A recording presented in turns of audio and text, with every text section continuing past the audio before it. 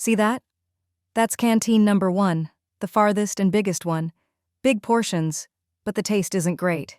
Up ahead is canteen number 3, closest to where I live, but the food's just so-so. My favorite is the private canteen number 4. More expensive, but the food is good. I'll take you there for lunch today. Joe Boppy kept introducing every building and function in the vast villa district to Jing Shu, acting like the host of the place. Li Yuetian, who had come in full force to demand the return of supplies, found his momentum completely deflated, even feeling a bit uneasy. Maybe it would be better to go through this guy to get the supplies back. Only now did Jing Shu learn that the old guy Joe Boppy always mentioned, Jin Baba's father, was named Jin Tianchi, meaning heaven sent. He'd been frail and sickly since childhood. Reportedly, Jin Tianchi's father-in-law agreed to let his beloved daughter marry him because Jin Tianchi had once saved their whole family. And the daughter had become infatuated with his gentle, cultured charm. The villa district was mostly similar, but Jin Tianchi's residence was clearly much grander. Its size alone was equivalent to 6 or 7 surrounding villas, more like a manor. The decor was grand and vintage, with all rosewood furniture, giving off a dignified, antique vibe. Maybe he really was an old-school type. This manor matched Jin Tianchi's current status. In ancient times, a county magistrate's residence was measured in acres, and as Wucheng's top leader, Jin Tianchi's value was clear. The inside was huge, as bright and vintage as a 5-star hotel lobby. Jin Tianchi lay on a medical bed in the main hall, with several maids and nurses bustling around. The atmosphere was heavy, like the scene before a rich old man's death, with everyone eager to fight for the inheritance, but forced to hide it behind tears. But if anyone was truly sad, it was definitely Mrs. Jin. When Jing Shu finally saw him in person, she was surprised to find that people like those in TV dramas really existed. A man who wore gold-rimmed glasses even while unconscious, exuding a gentle, elegant air, with a center-parted hairstyle and a gray Zhongshan suit. He's like a young heartthrob from the Republic era, now a charming middle-aged uncle. Though Jin Tianchi's face was pale and thin from being bedridden, his naturally warm smile made people feel like spring had arrived. No wonder Mrs. Jin had married down for him. He had both looks and charisma. Jing Shu couldn't help but think of the actor Chen Kun. Their aura was very similar. Li Yuetian was a bit nervous. He hadn't expected things to go so smoothly. How was he supposed to bring this up? He couldn't just blurt out, "Your son took advantage of your last days as Wucheng's top official to take a bunch of people's supplies, including a 1,000,000-coin sponsorship and a batch of American goods from this lady here. Even if you're dying, you can't let your son run wild, right?" Unlike Li Yuetian's inner struggle, Joe Boppy never stopped talking, constantly explaining Jin Tianchi's condition to Jing Shu as if she was here to take over his treatment. In fact, when Jing Shu had messaged him earlier, she'd asked about Jin Tianchi's condition after using honeysuckle, which led Joe Boppy to misunderstand her intentions. The old guy has a special constitution, extremely weak immunity, and once he gets sick, it's very hard to cure. Even a cold or fever can nearly kill him. Years ago, he suffered from boils for years, and then the apocalypse hit. Luckily, your honeysuckle cured him completely. In medical terms, this is called a pseudo-cancer. Pseudo-cancer? Cancer is caused by various tumors that block cell repair. No matter what kind of cancer, if the body gets a minor illness, like a cold, low fever or cough, at this stage, no medicine will help. If someone around you has a minor illness that lasts half a month or even a month without getting better, it's likely the cancer is preventing recovery. That's what we call having cancer. The old guy is drug-resistant. 99% of medicines don't work on him. Plus, his body's repair rate is dozens of times slower than normal. For most people, a minor illness lasts a few days. For him, it can last a very long time, or never get better at all. Now Jing Shu understood why Su Mali and Joe Boppy had wanted so much honeysuckle and treated it as so precious. This man's health really was a problem. He hasn't had a drop of water in 2 months, surviving on IV nutrition and various medicines. No one knows how much longer he'll last. Lately, he's been spending his few lucid hours each day writing handover documents and has already reported to request a replacement. It sounded pretty serious. So what exactly is his illness?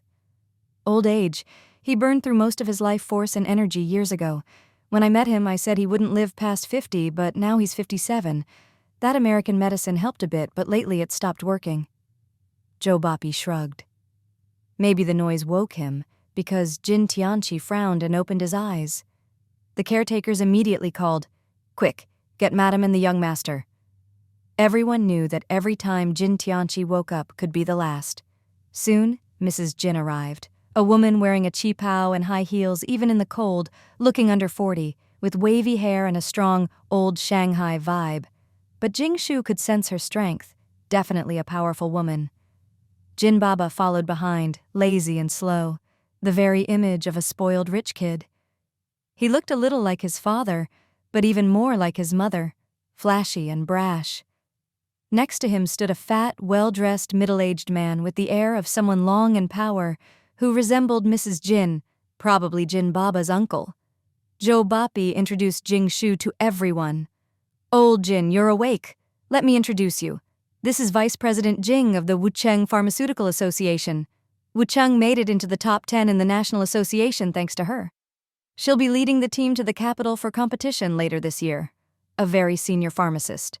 The honeysuckle last time was from her." Jing Shu: "How come I didn't know I'd be going to the capital for a competition later this year?" Jin Baba's uncle looked Jing Shu up and down, finally lingering on her legs. Old men look at faces, experienced men look at legs. He swallowed and clicked his tongue. Jin Baba, however, focused on Li Yuetian. He'd just cleaned out this guy's warehouse yesterday. Why was he here today? To complain? Jin Baba made a throat-slitting gesture in threat. Li Yuetian snorted coldly, as if to say, "Go ahead, I'm not afraid." Mrs. Jin, hearing about the honeysuckle, became much warmer and introduced her son. Jin Baba nodded reluctantly in greeting. Jing Shu's lips curled up as she slowly said, "Oh, I know you. I heard you've been helping your father manage supplies lately, exceeding your targets by 5 times and adding a lot of grain to Wucheng's reserves. The people of Wucheng are grateful to you. Other departments are all praising you. In the eyes of all parents, only their own children are the best. They can scold or discipline their kids behind closed doors, but if someone else points a finger and criticizes their child, even if they accept it, they'll feel bad and might even hold a grudge." Jing Shu wasn't afraid of being resented, but her ultimate goal here was to resolve the supplies issue. If she really followed Li Yuetian's idea and came to complain directly, pointing at Wucheng's leader and cursing his son, the outcome was easy to imagine.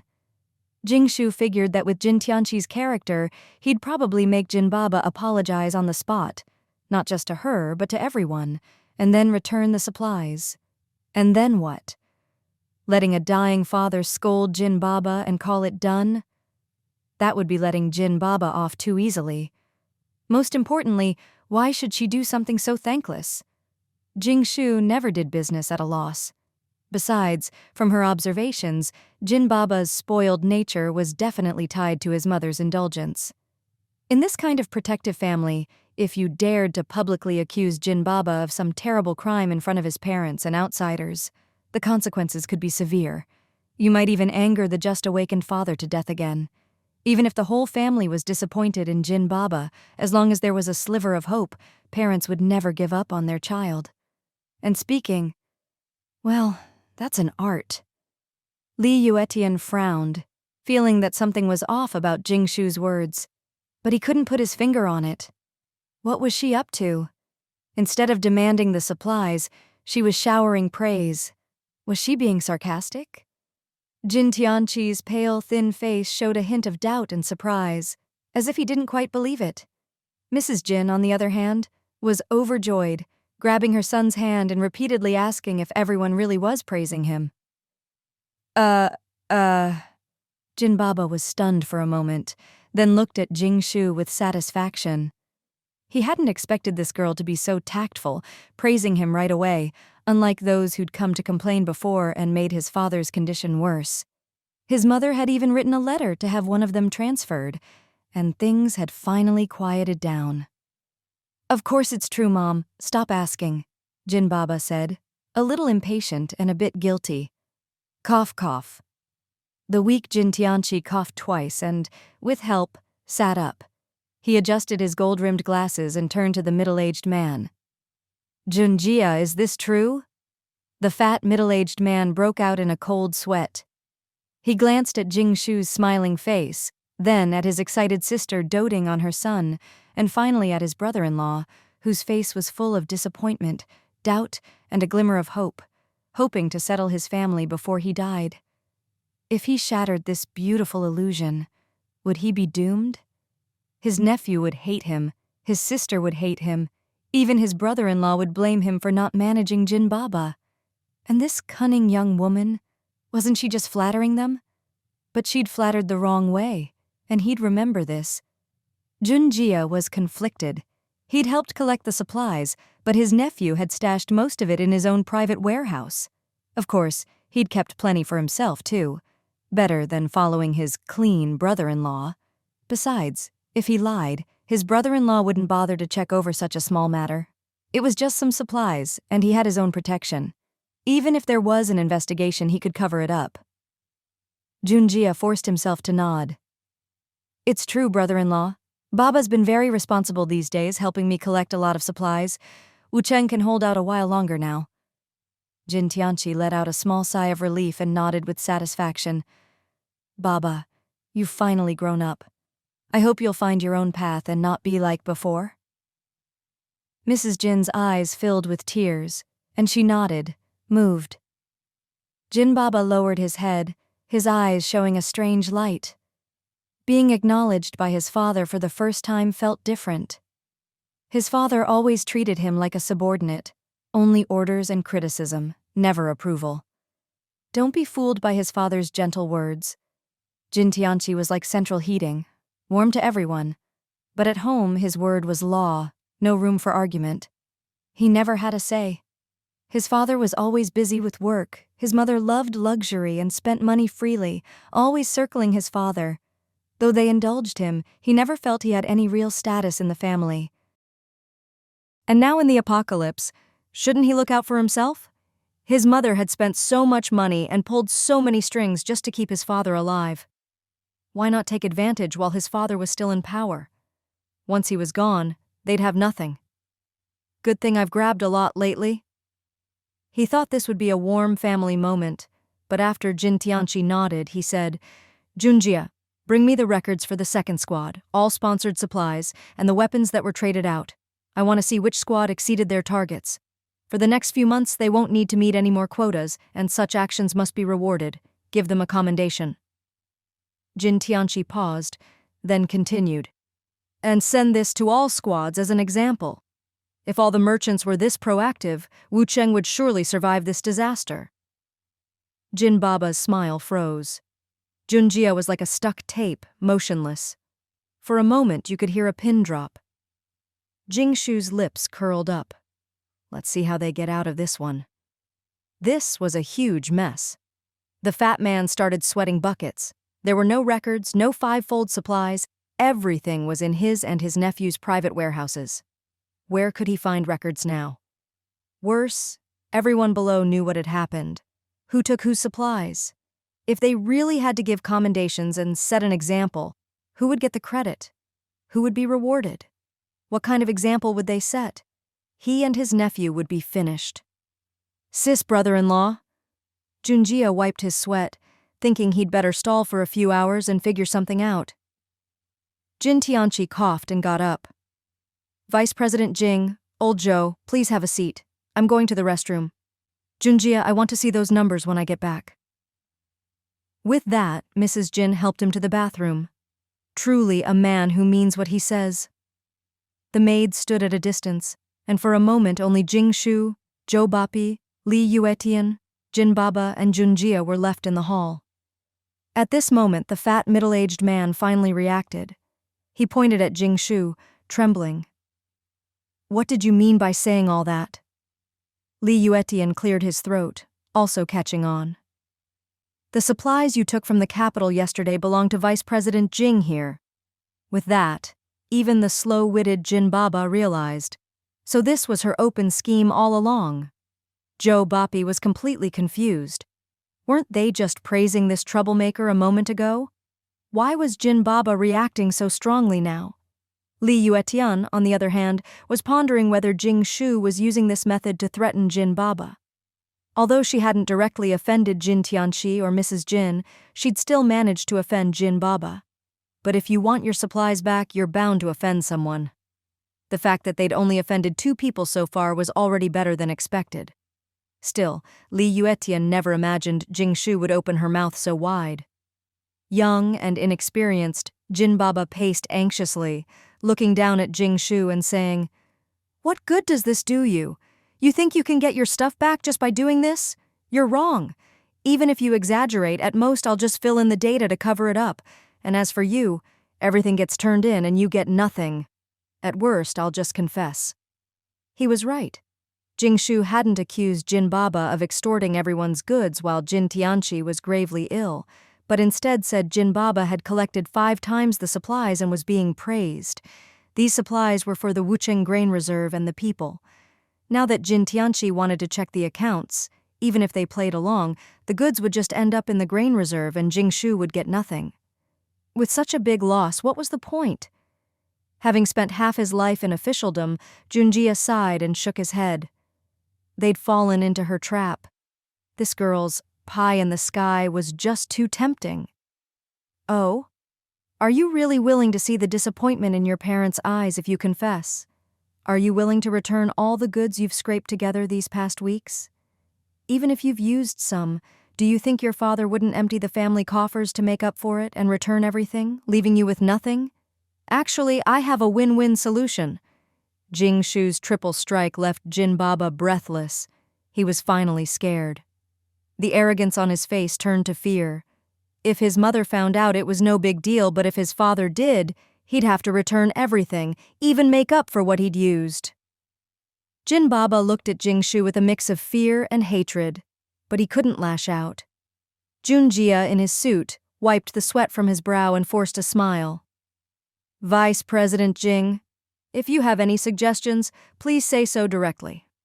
High-level officials love to talk in circles, begging for mercy in such a roundabout way. Jing Shu smiled and stepped forward. "First, return my supplies intact. If any have been used, compensate me 3-fold. Junjia nodded. "Of course, no problem." Jin Baba gritted his teeth. "Just wait. Once this is over, I'll get back at you. Taking meat from my mouth? You must be tired of living." Jing Shu ignored the furious Jin Baba and continued. "Second."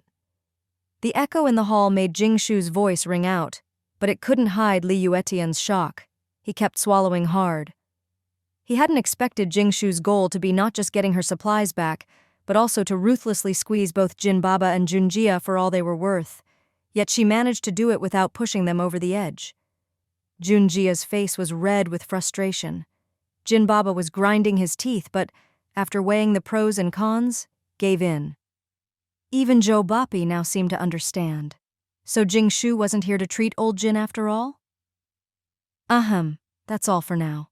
Don't forget to take me to the armory later to pick out some weapons.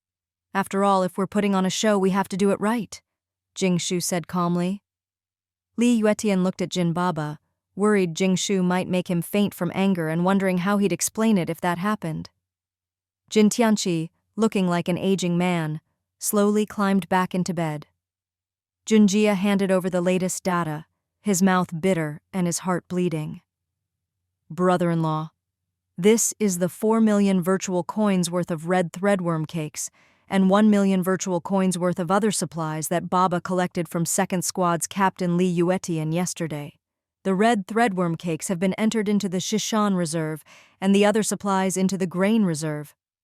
Jin Baba clenched his fists. The 1 million in supplies had come from Li Yuetian, but before he could even enjoy them, they had to be turned in.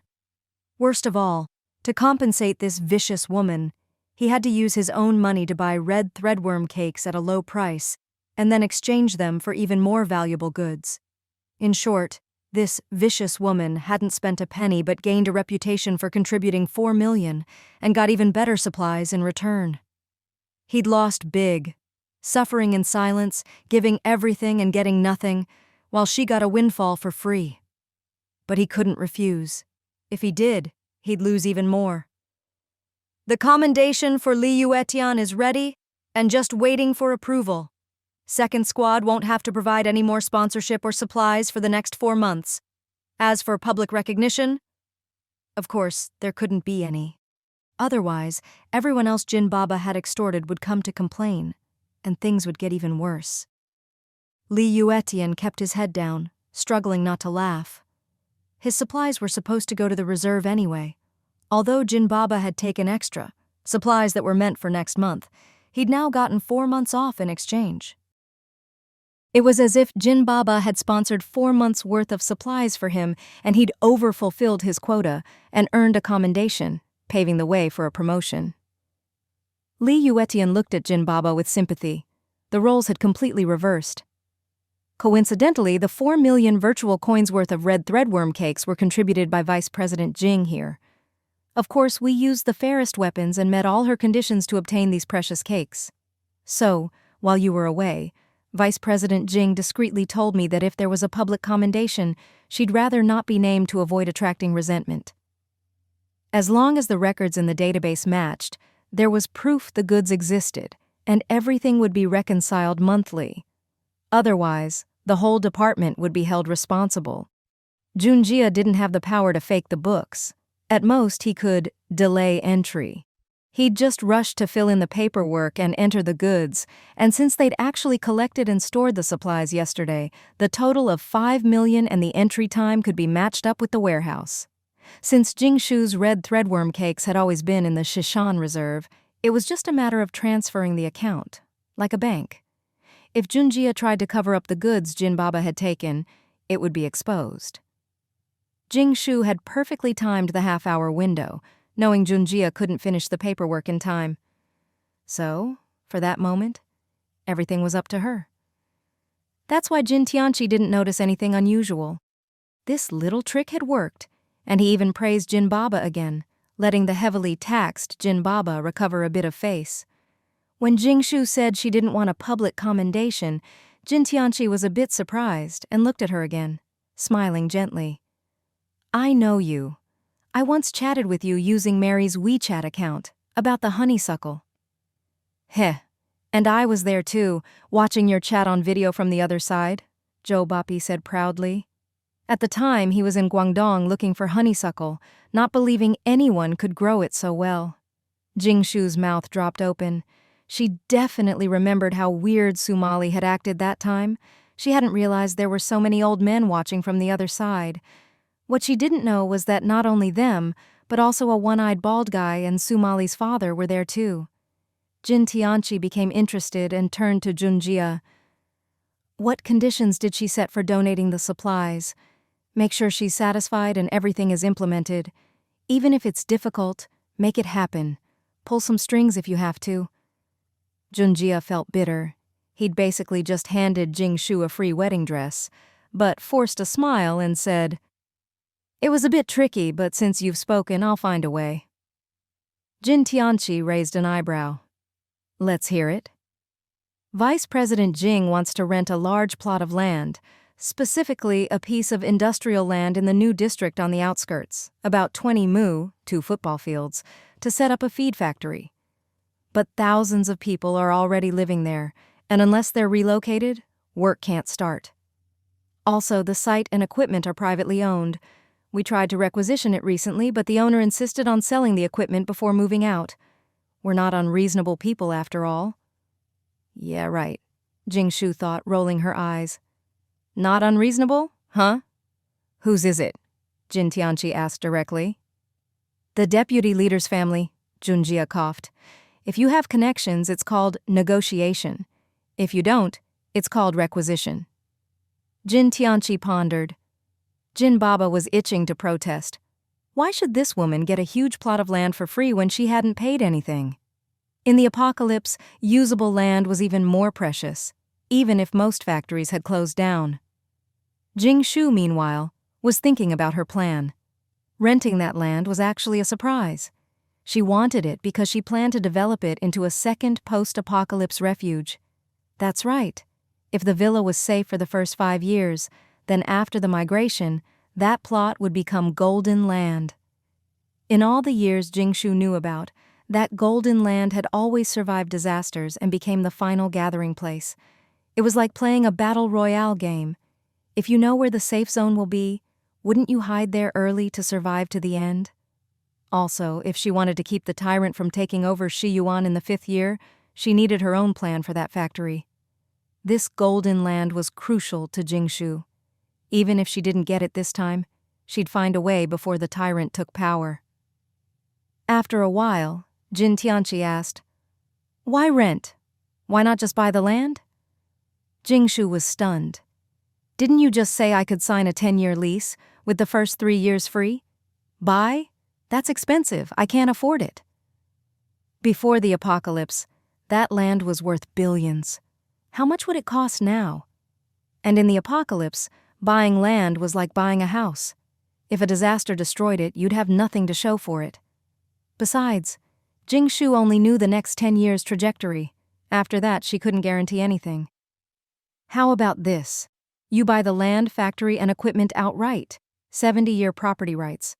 I'll act as a middleman and get you half price in case I'm not in office later and the lease is voided," Jin Tianqi said. He was worried that after he died, the lease would be cancelled and the land reclaimed. Who knew who the next leader would be? If the place became valuable, it could be taken back in minutes, or the rent could skyrocket, or new restrictions could be imposed. Better to do a half-sale, half-gift now. Jing Shu was a little touched and a little tempted. "How much in virtual coins? I don't have enough." "Just put together half as a down payment and I'll arrange a loan. But let's be clear. The down payment can be in virtual coins, but monthly payments must be made in grain and supplies of equal value to guard against future inflation." Deal. Brother-in-law is impressive. He just traded a plot of land and some scrap equipment for so much grain in a few minutes. This is a win-win-win. No one loses. Go get the paperwork done for Vice President Jing. "All right, let's go, Baba. Learn from me so you can handle this in the future."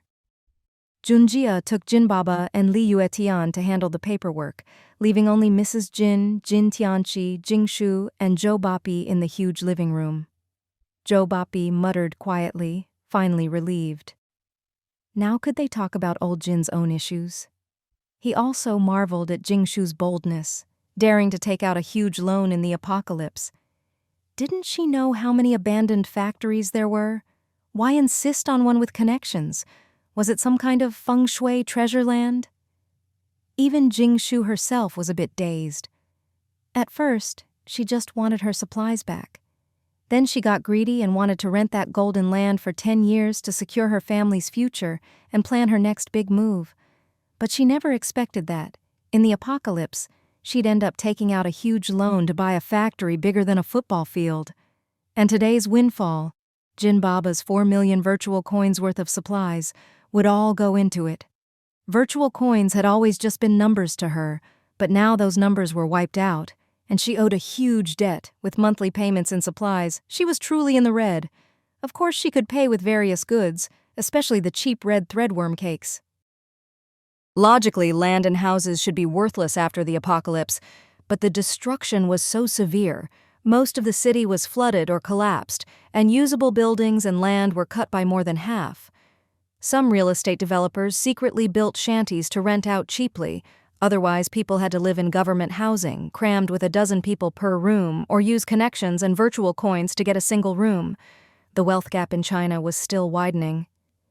"Jing girl, I heard you brought back a special medicine from America this time called ZS-880, and right now only you have it. The folks over there haven't figured it out yet." Zhou Bapi's yellow teeth came close. Whether old Jin could survive depended on Jing Shu now. Jing Shu raised an eyebrow, surprised at how well-informed the old man was. Seeing the hopeful look in Jin Tianqi's eyes, she understood. No wonder he'd been so generous with her. While part of it was thanks to Zhou Bapi, it was definitely also because of this medicine she'd brought back from America, which could increase the number of cell divisions. Jing Shu fell into thought. In her previous life, the tyrant only took office in the 4th or 5th year, and Jin Tianqi died around then. If not for her butterfly effect, Maybe Yang Yang had also brought back this medicine from America in her past life and given it to Jin Tianqi, extending his life. But since ZS-880's effects were limited, and with Jin Tianqi's health, it eventually stopped working, so he still died after a year or so. That explained why Jin Tianqi only died after the 4th year in her previous life. If, in this life, I help Jin Tianqi live even longer, will the tyrant still come to Wucheng? If he doesn't, can Wucheng survive the coming hardships? What would the consequences be? And if the tyrant comes anyway, even with Jin Tianqi alive, then what? Jing Shu kept weighing the pros and cons. If she extended Jin Tianqi's life, but the tyrant still took office, would it change anything? Jing girl? Zhou Bapi nudged her out of her thoughts. Oh, that medicine you mentioned. I do have a few vials. I lent one to the capital for research and they have the formula, but it'll take time to produce. I don't know about side effects or adverse reactions, and it has to be used with that cauldron, which is in the capital, Jing Shu said. Zhou Bapi grinned and sneakily pulled out an old handkerchief from the 1980s, unwrapping it to reveal a layer of fine, rusty iron powder. This is powder scraped from the cauldron. Mix it with the medicine and inject it. This stuff is precious. Scrape a few 100 times and the cauldron will be gone. Jing Shu was a bit stunned. Is it really safe to inject rusty iron? Hey, living longer is worth a few side effects. So are you willing to sell? You can ask old Jin for any condition you want. Didn't you just take out a loan for a big plot of land? Why not let old Jin reimburse you? Zhou Bapi suggested. Jin Tianqi interrupted. That land is nothing compared to this medicine. If you have any other requests, just say the word. If I can do it, I will. Even Mrs. Jin nodded excitedly. Whatever you want, we'll try our best to get it for you. Jing Shu still had 9 vials left. While it couldn't bring the dead back to life like her spiritual spring, it was still a life-saving miracle. The best use was to trade it for maximum value, and Jin Tianqi had to be saved. If he died early, who knew if the tyrant would come, or come sooner, which would be a problem. Now it was just a matter of naming her price, something reasonable, since Jin Tianqi had already done her a favor. What should she ask for? The medicine is at home. I'll bring it over and then we can talk terms. Good. Straightforward as always. Jin Tianqi's eyes lit up with hope. Who wants to die if they can live? Mrs. Jin turned away, tears streaming down her face, unable to believe the sudden good news. Let's go, Jing girl. I'll go with you, Zhou Bapi said.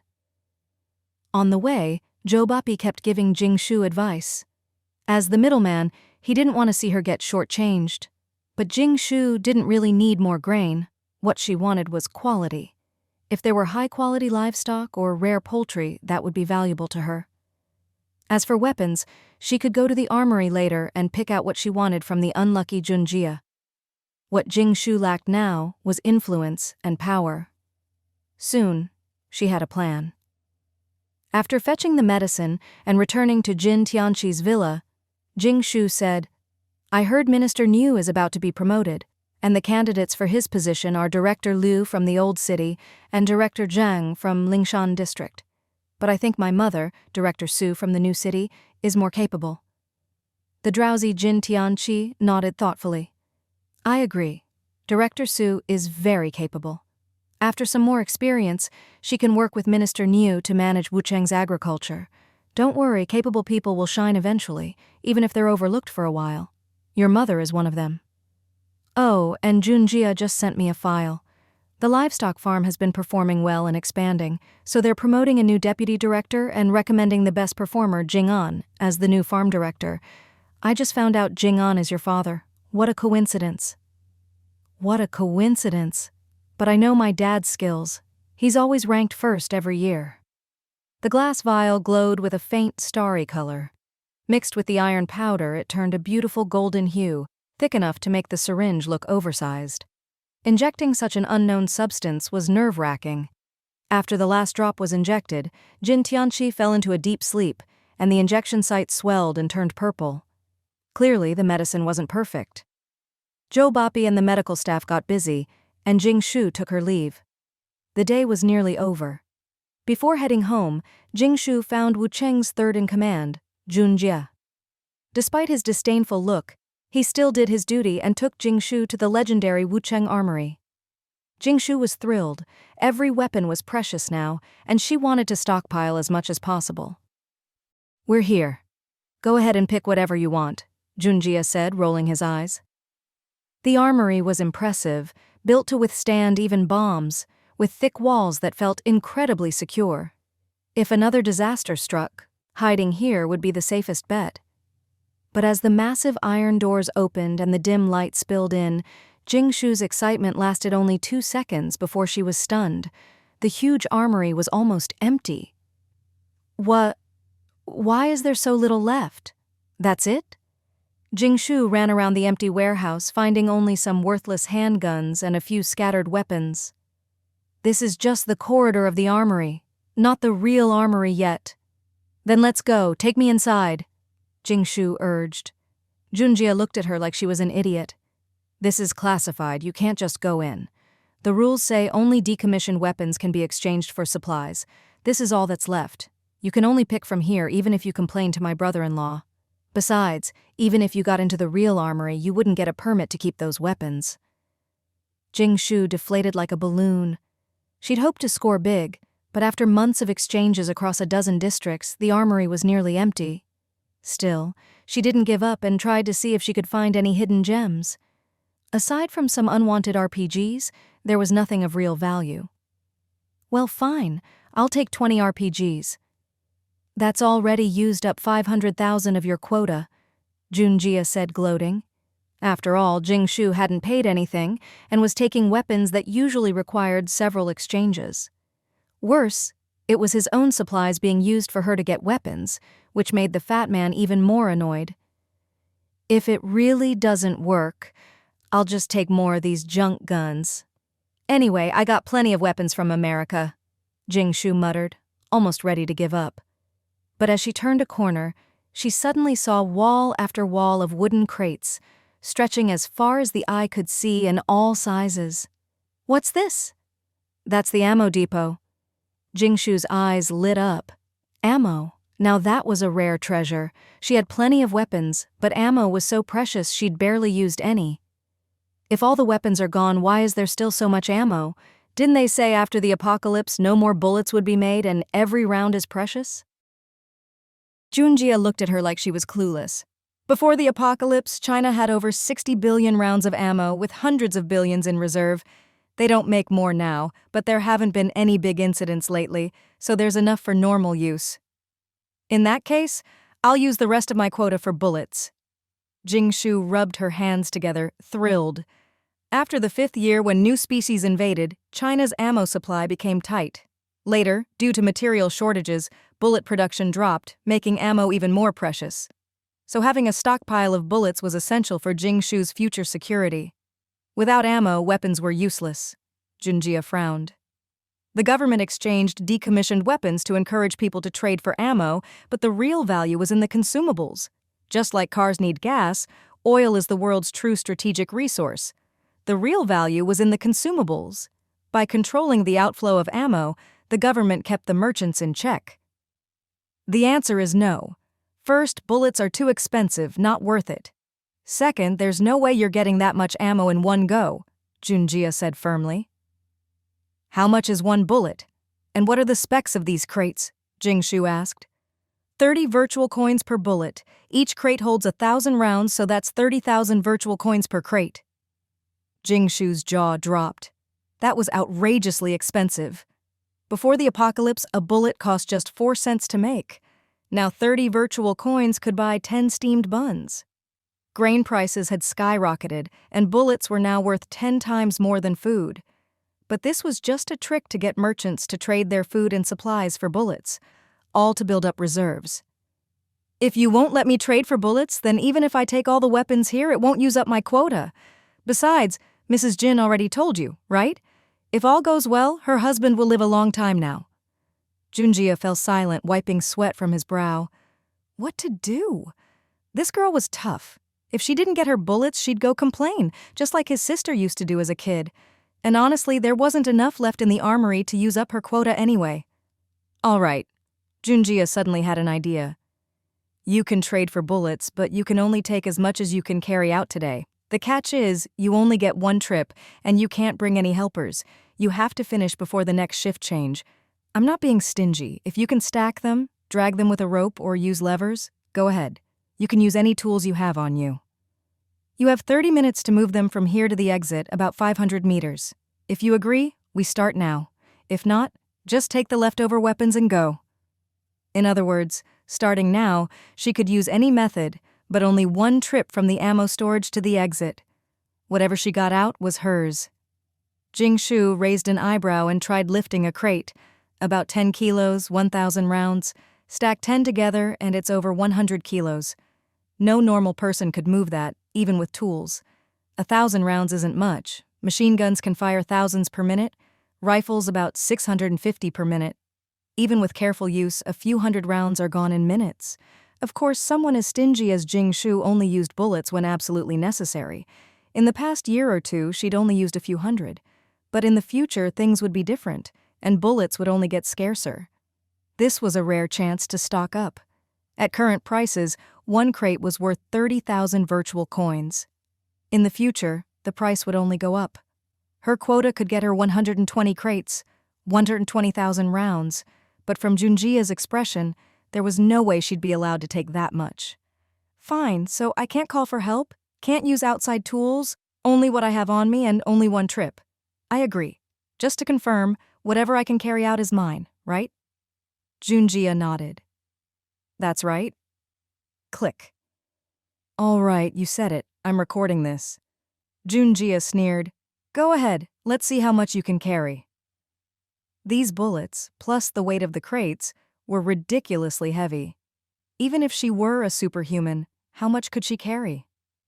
Without outside help, could one person really move several tons of bullets? And with hundreds of meters to the exit, even a strong man would run out of stamina. How much could she possibly carry?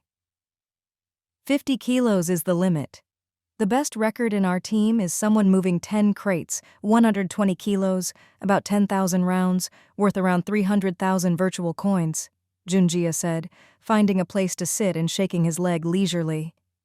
He figured this woman would try dragging them with her clothes, but a normal person could only go 100 or 200 meters before collapsing. Even a trained person would struggle to move 10 crates that far, let alone a petite woman like her. Time was tight. Jing Shu first confirmed what caliber she needed, and to her delight, there were even large caliber shells for German man recoilless rifles. She stacked the crates according to her needs, greedily piling them up. 10 crates high, 2 meters tall, 16 rows in total, a small mountain of bullets. But moving 2 tons of bullets and crates at once was impossible, even for Jing Shu. She'd collapse from exhaustion, and it would draw too much attention. Shocking!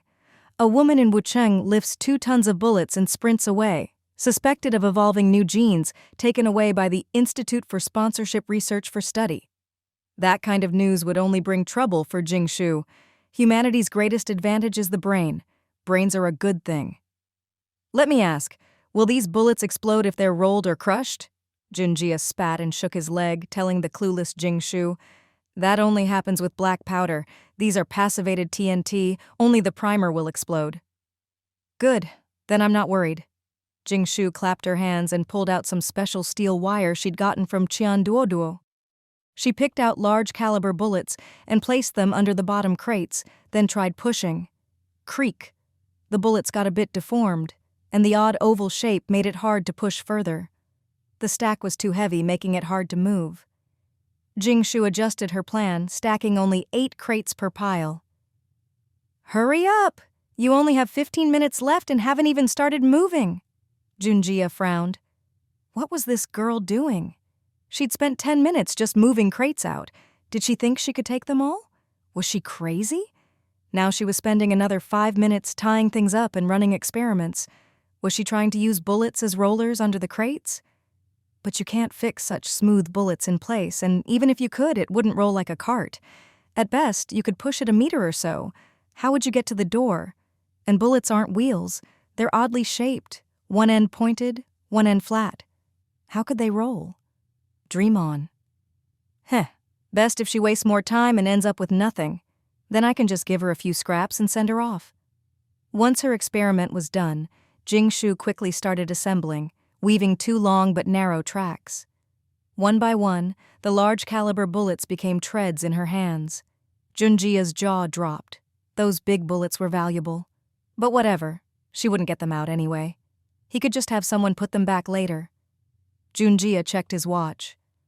Only 5 minutes left and you haven't even started. Even if you run, you won't make it. Give up and pick something else. Jing Shu exhaled, finished the last slot in her track, and clapped her hands. Perfect timing. Let's go. With a tug, the first row of crates started moving. In Junjia's stunned gaze, the stacked crates rolled forward like a train, one after another, making a faint creaking sound. The flat ends of the bullets fit perfectly into the corners of the crates, holding them in place. Each stack had 8 crates, and there were 20 cars in total, all connected by steel wire. The bottom layer was made of large-caliber bullets woven into 2 long tracks, rubbing against the ground and pushing everything forward. It looked like 20 train cars, each with its own track, all linked together, with Jing Shu as the locomotive. Jing Shu ran happily in front, while Junjia chased behind, sweating and overwhelmed by disbelief and fear. Am I crazy, or is the world crazy? How the hell is she doing this? Bullets as wheels! Junjia kept cursing, hoping the rope would snap or everything would fall apart, but the train was rock solid. Slow down, I can't keep up. So much for being a beast of burden. She secretly installed wheels. If I don't run, I'll run out of time. You're cheating, this doesn't count. I'm just doing what you said, dragging with a rope, using my own tools. As for the bullets underneath, you never said I couldn't use them as rollers. If you want to argue, let's go talk to your brother-in-law. Jing Shu was a pro at this, fast, accurate, and steady. Junjia, the greasy middle-aged man, couldn't keep up. By the time he staggered out, Jing Shu was long gone. Only the old guard at the door was left, holding out his hand. Please settle the bill for the ammo you just moved out. Nephew, looks like your uncle will have to dip into your stash again. Sorry, kid. Today, a notice came down from above, and the deputy director position that was supposed to go to someone else was given to me. Even the director is treating me with respect now. Not long ago, Minister Niu said his position was already decided, but today I was suddenly told I'd be taking over soon. Minister Niu said, with my powerful backer, even the chosen candidate was replaced. He said I've jumped 4 ranks in 2 years, faster than he did. Junjia looked at her like she was clueless. Before the apocalypse, China had over 60 billion rounds of ammo with hundreds of billions in reserve. They don't make more now, but there haven't been any big incidents lately, so there's enough for normal use. In that case, I'll use the rest of my quota for bullets. Jing Shu rubbed her hands together, thrilled. After the 5th year when new species invaded, China's ammo supply became tight. Later, due to material shortages, bullet production dropped, making ammo even more precious. So having a stockpile of bullets was essential for Jing Shu's future security. Without ammo, weapons were useless. Junjia frowned. The government exchanged decommissioned weapons to encourage people to trade for ammo, but the real value was in the consumables. Just like cars need gas, oil is the world's true strategic resource.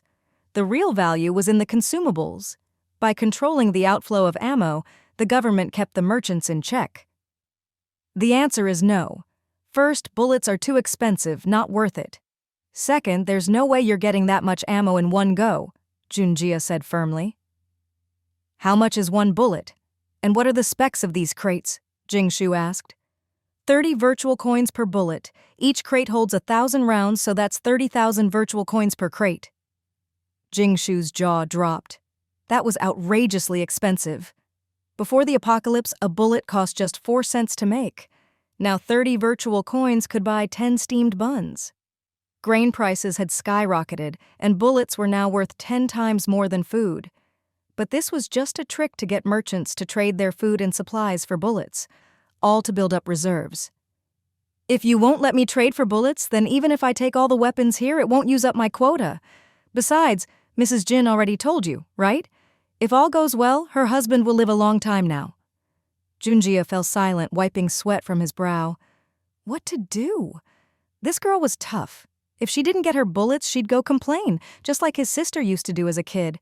And honestly, there wasn't enough left in the armory to use up her quota anyway. All right. Junjia suddenly had an idea. You can trade for bullets, but you can only take as much as you can carry out today. The catch is, you only get one trip, and you can't bring any helpers. You have to finish before the next shift change.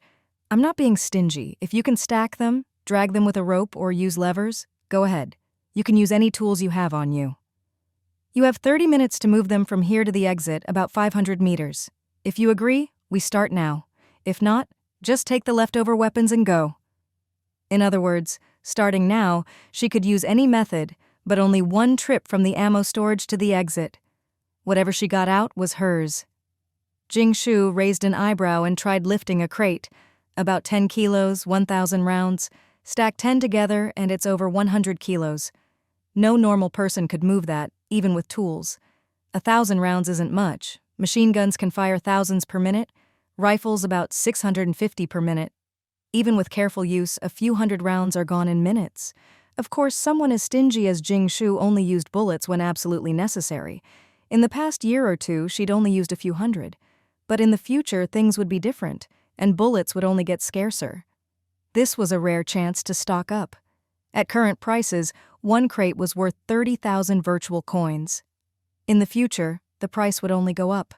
Her quota could get her 120 crates, 120,000 rounds, but from Junjia's expression, there was no way she'd be allowed to take that much. Fine, so I can't call for help, can't use outside tools, only what I have on me and only one trip. I agree.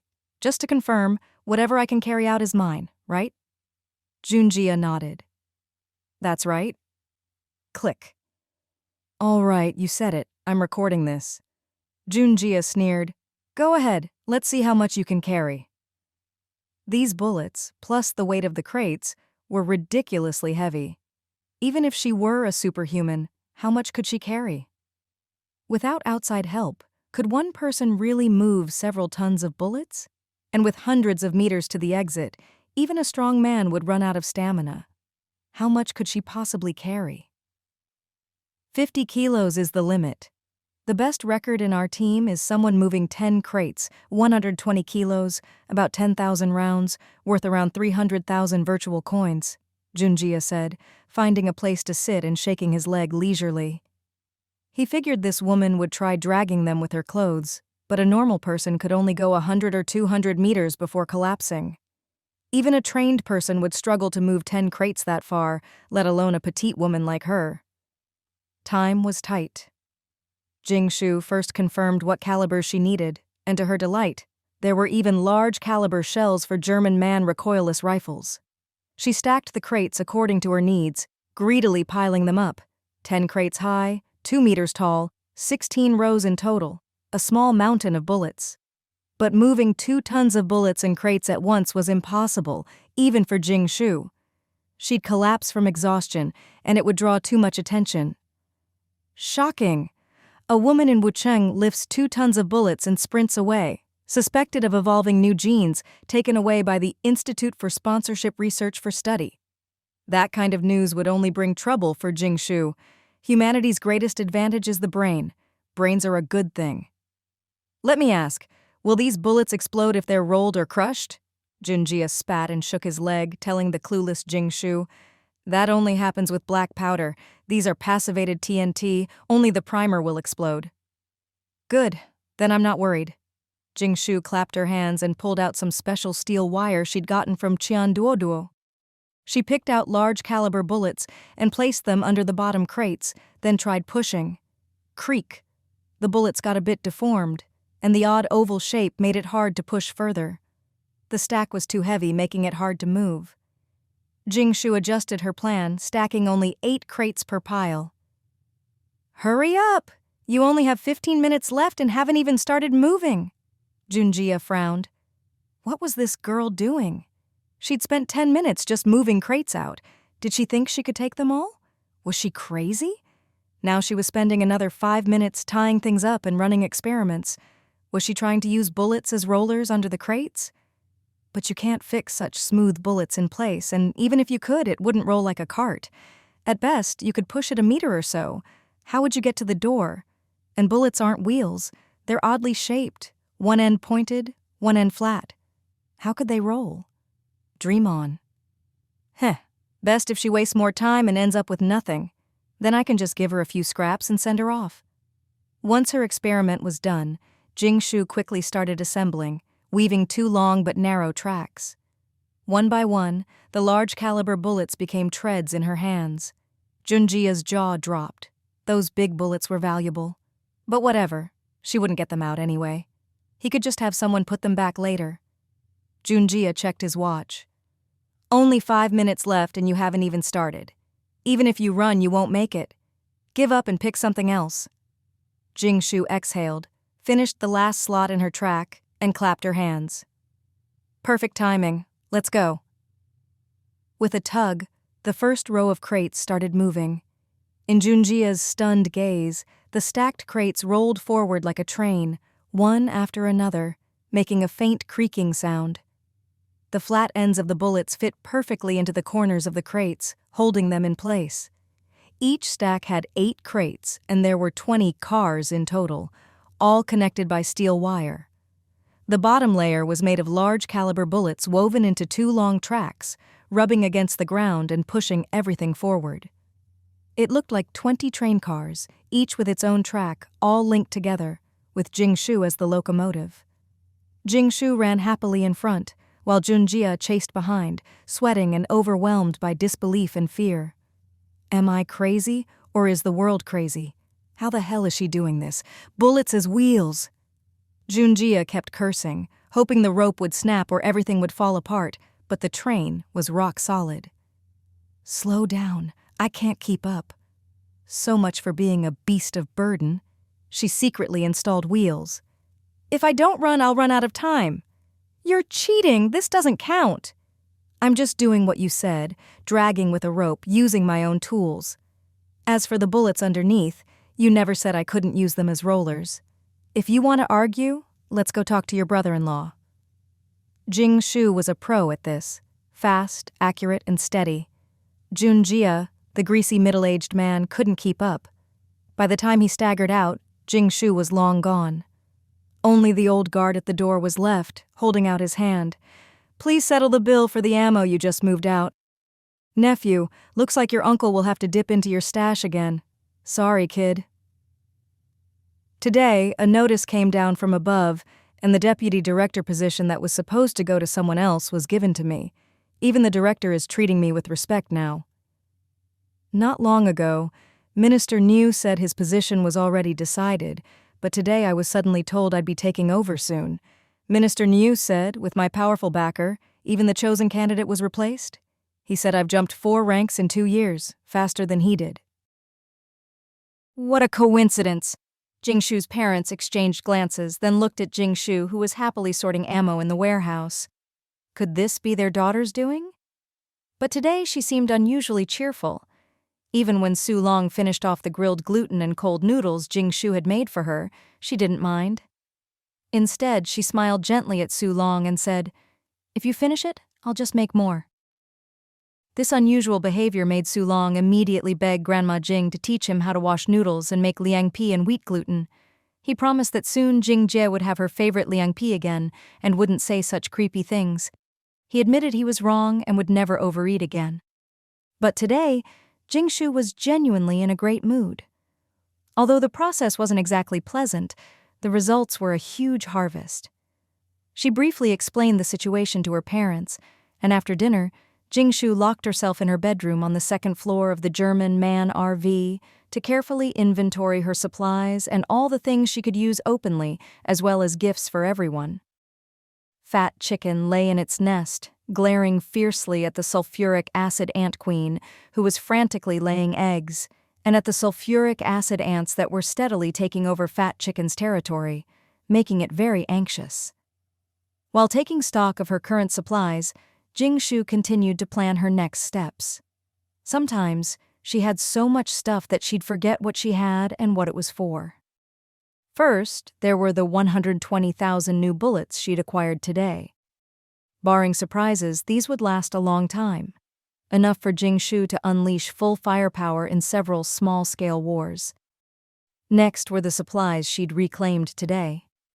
Since they didn't take up much space, she sorted and stored them. Daily necessities went to the villa area, industrial goods to the warehouse. Most of the food, lacking spiritual spring properties, didn't interest Jing Shu, so she planned to use it for favors and gifts, perfect for relatives and friends. Anything with spiritual spring properties was reserved for her own family. Then there was the 4 million virtual coins worth of red threadworms she'd traded with Jin Baba for 4 million in supplies, which she then used to buy that 20 mu plot of golden land. She'd also used up all the virtual coins she'd saved over the years just to scrape together the down payment, and now she'd have to pay off the loan with food and supplies every month. Jing Shu began jotting down her current problems and plans. 1. Get the factory land renovated and into production as soon as possible, and work with Junjia to resolve the housing issue for the thousands of people living nearby. 2. Find a suitable spot in the factory to raise a batch of sulfuric acid ants and extract sulfuric acid. As for the main purpose of that land, Jing Shu already had a plan. It was for the spiral fishy algae Wu Yui had given her yesterday. Second form! With a shift of consciousness, Jing Shu entered her packed Rubik's Cube space, wove through the herds of cattle and sheep, and squatted in a corner to check on the thing she'd cultivated yesterday. It was crawling with layers of corpse maggots, which she'd scooped from a stinking ditch outside, killed, cleaned, and placed on the spiral fishy algae as food. Wu Yui had said that as long as there was protein, the algae would grow and reproduce like crazy. To speed things up, Jing Shu had even added batch number 2 spiritual spring liquid. And in just one day, the 1 cubic meter space was packed full of this algae. With the algae ready, Jing Shu put some with the red threadworms. The algae was fish feed, able to synthesize protein and bound nitrogen, but Jing Shu didn't plan to just feed fish as Wu Yui suggested. She wanted to use it to breed red threadworms. Red threadworms used to breed like crazy without any feed, but now, no matter what she tried, they wouldn't reproduce like before. Relying on spiritual spring alone wasn't realistic. She didn't have enough to support large-scale breeding. In the end, individual power was just too limited. Let's hope this algae doesn't let me down. 3. If the algae can be used as feed to speed up red threadworm breeding, then the next step is to hire workers at the factory, set aside an area to collect or breed corpse maggots at low cost, another area to grow algae, and another to feed and expand the red threadworm population. There are so many corpse maggots. If I can find their value and use them, maybe I can help Wucheng get through the 5th-year disaster. That's right. Jing Shu acquired that land not just for herself, but to help ease the famine in the 5th year, when the government would seize everything, even confiscating Qianduoduo's Shiyuan and getting Qianduoduo killed, all because of food shortages. If Jing Shu's factory could mass-produce red threadworms and work hand-in-hand with the government, then when famine hit, at least not so many people would die, and the tyrant wouldn't be forced into a corner and go after Shiyuan, hopefully. After all, she had shares in Shiyuan too. But who knew, with the tyrant's temperament. 4. After studying in America, she learned that cell division is limited. If red threadworms and algae reach their reproductive limits, could the ZS-880 drug boost their breeding ability? So, Jing Shu began a second round of experiments with the algae and red threadworms. 5. The second batch of supplies, seeds, and rare ores hadn't arrived from the capital yet. Once they did, she'd talk to Jin Tianqi. 6. Hao Yunlai was still unconscious. She needed to research the withered tree and red liquid, discuss with Yang Yang, and start experimenting on Hao Yunlai to test her theories and hopefully save him, all for the sake of her teammate. 7. Breed lion-headed geese. Now that her family had bought such a big yard, it was time to renovate and look forward to a 300-square-meter garden. 8. There were 6 months left to prepare for next year's mudslide. The villa and backyard would be the first to be buried. She remembered someone's clever solution from her previous life, but what excuse could she use to build such a big structure? Jing Shu bit her pen, then suddenly had a flash of inspiration. No need for a reason? Just because I like it. Because I'm rich. 9. Lately, her mind kept going blank, and she was forgetful. It was probably a new ability from the Rubik's Cube space leveling up. She needed to be careful and speed up the upgrade because the current space was never enough. 10. Find an armed helicopter as her personal ride. A small goal for now. That's enough for now. I'll add more as I think of them. Jing Shu finished her list, stayed up late to record all her supplies in the space, and finally went to sleep. The next day, with panda eyes but feeling satisfied, Jing Shu began distributing the gifts she'd sorted the night before. This unusual behavior made Su Long immediately beg Grandma Jing to teach him how to wash noodles and make liangpi and wheat gluten. He promised that soon Jing Jie would have her favorite liangpi again and wouldn't say such creepy things. He admitted he was wrong and would never overeat again. But today, Jing Shu was genuinely in a great mood. Although the process wasn't exactly pleasant, the results were a huge harvest. She briefly explained the situation to her parents, and after dinner, Jing Shu locked herself in her bedroom on the second floor of the German Man RV to carefully inventory her supplies and all the things she could use openly, as well as gifts for everyone. Fat Chicken lay in its nest, glaring fiercely at the sulfuric acid ant queen, who was frantically laying eggs, and at the sulfuric acid ants that were steadily taking over Fat Chicken's territory, making it very anxious. While taking stock of her current supplies, Jing Shu continued to plan her next steps. Sometimes she had so much stuff that she'd forget what she had and what it was for. First, there were the 120,000 new bullets she'd acquired today. Barring surprises, these would last a long time, enough for Jing Shu to unleash full firepower in several small-scale wars. Next were the supplies she'd reclaimed today. Since they didn't take up much space, she sorted and stored them. Daily necessities went to the villa area, industrial goods to the warehouse. Most of the food, lacking spiritual spring properties, didn't interest Jing Shu, so she planned to use it for favors and gifts, perfect for relatives and friends. Anything with spiritual spring properties was reserved for her own family. Then there was the 4 million virtual coins worth of red threadworms she'd traded with Jin Baba for 4 million in supplies, which she then used to buy that 20 mu plot of golden land. She'd also used up all the virtual coins she'd saved over the years just to scrape together the down payment, and now she'd have to pay off the loan with food and supplies every month. Jing Shu began jotting down her current problems and plans. 1. Get the factory land renovated and into production as soon as possible, and work with Junjia to resolve the housing issue for the thousands of people living nearby. 2. Find a suitable spot in the factory to raise a batch of sulfuric acid ants and extract sulfuric acid. As for the main purpose of that land, Jing Shu already had a plan. It was for the spiral fishy algae Wu Yui had given her yesterday. Second form. With a shift of consciousness, Jing Shu entered her packed Rubik's Cube space, wove through the herds of cattle and sheep, and squatted in a corner to check on the things she'd cultivated yesterday. It was crawling with layers of corpse maggots, which she'd scooped from a stinking ditch outside, killed, cleaned, and placed on the spiral fishy algae as food. Wu Yui had said that as long as there was protein, the algae would grow and reproduce like crazy.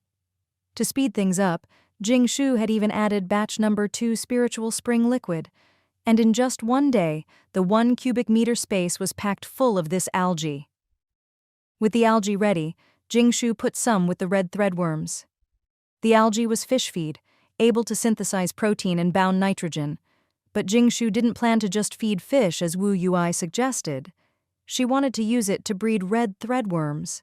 Red threadworms used to breed like crazy without any feed, but now, no matter what she tried, they wouldn't reproduce like before.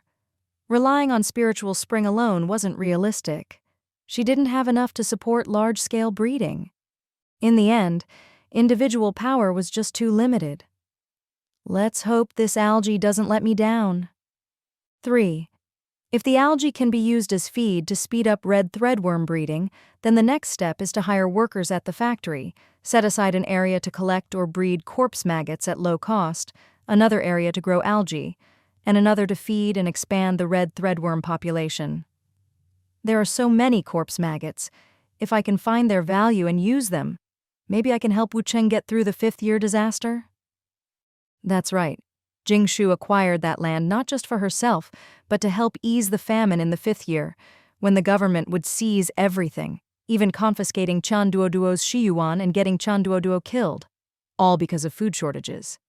If Jing Shu's factory could mass-produce red threadworms and work hand-in-hand with the government, then when famine hit, at least not so many people would die, and the tyrant wouldn't be forced into a corner and go after Shiyuan. Hopefully. After all, she had shares in Shiyuan too. But who knew, with the tyrant's temperament? 4. After studying in America, she learned that cell division is limited. If red threadworms and algae reach their reproductive limits, could the ZS-880 drug boost their breeding ability? So, Jing Shu began a second round of experiments with the algae and red threadworms. 5. The second batch of supplies, seeds, and rare ores hadn't arrived from the capital yet. Once they did, she'd talk to Jin Tianqi. 6. Hao Yunlai was still unconscious.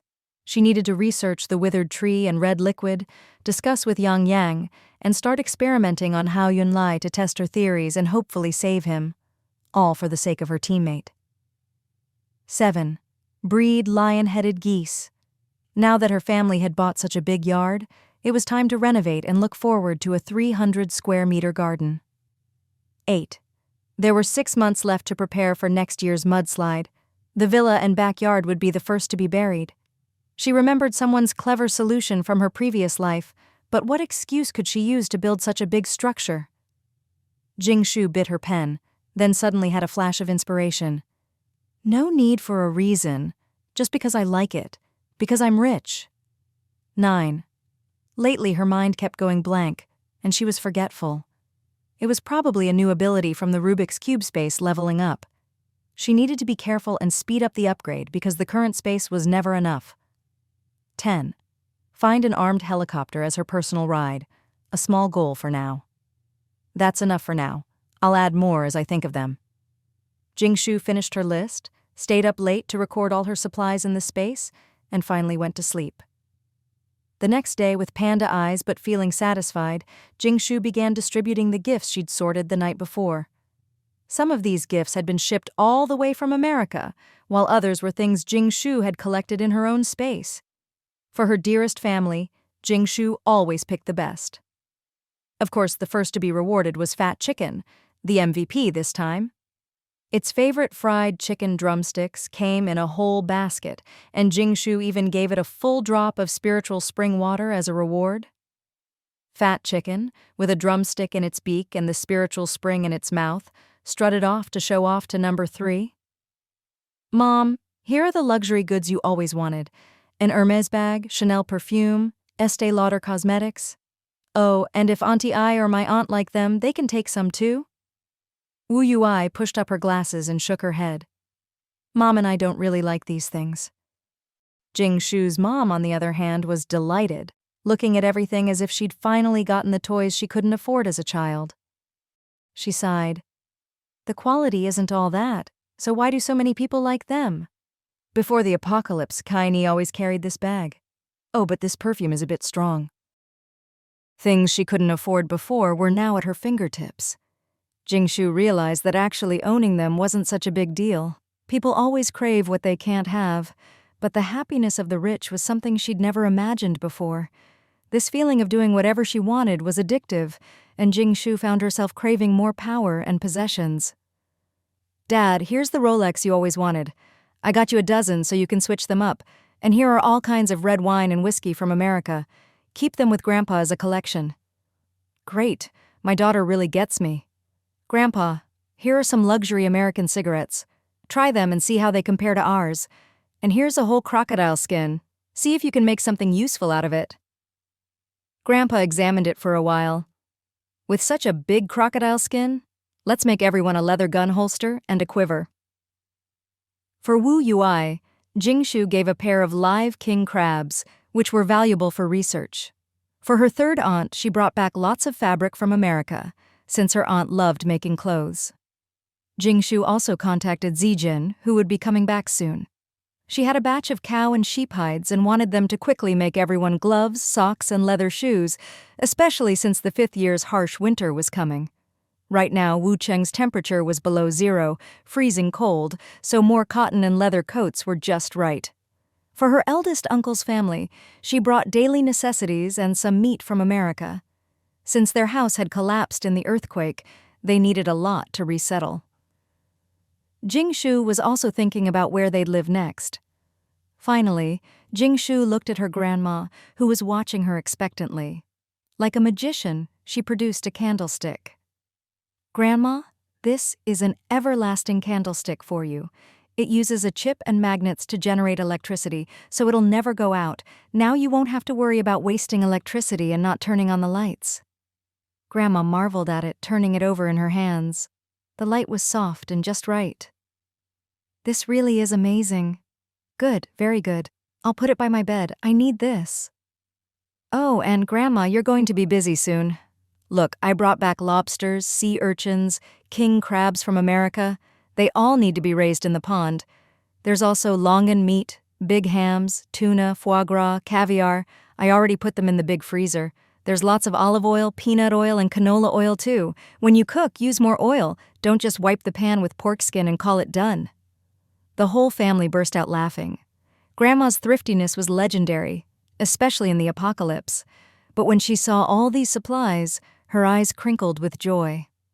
In times of famine, what brings the most peace of mind? It's seeing the warehouse full of food, especially when Fat Chicken isn't around and she's anxious. Now, with Jing Shu back and everything restocked, she felt completely secure. That was Grandma's greatest happiness. She'd even scatter extra feed for the chickens. Yesterday, Jing Shu had brought back so much food from Li Yuetian's, astonishing the whole family. Today, she told them there was a second batch on the way. Now, everyone was starting to wonder if Jing Shu had gone abroad to be a bandit, or if America was really so rich that supplies were just lying around like luxury cars in Dubai. "Oh, Grandpa, here are some coffee saplings I brought back from America. Could you transplant them for me?" "Why didn't you bring these out yesterday? Let me see if they're still alive." In just 2 days, Grandpa had already built a house in the backyard, connected it to the boiler for underfloor heating, all for breeding Jing Shu's lion-headed geese. The family was so attentive, knowing these 2 geese were for breeding. In just 2 days, they hadn't been fed yet. Jing Shu said it was to toughen them up, since in the capital they'd been pampered like pandas, always fighting and picky about food, and wouldn't even look at you. But Fat Chicken was well-trained, always eating chicken drumsticks in front of the geese, making them drool. Before long, the silly geese surrendered and got the same treatment as the other chickens and ducks, eating regular feed, spiritual spring veggie roots, and all the family's leftover soup and bones. After adding batch number 8 spiritual spring, Jing Shu left them alone.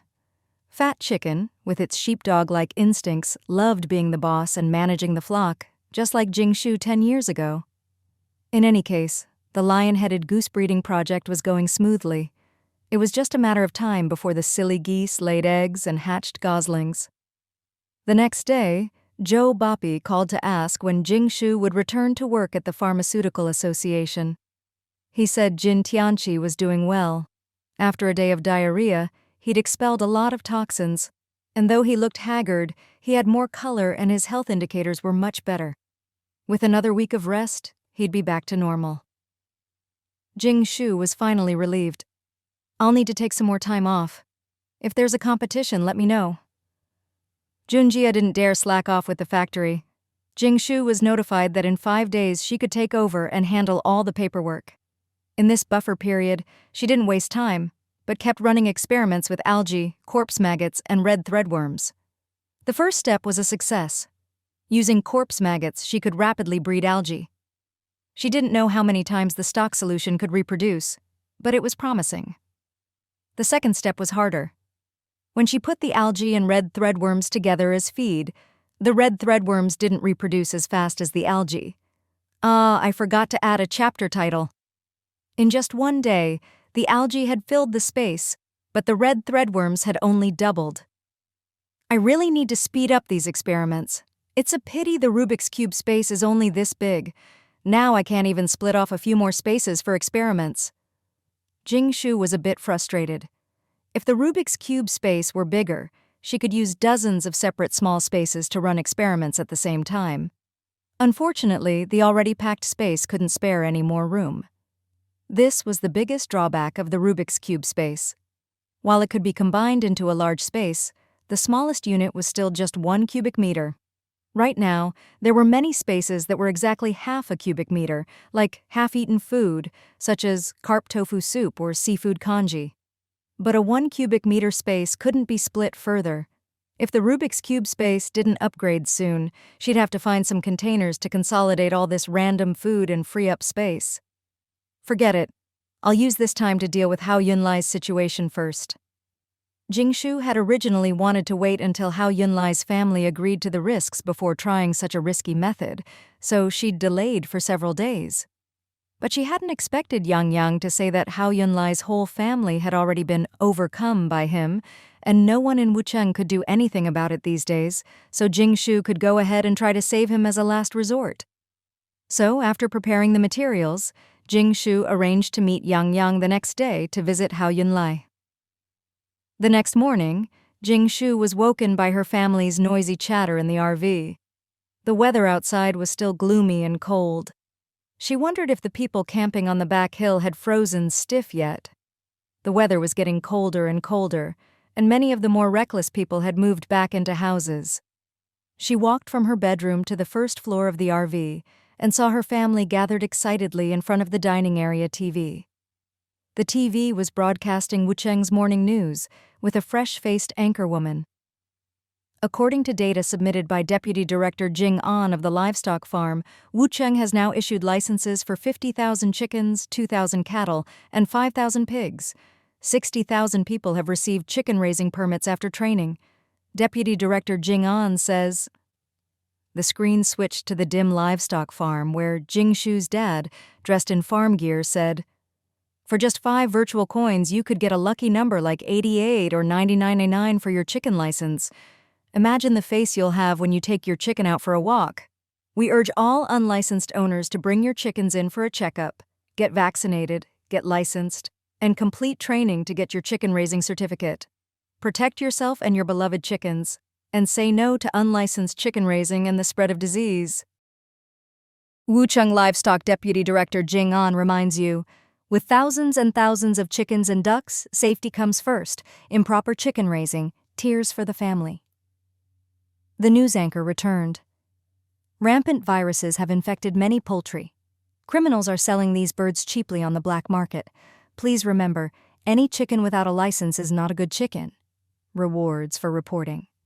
Jing Shu's mouth twitched. Her dad was on the news, and he'd said something like that.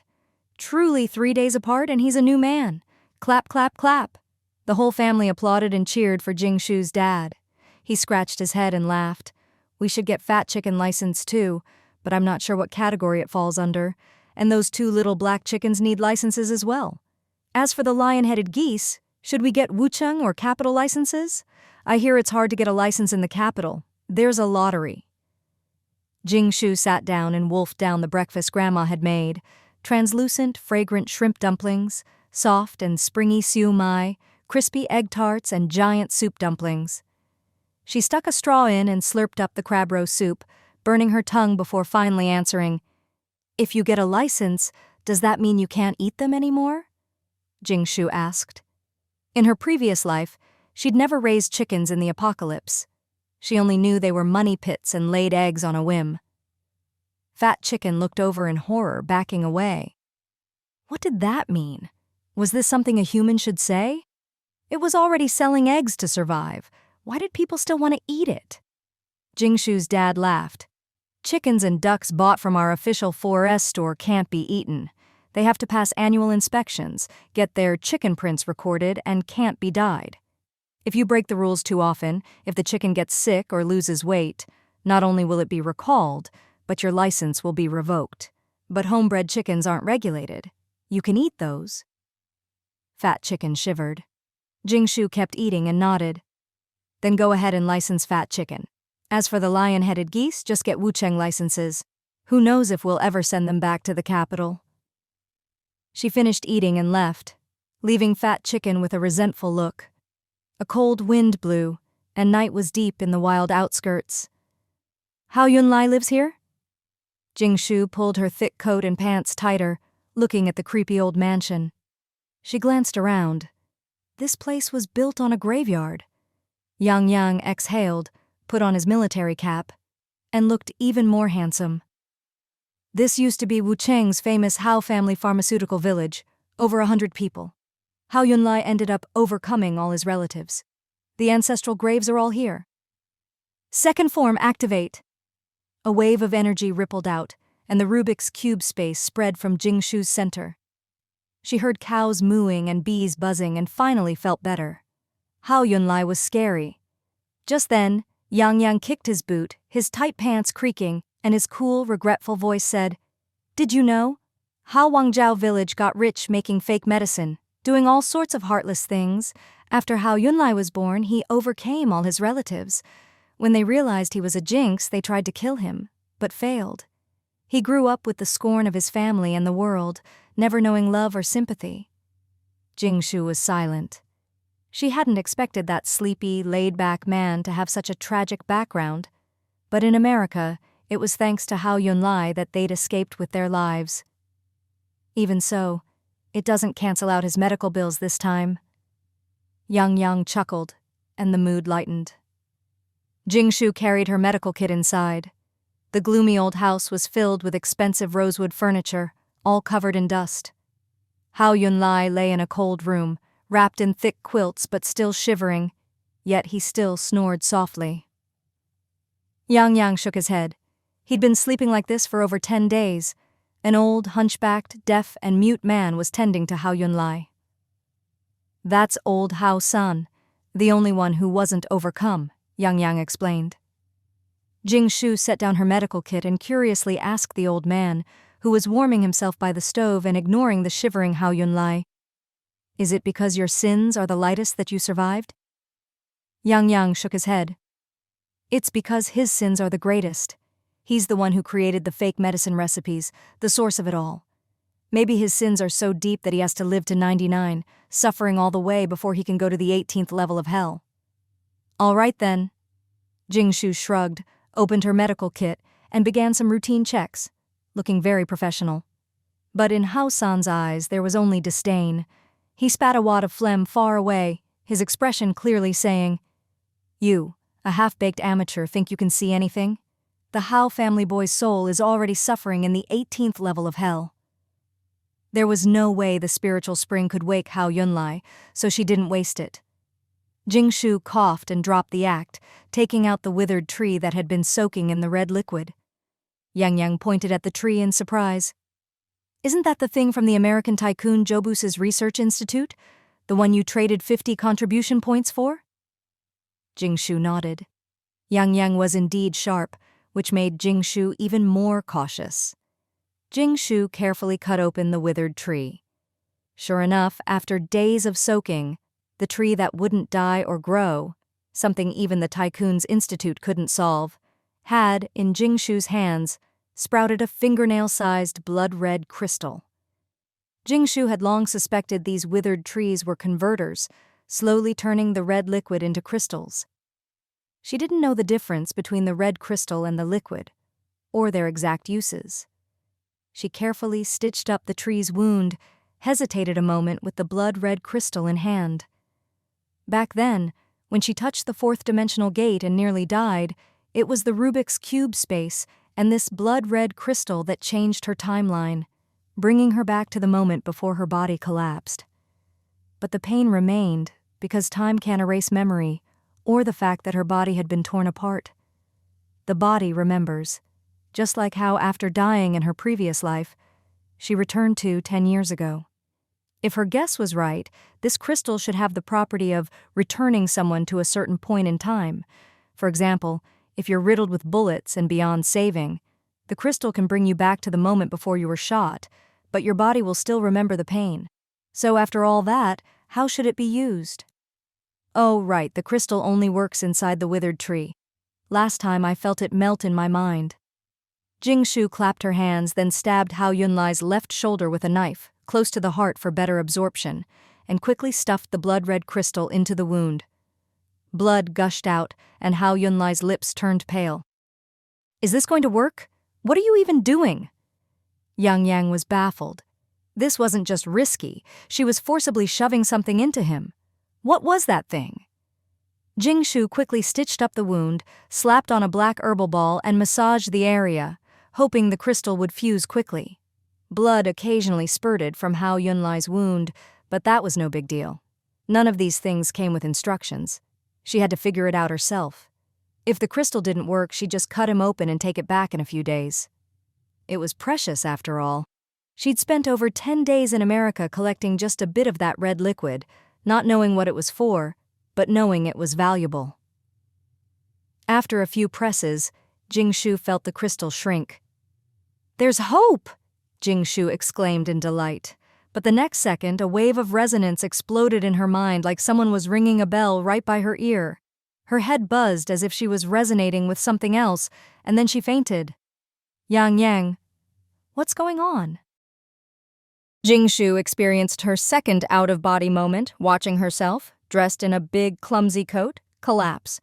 She even thought her outfit looked so old-fashioned.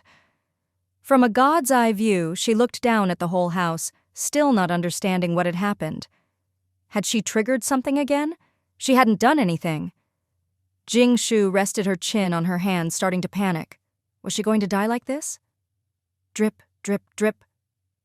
At that moment, she heard the sound of water drops. Following the sound in her Rubik's Cube space, she saw that the central 1 cubic meter area, which usually produced only 20 drops of spiritual spring a day, exactly 1 gram, was now frantically producing spiritual spring. The beautiful sound of drop after drop falling was crystal clear. What's going on? It usually only produces 1 gram a day, but now it's going crazy? That's dozens of drops, 3 or 4 days worth. Jing Shu was both shocked and delighted.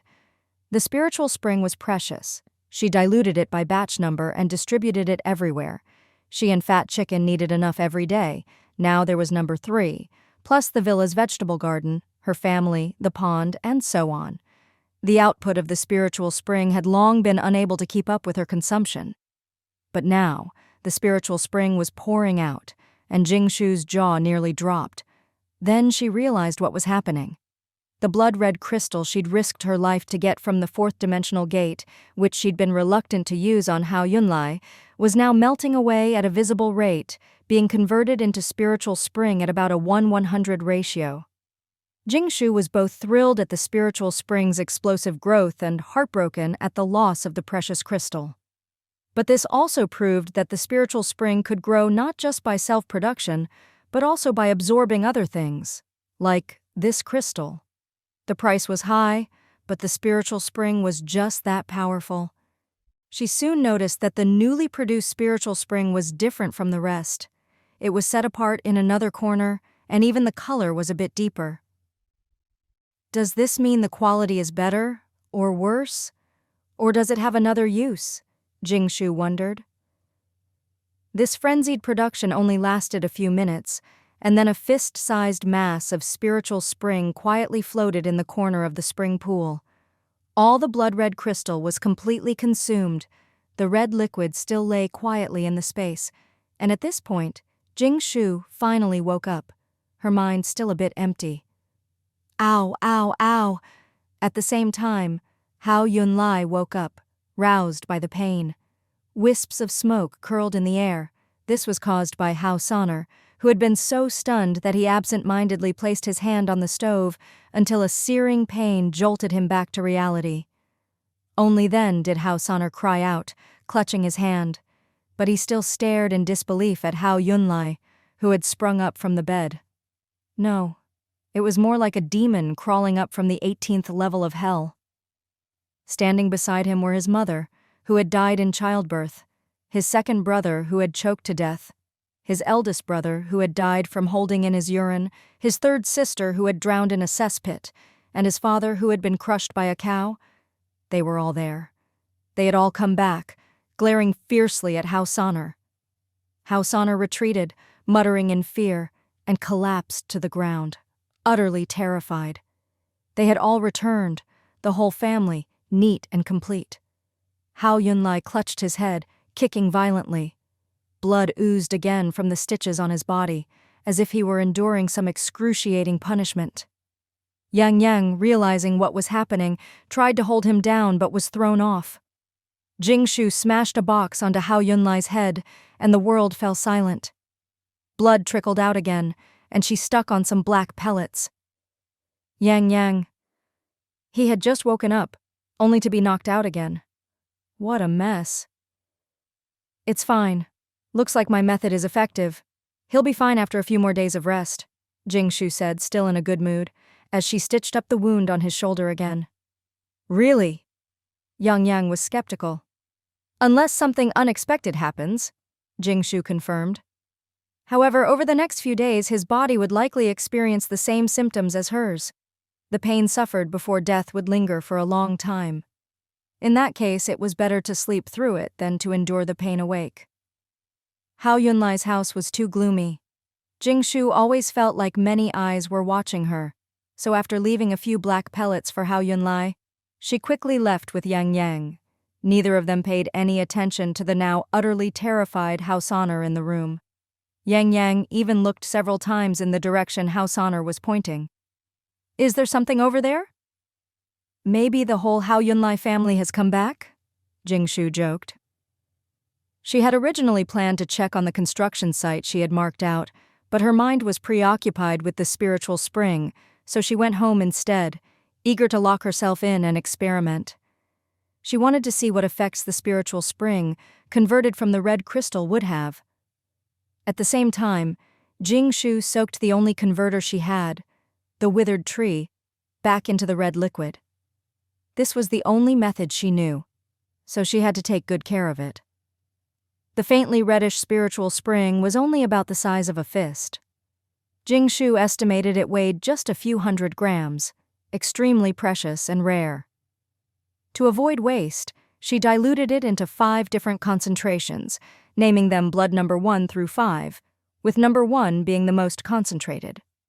The 5 test subjects were seaweed, red threadworms, newly planted oranges in the field, a rooster, and the 5th subject had yet to be found.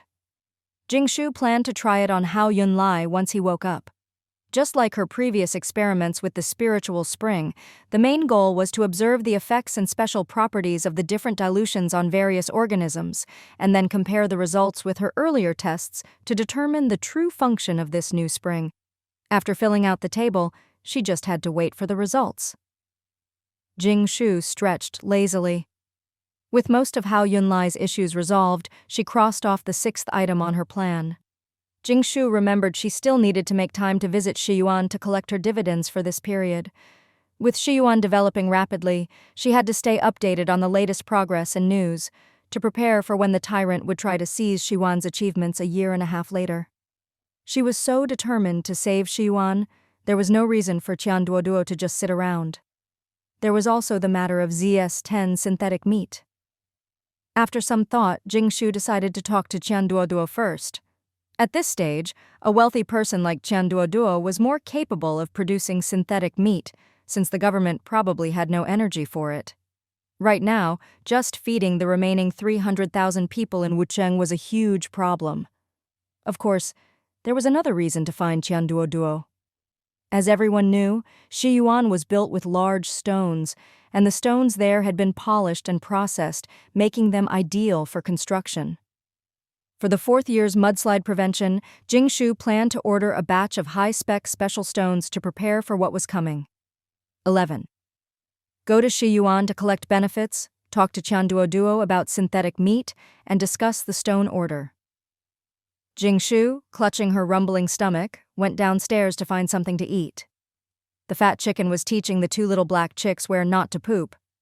In the villa, Grandma Jing was busy processing all kinds of ingredients Jing Shu had brought back, pickling various vegetables, making sauerkraut, and drying some vegetables for storage. She also had to smoke, braise, or air-dry meats that couldn't be preserved long-term, constantly stockpiling food in this era of disaster. After 3 years of drinking the spiritual spring, the old couple looked more and more energetic, their faces rosy.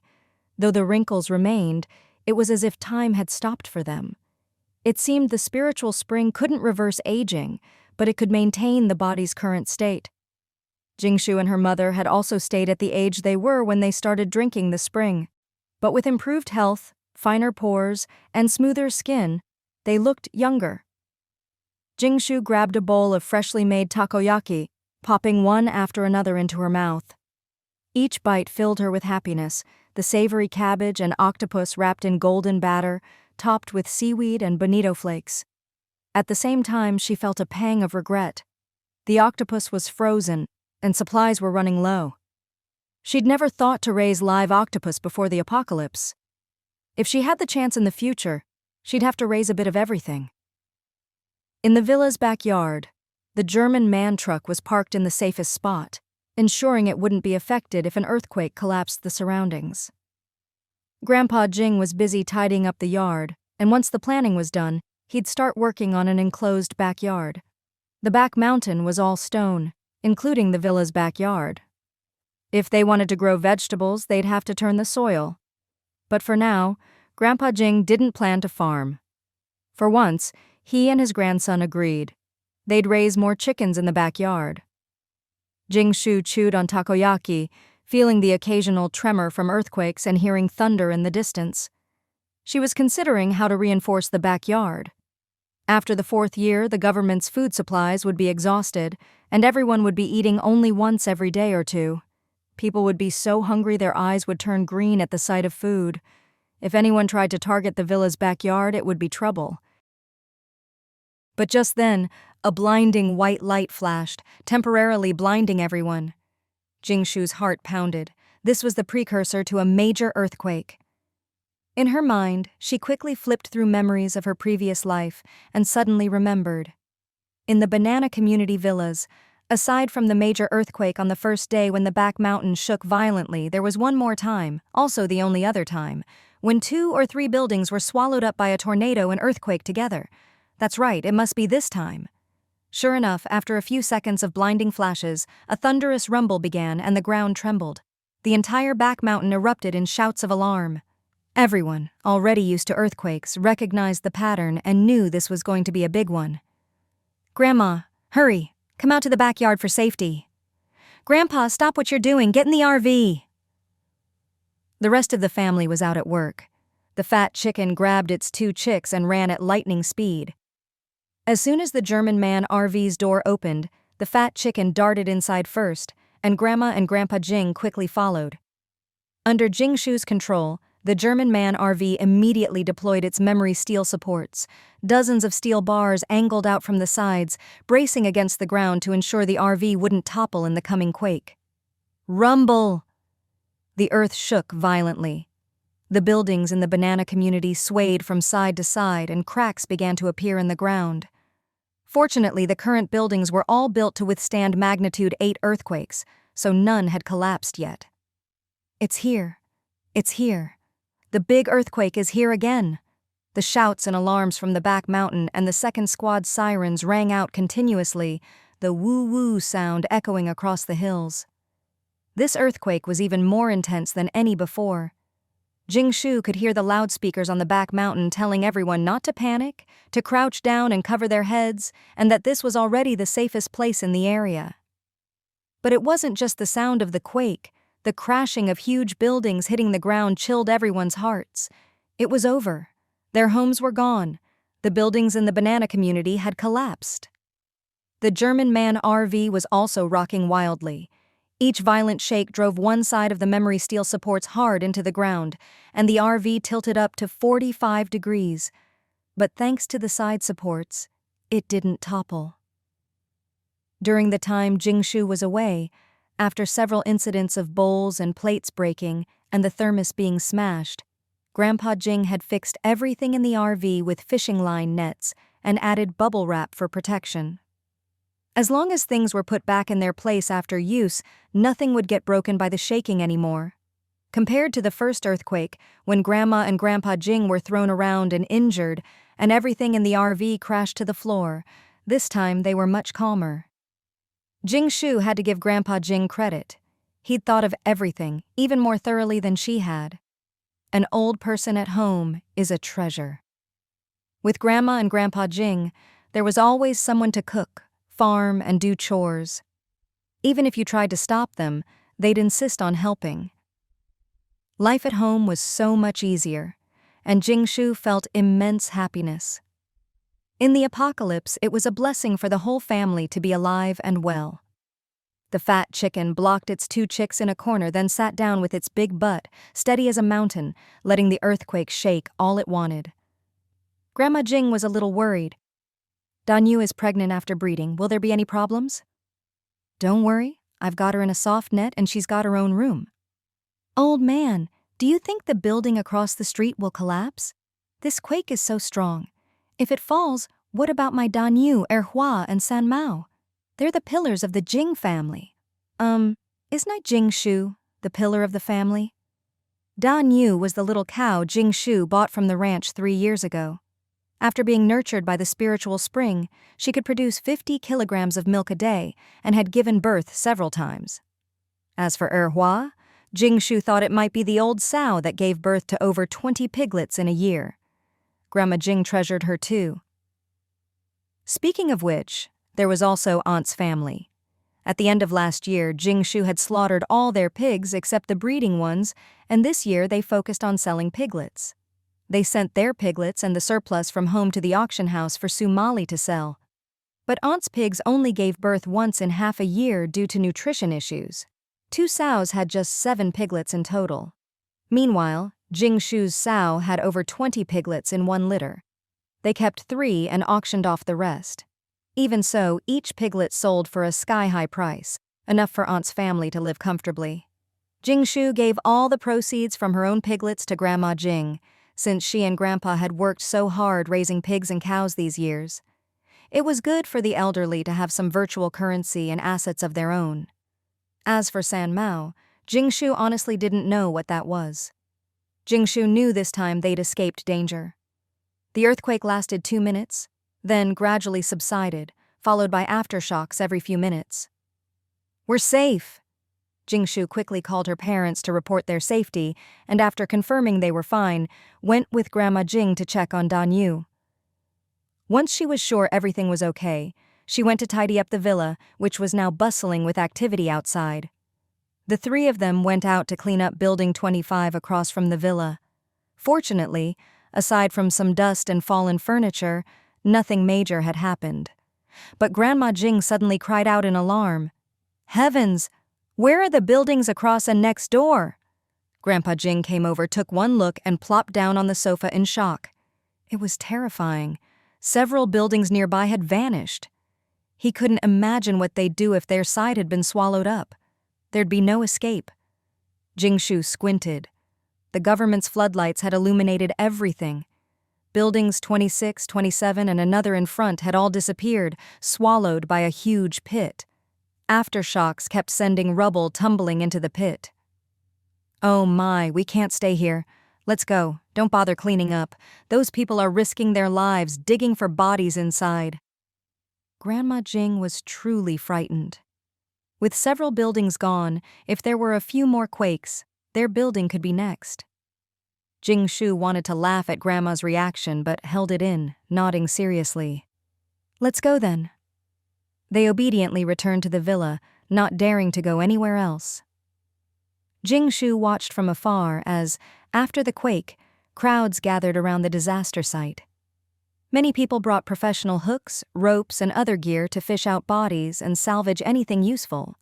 Some merchants had made electric hooks powered by batteries, which could be controlled to reach deep and grab things. Others tied ropes far away and rappelled down with their gear. Some people cried in front of the huge pit, mourning the loss of their homes and wondering where they'd live. Some begged the body collectors to retrieve their relatives' corpses. Others shouted, "Why did an earthquake have to happen during a nap?" But most faces were numb, mechanically searching for anything useful. Jing Shu squinted. Next year's mudslide can be diverted this way. Looks like I need to buy this land as soon as possible. So what's the connection between diverting the flow and buying this piece of land? There's a big connection. Let's start with next year's mudslides. At that time, the world will experience a year-long mudslide disaster. According to the so-called experts, this disaster is caused by the massive floods in the second year, which submerged much of the world. Then, in the third year, tornadoes and earthquakes sucked up and swallowed huge amounts of floodwater and buildings. For example, the flood that submerged most of Wucheng dried up in just a few days, and half the city disappeared into a black hole. After a year of brewing, wriggling, and digesting, all of this is expelled from the high mountain passes as a special kind of mudslide. These mudslides are sometimes dry and hard, sometimes muddy, and often mixed with human debris, buildings, undigested plastic, door frames, and all sorts of trash. There's nothing you can imagine that isn't in there. Jing Shu remembered clearly that a geology expert once said, "We need to look at these apocalyptic phenomena correctly and objectively. These are all normal occurrences in nature. Even nature gets sick sometimes. It's like someone pours water into your stomach and stuffs you with all sorts of indigestible junk, then shakes you around for a year or two. Wouldn't you get diarrhea? Wouldn't you throw up? So these mudslides are just the Earth's way of excreting. Don't panic. Once it's done expelling all the garbage, it'll recover, and the apocalypse will end. All we need to do is let it finish comfortably and return to normal." Yeah, right. That old guy is full of it. Every year he says the apocalypse is about to end, and every time Jing Shu sees a mudslide, she can't help but imagine a giant having a bowel movement. Jing Shu's villa is right at the foot of the mountain, so you can imagine how much mudslide will come down from above.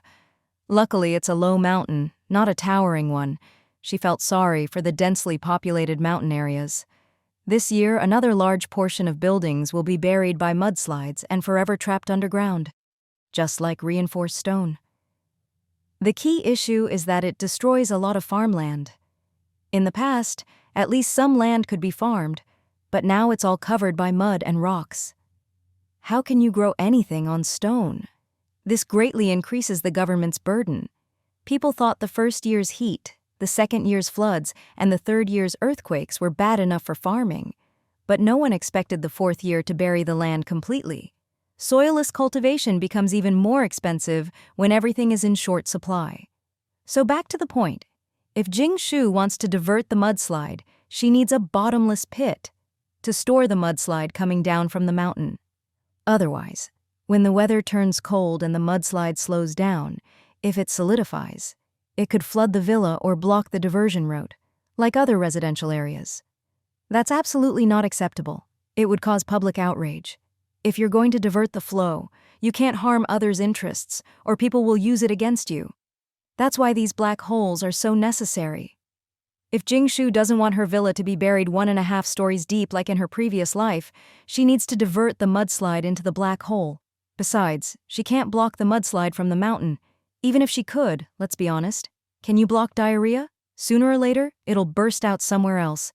Jing Shu wanted to change its direction, but unfortunately, it's a whole mountain range. Unless she could flatten several kilometers of mountain, there will always be mudslides coming down. Oh, and she'll need to dig a new riverbed. That's a big project, but she can wait until the mudslide arrives to start digging. For now, she needs to get the other preparations done. Once she thought of it, Jing Shu immediately contacted Li Ruoqian. "Jing Shu, I haven't properly thanked you yet. You've done so much for our banana community and really lightened our load. If you need anything, just say the word." Li Ruoqian was very polite, repeatedly expressing his gratitude. He'd been looking for a chance to thank Jing Shu. "You're too kind, Captain Li. Here's the thing. Buildings 26, 27, and the one in front of them in the banana community have all collapsed, right? I'd like to have the usage rights to that collapsed land." "Oh, Jing Shu, are you talking about the popular treasure hunting thing? For 5,000 virtual coins, you can contract the whole collapsed plot. Here, we'll even give you 5 treasure hunting workers for free. Anything valuable you dig up is yours, and you get 1 year of exclusive rights to the land. In other districts, people have found rare minerals like core stones. Just one can make you rich. Interested? I'll give you a huge discount." What a cool deal. Even though it's just a lease, a year's rights are enough. Jing Shu had never heard of this in her previous life. Maybe she was too ignorant, or maybe she was too poor to even buy a steamed bun, and no one ever went treasure hunting on that land. All right, what's the discounted price? 2,000 virtual coins. Deal. Jing Shu didn't expect to secure the land so quickly. She was out of virtual coins, so she used some wheat she'd brought back from America, smuggled from the black market. A bit stale, but good enough for trade. Now that she had a place for the mudslide to go, the first big problem was solved, bringing her one step closer to her next plan. That night, the family couldn't help but sigh and feel a lingering sense of fear as they discussed the day's events. Wu Yuai was especially shaken. She'd spent her lunch break at her advisor's office working on a new project. Luckily, the disaster wasn't in her jurisdiction, or it would have been a big problem if she hadn't been there. What kind of problem? If something happens in the area you're responsible for, even if it's not during work hours, if you're not there to arrange and manage things, you could get reported by a temp worker. The consequences? Just as she finished speaking, Jing Shu's mom came in looking dejected, with her eldest uncle, aunt, and the Sulong family, who had just left a few days ago. The first thing her mom said was, "Sigh, they weren't on site during the earthquake. Even though sleeping at night isn't considered work hours, they were still reported by a temp worker. The higher-ups saw that they helped with the rescue afterward, so only one of them was let go. The other can stay on as a temp and might get promoted if they do well. They're discussing it now, but today they lost even their official worker housing, so they're staying here for the night." Wu Yuai shrugged as if to say, "That's just how it is. Especially if you don't have connections. If you make a mistake and get reported, you lose all your official worker benefits." Aunt lowered her head and wiped her tears. Their house was gone. They had nowhere to live, and now they'd lost their jobs too. Uncle, on the other hand, apologized for bothering them again and scolded, "What are you crying for? Women are so short-sighted. If Jing Shu hadn't called us over, we'd be dead now. What's the point of worrying about material things? We can always earn more. It's normal to be let go if you didn't fulfill your official duties. Escaping with our lives is already a huge win." Auntie nodded tearfully, her former assertiveness replaced by a gentle reliance. Uncle then explained his next steps. Since things had happened, they needed to plan for what came next. Auntie nodded in agreement. At her most helpless, it was her man who stepped up, and that was someone she could rely on. "Come on, let's eat first. Let's eat." "We've already eaten, Wang Fang and I. Su Long can just grab a bite," Uncle quickly said. In the apocalypse, freeloading is the most annoying thing. They could go hungry for a day, but he couldn't bear to let the child go hungry too. Grandma Jing insisted on pulling them over to eat. In these times, she didn't mind friends and family eating at her table, but if they tried to take food away after leaving, not a single grain would be allowed. That was her way of hosting. Finally, the family sat down to a warm, happy meal. Jing Shu's mom smiled and let out a sigh of relief. She hadn't married the wrong man after all. Jing Shu watched her uncle, who had changed from timid to decisive and capable, and felt deeply moved. It turns out that the environment and family atmosphere really can change a person. First, Jing Shu's family had established themselves in the apocalypse, giving Uncle the confidence to stand tall. Then she gave him the red worm business, and later, the black pig deal helped Uncle and Auntie become official workers. The family's strength and work experience finally helped Uncle shed his old timidity. He no longer had to bow and scrape to Auntie's family, and Auntie realized her man was truly reliable. Now, Uncle was finally the real head of the household. Of course, Uncle's former timidity was different from Jing Shu's dad's henpecked ways. Jing Shu's dad was gentle out of love and respect for her mom, and her mom respected and cared for him in return. Most of her mom's decisions were reasonable and the couple respected each other. That's how a marriage should be, not like Uncle before the apocalypse, who wanted to resist but didn't dare. Strange, how does a single woman like Jing Shu know so much about this? Anyway, now some things could finally be entrusted to Uncle. The matter of the factory on that plot of land could be handed over to him. In the past 3 years of the apocalypse, Jing Shu's mom's side of the family had received the least help, while Jing Shu had never been stingy with her dad's side, whether it was auntie or third aunt. She used to think uncle was too timid and easily influenced by auntie, which affected family harmony. But now that uncle could shoulder responsibility, Jing Shu didn't mind supporting her mom's only brother a bit more, so her mom could feel at ease about him. Of course, if anyone turned out to be ungrateful or tried to stir up trouble, Jing Shu would deal with them before her mom even noticed. For now, auntie's only real flaws were being a bit petty and short-sighted, which were tolerable. Nobody's perfect, after all. "Auntie, how many red worms do you have left?" Jing Shu suddenly asked. Wang Feng was eating daintily but couldn't slow down. This damn sauced roast duck, each piece crispy-skinned and tender, drizzled with sauce. And the charcoal-grilled pork belly, dipped in barbecue sauce and wrapped in lettuce, crispy and fragrant. Wang Feng licked her lips in delight, then realized what was asked and quickly lowered her head, embarrassed. "We've sold about half. I was hoping to save up for 2 chickens and help Su Long finish high school." Jing Shu thought for a moment. "You don't have much of a share to begin with, so don't sell any more for now. Keep what you have." "Okay." This time, Wang Feng was smart enough not to ask why. Jing Shu continued, "Uncle, your plan just now was good, but I have an even better idea." Uncle's eyes lit up. "Jing Shu, let's hear it." "Uncle, don't bother being a temp worker anymore. I've contracted a plot of land and plan to open a big factory.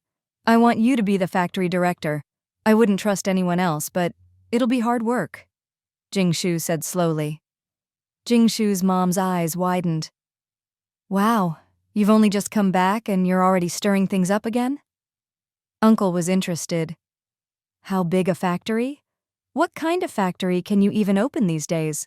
Other than food, nothing else works." Jing Shu smiled. "A red worm breeding farm. A big one." "What? Really? Aren't red worms extinct? The authorities have been researching for months and haven't figured it out. Even the breeding stock mostly died off. Red worms have such short lifespans?" Uncle said in surprise. Jing Shu's dad scratched his head. "Sweetie, we still have a few big barrels of red worms in the yard, along with your leeches. Didn't we try all sorts of ways but couldn't mass-produce them?" Jing Shu just smiled mysteriously and ignored her dad, turning to Uncle. "Uncle, I can only say that running the farm won't be as easy as collecting red worms before. It'll be challenging, and we'll need a lot of workers. You know how hard it is to breed red worms now, but if we succeed, just imagine how much demand there is for food. So, are you interested?" Uncle stood up, excited. "Jing Shu, I trust you." "Good. Family or not, business is business. You'll get a monthly dividend from the factory and we'll talk numbers later. Plus, you'll get a house near the factory. But Uncle, our factory will probably have multiple investors, so your main job as director is to keep all departments running smoothly, supervise, and report any problems you can't solve directly to me." Basically, he'd be Jing Shu's representative manager, the public face at events and meetings, while she controlled everything from behind the scenes. "I understand. So, when do I start?" "Tomorrow. But there are still some problems we'll need to solve first." Everyone was getting used to Jing Shu's decisive style, but her dad still decided to go with her to the factory the next day. He had no idea she'd taken out a huge loan to buy such a big plot of land or what her real plans were. He thought it was just another small red worm collection plant with a dozen workers. As for Auntie, who looked a bit left out, Jing Shu didn't forget her. "Auntie, you'll keep working as a temp, but not as a field agent. Once the factory starts breeding red worms, you'll be in charge of orders for the Shishan area, acting as a liaison. You'll get a salary from us too. I think you'll be promoted to a full worker soon. Everyone wants a stable red worm supply." Auntie's face lit up with excitement. "So I can get paid from both sides? A full worker for the government and a liaison for your factory?" Jing Shu smiled meaningfully. "That depends on how you handle things. Anyway, you can take our orders to sell, and whether you stay a temp is up to you." Wang Feng gritted her teeth. "Of course I'll keep this temp job. When the time comes, they'll be begging me to become a full worker. and I might not even agree. She was already imagining the day when she'd have worms in hand and could sell them to whichever department she pleased. She'd make up for today's humiliation. Let's see who wouldn't be fawning over her then. Seeing the pregnant dairy cow and some black pigs in the yard, Wang Feng couldn't help but think back to before the apocalypse, when Jing Shu's family was struggling and asked to borrow money. If she'd listened to her husband and lent them 300,000 instead of 100,000, she'd have gotten 3 pigs back after the apocalypse. Ah, regrets. Look at how well Grandma Jing did. She gave them hundreds of thousands right away, and now look at the comfortable life they're living. Jing Shu just smiled and said nothing more. Her requirements for her aunt were simple. Don't cause trouble. Don't disrupt family harmony. And that was enough. Before bed, the whole family squeezed into the German man RV. They didn't dare sleep in the villa. Wu Yuai slept in her beloved space capsule. Jing Shu was on the big bed on the second floor, practicing her Rubik's Cube and continuing her red worm experiments, while the others crowded onto the first floor. There was good news. The red worms treated with the blood-colored spiritual spring were reproducing much faster, and those treated with the ZS-80 agent were also breeding more quickly. Jing Shu mixed these together for another experiment. She had a hunch about the blood-colored spring, just waiting for final confirmation. The night passed uneventfully, everyone now used to the rhythmic aftershocks in their sleep. Jing Shu was woken by Su Long's screams. Wrapped in her thick coat, she went to see what was going on and found that 6 or 7 people had tried to sneak in during the night, climbing a ladder over the temporary backyard wall. They triggered the RV's high-voltage electric grid and were all electrocuted, dropping like grasshoppers. By morning, they were frozen stiff. Uncle's family looked pale. Uncle muttered, "How come so many people died and I didn't hear a thing? I slept so soundly." Jing Shu rubbed her eyes and said, "When people are electrocuted, their nerves seize up and they drop like wood. They can't move, let alone make a sound." Don't ask why a bad student like Jing knows this. She's been shocked before. Jing Shu's dad, meanwhile, expertly tossed the bodies out one by one. You could hear the heavy thuds as they hit the ground. Soon, people gathered outside, immediately fighting over the bodies and their clothes. It was quite a scene. More idiots trying to steal. Everyone knows there are deadly traps inside, but they still come to die. Just as well, more for us. Hey, these guys are loaded, and look at these professional tools. Jing Shu's dad clapped his hands and sighed. We really need to find time to reinforce the yard again, or people will keep targeting us. Jing Shu nodded. She needed to get started on the other steps for mudslide prevention, too. She took her dad, the driver, and uncle to the Golden Land Factory at the border of Shishan and the New City District. It was a remote suburb, once a factory with over 1,000 workers before the apocalypse. After the collapse, the owner sold everything he could, but the huge iron machines were too big to move or destroy, so they were left behind. There were also several workers' dorm buildings nearby. Now, because of the terrain, the government had turned them into temporary shelters, packed full of people. Some even lived in the factory buildings. Unless this group was dealt with, the factory couldn't open. Theft aside, the first step was to clear out outsiders before starting up. There really are a lot of people here, Uncle said as he got out, looking at the row of brown-red old low buildings.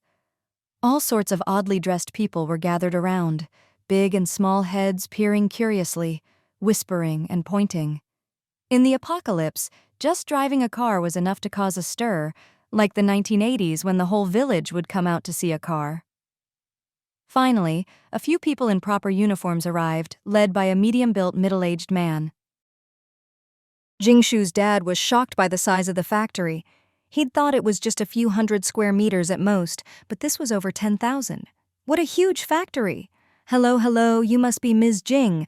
I'm Lao Tuo, the area's field supervisor. Here are the documents and transfer papers from above. Just sign and confirm by video on the big data system. The transfer was simple, done in 5 minutes. Jing Shu breathed a sigh of relief.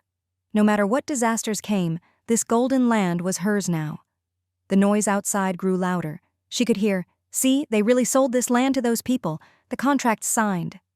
"Really? Where are we supposed to live now?" The old city houses collapsed in the quake, the other shelters are packed, and it's freezing. If we sleep outside, we'll die. Who cares? This is a designated shelter. Even if they bought the land, we're not leaving. If we all stick together, we'll just keep living here. The commotion made Lao Tuo frown. He shouted, "If you're not out working, digging for bodies or stones, you don't get to eat. What are you all doing here?" He slammed the door, then turned back with a smile. "Ms. Jing, the higher-ups say this land is yours, but the surrounding dorms are still shelters. Why not run your factory and let these people keep living here? If you need workers, you can pick from these 2,000 people." 2,000 people? Jing Shu shook her head. "I made it clear to the authorities. This whole area is mine. No one said the dorms would stay as shelters." Lao Tuo's face stiffened, but he forced a smile. "But you also said you'd solve the housing problem for these thousands of people. You can't just kick them all out, can you?" "That's right. But I hope you'll stop calling it a shelter. From now on, this is private property. I did promise to solve their housing problem, and my factory is for my workers to live in. I want to hire everyone currently living here." Of course, the dorms wouldn't be free. There's no such thing as a free lunch, Jing Shu thought. How nice. Open a factory and get thousands of workers delivered to your door. Sure, there were plenty of troublemakers and freeloaders among them, but she wasn't worried. She'd used the tyrant's rules from her previous life. Troublemakers? Not a chance. Freeloaders? Even less so. Wang Fang gritted her teeth. "Of course I'll keep this temp job. When the time comes, they'll be begging me to become a full worker and I might not even agree." She was already imagining the day when she'd have worms in hand and could sell them to whichever department she pleased. She'd make up for today's humiliation. Let's see who wouldn't be fawning over her then. Seeing the pregnant dairy cow and some black pigs in the yard, Wang Fang couldn't help but think back to before the apocalypse, when Jing Shu's family was struggling and asked to borrow money. If she'd listened to her husband and lent them 300,000 instead of 100,000, she'd have gotten 3 pigs back after the apocalypse. Ah, regrets. Look at how well Grandma Jing did. She gave them hundreds of thousands right away, and now look at the comfortable life they're living. Jing Shu just smiled and said nothing more. Her requirements for her aunt were simple. Don't cause trouble, don't disrupt family harmony, and that was enough. Before bed, the whole family squeezed into the German man RV. They didn't dare sleep in the villa. Wu Yui slept in her beloved space capsule. Jing Shu was on the big bed on the second floor, practicing her Rubik's Cube and continuing her red worm experiments, while the others crowded onto the first floor. There was good news. The red worms treated with the blood-colored spiritual spring were reproducing much faster, and those treated with the ZS-880 agent were also breeding more quickly. Jing Shu mixed these together for another experiment. She had a hunch about the blood-colored spring, just waiting for final confirmation. The night passed uneventfully, everyone now used to the rhythmic aftershocks in their sleep. Jing Shu was woken by Su Long's screams. Wrapped in her thick coat, she went to see what was going on, and found that 6 or 7 people had tried to sneak in during the night, climbing a ladder over the temporary backyard wall. They triggered the RV's high-voltage electric grid and were all electrocuted, dropping like grasshoppers. By morning, they were frozen stiff. Uncle's family looked pale. Uncle muttered, "How come so many people died and I didn't hear a thing? I slept so soundly." Jing Shu rubbed her eyes and said, "When people are electrocuted, their nerves seize up and they drop like wood. They can't move, let alone make a sound. Don't ask why a bad student like Jing knows this. She's been shocked before." Jing Shu's dad, meanwhile, expertly tossed the bodies out one by one. You could hear the heavy thuds as they hit the ground. Soon people gathered outside, immediately fighting over the bodies and their clothes. It was quite a scene. More idiots trying to steal. Everyone knows there are deadly traps inside, but they still come to die. Just as well. More for us. Hey, these guys are loaded. And look at these professional tools. Jing Shu's dad clapped his hands and sighed. We really need to find time to reinforce the yard again, or people will keep targeting us. Jing Shu nodded. She needed to get started on the other steps for mudslide prevention too. She took her dad, the driver, and uncle to the Golden Land Factory at the border of Xishan and the new city district. It was a remote suburb, once a factory with over 1,000 workers before the apocalypse. After the collapse, the owner sold everything he could, but the huge iron machines were too big to move or destroy, so they were left behind. There were also several workers' dorm buildings nearby. Now, because of the terrain, the government had turned them into temporary shelters, packed full of people. Some even lived in the factory buildings. Unless this group was dealt with, the factory couldn't open. Theft aside, the first step was to clear out outsiders before starting up. "There really are a lot of people here," Uncle said as he got out, looking at the row of brown-red old low buildings. All sorts of oddly dressed people were gathered around, big and small heads peering curiously, whispering and pointing. In the apocalypse, just driving a car was enough to cause a stir, like the 1980s, when the whole village would come out to see a car. Finally, a few people in proper uniforms arrived, led by a medium-built, middle-aged man. Jing Shu's dad was shocked by the size of the factory. He'd thought it was just a few hundred square meters at most, but this was over 10,000. What a huge factory! Hello. You must be Ms. Jing. I'm Lao Tuo, the area's field supervisor. Here are the documents and transfer papers from above. Just sign and confirm by video on the big data system. The transfer was simple, done in 5 minutes. Jing Shu breathed a sigh of relief. No matter what disasters came, this golden land was hers now. The noise outside grew louder. She could hear, "See, they really sold this land to those people. The contract's signed." Really? Where are we supposed to live now? The old city houses collapsed in the quake. The other shelters are packed, and it's freezing. If we sleep outside, we'll die. Who cares? This is a designated shelter. Even if they bought the land, we're not leaving. If we all stick together, we'll just keep living here. The commotion made Lao Tuo frown. He shouted, "If you're not out working, digging for bodies or stones, you don't get to eat. What are you all doing here?" He slammed the door, then turned back with a smile. "Ms. Jing, the higher-ups say this land is yours, but the surrounding dorms are still shelters. Why not run your factory and let these people keep living here? If you need workers, you can pick from these 2,000 people." 2,000 people. Jing Shu shook her head. "I made it clear to the authorities. This whole area is mine. No one said the dorms would stay as shelters." Lao Tuo's face stiffened, but he forced a smile. "But you also said you'd solve the housing problem for these thousands of people. You can't just kick them all out, can you?" "That's right, but I hope you'll stop calling it a shelter. From now on, this is private property. I did promise to solve their housing problem, and my factory is for my workers to live in. I want to hire everyone currently living here." Of course, the dorms wouldn't be free. There's no such thing as a free lunch. Jing Shu thought, how nice. Open a factory and get thousands of workers delivered to your door. Sure, there were plenty of troublemakers and freeloaders among them, but she wasn't worried. She'd used the tyrant's rules from her previous life. Troublemakers? Not a chance. Freeloaders? Even less so. The tyrant once said, "If you want employees to work hard, not slack off, and feel a sense of belonging, it's never about strict rules and regulations. It's about benefits. In short, people work to earn virtual coins and food, not for ideals or ambitions. Either pay enough virtual coins or provide enough food so they have no worries, and they'll work overtime 24/7 without complaint.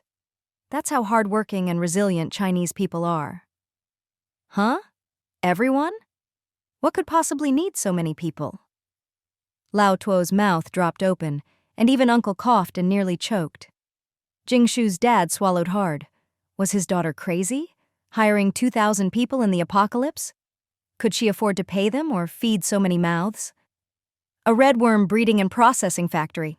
Not only that, I want to hire you as the factory's HR manager, responsible for selecting elite talent for each position.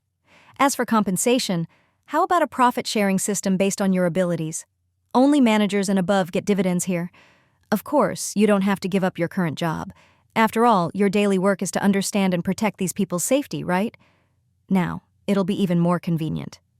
You've already cracked the red worm breeding technology?"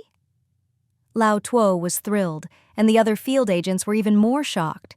If she really had, this factory's future would be as good as printing money. Jing Shu just raised an eyebrow and said nothing.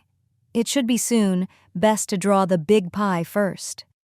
With such a huge incentive, Manager Tuo, quickly slipped into his new role, but couldn't help worrying about the factory's future.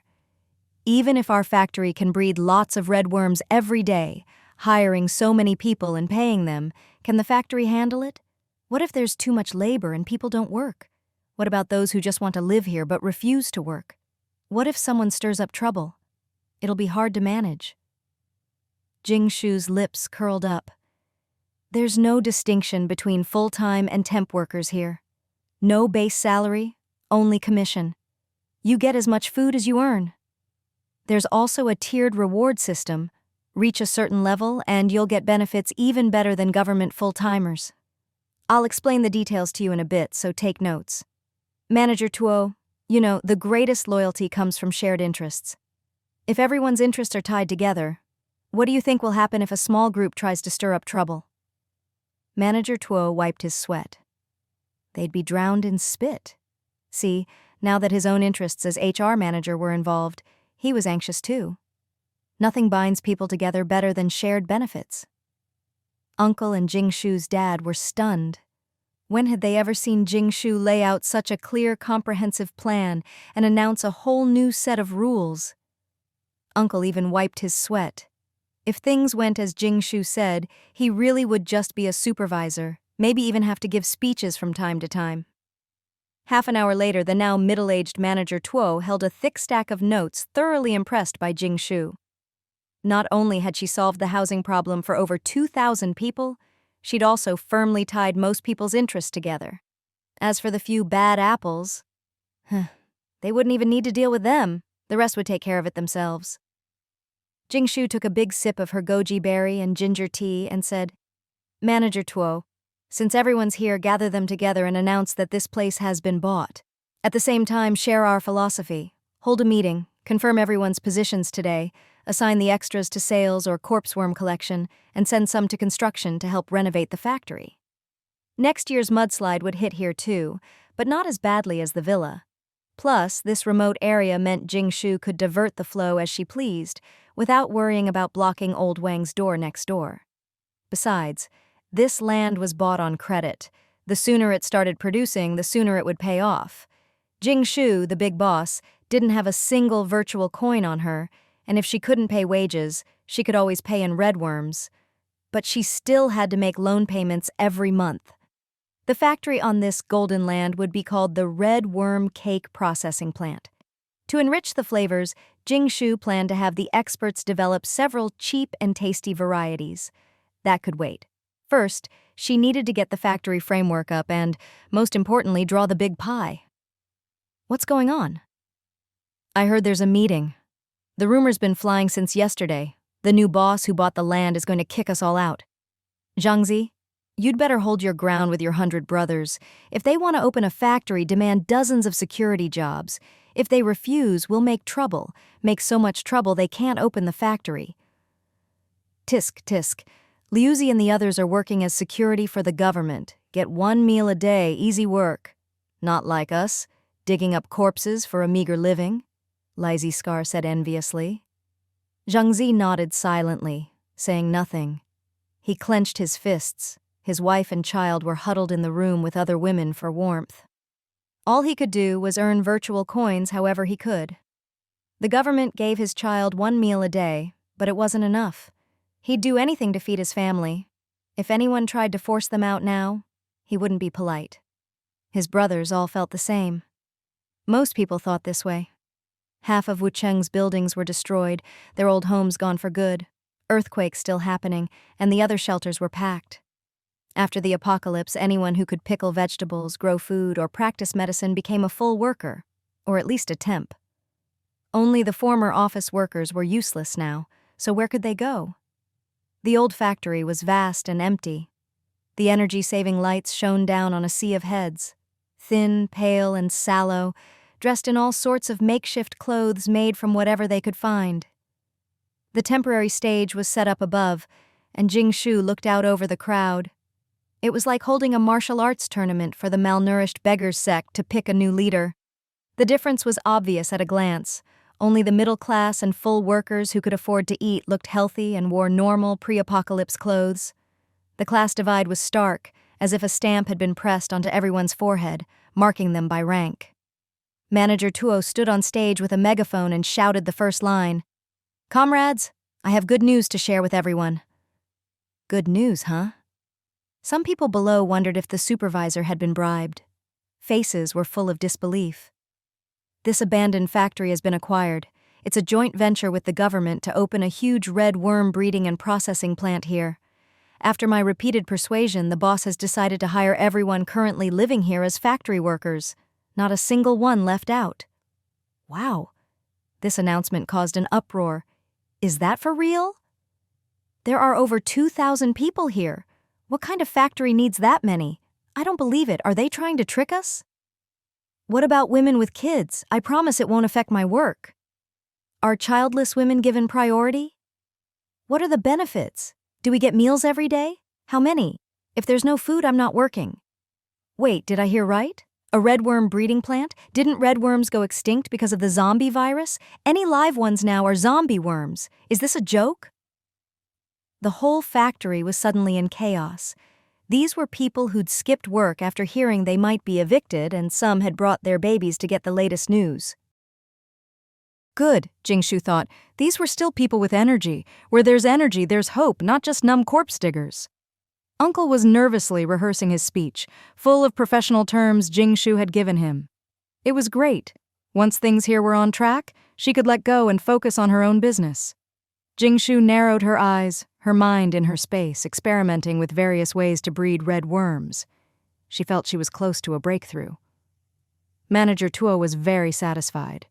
After calling for quiet, he said, "Let me explain step by step. First, let me introduce the factory director, Director Su, who will manage everything from now on. Please welcome Director Su to introduce the factory's main operations and output." There was a smattering of applause below, but most people only cared about two things: a place to live and food to eat. On the makeshift stage, several glass jars had appeared. Su Yiyang took a deep breath and said seriously, "Hello, everyone. I'll keep it short. Our factory will do two things: breed and raise red worms like crazy, and process them into ready-to-eat food for distribution to various markets, helping relieve Wucheng's famine. Our employee policy is even simpler. Food and housing included, new cotton clothes and bedding, all kinds of daily necessities, and you can bring your kids to work. You can even hold multiple jobs. Whether you're a government temp or full worker, you can also take on tasks here. There are no strict work hours. Work as many hours as you can each day." At first, people below were skeptical, thinking it was just another empty speech. But as they listened, they grew more and more surprised. No way! Even before the apocalypse, there weren't jobs this good. Are they trying to scam us? Is this some kind of pyramid scheme? Lure us in and then make us recruit others? Su Yiyang continued. Manager Tuo will explain that part. I want to talk about the core technology. Please look at these 2 jars of red worms, each with 20 adults. Please pass them around, just don't spit in them. After they'd been passed around, Su Yiyang took out a small vial of liquid and said, "We spent millions of virtual coins and a year of work by top domestic researchers to develop the ZS-880 red worm breeding solution. Just 1 drop can massively increase redworm reproduction. Watch." He dropped a bit in, and the worms in the jar immediately became agitated. Soon they were laying eggs, and you could see dense black dots inside. These eggs hatch even faster than last year's. In just 1 hour, they become real redworms. But this solution is expensive, so we'll use supplementary feed to lower costs. This is just a demonstration. The point is, we can now rapidly breed redworms. So, do you think with this technology, producing tons of redworms daily will make a profit? Wucheng is just the first.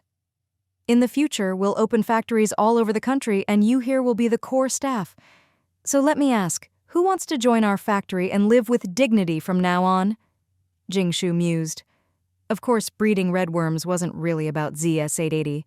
That was just a decoy, so anyone with ulterior motives would focus on ZS-880 and ignore the real breeding method. Today's demonstration was a perfect smokescreen to avoid a lot of trouble. It wasn't that Jing Shu didn't want to share the method, but it only worked for her. She had the spiritual spring, various synthesis formulas, and, most importantly, the green algae from Wu Ui. Without any one of these, mass breeding was impossible. Anyone who stole her live red worms and tried to breed them would find they'd die within 7 days, no matter what they tried. By this point, Jing Shu had basically mastered red worm breeding.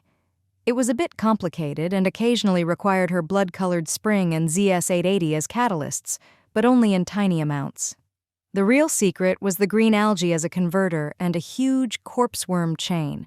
Most life grows by devouring other life. To breed red worms quickly and in large numbers, the most important thing was a huge, dominant, predator-free corpse worm population. The crowd was excited. Of course this would be profitable, of course they wanted in. If you could produce dozens or hundreds of tons of red worms a day, the factory staff would never go hungry. Some people with ulterior motives were already plotting. If they could get the method, they could get rich too. In the apocalypse, anything edible could fetch a high price. I want in right now. When do we start? How does the food and housing work? Can we start today? Director, with so many people, you'll need to assign jobs. I'm good at division of labor. Director, red worms are so valuable. You'll need bodyguards, right? My brothers and I can be security. No one will get in. Director Sue smiled. Let's have our HR manager, Manager Tuo, explain. By the way, he's already joined us and will handle job assignments and scheduling. There was another round of murmurs below. Damn, he's already jumped ship. Didn't you hear? It's a side job. He's still the government's field supervisor and now he's also a manager. Damn, he's really hit the jackpot. Manager Tuo picked up the megaphone and, glancing at his notes, shouted, Now I'll explain the pay system and star-level benefits. Listen up, everyone. Best to record this on your phone or audio because our benefits are real and effective. Damn, looks like it's for real. Shut up. Quiet. The crowd immediately fell silent. First, there's no distinction between full-time and temp workers here. We only have employees ranked from 0 stars, the lowest, to 10 stars, the highest. The higher your star level, the better your benefits. The first 100 to reach 3 stars will be promoted to team leaders, and the first 10 to reach 5 stars will become squad leaders. Employees with 5 stars or above get daily necessities, free vegetables and steamed buns, food for a family of 3, a single room, and even an electric scooter. The crowd couldn't help but gasp in surprise. These benefits sounded too good to be true. One person working and the company feeds the whole family? Really? So you're probably wondering how to get promoted and how the pay works, right? Let's start with wages. Your pay is calculated daily based on completed work, issued as points. Points can be exchanged for food and goods at the factory, or at a 101 rate for virtual coins in the app. But virtual coins can't be exchanged for points. Points can't be traded, but you can use them to buy things for others. Points and virtual coins are equivalent. Everyone breathed a sigh of relief. As long as they could exchange for virtual coins, it was fine. They could just cash out their wages if needed. Manager Tuo continued reading from his notes. Second, your star level is based on your total accumulated points from work. Spending points doesn't affect your star level. LV1, 10 points. Benefits, 1. 2 free cafeteria buffets per month. Dorm, 16-person room, 1 point per month. LV2, 100 points. All previous benefits plus 2. 2 free VIP rice steamed buns per month. Dorm, 8-person room, 5 points per month. LV3, 1,000 points. All previous benefits plus 3. 3 free VIP vegetables per month, 1 winter coat. Dorm, 4-person room, 10 points per month. LV4, 5,000 points. All previous benefits plus 4. Unlimited free cafeteria buffets per month. Dorm, 2-person room, 50 points per month. LV5, 10,000 points. All previous benefits plus 5. Unlimited free cafeteria buffets for the whole family per month. 6. Electric scooter provided. Dorm, luxury single room, 100 points per month. The crowd was excited, listening carefully and calculating in their heads. Some realized that just LV2's 2 free meals and 2 steamed buns were worth 8 virtual coins, and the next level included vegetables. Manager Tuo thought to himself, "You think you can outsmart Boss Jing? Dream on. Thinking you could stop working after reaching 5 stars? Naive, there's a minimum monthly points requirement, and you'll find it's not enough. You'll want to reach 7, 8, or 9 stars for even better benefits, so you'll work even harder for the factory. As the saying goes, the wool comes from the sheep's back. But when it's free, people always feel like they're getting a deal." Manager Tuo remembered something Jing Shu once said. "Remember, free things are often the most expensive. When you chase after free things, you often end up paying more. Isn't that the truth? For the sake of free food for the whole family, everyone below was practically going crazy." Manager Tuo shook his head and continued, "Maybe this is still confusing, so let me give an example. Take Collector Zhang San, Inspector Li Si, and Team Leader Wang Ermazi. Zhang San's job this week is to collect 100 tons of corpse worms for 1,000 virtual coins. When he finishes, he gets 100 points. After Zhang San completes the task and Li Si inspects and approves it, Zhang San gets 100 points. Li Si gets 1%, 10 points. And Team Leader Wang Ermazi gets 0.1%, 1 point for rechecking. If a problem is found, the inspector gets 20 points, while Zhang San and the inspector each lose 10 points. If there's a dispute, you can appeal to a squad leader or higher, and if verified, the manager will be demoted. Zhang San is an LV2 employee, 100, total points, so he gets 2 free buffets and 2 steamed buns per month, and can live in an 8-person dorm for 5 points a month. You can also exchange points for virtual coins, but I suggest you don't. After all, a buffet meal in the cafeteria is just 1 point, much cheaper than outside." The crowd started buzzing, thinking this all sounded pretty good, and began asking when work would start and how jobs would be assigned. Someone asked, "The dorms are already packed. If some people get 4-person or 2-person rooms, what about the rest?" Manager Tuo slapped the table. "Good question. Here's how it works. LV1 employees get 16-person rooms. LVO employees can only stay in the hallway. If there's no space, you'll have to move out. There are still a few days before we officially start, so the factory will post various odd jobs. The people with the highest points can choose their preferred jobs. There are limited positions, first come, first served. I'll post all the jobs in a bit."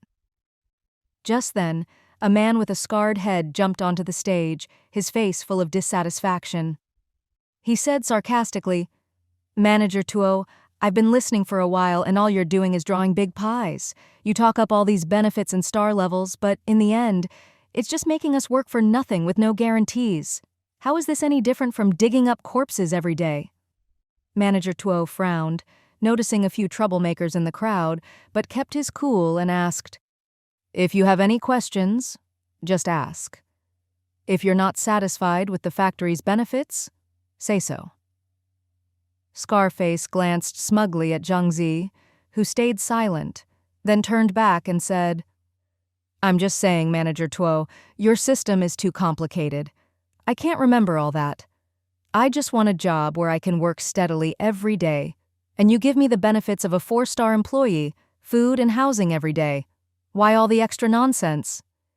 Jing Shu slowly walked out from the corner, smiling faintly. "Oh? So you mean you want to do nothing and get free food and housing every day?" Scarface looked her up and down, then finally asked, "And who are you?" Today, Jing Shu was dressed in a formal business suit. Despite her dignified appearance, her youthful aura and smooth, fair face couldn't be hidden. Yet Scarface still felt an overwhelming pressure from her, like a mountain pressing down, making it hard to breathe. "Watch your mouth!" Manager Tuo was about to speak, but Jing Shu waved her hand.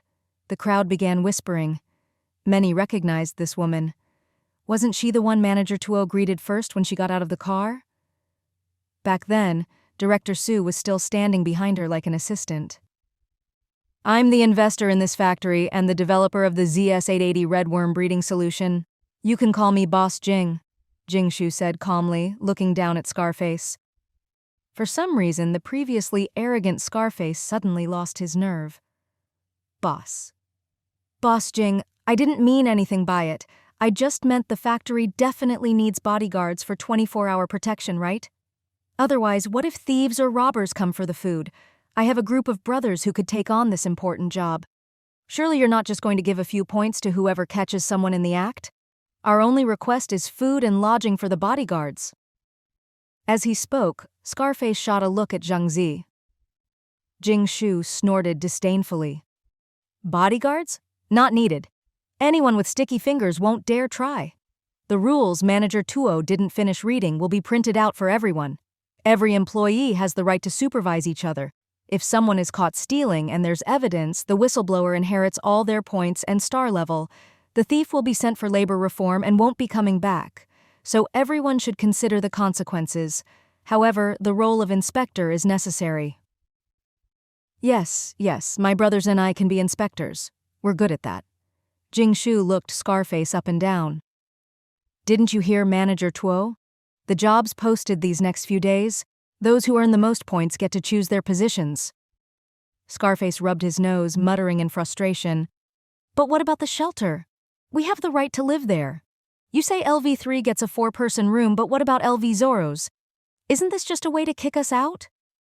You can work in the factory, earn points, and move up. Besides, this land is mine now. I make the rules. If you're not happy, you can appeal to the authorities. And the LV1 16-person room still costs points, and the LV3 4-person room is 10 points a month. Wouldn't people rather spend that on food? Right, everyone? Scarface tried to rally support. If you had 1,000 yuan and it cost 10 yuan to live in a 4-person room for a month, you wouldn't want to? Then you can stay in the free hallway. The truth is you just want free housing, but that's unfair to those who work hard for their points. If someone earns enough for their family to live well, why shouldn't they? Scarface retorted, The shelter can't charge fees or kick us out. Zhang Zi, say something. Silent Zhang Zi stepped onto the stage, staring intently at Jing Shu. I just want to know if your words count. As long as we work hard and earn points, we get what you promised? And what are the jobs being posted these days? Jing Shu gestured for Manager Tuo to list the jobs. Collector, 1 point for every 100 kg of corpse worms collected. No limit. Brick mover, 1 point for moving a section of stones. Limit 50 people. Cook, 1 point for preparing food for 200 people. Limit 15 people. Builder, 3 points for repairing the factory. Limit 30 people. Cleaner, 1 point for cleaning the factory. Limit 100 people. Inspector, 0.1 point per inspection. Limit 50 people. Anyone who fails or doesn't complete the task must redo it or forfeit the job. You have 3 days to accumulate points. As you can see, the best jobs are limited to about 100 spots. The rest are tougher. Team leaders and supervisors only need to check and assign work each day to earn lots of points, live in big rooms, and eat free buffets with their families. So you'd better work hard, Manager Tuo added. Jing Shu smiled at the silent, determined man. Well, if you want to earn points quickly, I suggest you go outside and catch corpse worms. They're as easy to catch as red worms. Grab a handful at a time. Zhang Zi gritted his teeth and nodded. I understand. I'll work hard to earn points. Scarface sensed something was wrong. Hey, Zhang Zi, weren't we talking about the shelter fees? We should all protest. Why should we pay so much? Right, everyone? But no one responded. Instead, people were excitedly asking when they could start picking up jobs. Manager Tuo watched the scene with a smile. An hour ago, if someone had told him they could charge these poor folks 10 virtual coins a month for a 4-person room or 100 for a single, he'd have thought they were crazy. Who would pay that? But now, the dream was already woven. Zhang Zi turned to Scarface and said, I don't want my wife and child squeezed in with others anymore. The dorm system is fair. I'll use my points to get them a good room. I don't want them to go hungry or without vegetables. We had no choice before, but now we have a chance to turn things around. I'm going to be one of the first to pick a high-point job. Scarface, you should work harder too, instead of just muddling along. Of course, if they're lying to us, we won't let ourselves be taken advantage of. But all we have is our cheap labor. And with Manager Tuo here, what's there to be afraid of? Who knows if this factory is reliable? Just then, someone shouted, "Look, so many red worms. The cup can't hold them. They're overflowing." People rushed to get basins, and soon the little cup was pouring out a whole basin of red worms, growing rapidly and filling it up. This was a stunning live demonstration. Who could doubt the factory's future with this technology? The mood shifted. The lazy troublemakers fell silent, and most people eagerly took up jobs, ready to get started. Manager Tuo and the other field agents began posting jobs and organizing the ranks. Another busy day began. How wonderful! The factory's framework was up, but the system still needed refining to prevent clever Chinese folks from exploiting loopholes. The rest was all about equipment, technology, and, most importantly, virtual coins.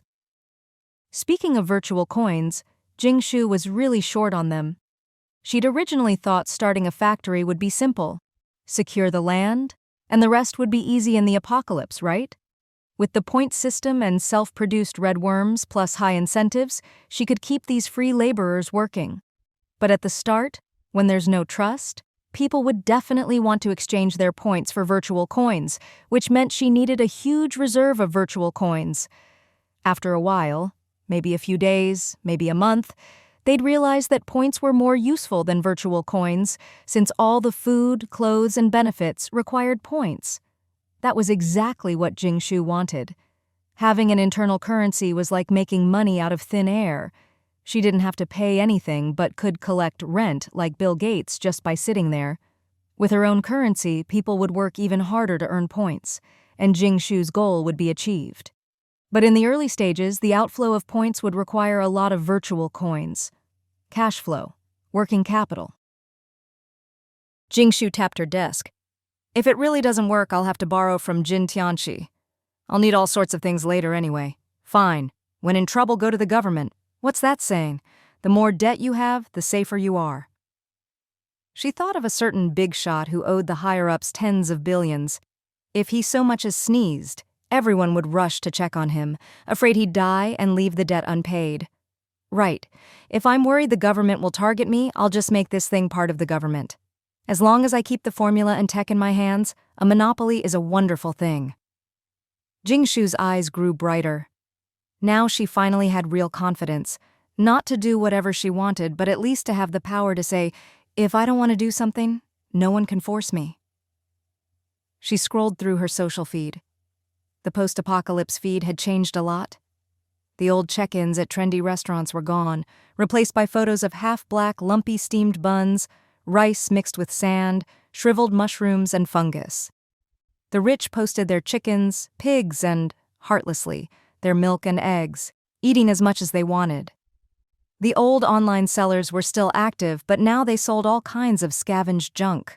Some people even posted about earning over 100 virtual coins a month, attracting a crowd begging to be kept. Still as lively as ever, Jing Shu thought, and posted her own ad. Hiring, 2 lawyers, several accountants, start immediately. Benefits, food and housing provided. Outstanding performers get a chicken leg. Interested? Send your resume via the big data system. After posting, she put her phone away and went back to her final round of experiments in her space. After several days of research, Jing Shu had more or less figured out the effects of the blood-colored spiritual spring and had found a new, fast, and cheap way to breed red worms. To explain, she had to start with the blood-colored spiritual spring's effects. The 4 test subjects had already produced results. First, the clump of algae didn't change much, but the red worms bred a lot more. That didn't really show the spring's effect. The interesting part was the orange tree she'd planted in her space. It had grown 2 different fruits on one tree. One was a huge, heavy pomelo, the other was a mandarin orange. When Jing Shu saw the 2 fruits, she was stunned. She'd clearly planted an orange tree. How did it grow 2 different fruits? She even wondered if she'd mixed up the seeds, but that was impossible. How could one tree grow 2 kinds of fruit? Was it a mutation? If not, then it had to be the effect of the blood-colored spiritual spring. At this point, Jing Shu still didn't fully understand the spring's effect. But the 4th test subject truly shocked her. The rooster fed with the blood-colored spiritual spring began to mutate. Its upper body was still like a normal chicken, but it had sharp dinosaur-like teeth and a long tail with half-molted feathers. Its wings had evolved differently, and its legs were thicker, with 3 5-clawed toes. In short, it looked like a cross between a bipedal T-Rex and a chicken. Chicken head, tail, wings, but dinosaur body. A dinosaur chicken. Jing Shu searched Baidu and found it looked exactly the same. According to Baidu, dinosaur chickens are created using reverse genetic engineering to awaken dormant dinosaur genes in modern chickens, making them devolve into half-dinosaur, half-chicken creatures. Staring at the rooster, now several times bigger than a normal chicken and almost as big as her fat hen, Jing Shu was dazed. Was this monster the work of the blood-colored spiritual spring? Clearly this stuff shouldn't be used on people. The dinosaur chicken was aggressive and irritable, pacing back and forth in her space. Jing Shu didn't know what to do with such a monster. If she let it out, scientists would want to study it. Was it stronger than her fat hen? "All right, fat hen, come in and spar with this guy."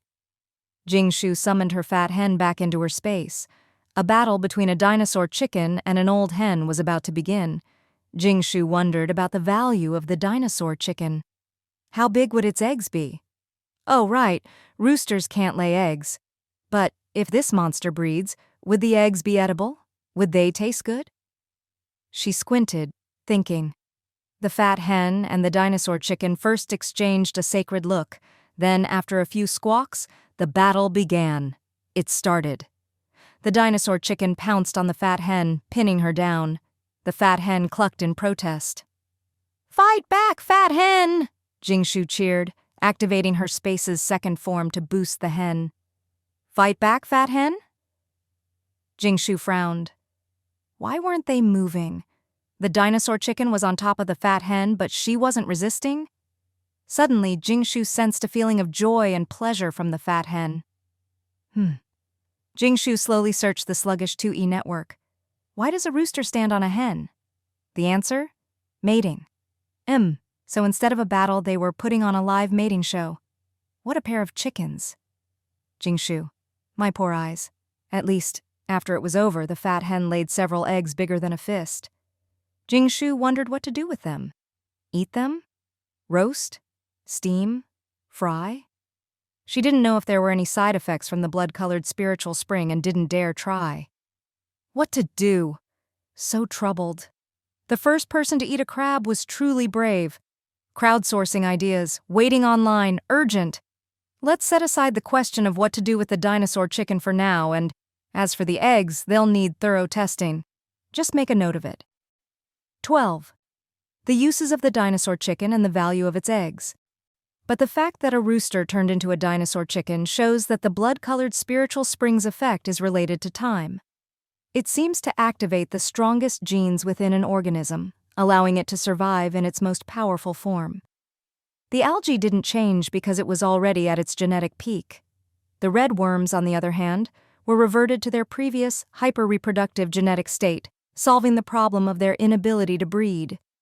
From now on, as long as red worms are soaked in water, diluted tens of thousands of times with the spring, they can return to their old reproductive genes.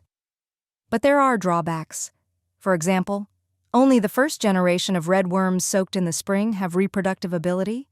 The second generation is weaker, and by the third generation, it's gone entirely. And since red worms only live about 7 days, even with the spring, a single drop in several tons of water is too little to have an effect. The main function of the blood-colored spiritual spring is to activate past genes. It's a catalyst, and this catalyst can be used repeatedly dozens of times until the water is completely depleted. It would take tens of tons of red worms soaking before the water is used up, so the cost is negligible for Jing Shu. In other words, after the first generation of red worms breeds like crazy and dies, Jing Shu just needs to soak a new batch to continue the process. To maximize benefits, Jing Shu will inject a trace amount of ZS-880 into the first-generation pool, which can double the reproductive output. The principle is probably that it stimulates cell division, making the red worms more productive. But the biggest need in raising redworms now isn't these reagents, but food sources. Rapidly growing algae is the best choice. If redworms could eat corpse worms or zombie virus-infected creatures, it wouldn't be so troublesome, but thankfully, there's algae as a converter. So Jing Shu's redworm breeding process is a bit complex. First, collect all kinds of corpse worms and zombie creature meat. These are basically free and abundant in the apocalypse. Then feed this meat to the special algae, which converts it all into a non-toxic state. The algae then becomes feed for the redworms, allowing them to reproduce wildly. Finally, the redworms are processed into ready-to-eat food to help relieve famine across the country. Why can't Jing Shu's method be copied? First, even algae can only divide a limited number of times. After a certain point, it stops growing, so you need ZS880 to accelerate it. Okay, let's say someone else has the reagent and breeds algae, but they still can't breed Jing Shu's red worms. Her blood-colored spiritual spring is indispensable. Someone might ask, is it useful to just breed this mutated algae? As food, it's only a bit better than corpse worms and not very filling. Feeding it to chickens or pigs isn't cost-effective. Anyone who's raised livestock knows about feed conversion ratios, how much meat you get per kilo of feed. If something eats less feed, grows faster, and yields more, then it's worth raising. The genetically improved redworms can grow to 20 centimeters in just 2 days. Short cycle, fast growth. 1 kilo of algae feed can produce dozens of kilos of redworms, a much higher return than raising chickens or ducks. No other creature can match this low cost. So Jing Shu's breeding model in the apocalypse requires the blood-colored spiritual spring as a catalyst and plenty of algae feed. Both are essential, and no one else can replicate this model. By the way, about the blood-colored spiritual spring, it turns out oranges are a hybrid of tangerines and pomelos. Jing Shu searched the keywords and realized that the orange tree she planted in her magic space had reverted to its hybrid genes. That explains everything. The blood-colored spiritual spring has a biological rollback function.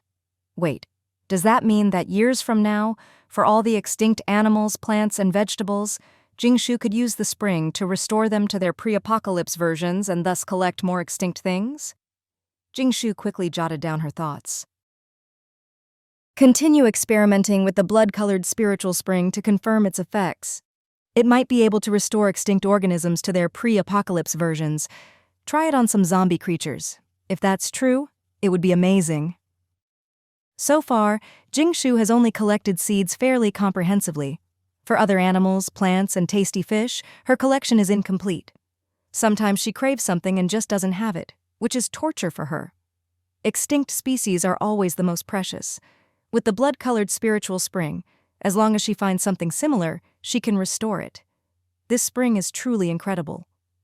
Looks like the blood-colored spiritual spring is even more powerful than I thought. Too bad there's so little of it.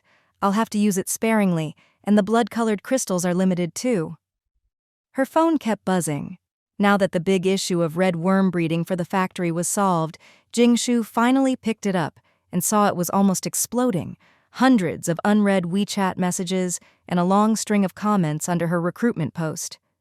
But someone had apparently shared her post in the Wild Chicken University group, and things had blown up even more. Ferris wheel girl. Isn't this Jing Shu, our college classmate who wanted to be an influencer before the apocalypse? Didn't know being an influencer was so valuable now. Short hair. What's so poor about her? I heard from a high school classmate that Jing Shu has shares in Shiyuan, and her family is so rich they eat chicken legs whenever they want. Not like you, making a crappy movie that never even got released before the apocalypse. Ferris wheel girl. You simp.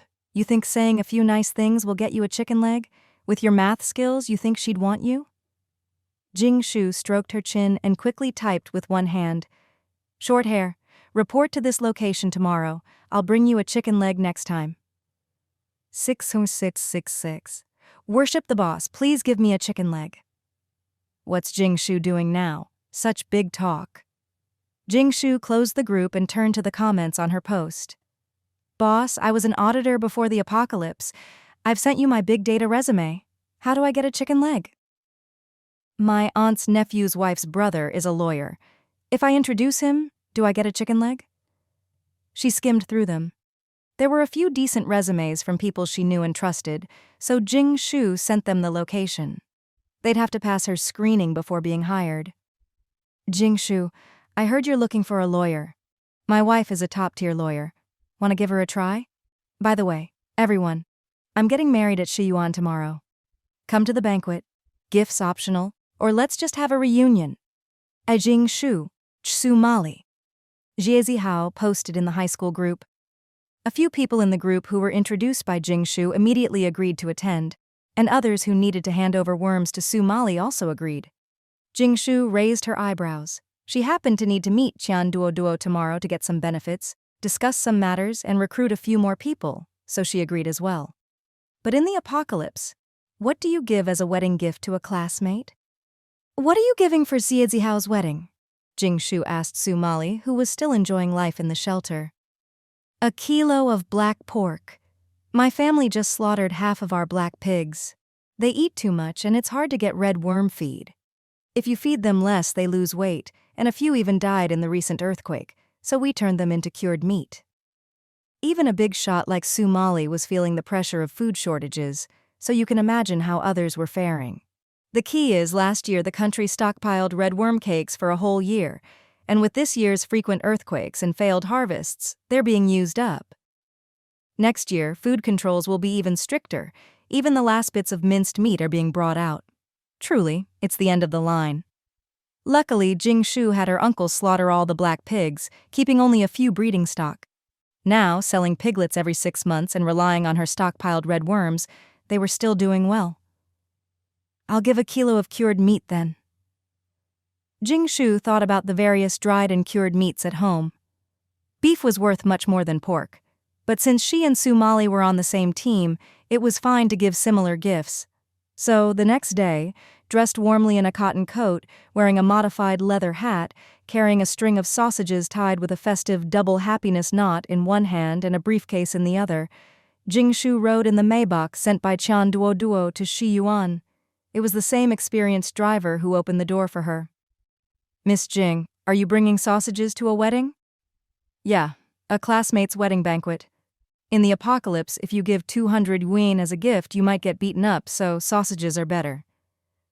That's actually a high-end gift these days. Usually a bag of old rice is considered generous, but recently Shiyuan has opened up to outsiders and even set up a banquet hotel. Anyone who can hold a wedding here must have some status. The driver gave her a little flattery. Is that so? Jing Shu smiled. By the second half of the third year of the apocalypse, only those with means could afford a wedding. Jiezi Hao's wedding was at noon, and Jing Shu had arranged to meet Qian Duo at 1 p.m., so she could attend the wedding and then get down to business. The wedding was held in Shiyuan's main canteen, with a dozen round stone tables and stone stools. Because there was magma underground, the stone wasn't cold. Actually, it was quite comfortable. There was even a stone stage and bright red curtains and lanterns everywhere. By apocalypse standards, this was a luxury wedding. At the entrance were photos of Jiezi Hao and his bride in wedding attire, and 2 people collecting gifts, with QR codes and a table for various presents. Most gifts were bags of old rice or small sacks of flour. The most precious were condiments, aged vinegar, soy sauce, etc., displayed prominently, each bottle worth at least several hundred virtual coins. There were also some rare vegetables and unopened daily necessities. It looked like a mini-mart, and these were considered high-end gifts in the apocalypse. Of course, the truly rich could do much better. Su Mali's parties were on another level, but this was solidly middle class. When Jing Shu arrived, the 2 people collecting gifts were arguing with a group. As she got closer, she realized it was a bunch of high school classmates arguing with the gift collectors. Someone sharp-eyed saw Jing Shu and called out, "Jing Shu's here! Let her judge!" Jing Shu, a bit confused, asked, "What's going on? Stop, Mu Xiaoshuan, you explain." The crowd quieted. Mu Xiaoshuan pointed at the 2 women collecting gifts and said, "A few of us classmates discussed it and decided to give a practical and affordable double happiness red worm gift pack. Each string is worth 3 virtual coins. That's the standard for weddings these days. We also said if you're close to Jiezi Hao, you can add another gift. But when we brought the gifts, these two wouldn't let us in, saying it was too shabby and not enough for a meal, and since we're the groom's friends, we can't eat for free.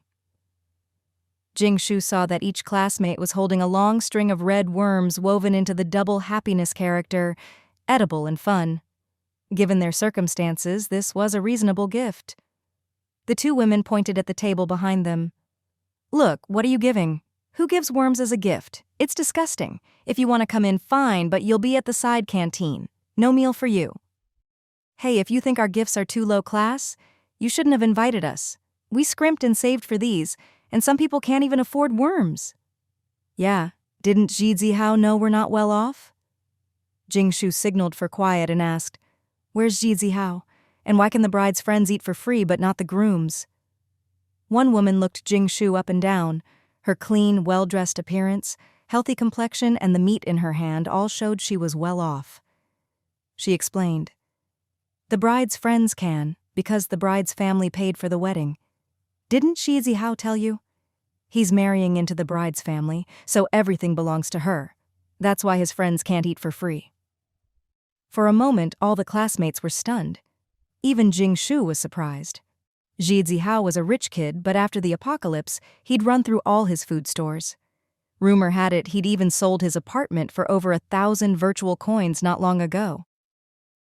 "Who said that after I married in, my friends can't eat for free?" An angry voice rang out. The groom, Zhizihao, appeared in red wedding clothes, looking healthy. Behind him was the bride, wearing a slightly worn wedding dress, looking embarrassed. She was very fat, over 100 kilos, which was extremely rare in the apocalypse. The classmates all thought, so Zhizihao really did get himself a rich wife. "Who said it?" Zhizihao asked again, turning to his bride. "Was it you?" The bride shook her head awkwardly. "Zihao, let me explain. Food is so tight now, and there are always people trying to freeload. As long as they're really your friends and here to celebrate, it's fine." She shot a look at the two women. "It's all a misunderstanding. Just put your gifts here, write your names, and I'll take you to your seats." Only then did Zhizihao's expression ease a little. Regardless of whether Zhizihao was marrying into the bride's family, no one dared say more. Everyone quietly presented their gifts. When it was Jing Shu's turn and her one jin of black pork cured meat appeared on the gift list, it drew envious, jealous, and admiring looks from her classmates. Boss Jing really is a boss, just casually brings the hottest black pork, made into cured meat. That takes a jin and a half of pork plus all kinds of spices and a lot of salt to cure, right? I heard you can't even buy this kind of premium smoked meat on the black market for hundreds of virtual coins. If I had that piece of meat, I could slice off a bit every day and eat for a year.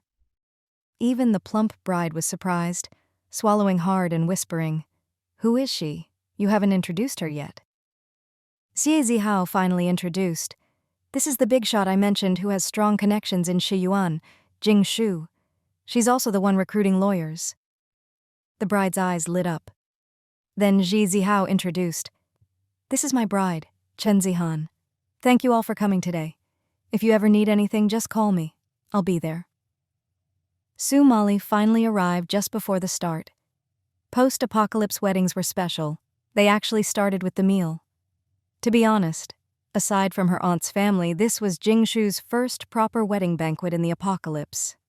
Food was scarce, so the spread couldn't compare to the pre-apocalypse feasts, and to prevent chaos, everything was served individually. Uniformed female servers helped portion the dishes onto everyone's plates. The host took the mic on stage and announced, "Blessings to the newlyweds. Please enjoy the first dish, honey-glazed, crispy lotus root." The servers distributed 10 slices of dry, white lotus root sprinkled with a bit of sugar to everyone. "Wishing the couple a child soon, please enjoy red date and lotus seed soup." It was a single, shriveled red date in a pale soup. Not much to look at, but at least everyone got a date. In the past, Jing Shu could have sucked on one all day. "Wishing the couple sweetness, please enjoy the celebratory cake." A fist-sized steamed cake was cut into 10 pieces, each about the size of a fingernail. Overall, the food didn't taste good, with a strong, musty flavor. Most of it was pre-apocalypse stock, nearly spoiled, and each portion was just a bite, barely enough to fill a tooth gap. Jing Shu even saw that the lotus root in Shi Lei's bowl was covered in mold, but he still ate every bit, even savoring it. The classmates were all the same, wasting food. At this table, this was the equivalent of a pre-apocalypse banquet costing tens of thousands. Moldy, stale, mixed flavors, shriveled, just being able to eat was already a rare treat in the apocalypse. There were 10 dishes in total, symbolizing perfection. Jing Shu reflected on her 10 years in the apocalypse.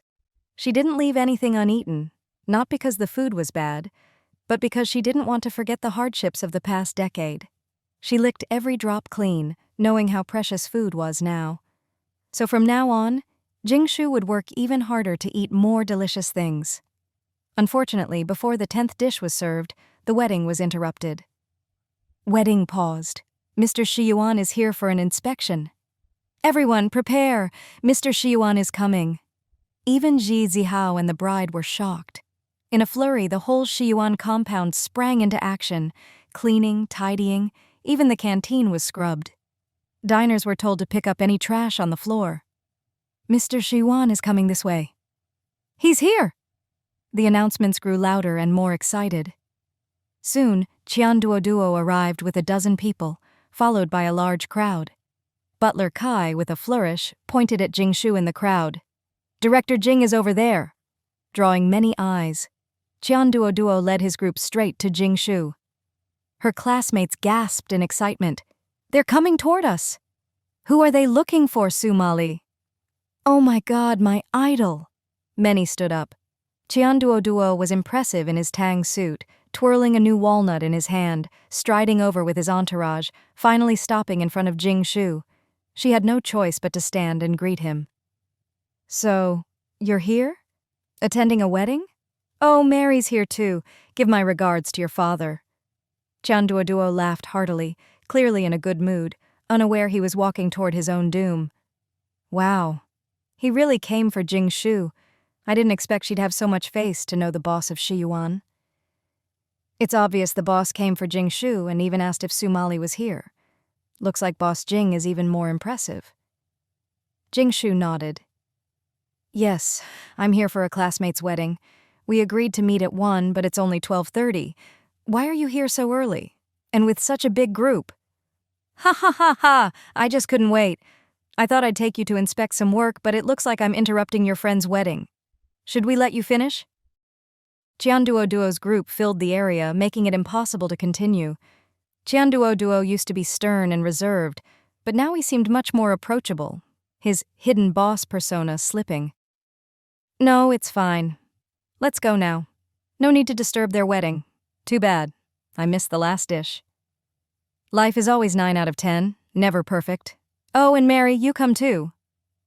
Butler Kai eagerly led the way, placing Jing Shu just half a step behind Qian Duoduo, with Su Mali following as a junior. Even Shi Yuan's top managers had to step aside, showing just how high Jing Shu's status was in Qian Duoduo's eyes. You all carry on. Nice couple, congratulations. Old Zhang, as an apology for the interruption, please send a vegetable platter to every table. Yes, sir. Amidst the shock, Jing Shu and Mr. Shi Yuan left the wedding scene. Everyone was left in disbelief. Mr. Shi Yuan had come just to see Jing Shu. How powerful is Jing Shu really? From what Su Mali said, Jing Shu has shares in Shi Yuan. Probably a lot. Wow, I've been classmates with such a big shot all along. I can brag about this for 100 years. Jing Shu was speechless. She hadn't wanted to stand out so much. She'd clearly agreed on a time with Qian Duoduo, but now everyone knew she was connected to Shi Yuan, and everyone thought she was rich. The key point? She was actually broke. Sigh. Sometimes you just can't keep a low profile no matter how hard you try. Qian Duoduo's so-called inspection was more like showing off Shi Yuan's new system to Jing Shu. He really had done it, created a post-apocalyptic paradise in this uniquely advantageous environment. Compared to the rough beginnings a year ago, Shi Yuan was now quite complete, though there was still room for improvement. They'd achieved self-sufficiency, but only at the level of having enough to eat. Qian Duoduo wanted more. He wanted Shi Yuan to be even more profitable. Everywhere they went, professional staff explained things to Qianduoduo. Thanks to the vegetable dehydration technology we got from the US and new breeding techniques, Shiyuan now produces several hundred kilos of vegetables daily. Most are dehydrated and stored. At this rate, in a year, we'll have over 50 tons of dried vegetables. Enough, when rehydrated and combined with grain, to feed 1 million people for a month at minimum rations. Qianduoduo nodded in satisfaction. It just uses too much energy. As for livestock, besides the poultry acquired from the government last year, there were some rarities like ducks, goats, and donkeys. No horses, and only 4 or 5 pigs. Couldn't afford to raise more, since Shiyuan now had over 10,000 people, and daily food consumption was astronomical. The reason for raising donkeys wasn't just for donkey meat sandwiches, but for donkey hide gelatin, jiao. Even before the apocalypse, jiao was expensive, and now it was even more so. Its blood-enriching and beauty effects were legendary, with over 2,000 years of Chinese history. Jing Shu rested her chin in her hand, wondering if she should raise a little donkey too. But, she thought, jiao wasn't that important to her. Better to upgrade her magic space, which was getting crowded again after the latest round of organizing. Shiyuan had even set up its own fertilizer plant, drying and processing manure into fertilizer. The smell was too strong, so she didn't visit. Unexpectedly, when they reached the 3rd floor, the person giving the tour was Wang Chao, her high school classmate, whom Jing Shu had brought in after he had a child, to work on software.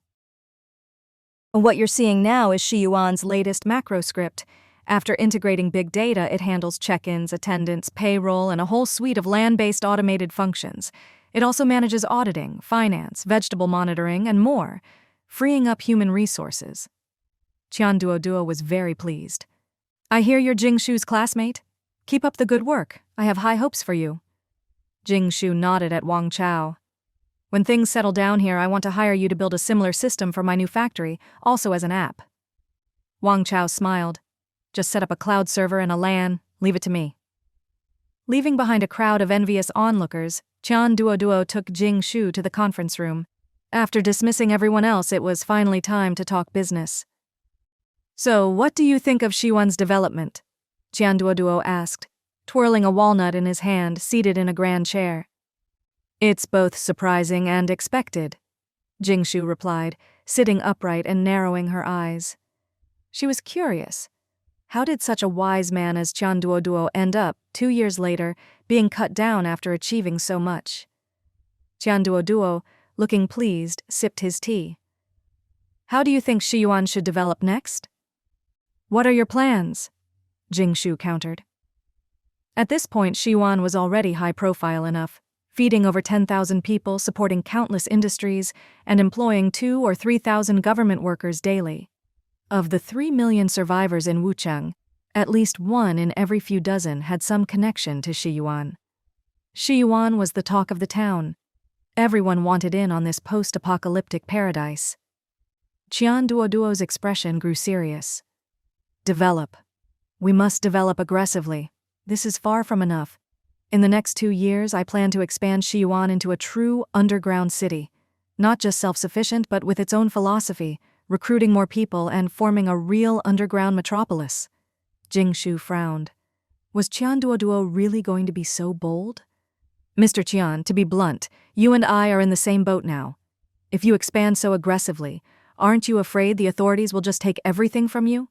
Even if Wucheng and the world aren't at the point of total collapse yet, as things get worse and people can't eat, Shiyuan will become a target. What will you do then? Jing Shu spoke slowly, but Qianduoduo didn't look surprised. He even sighed. You're right. I can tell you for sure, you should be mentally prepared. The situation in Wucheng and all of China will only get worse. If the apocalypse doesn't end, what you described is inevitable. Maybe in 3 months, maybe in 3 years. Jing Shu was shocked. Qianduoduo knew this much? The situation will only deteriorate. If all of Wucheng can't afford to eat, the authorities will come for the fattest sheep. You think I don't know? In peacetime, we're the rich and powerful. In disaster, we're just fat sheep to be slaughtered. I have connections in the capital, but if things get that bad, they'll be useless.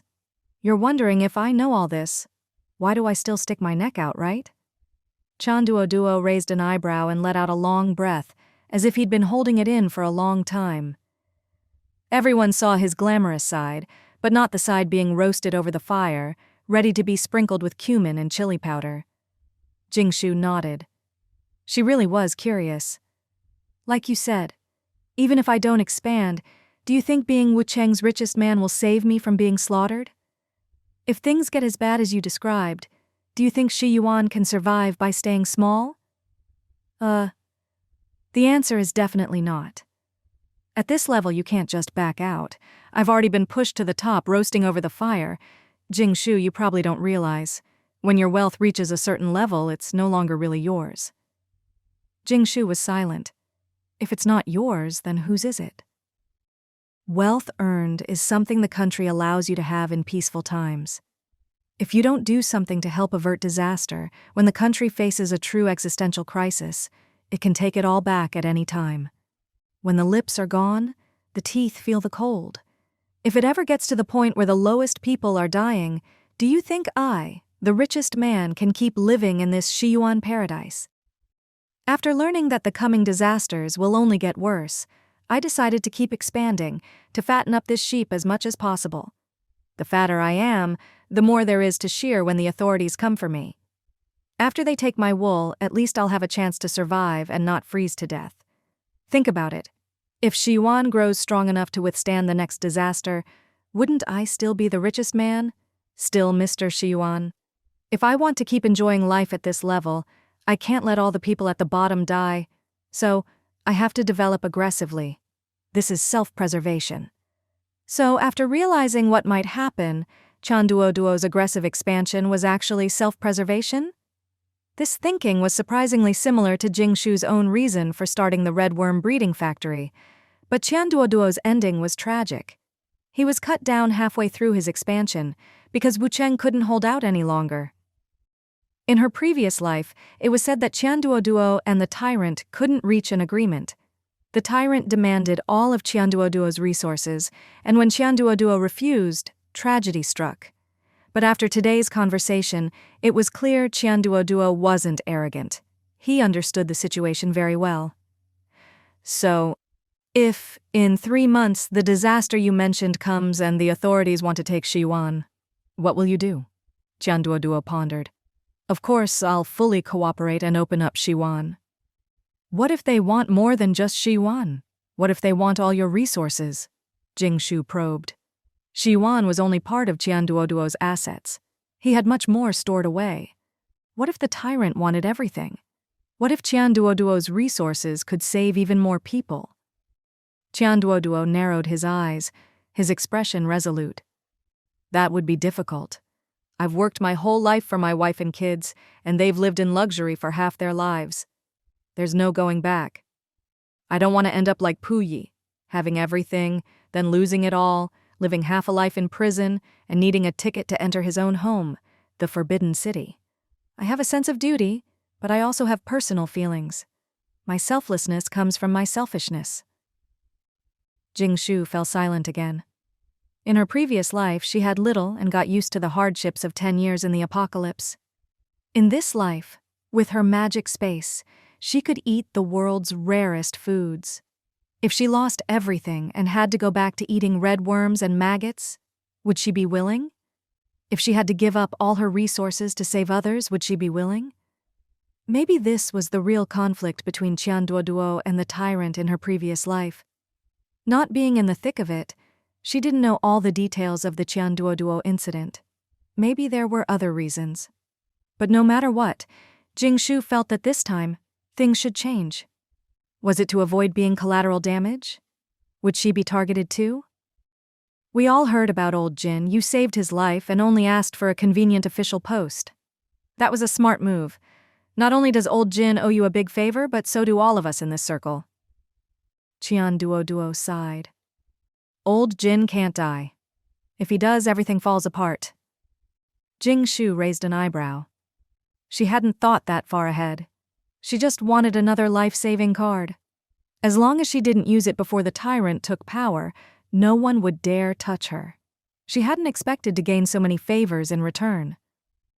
I also heard you bought land and started a factory, but when I found out it was a red worm breeding plant, I was really surprised. Jing Shu, you're a smart person. If you dared to open a factory at this time, you must be fully prepared, and you must also take precautions. The formula is the most important thing. Qianduoduo rubbed his walnut. Qianduoduo's information network was impressive. Jing Shu smiled wryly. To be honest, I don't even want to keep the red worm breeding method to myself. I'd love to make it public so China would never lack food and everyone would be safe. But unfortunately, it can't be replicated. I actually came to discuss cooperation with you. Qianduoduo was interested. Oh? Go on. In the meeting room, the sound of teacups and lids clinking occasionally broke the silence. Most of the time, Jing Shu spoke and Qianduoduo listened, only asking questions when he was confused, then falling into deep thought. The kind of stone you mentioned is no problem. In Xishan, we lack everything except that kind of stone. I'll send it to Banana Community at cost, but you'll have to find your own people to build with it. As for the red worm factory land, I'll also send you some stone as you requested. But those huge whole stones you want, that's a bit tricky. I'll have Butler Kai handle it for you and get back to you in a couple of days. Jing Shu was delighted. Her preparations for the 4th year's mudslide were finally coming together. Now she just had to wait for the stones to arrive and get to work. Time was running out. Only then did Qianduoduo finally take out a cigar, slowly lighting it. After a while, he said, "As for the red worm factory cooperation, I think it's very necessary. Your idea is good, but some details need to be discussed further. But you're right, Shiyuan and the breeding plant shouldn't be too closely linked. From now on, Butler Kai will handle the cooperation in secret. On the surface, Shiyuan will just be a buyer of the red worm factory's products." That was the only way. Qianduoduo's brows relaxed. With the red worm feed you provide, Shiyuan's poultry farming can finally expand, greatly reducing my costs and losses. I'll stockpile as much food and supplies as possible to prepare for even harsher times. Jing Shu, you've really helped me a lot. Don't worry, from now on, I'll give you an extra 1% of the monthly dividends. Just like that, he gave away another 1% equity? What a real tycoon, so generous. But Jing Shu liked it. As for our cooperation, let's do as you suggested. You provide me with red worm feed, I'll provide you with energy and materials, and we'll both develop quickly. We must stand firm in Wucheng as soon as possible. Jing Shu smiled nonchalantly. Let's settle it like this. From now on, my dividends from Shiyuan will be delivered monthly as ordinary food and daily necessities directly to the red worm breeding factory for the workers' own consumption. As for the extra 1% dividend you're giving me, please convert it to gasoline for me. I'm really short on energy lately. You don't want anything else? Qianduoduo was surprised. Shiyuan's output was already very rich, and the monthly dividends for shareholders were always top quality. For example, Su Mali's child received all kinds of fresh vegetables every month, plus eggs and milk. Maybe not a lot, but enough for a family to have a little every day. Just 1% of Shiyuan's monthly dividends could let a family live better than most did before the apocalypse, and yet Jing Shu wanted gasoline? Jing Shu smiled. My mother is the director of the agricultural farm and about to be promoted to minister. My father is the head of the livestock farm. I'm the vice president of the Pharmaceutical Association. We also grow all kinds of things at home. There's nothing we lack. To be honest, while Shiyuan's vegetables and poultry were good, nothing compared to what came out of her magic space. Besides, gasoline was what Jing Shu really needed. With a big family and business, she'd already used up a third of her pre-apocalypse and post-apocalypse stockpiles, including what she'd gotten from Qianduoduo. She used to drive every day with a full tank, burning through dozens of cubic meters, especially with the unexpected gas guzzler, the German MAN RV. To save fuel, she'd installed 4 batteries and 8 huge natural gas tanks. But now, living in the RV meant using fuel for heating, starting the engine, and powering the house. The family's electricity needs were only going to grow, and global energy would only get scarcer. Of course, she wanted to stockpile as much gasoline and diesel as possible. I almost forgot about that, ha ha ha. What about the synthetic meat? Jing Shu asked, narrowing her eyes. Duo thought for a while before replying, "How about this? Synthetic meat is a real breakthrough for Shi Yuan, since poultry is still too rare. Even if we expand breeding, most people still can't eat it. Right now, a regular meal in Shi Yuan is just old rice and red worms. Of course, I have to consider the cost. Let me research it first. If we can lower the cost, we'll cooperate directly. No need to talk about selling the formula." Jing Shu raised an eyebrow. "Cooperate? You mean profit sharing?" Duo nodded. "Yes, whether I sell it internally or externally, we'll split it 70-30. I take 70, you take 30. I'll provide all the raw materials and sales channels. You don't have to do anything, just provide the formula and wait for your share. But there's risk. If the research works out, you just wait for the money. If the cost is too high, I'll have to give up on synthetic meat. I might be able to spare some time to work on it, but right now, I'm too busy." Now it was Jing Shu's turn to ponder. Honestly, a 70-30 split was generous. Usually, with Duo holding all the cards, it would be 80-20. He was thinking long-term, slow and steady. With this deal, whether it was 1 year or 10, as long as synthetic meat sold, she'd get her cut. And Duo would be covering all the costs, operations, labor, and materials. He might not even make 30%. "All right, I'll give you the formula, but I recommend 2 people to work on the research with you. The success of the Red Worm Factory is closely tied to them. They're both very capable." "Oh? Who?" Jing Shu smiled. "My cousin Wu Yu Ai and her mentor Chu Zhuohua." "Fine, as long as they're capable, I'll take them. I'll have old Wang handle it. Then please have all my dividends from the past 6 months converted to ordinary goods and shipped with the stones to the Red Worm Factory tomorrow." The conversation finally ended. Both Duo and Jing Shu were satisfied. The biggest gain today was solving the factory's welfare issue. How much was 5% of Shi Yuan's dividends worth? Carefully calculated, it was a lot. At Jing Shu's level, she could get over 100 kilos of fresh vegetables, dozens of kilos of rice or flour, a couple of fish, enough milk for a family of 3, hundreds of eggs, new clothes and bedding, and all kinds of pre-apocalypse condiments and daily necessities every month. If she traded the rare goods for more ordinary ones, she could get even more, enough for a small group at the factory to taste the most precious food in the apocalypse.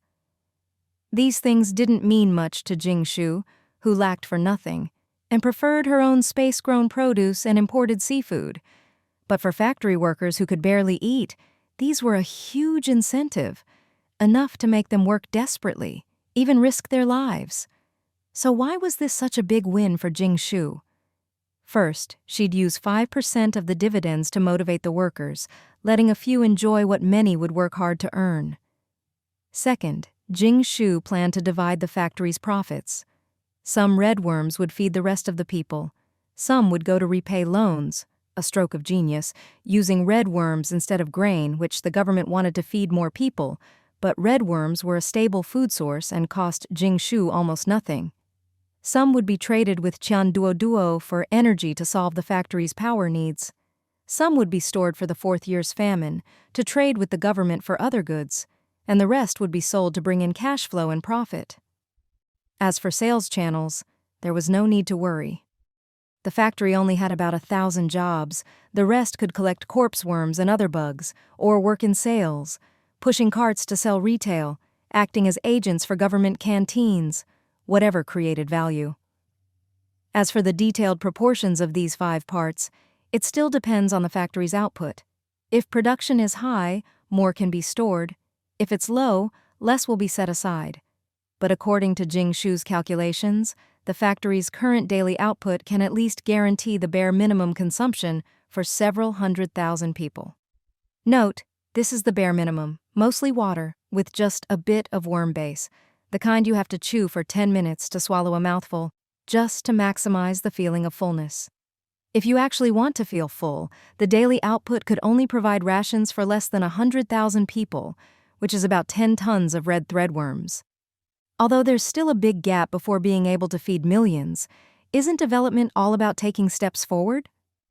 Don't be fooled into thinking Jing Shu is running a losing business right now, taking out loans, investing all sorts of resources, and seemingly getting nothing in return. But she's done the math. Once the operation matures, daily profits will be at least 50,000 virtual coins. What does that mean? And that's not even counting the batch of emergency food stored away. Those might not bring in extra profit, but at the very least they can be traded for other things. Once she achieves a positive cycle, she won't have to do anything but sit back and watch 50,000 virtual coins roll in every day. That's 1.5 million a month. It won't be long before she not only recoups her investment but starts making even more. At that point, those virtual coins will finally feel like a truly long string of numbers to her. I really want to experience what it's like to be rich. Jing Shu was already drooling a little, even fantasizing about what she'd buy with all those virtual coins. But no, that's not it. She just doesn't want Shiyuan to be seized by the government a year from now, dragging her fish ponds down with it. As long as Qianduoduo is alive, she's the one shielding everyone. If Qianduoduo dies, it'll be their turn. So really, she's just trying to keep Shiyuan from repeating the same old mistakes. How did she end up out of nowhere running a factory to make money in the apocalypse? Sigh, I can only accept this reality, Jing Shu thought, feeling cheerful as she hurried off to Jin Tianqi's residence. First, she wanted to check on Jin Tianqi's injuries. As it turned out, he was recovering well. He'd already been taken off all medical equipment and looked much more energetic, though he still needed someone to help him walk. Jin Tianqi's recovery was expected. After all, in her previous life, he hadn't died so early. He probably just bought himself another year. But what about after that? Would he still need the medicine to stay alive? Second, she was here to cry poor. And there's an art to crying poor. It takes skill and preparation, and most importantly, you have to know what you need. I'm broke! Only now do I realize how hard it is to run a factory. In my youthful ignorance, I spent all my wealth, and now I find I can't keep the factory going. I even promised to feed 2,000 people. I'm really taking a huge burden off Wu Cheng's shoulders. Jin Tianqi smiled gently, knowing full well Jing Shu had an agenda, but he couldn't get upset about it. Just say what you need. Whatever difficulties you have, tell me and I'll help you solve them. You've already set the rules and got everyone's hopes up. I've heard from people below that you've divided everyone into different ranks and even kept your factory's point system. These days, a lot of people are working really hard. You must have your next move planned, right? Just tell me what you want. Jing Shu smiled calmly. To be honest, everything's ready except for one last thing. You know about the scrap metal the previous owner left behind? All those big machines are industrial grade, but I have no use for them and they take up space. I want to melt them down and make the equipment I actually need. I've been thinking about it. Those big machines in the factory can't be moved, and they're built into the place. So I figured, why not set up a smelter and make my own equipment? Jin Tianqi was stunned for a moment, then burst out laughing. You're really something!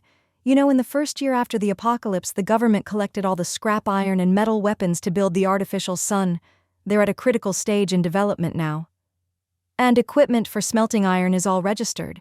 You can't just get one because you want it. But I can ask Yunjia to lend you a medium-frequency induction furnace. You'll need a lot of power and workers who know how to mold the molten iron. Jing Shu replied, Power's not a problem. I'll provide food and lodging for the workers and even give them a bonus. Jin Tianqi nodded, satisfied. Then it's settled. Most of these workers have a day or two off. If you're in a hurry, I'll get more people and have it done in 2 days. No one's schedule will be affected. The sooner, the better. With the equipment issue solved, there really weren't any more problems. The equipment didn't need to be anything fancy, just workbenches, conveyor belts, and breeding rooms. The master workers would know what to do. The main thing was to create a streamlined process to boost efficiency. Anything else? Jin Tianqi asked, seeing Jing Shu lost in thought. Jing Shu nodded. Yes, I've got a big batch of sulfuric acid ants. You can extract sulfuric acid from them, which is useful for a lot of things, fertilizer, feed, and so on. I've set aside a workshop for this, but without equipment, I haven't dared to start. How much can you produce? Not much, but once things stabilize, over 100 kilos a day shouldn't be a problem, Jing Shu said conservatively. With her spiritual spring, even the old ants were laying eggs at several times their previous rate, and the numbers were still rising steadily. Don't underestimate these little ants. Once their acid is diluted, it adds up to a lot. Jin Tianqi's eyes lit up. Before the apocalypse, sulfuric acid factories were everywhere, and every year they'd overproduce. But now, they're basically all gone. Sulfuric acid might not seem important, but it's needed for all sorts of things. Even though it's dangerous, corrosive, and harmful if inhaled or spilled, right now it's in demand. Here's what we'll do. We'll provide the technology and workers, you provide the ants, and we'll split the profits. 30% for us, 70% for you. Deal, Jing Shu agreed readily. With everything she needed sorted out, she still didn't leave. Anything else? I'm really out of money. I'd like to borrow a little to keep things moving. Jing Shu coughed. She actually had a lot of supplies she could trade for cash, including all sorts of goods from America, but honestly, virtual coins are always just numbers. Having real supplies in hand is much more reassuring, and besides, she still needed those supplies herself. Jing Shu isn't the type to borrow extra money from the government just so, when the government comes to slaughter the pig, they'll remember this pig hasn't even paid back its principal yet. Mainly, borrowing from the government is like borrowing a chicken to lay eggs. As long as the interest rate is lower than inflation, virtual currency will keep losing value, and the things she repays will be worth less and less. For example, if Jing Shu borrows 1,000 virtual coins today, with annual inflation at 6% and the government's loan rate at 4%, and her goods appreciate by 6% a year, then next year the money is only worth 960 virtual coins, while prices have gone up 6%, she's made an 8% gain. The more she explains, the more it sounds like she's taking advantage. How much do you want to borrow? Jin Tianqi asked. 1 million virtual coins, Jing Shu blinked. Jin Tianqi coughed violently. How much? 1 million virtual coins. That much? Jin Tianqi eyed her suspiciously. 4% interest. How long is the loan? 30 years?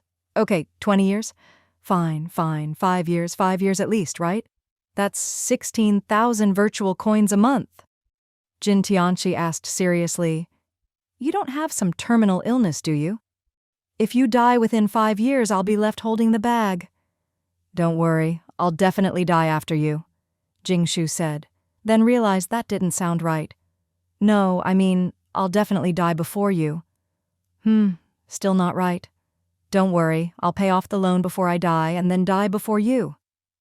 Only then did Jin Tianqi nod. Let Junjia take you to handle the paperwork. The factory will be collateral. If you miss 3 months of payments, we'll repossess the factory. Great! With this money, I can buy all kinds of stone, hire people, and keep some working capital for the factory.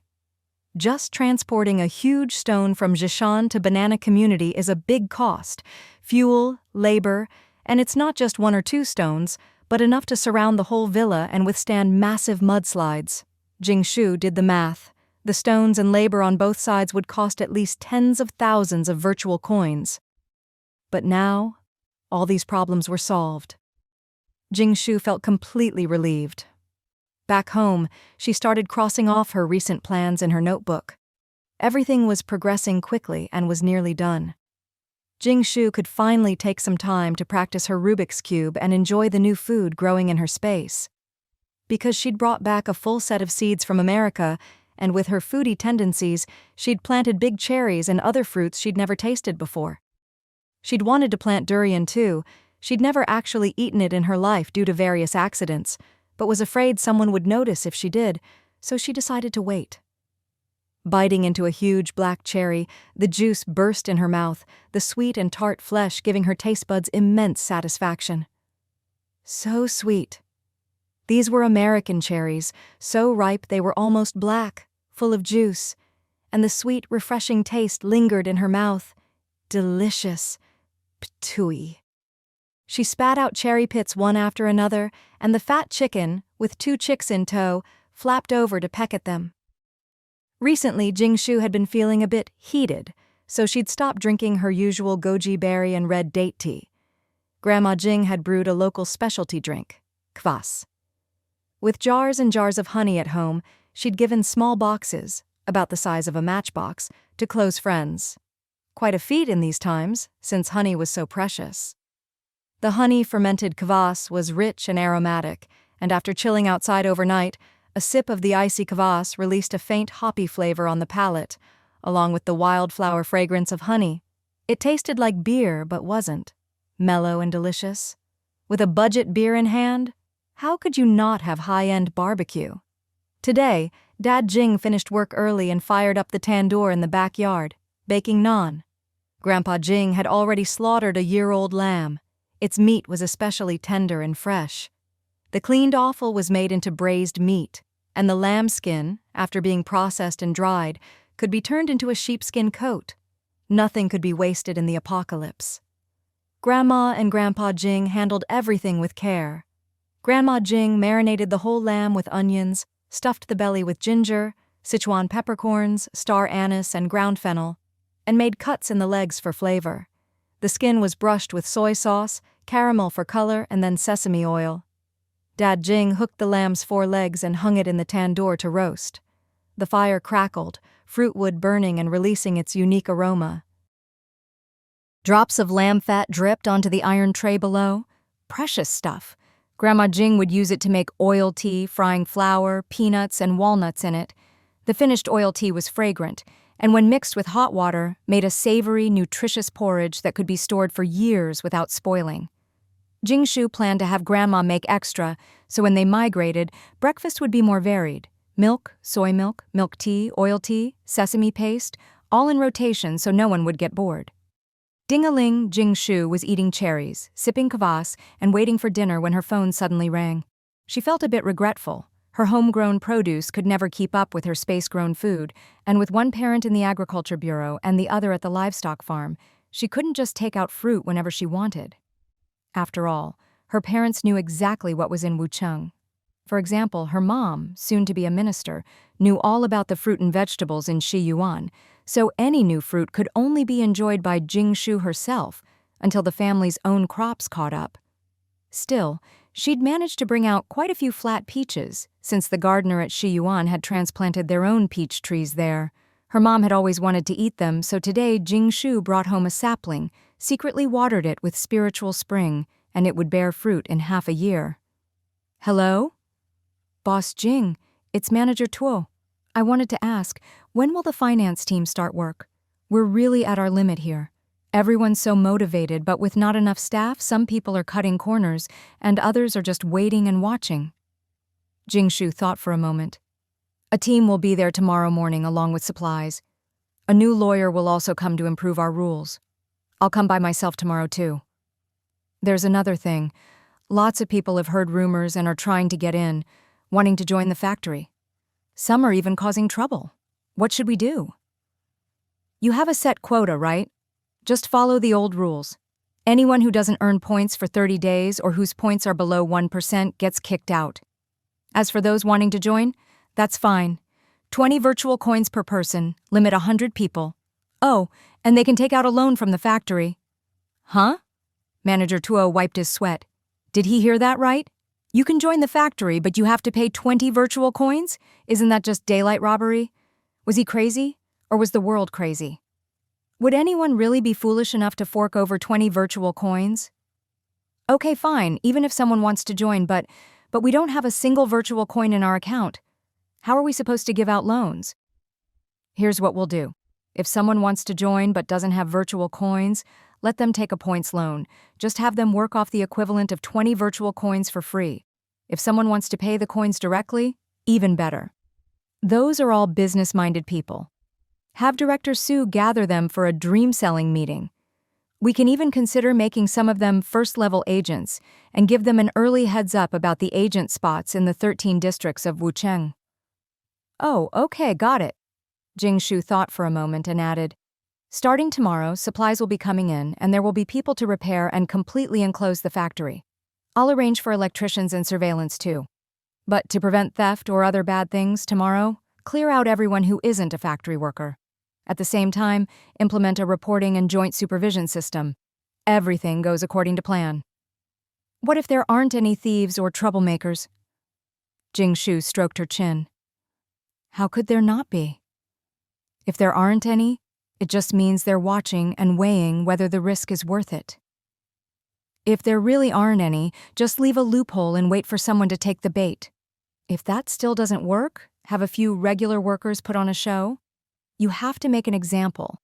Let them know the factory's bottom line is untouchable. That way, it'll be much easier to manage things later. These evil seeds must be nipped in the bud. Oh, understood. Manager Tuo kept sweating. He'd worked in government for decades, fought office battles, and was no slouch at reading people. Yet, in this post-apocalyptic world, not even a young girl could be as ruthless and perceptive as her. He felt like he'd lived in vain. That's all then. Beep, beep, beep. Manager Tuo sighed. At first, he'd worried this was just a rich kid's passing fancy. Great ideas. But once things got tough, she'd just bail. But now it looked like he'd have to step up his game. This might just be the second spring of his career. The roast whole lamb was finally done. Sprinkled with fragrant sesame seeds and chopped scallions, the lamb was golden and glistening on the outside, the outer meat crisp and brown, the inside tender and juicy. The aroma was mouth-watering. Jing Shu couldn't stop swallowing. A whole lamb wasn't that big, but in this post-apocalyptic world it was a true delicacy, especially since this lamb had been raised with spiritual spring water. The roast lamb was placed on the villa's dining table. In front of everyone was a big glass of golden kvass, an empty plate, and a small knife.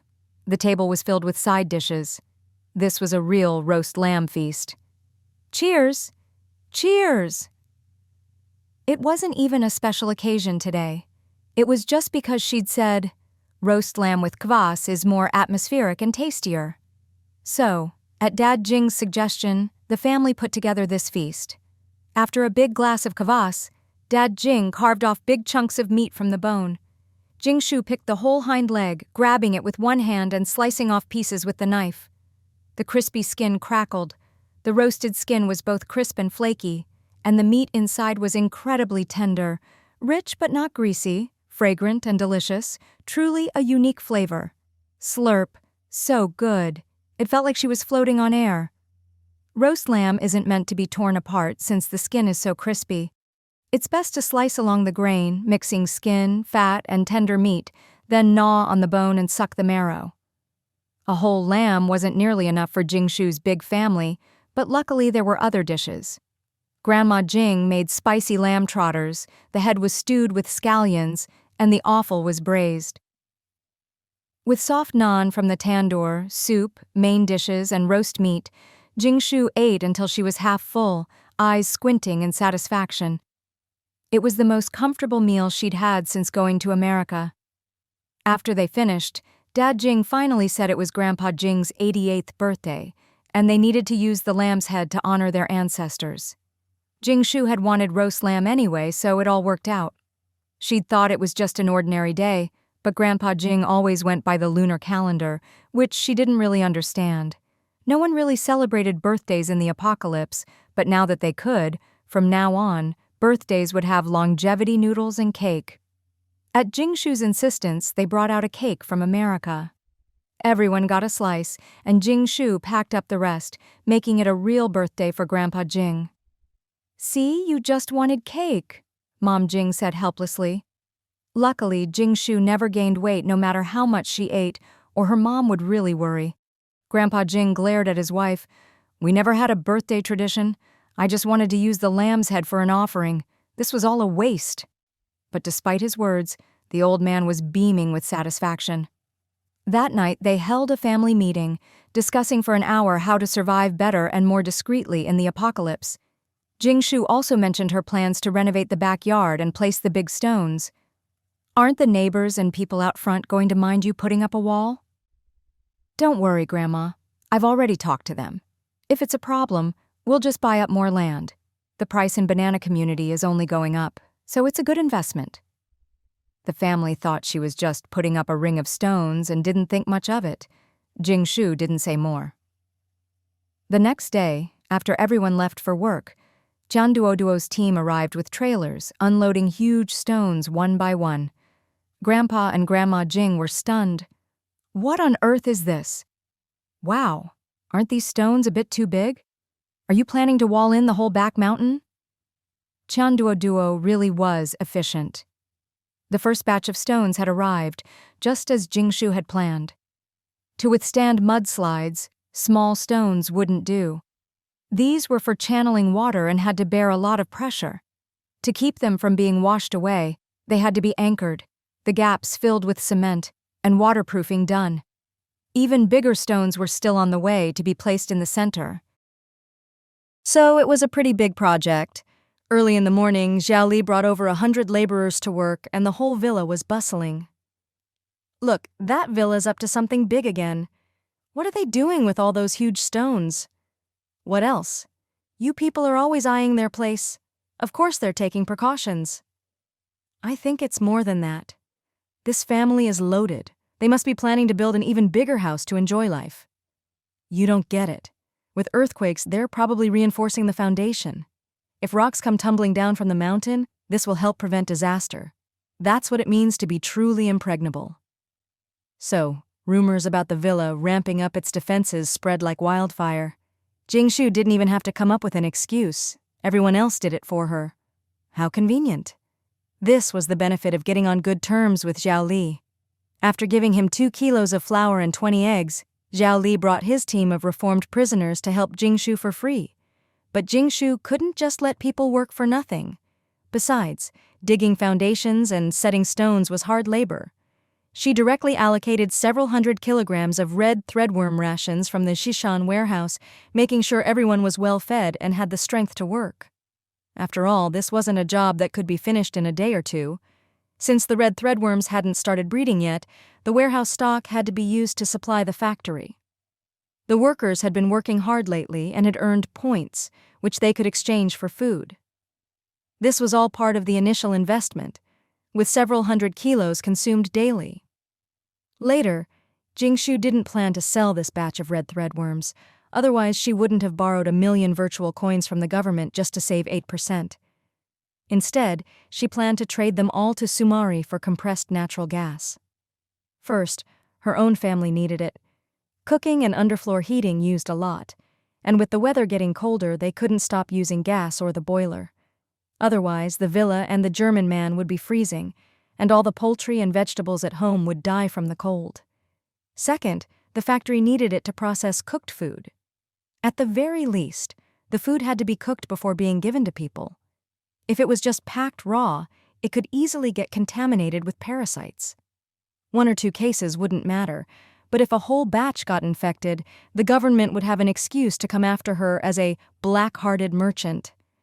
Until the factory could be self-sufficient, Jing Shu estimated there was about 1 million virtual coins worth of red threadworms left in the Shishan warehouse.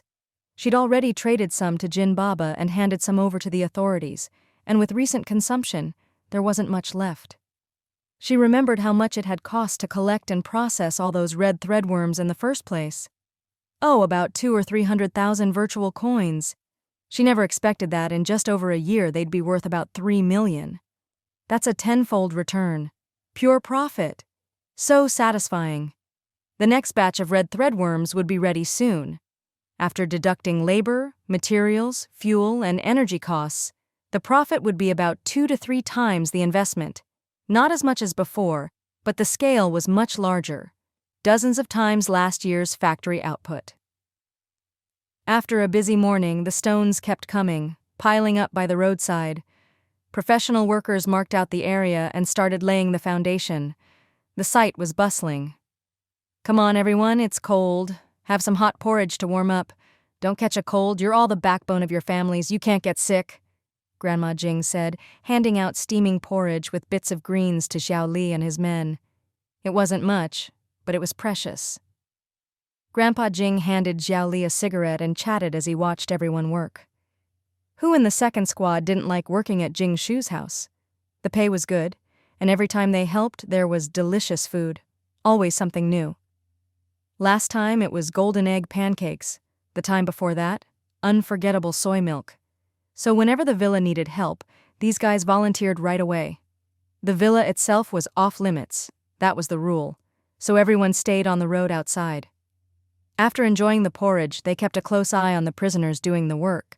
Fat Chicken, with 2 lion-headed geese and 2 chicks, patrolled its territory. No bugs or creatures daring to challenge its authority were allowed, not even the pregnant Big Flower. Satisfied, Jing Shu left everything to Grandpa Jing and headed to the factory. At the factory warehouse entrance, crowds were packed 3 or 4 layers deep. Look at that! Are those bags of rice coming off the truck? And fresh vegetables, too. What am I seeing? Old Wang is moving eggs, 10, 20, no, at least 50 eggs. Damn, he's lucky to be assigned to moving goods and gets to be so close to the eggs. I don't even hope to eat an egg. If I could just taste the shell, no, just smell an egg, I'd be happy. How many points is 1 egg again? 20 points. Robbery! A whole red threadworm buffet is just 1 point. Be grateful. On the black market, an egg is 25 virtual coins. Here it's only 20, much cheaper. And honestly, where else can you get a red threadworm buffet for just 1 point? That's not even the best part. The cafeteria's buffet is amazing. There's salt and pepper flavor, crispy fried, spicy, and even minced red threadworm for the elderly and kids. My God, is the boss a tycoon? He even uses seasonings. Anyway, once finance is back at work today, I'll be a level 2-star employee and get 2 free buffets. So good. Did you hear? If your points don't increase for 30 days, you'll be kicked out of the factory. And today, Zhang Zi and Lai Ziba caught everyone trying to sneak in and earned 20 points in one go. That's crazy. Points are so easy to earn. You probably haven't heard. Now anyone who wants to get in has to pay 20 virtual coins. It's laughable that some people want to slack off and not work. They'll regret it later. That's nothing. There's no one guarding the warehouse.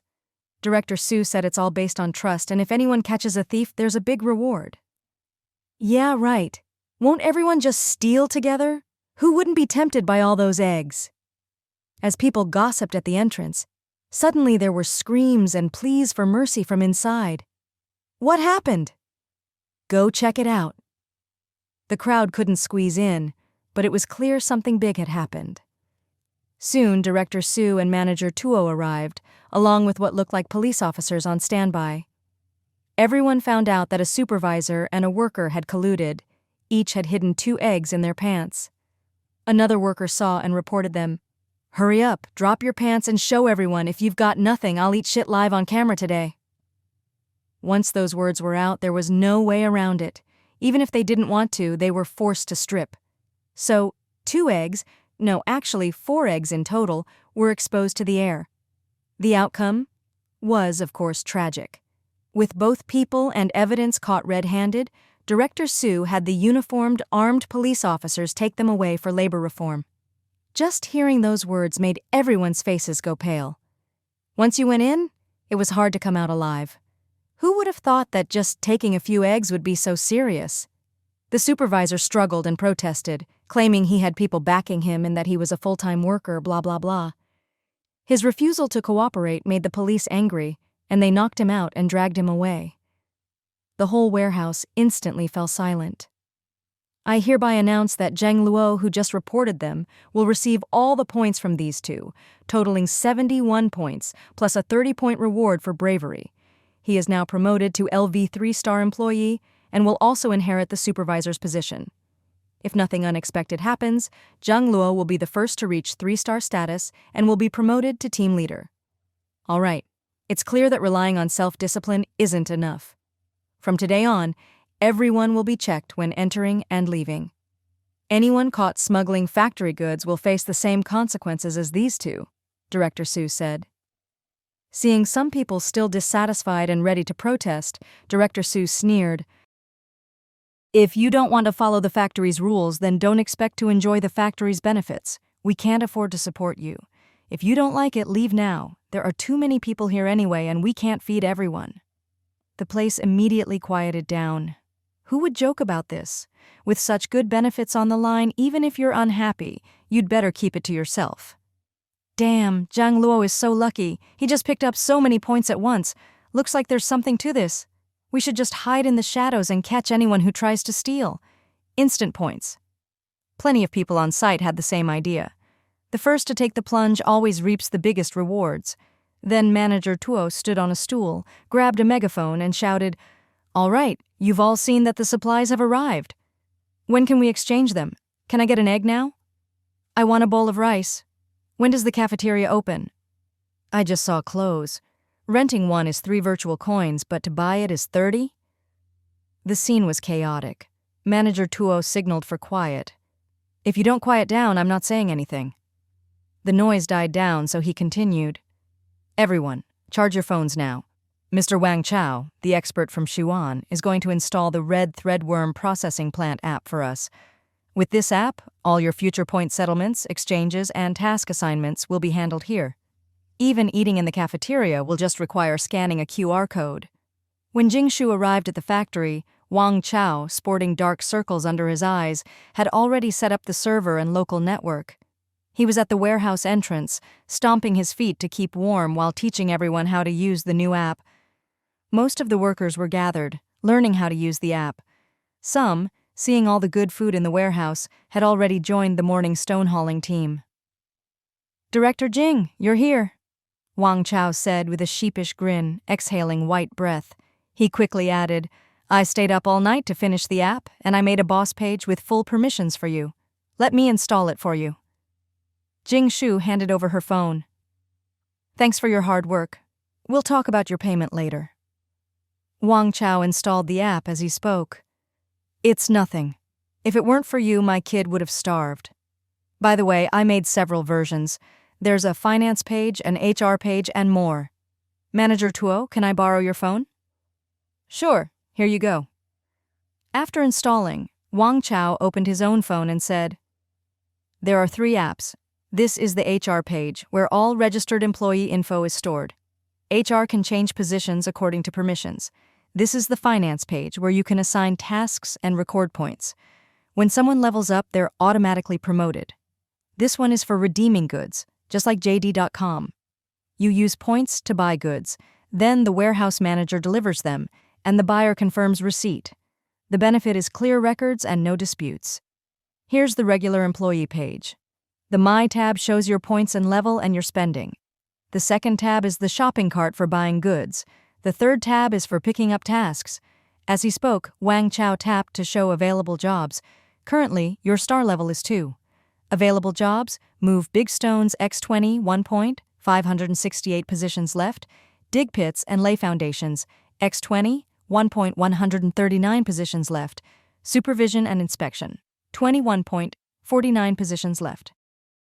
These jobs can be assigned once the site manager confirms. Managers can check records to see who works hard and who has a high redo rate, so I've explained to the workers, do a good job, or too many bad reviews and you won't get good jobs. Jing Shu gave a thumbs up. She wondered if, in the future, workers would say, "Dear, please give me a good review," or stare at their phones trying to grab jobs. Just imagining it was a little funny. This is the boss page. It has all the above functions, plus you can post jobs and goods at any time and even announcements. Here's the points distribution system. How many circulating points do you want to set? Jing Shu thought for a moment. With over 2,000 people and daily point recovery from meals and goods exchanges exceeding 10,000, she'd need to issue tens of thousands of points a day. She said, "Let's start with 1,000,000 points. After all, whether it was goods or points, it was all hers. As long as no extra virtual coins were exchanged, everything would circulate internally." "What about the virtual coin exchange channel? That needs to connect to big data, so you have to give me an account with enough virtual coins." Wang Chao wiped his sweat. This was the first time he realized Jing Shu was even richer than he'd thought. In his mind, a few dozen or 100 virtual coins was already a fortune. But for Jing Shu, 1,000,000 was just the baseline. Not to mention running such a big factory and transporting so many supplies. Just how rich was Jing Shu? In just a few years, she was almost on par with Mr. Sheyuan. Wang Chao knew Sheyuan's daily cash flow. After feeding his own people and those around him, he still stored up a lot of food, and even then, his daily turnover was tens of thousands of virtual coins. So what about Jing Shu's factory once it was up and running? 80,000. Just open a no-payment channel for me with a cap of 80,000. Jing Shu had borrowed $1 million, but she needed to do other things too, so she had to keep some money in reserve. Sigh, the factory needs to get up and running fast or I'll be so broke I'll only have my underwear left, Jing Shu sighed. The money she'd just received was about to be gone. 3 days at most. Within 3 days we'll be fully operational, and in just a week, we'll be making money. The iron melting tools she'd ordered from Jin Tianqi would arrive soon, and the craftsmen would start work today. In 2 days, all the equipment would be set up to Jing Shu's specifications, and after final adjustments, production could begin. On Wang Chao's end, he swallowed hard and nervously enabled the no-payment channel on the exchange platform. As the workers crowded around, they all started testing the app on their phones to see if they could really transfer out virtual coins. Jing Shu was immediately bombarded with dozens of notifications, coming in at a rate of 1 per second. Your personal virtual coin account spent 11 virtual coins at 12:32 on the 25th. Balance, 9,999,989 virtual coins. Big data. Your personal... Jing Shu's face darkened. Even though none of the transactions were for large amounts, watching her money flow out like water still made her heart ache. She just couldn't understand it. Other people who opened factories got messages every second saying, "You've received XX virtual coins." But for her, it was always, "You've spent XX virtual coins. Turn off the notifications for me. Out of sight, out of mind." At this point, Wang Chao finally realized Jing Shu was a true big shot. At least 800,000 virtual coins in big data. He could brag about this for ages. Got it. Meanwhile, after people confirmed they could really withdraw virtual coins, everyone was overjoyed and word spread quickly. "You idiot, 1 test is enough. Don't transfer all your points. Virtual coins can't be turned back into points. You'll still need points for food and everything else in the factory. Points are really important." After someone reminded them, the number of exchanges dropped off. Damn, the brick-moving jobs are almost gone. There aren't enough positions at all. Stop whining. If you keep it up, you'll just have to watch. Manager Tuo didn't even need to remind them. Once people understood the app and that they could pick jobs themselves, they immediately rushed to the work sites. In no time, everyone had disappeared to start working. Everyone was highly motivated now. Seeing all those supplies piled up gave them real incentive. Jing Shu's side didn't even have strict requirements for starting work. Even women with children could take on cleaning jobs, looking after their kids while they worked. Some could do inspection jobs, which were a bit tedious but steady, and women's attention to detail meant they often found issues and earned extra rewards. The dormitory building was empty now. The crowds from the first day were gone, as everyone was out working. Jing Shu's first batch of stones was to enclose the entire factory, grabbing extra land while she was at it. These 3-meter-tall stones were set upright, forming towering walls. With so many motivated workers, progress was incredibly fast. To prevent people from targeting the factory in the future, and to prepare for the 5th year's ice age, Jing Shu planned to make the space extra tall and private. Once the walls and mudslide drainage channels were done, Qian Duo would send professionals to build a fully enclosed factory for her. That way, when it snowed or hailed, at least no one would get hurt. Most importantly, after migrating and returning, the factory could still be used. Otherwise, with such a big investment, it would be a waste to abandon it after moving. Still, this was Jing Shu's first time running a factory, and she wasn't as experienced as Jin Tianqi's professional team. That afternoon, a group arrived and took over a small part of the factory, bringing lots of specialized equipment. By the next day, they'd be able to start extracting from the sulfuric acid ants, a small but important cash flow, since these ants were basically future money printers. Jing Shu took it seriously, having the ant nest delivered by car that very day, and told the staff that sulfuric acid could be extracted every 3 days. She'd also send more ants over regularly. As for the ants themselves, she kept them at the villa. She'd grown attached to them, and they liked playing with the little ones. Once she secretly had someone take the ant out for a sunbath, but Grandma Jing caught them and almost killed it with a broom. Luckily, Fat Chicken jumped in, clucking and spreading its wings to protect the fat bug. When Jing Shu got back, she explained it was her new pet sulfuric acid ant. What's it for? Can it lay eggs, spin silk, or give milk? In the apocalypse, Grandma Jing was all about practicality. If it couldn't create value, it wasn't a good animal. She only asked out of habit, knowing Jing Shu was just as thrifty as she was. Grandma Jing figured Jing Shu wouldn't keep a useless pet. It produces sulfuric acid. What's that good for? You can extract a lot of sulfuric acid every day. It can be used to make fertilizer and more. Basically, it prints thousands of virtual coins a day.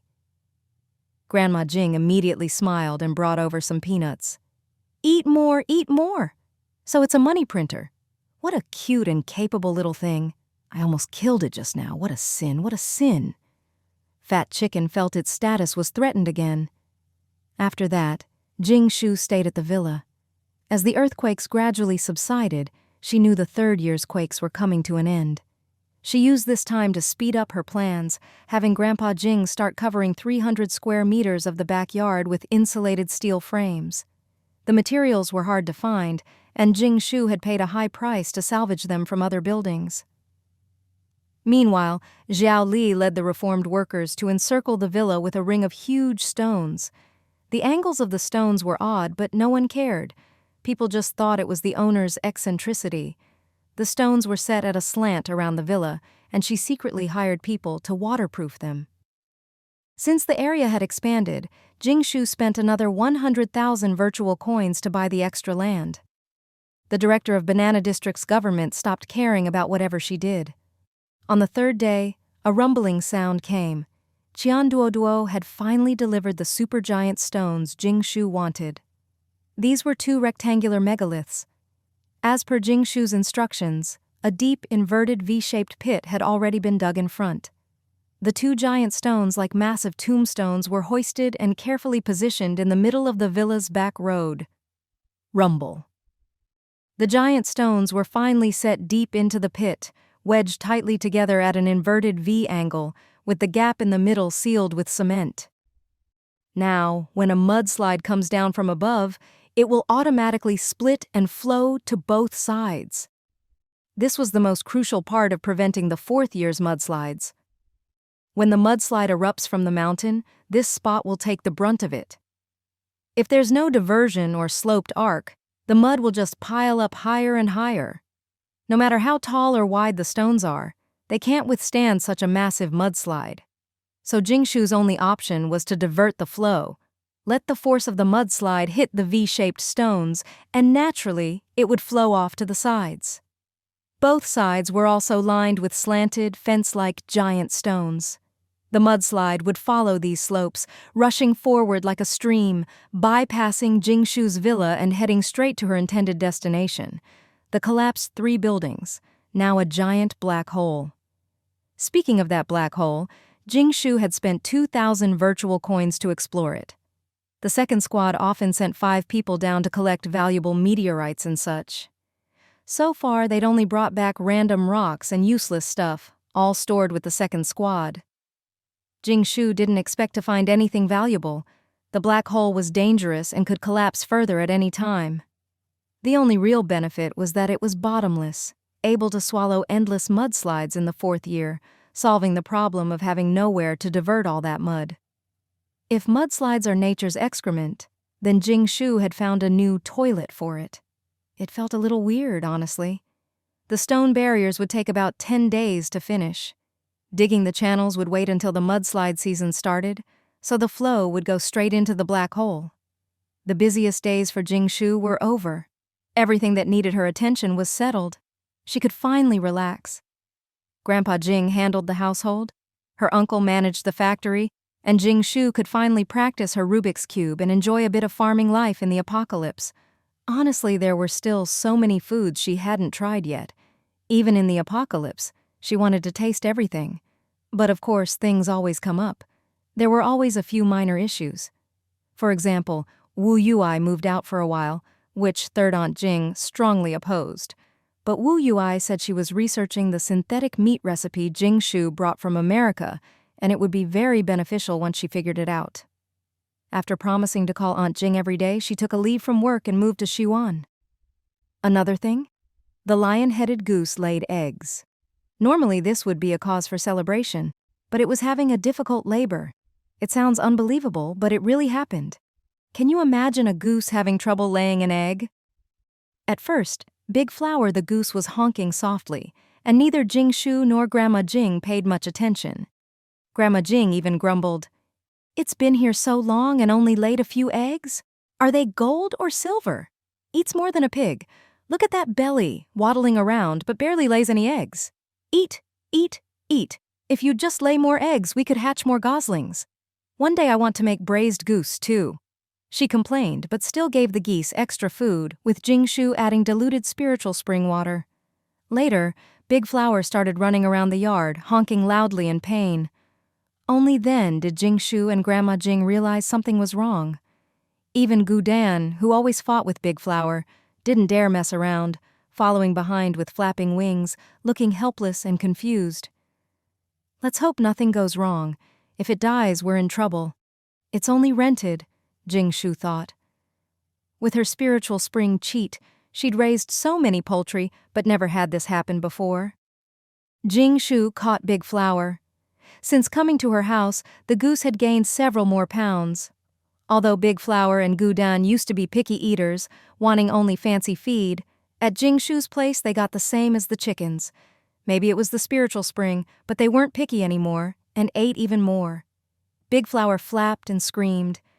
Jing Shu opened her Rubik's Cube space, calmed the goose, and tried to sense what was wrong. She felt the goose's emotions: anxious, irritable, urgent, blocked. Blocked? Wants to lay an egg but can't? Too big. Jing Shu reached out and felt its belly. Wow, it was all big eggs. Grandma, Big Flower might be having a difficult labor. She can't lay the eggs. Her belly's full of them. Huh? Geese can have trouble laying eggs? I've never heard of that in my life.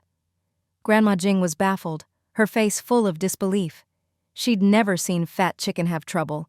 Just a cluck and the eggs popped right out. Easy as anything. Well, you never know. Maybe it's a constitution thing. These capital city geese are delicate, Grandma Jing analyzed. So what do we do? Should I try a massage? She started massaging the goose's rear. Maybe it's because this goose only laid a few eggs in the capital, but here, with all the spiritual spring feed, the eggs are too big. Plus, Grandma keeps feeding her so much, speeding up the absorption. Now she's got a bunch of big eggs all at once, and it's too much for her. Jing Shu squinted at the goose's rear. Should she try to stretch it? Let's check online. Jing Shu searched for solutions. There were plenty of tutorials. Some said to crush the eggs, some said to clear the uterus. Some even suggested a C-section. If you want, sew it up after. If not, just pluck it and stew it. Not helpful. Wasn't there a reliable method? Glycerin suppositories? That stuff actually works? Jing Shu's eyes lit up. Grandma, do we have any glycerin suppositories at home? Grandma Jing shook her head. Your grandpa and I used to use them, but since the apocalypse, our health's been great. No more constipation. Jing Shu never used them either. Her digestion was always fine. After searching everywhere and finding none, Jing Shu posted in her friend group, "My goose is egg-bound and can't lay. High price for glycerin suppositories. If you have any, send me your location." She also messaged Li Yuetian and others, asking them to get her a bottle if they could. At the same time, Jing Shu thought, I've helped deliver babies for people before. There's no reason I can't help a goose with a difficult labor, right? Maybe I should coach her through some deep breathing to help her lay the eggs? Unfortunately, she couldn't control the eggs inside. Jing Shu closed her eyes and tried to help the goose push for a long time, but it was no use. The egg wouldn't come out, and trying to pull it out by hand risked breaking it. If nothing else worked, she'd just have to break the eggs inside. This was all because the goose hadn't laid eggs for a long time. Clearly, you can't overdo the nutrition. Breaking the eggs once is fine, but you can't do it every time. The lion-headed goose would have to get through this eventually. Maybe, after laying a few, things would stretch out and get easier. Grandma Jing pried open the goose's vent. Tisk, tisk. Those eggs are huge, and the exit is way too small. Should we try flushing it with soapy water to stretch it out? People used to do that for difficult births. Let's do it. So they flushed in half a basin of soapy water. Grandma Jing kept massaging and stretching the goose's vent, while Jing Shu helped the goose keep pushing. Both people and goose were exhausted, and Big Flower was frantic. Grandpa Jing puffed on his cigar, blinking and unable to help. Gudan didn't make any trouble, just stood by. Even Fat Chicken looked confused. What were all these people doing? Grandma Jing's stretching actually worked. Soon the opening was much bigger. Jing Shu slathered on lots of oil for lubrication, and finally, one goose egg struggled out. Turns out, lubrication was the key. Once the first egg was out, the rest came much easier. Big Flower seemed to have discovered a whole new world, honking with relief as she laid egg after egg. With each one, she let out a long, contented sigh. Finally free. There were more than 10 eggs stuck inside, each bigger than a fist. Thanks to all the spiritual spring water, the eggs were huge. The whole family finally breathed a sigh of relief. They couldn't believe they'd just helped deliver not only human babies, but goose eggs too. Maybe they were turning into veterinarians. Ring ring! Jing Shu's phone rang like crazy. It was the Never Starve Food Safety Bureau. Had they seen her post in her friend circle? Hello, how's Big Flower? Was it egg binding? How could that happen? She never had trouble before. Do you need us to send someone to do surgery? Jing Shu exhaled. Mission accomplished. Mother and eggs are safe. Big Flower laid 7 eggs, all healthy. In about a month, you'll have a whole flock of little lion-headed geese. Congratulations. She kept the number low. More than 10 would be too shocking. More than Big Flower laid in a year. Whew, that's great. Thank you so much, Jing Shu. We're so glad we left Big Flower with you. Laying so many eggs so quickly proves you're amazing, like the Hua Tuo of the apocalypse. We really miss Big Flower and Gu Dan. Could you send us a short video? No problem. I totally understand how the family feels. Jing Shu filmed a video of Big Flower lying in her nest, looking blissful and motherly, with Gu Dan nearby, and sent it over. Soon after, she received a red envelope of 808 virtual coins. Grandma Jing comforted the still shivering, traumatized Big Flower. Don't be scared. Every woman goes through this. It's a rite of passage. The tone was getting weird. Time to slip away. Anyway, after this experience, Big Flower should be fine. Things were much more stretched out now. Just like Wu Yui's mentor wondered, does Fat Chicken get loose after laying so many eggs? Jing Shu glanced at Big Flower's vent. Yep, she probably wouldn't get egg-bound again. Back in her room, Jing Shu found hundreds of new messages on her phone. Come on, use my Imperial Jade Seal to crack a walnut for Jouer. Smirk. Is this really for your goose or do you need it yourself? Never heard of a goose that can't lay eggs. Shocking. A certain tycoon tormented by pain offers a high price for glycerin suppositories in the apocalypse. Shile. Shocking. Learned the 108th new way to show off wealth. Others raise chickens, I raise geese. Others walk dogs, I walk geese. Dr. Zhang. Young people are full of fire, I get it, don't be shy. Just inject some saline and do an enema. Hold it for 5 minutes. Plug it with a wooden stopper. He Shao. 666. Master is right. Learned a new trick. Master is awesome. Butler Kai. Dr. Zhang is awesome. Jing Shu. The topic kept getting more and more off track. Worse, her post had been shared to group chats. Jing Shu suddenly had a bad feeling. In the near future, this meme would be everywhere. Impulsiveness is the devil. So Jing Shu quickly posted a follow-up photo of Big Flower laying eggs, with the caption, "Problem solved, mother and eggs are safe. No need for glycerin suppositories, thank you everyone." Soon the comments poured in.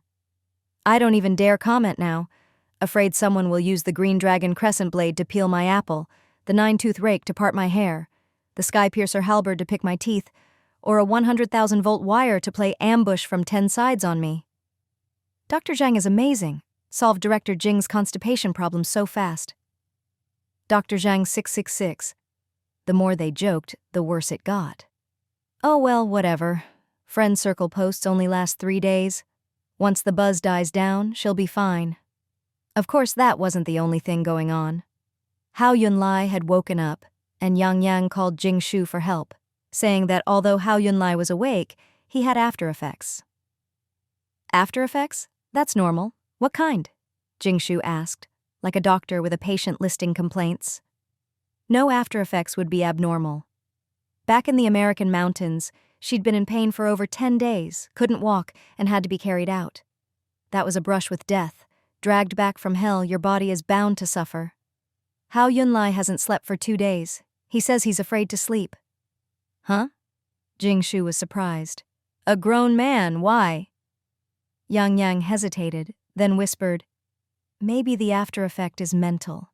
He says every time he sleeps, he ends up in the 18th level of hell, suffering all kinds of tortures.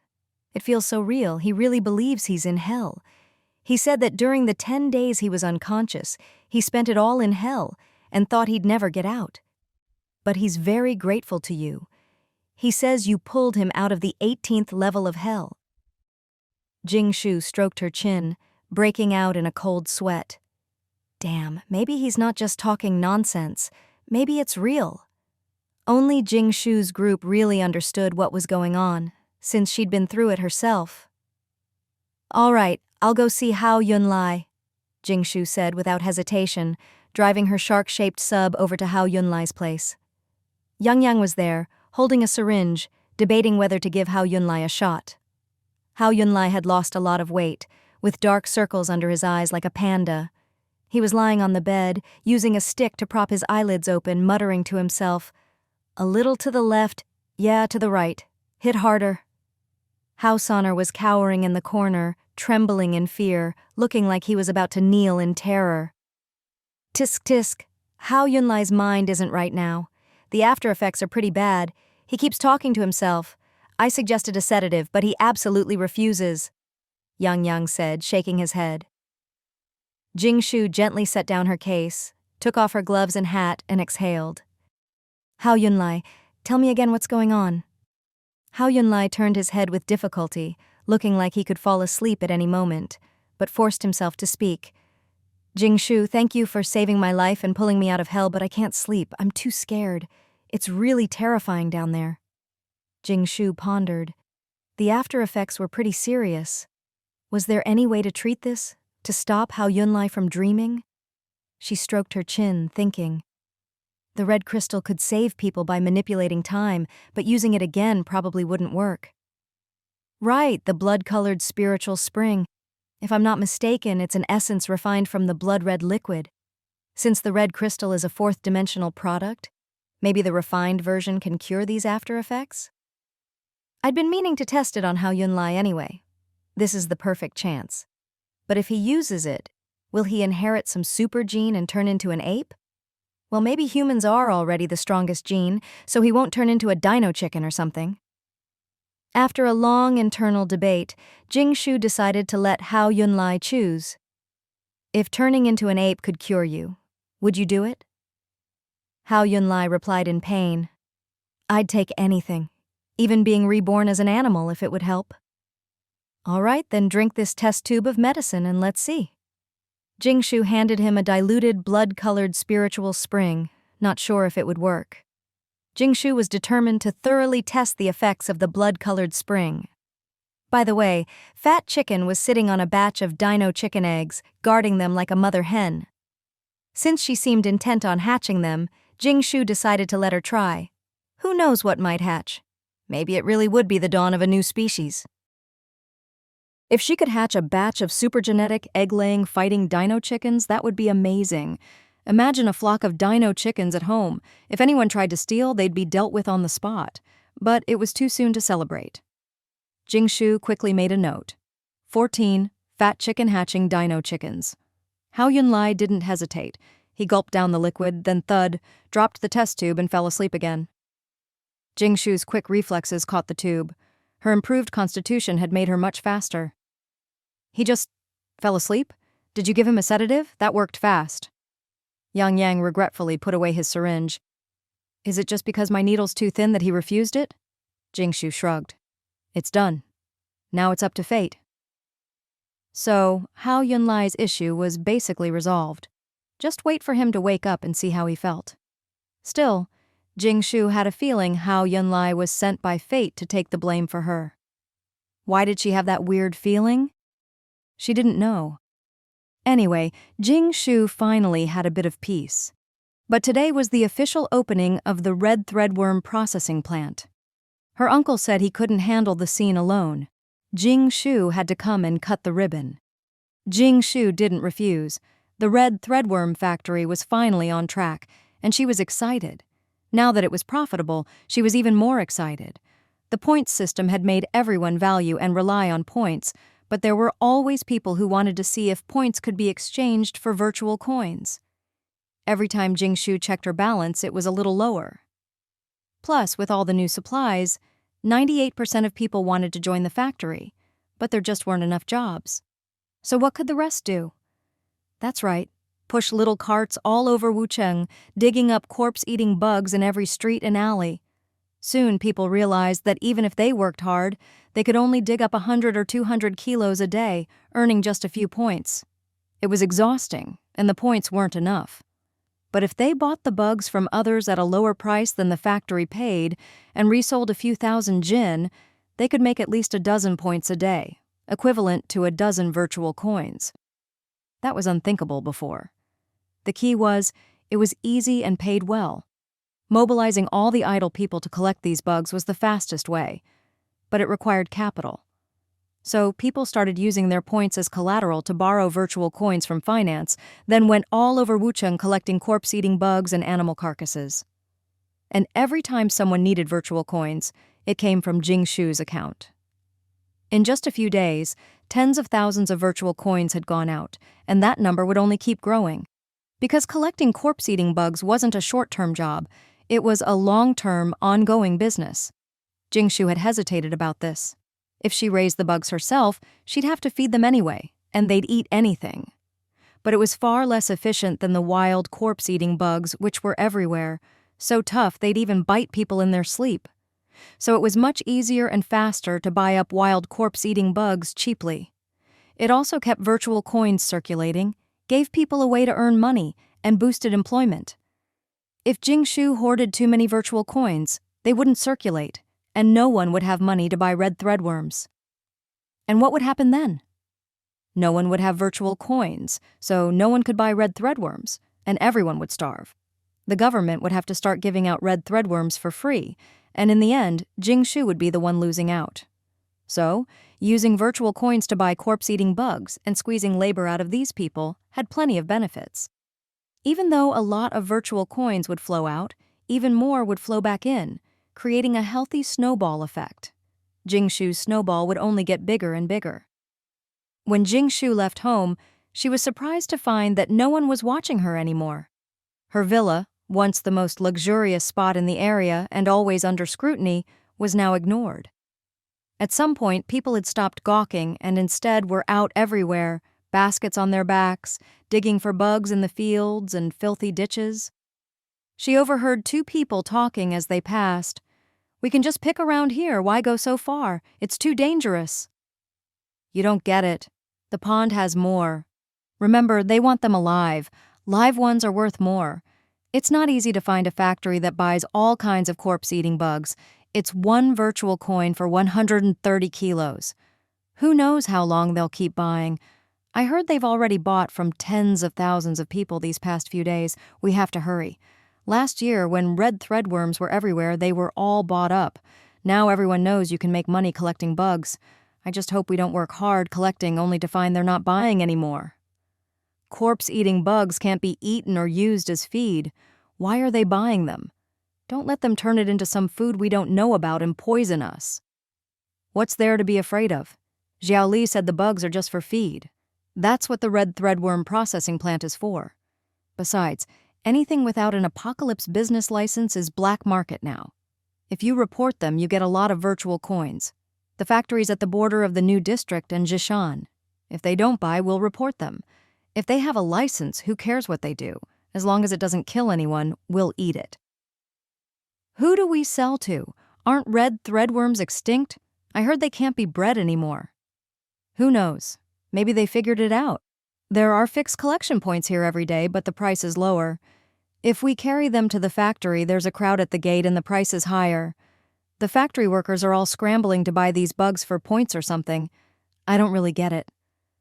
Bro, I want to work at that factory too. Keep dreaming.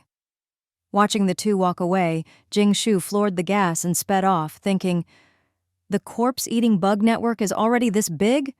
I wonder how long Wu Cheng's bugs will last. 1 month? 3 months? She shook her head. With no natural enemies, these bugs might actually get wiped out. Jing Shu finally arrived at her red threadworm processing plant. Huge energy-saving lamps lit up the factory gate, illuminating the bustling crowd. The place looked more like a morning market or flea market than a factory. People carried all kinds of containers, shouting and haggling, making it lively and noisy. The place had completely changed.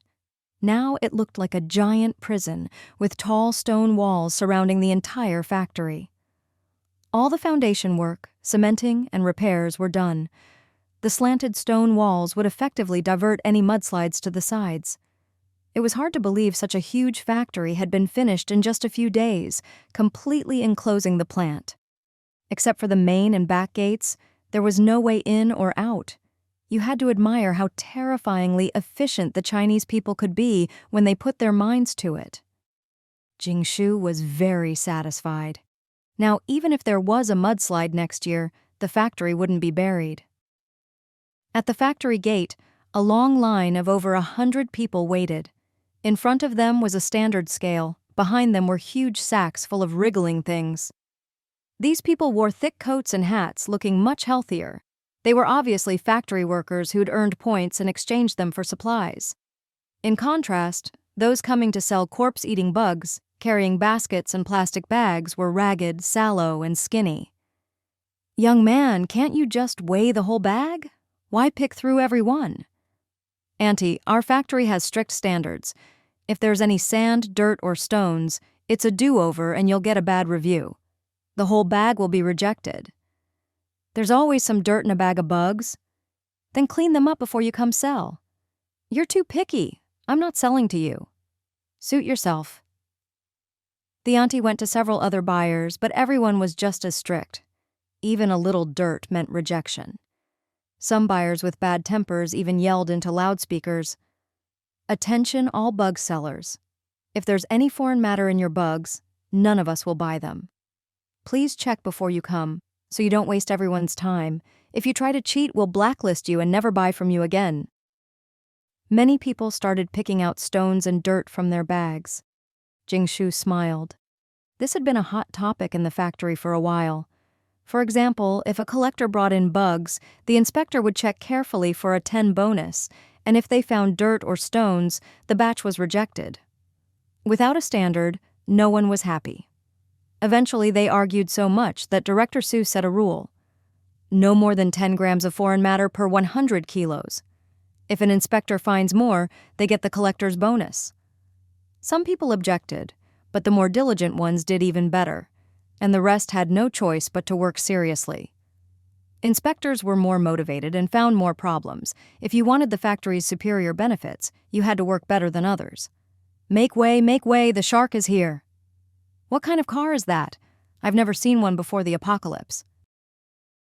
Whoa, the boss is here. Jing boss of the red threadworm factory. That's the shark car that pulled up to the dorm the other day, and Manager Tuo came out to greet her. Of course, she'd come in person for the grand opening. "Hurry up and finish the last batch. So many people are here today, let's get inside." When Jing Shu arrived, there were already more than 30 unfamiliar people sitting in the workshop. Manager Tuo stood to the side looking like a lackey, and her uncle was pacing anxiously. When he saw Jing Shu, his eyes lit up. "Jing Shu, you're finally here. We've been waiting for you." Jing Shu blinked. Wasn't today just the grand opening and a ribbon cutting? Did it really need to be this formal? Was everyone really just waiting for her? Couldn't they start without her? And why were there so many people here? She didn't remember inviting this many. Just as she was thinking this, a gentle cough sounded from the crowd. A dignified, elegant man stood up and walked toward Jing Shu. "You're finally here. Let's get started." With a rustle, everyone began to move. "What's going on?" What are we doing? Jing Shu was a bit confused, but then she saw it was none other than Jin Tianqi, the current leader of Wucheng. He looked much better than before, with a healthy flush and a much more energetic demeanor, almost like a normal person. The medicine really worked. Click. The camera zoomed in on Jing Shu for several close-ups, and she instinctively smiled. Jin Tianqi shook hands with her in a friendly way, and the two of them smiled for the camera. Jing Shu was still a bit dazed, so the top leader had come to inspect the factory in person. Well, it made sense. The land had been bought with a huge government loan. The workers were from the factory, the equipment was borrowed and converted, and even the virtual coins were government loans. The government had invested a lot in this factory. If Jing Shu's factory lost money, the government wouldn't get its money back. No wonder all the Apocalypse business licenses were fast-tracked.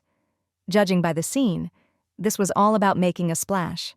There was no time for explanations.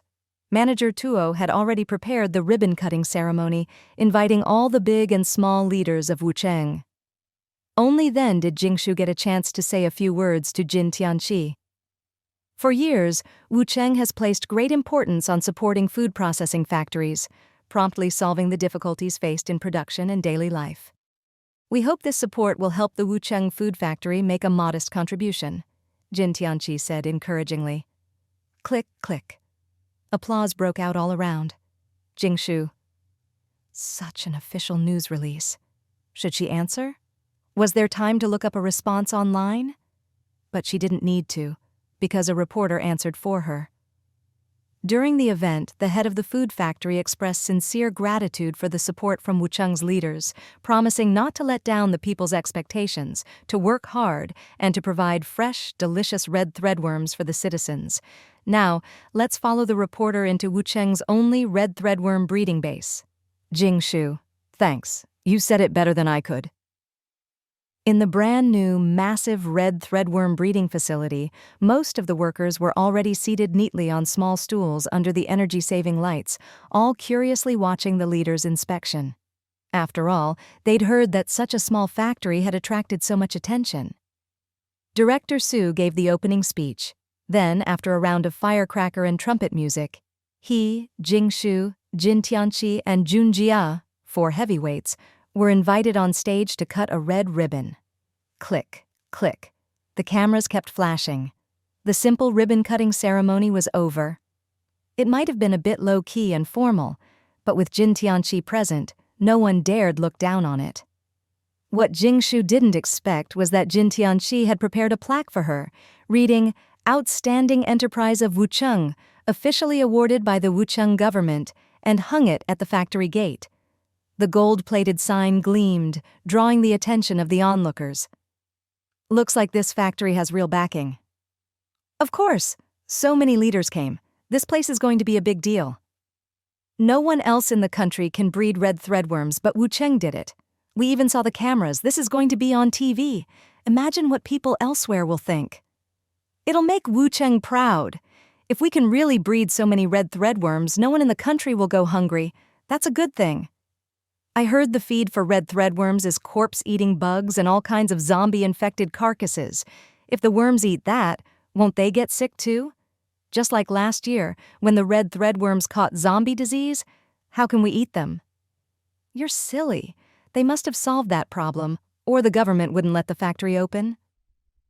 In fact, Jin Tianqi hadn't said anything publicly, but Jun Jia had come several times to take samples of the green algae, red threadworms, and processed foods for repeated testing. Only after confirming their safety did the green light come so quickly. As for why they made such a big deal with cameras and reporters, Jing Shu figured it wasn't just about the huge debt she owed. It was probably also for political achievement.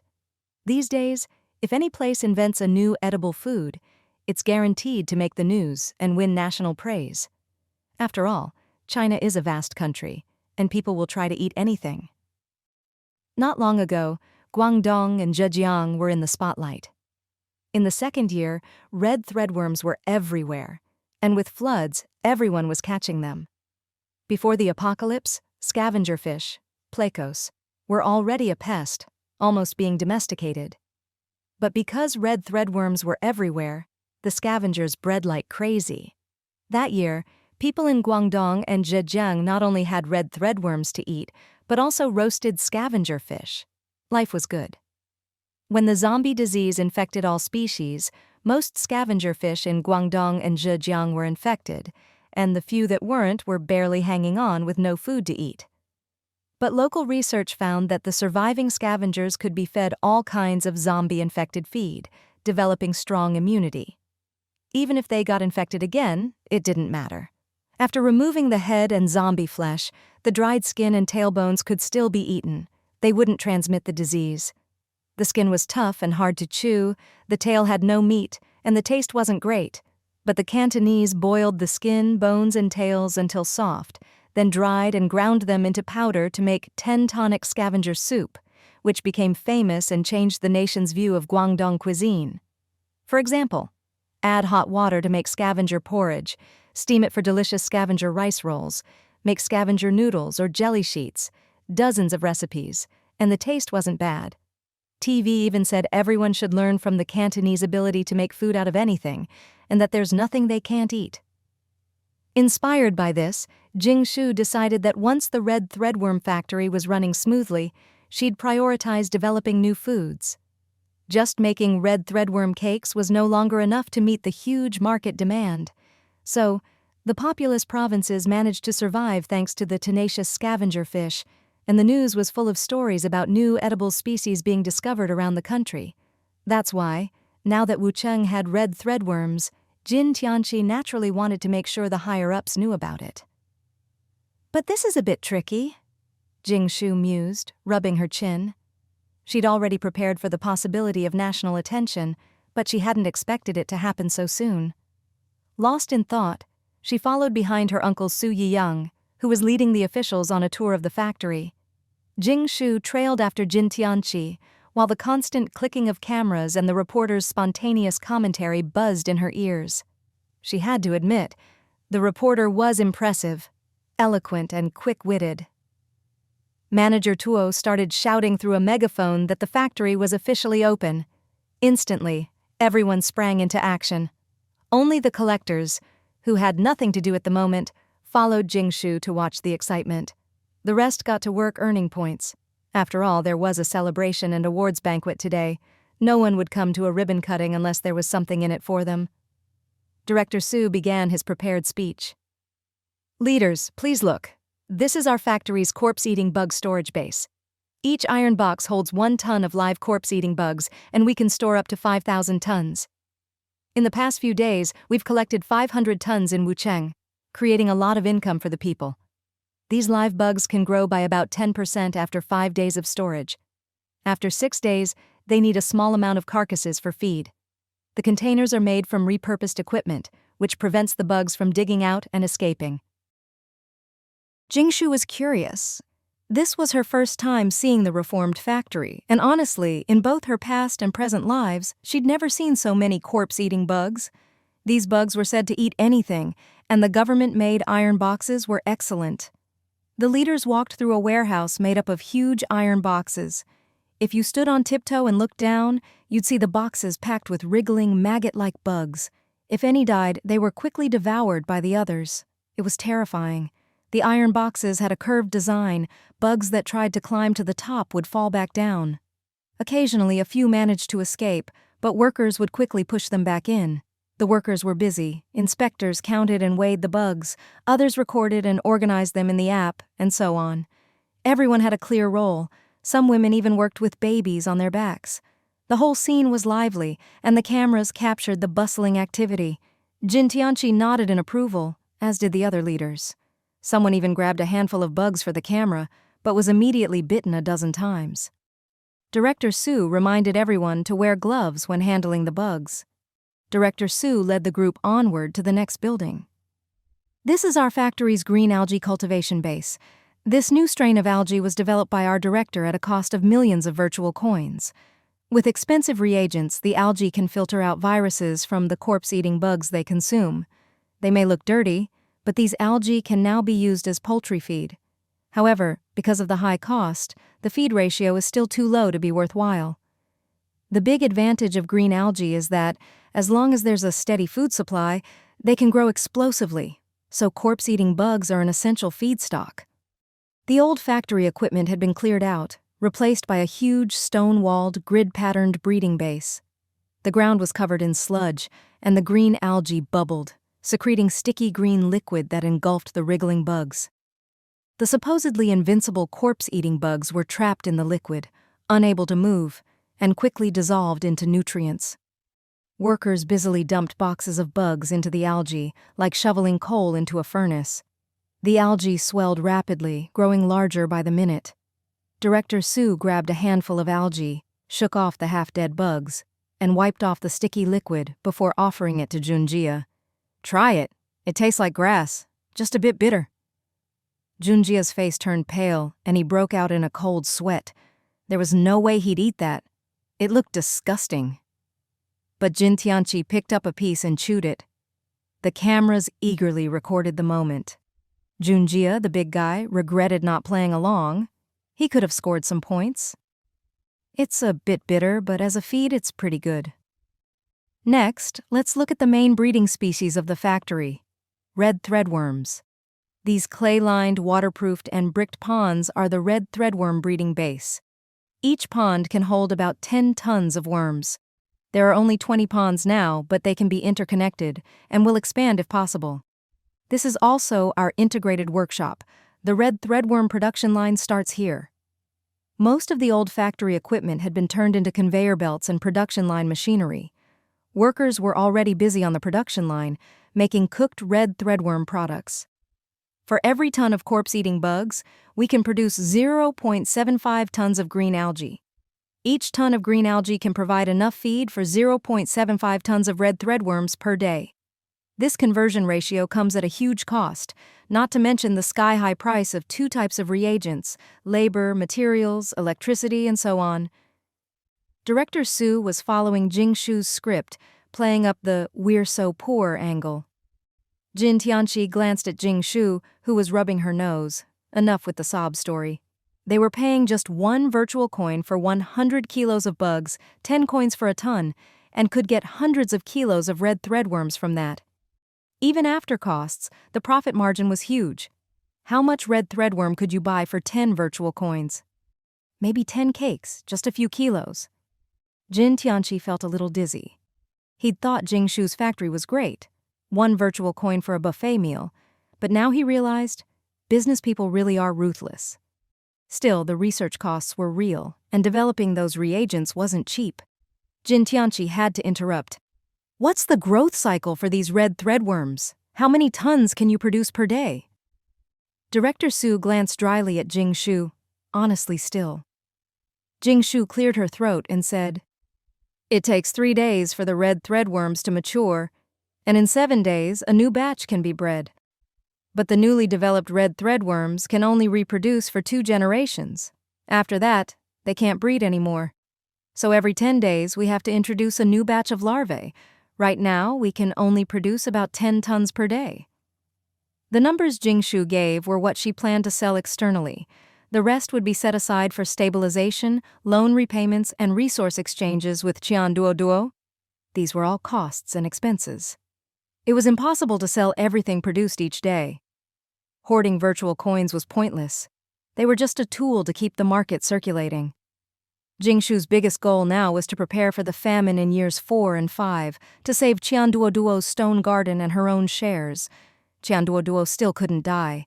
He needed to be out front attracting attention, while Jing Shu quietly grew stronger in the background. That was the real strategy. For example, when people talk about who's the richest, everyone knows that in China, one year it was Wang Linjian, another year Jack Ma, another year Tencent. But who remembers who was the second richest? People always remember number 1.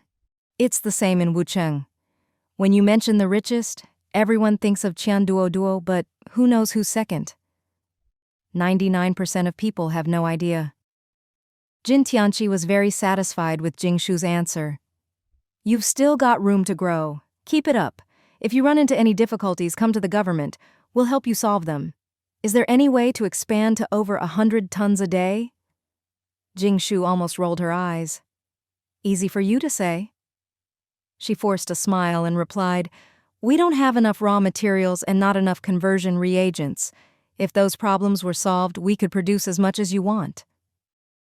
She was joking, of course. If she had to produce that much every day, her spiritual spring would be drained in no time. Even if it was just a catalyst, the sheer volume would be overwhelming. With her hoarding, survivalist nature, she'd never use up her life-saving spiritual spring so recklessly. Unless in the future I can get a huge amount of spiritual spring materials. But if the Rubik's Cube space can convert dimensional products, does that mean as long as I have other dimensional items, it can turn them into spiritual spring? And with different effects, too. It all depends on luck. If I find more, I'll try it. Jin Tianchi looked a little disappointed. "All right, just do your best.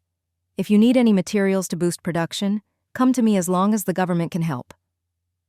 After all, anyone who could develop new food these days was precious and deserved strong support. Director Su led the group on a tour of the now fully operational factory, constantly explaining things to create an atmosphere of how difficult and costly it was to breed red threadworms, and subtly hinting that only Boss Jing could handle the secret formula. As workers scooped up dead red threadworms from the bottom of the ponds and sent them along conveyor belts to giant grinders, the worms were first minced. Otherwise, their rubbery texture would be impossible for the elderly and children to chew. Then the minced worms were sent to huge boilers to be cooked. These were the same industrial boilers used before the apocalypse, now perfectly repurposed. With winter getting colder, especially with Year 5 expected to hit minus 70 degrees C, the boiler room had to stay running or the workers would freeze.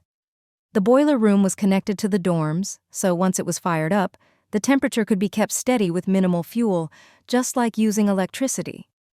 As long as the temperature was maintained, only a little fuel was needed each hour.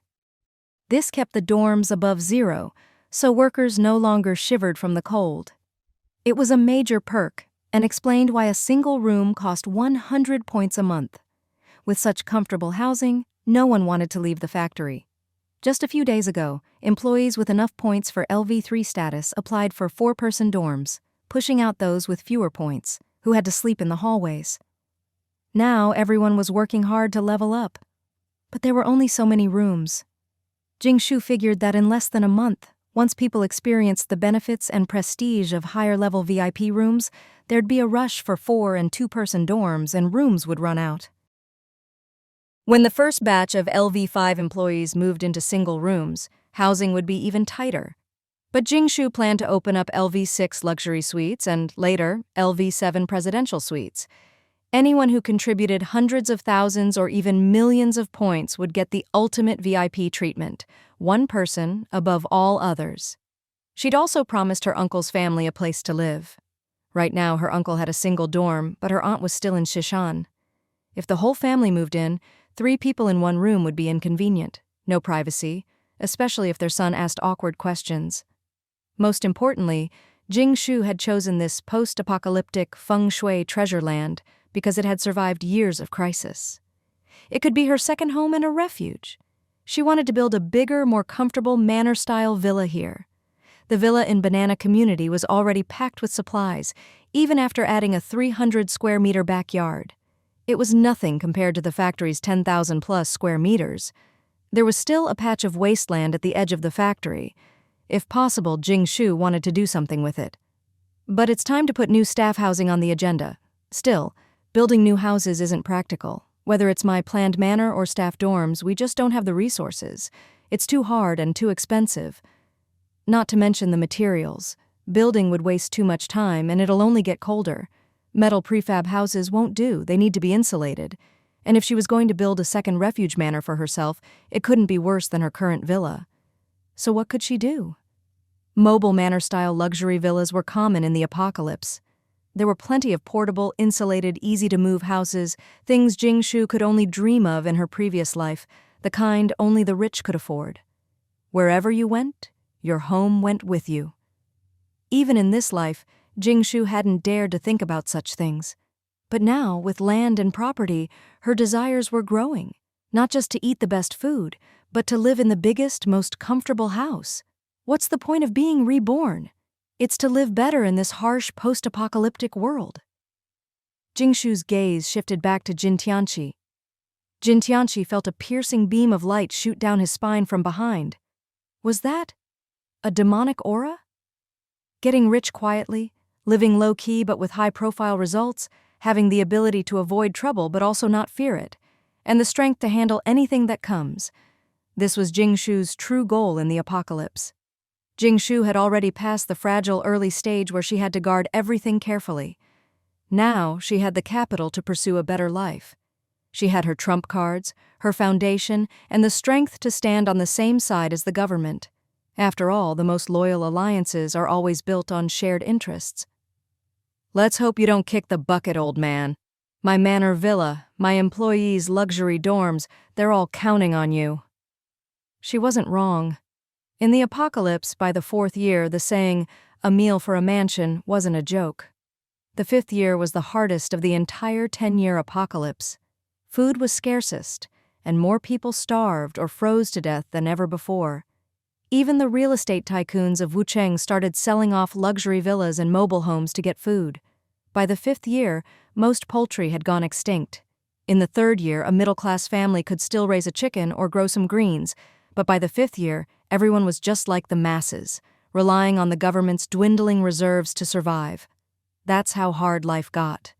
People ate corpses, corpse-eating bugs, dug up tree roots, and even ate clay. Yet, the stone garden only grew larger, making everyone envious. No wonder the tyrant seized it during the famine. But Jing Shu's situation was fundamentally different from the stone garden. First, the stone garden could be replaced at any time.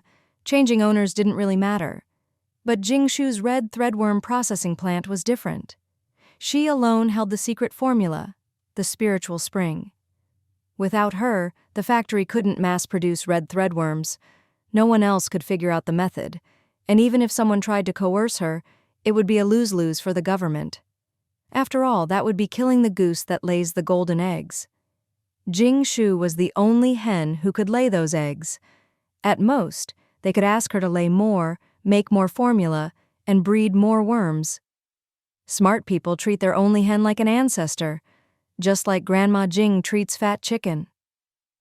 Second, Qianduoduo's resources were vast, not just the stone garden, but oil and other assets. The tyrant wanted it all, which could feed hundreds of thousands. Jing Shu was different. Besides the factory, her villa and imported supplies were all high-end, but limited in quantity. Her poultry, livestock, fish, and food variety were unmatched, but there wasn't much of any one thing. All her supplies might save 1,000 people at most, which was nothing for a city of millions. In times like these, the big picture mattered. Small fry didn't count. Third, if the tyrant took Qianduoduo's assets, he'd gain prestige and be able to distribute resources to save more people. But what would be the point of taking the red threadworm factory? Without the formula, production would stop. With Jing Shu, the supply could be stable. Why would the government want to seize it? Besides, the red threadworm factory was built to serve everyone, especially in disaster years, to keep people from starving. No sane leader would destroy that. Aligning her interests with the government's was the key to a strong partnership and equal footing. That was Jing Shu's confidence. She wasn't afraid of the government making trouble. Qianduoduo had once thrived by aligning with the government, but interests always diverge eventually. Knowing how to balance that is crucial. Jing Shu's eyes sparkled as she quickly wrote down her new goal. 14. During the 4th-year famine, trade red threadworms for luxury villas and staff housing. She'd been wondering what she could trade red threadworms for with the government. Now she had a goal. In her previous life, the government auctioned off luxury villas, and Jin Tianqi could definitely get his hands on mobile mansions. Her villa and banana community would be fine through year 5, but after year 7, it would be risky. Jing Shu was planning ahead. No rush, as long as she could get something good. But staff housing was urgent. Everyone can see the cooked red threadworm mash is dehydrated and our workers add salt and mix it in. Here I must thank our sponsor, Salty as Hell Salt Compo, for providing the salt residue. Sincere thanks to you. Next is the final step. Workers strictly measure out 100 grams per cake, pressing them into molds stamped with "Eat Your Fill worm cake." Thanks to the Wucheng craftsmen for making these iron molds, which made our name and made things easier for the workers.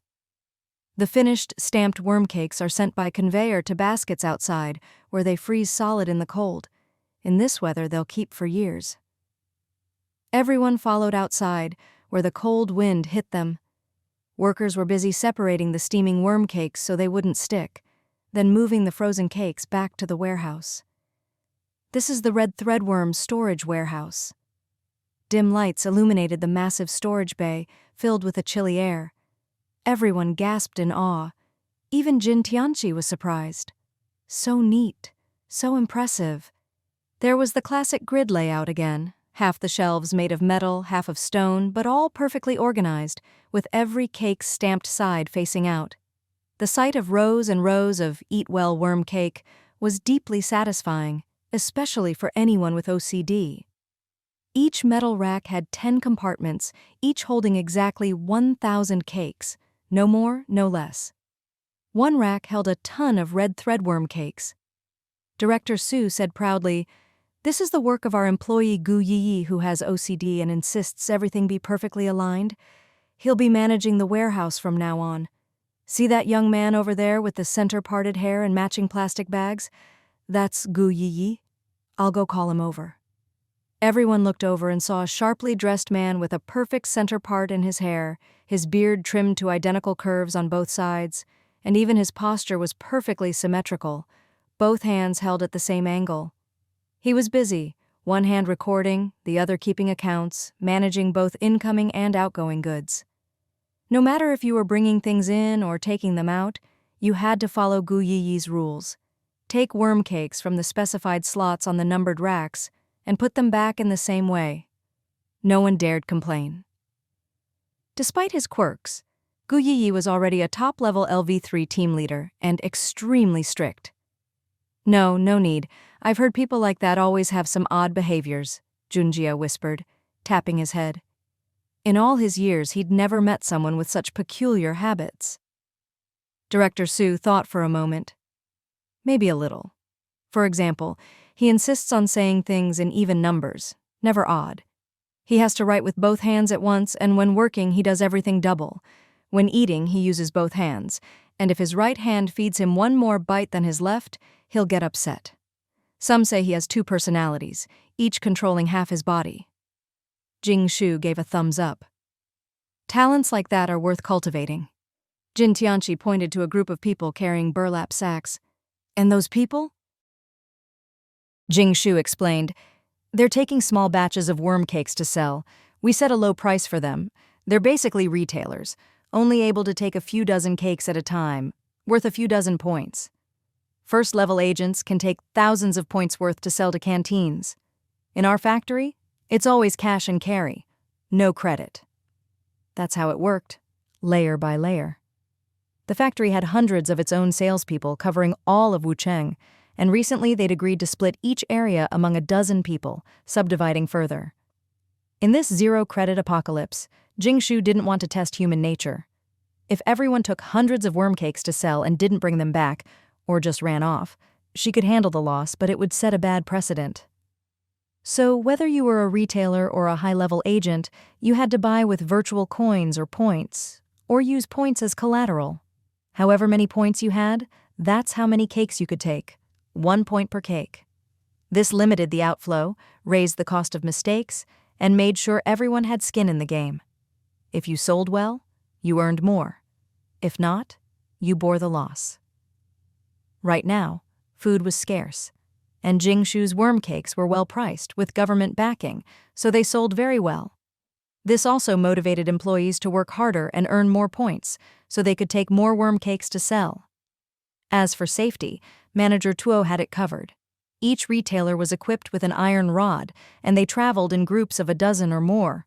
Plus, with the earthquakes, most people were in public squares or shelters. No one was alone, since you couldn't eat if you were.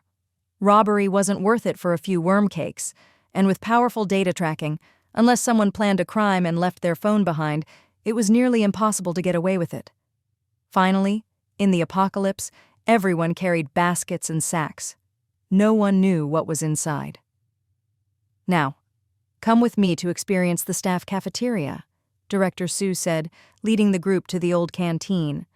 The welded tables and benches were the same as before, like a school cafeteria, but everything else was gone. The new tools and cooking equipment had all been sourced from the government.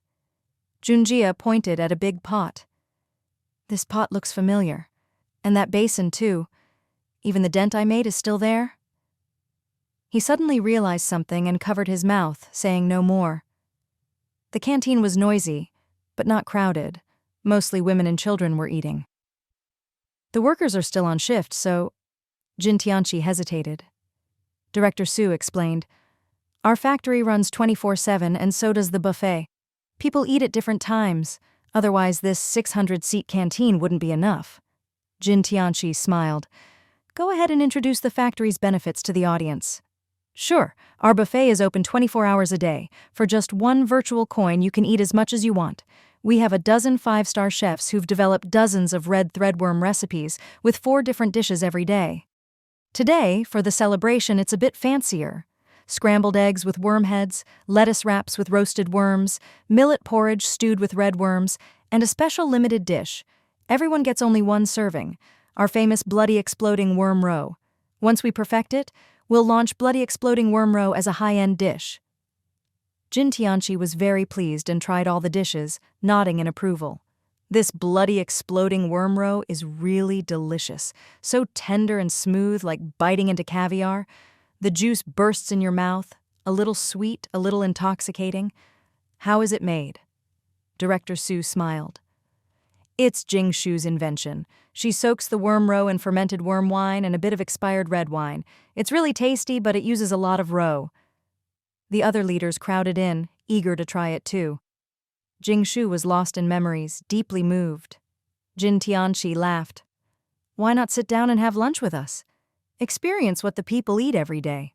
Our regular employees even get vegetables and rice or noodles." The other leaders looked awkward. They'd just been posing for the cameras, and the Bloody Exploding Worm Roe looked pretty gross. Their boss still had some unknown liquid at the corner of his mouth. Jing Shu immediately stepped in. "Leaders, even if you're VIPs, you can't take food from our staff buffet. Food is tight, and even with the celebration, there's barely enough for our workers. Please, go home for lunch. I'm afraid I can't host you." "Ha ha ha ha, look at Boss Jing kicking people out. We can't just shamelessly sit down and eat the staff's celebration meal," someone joked.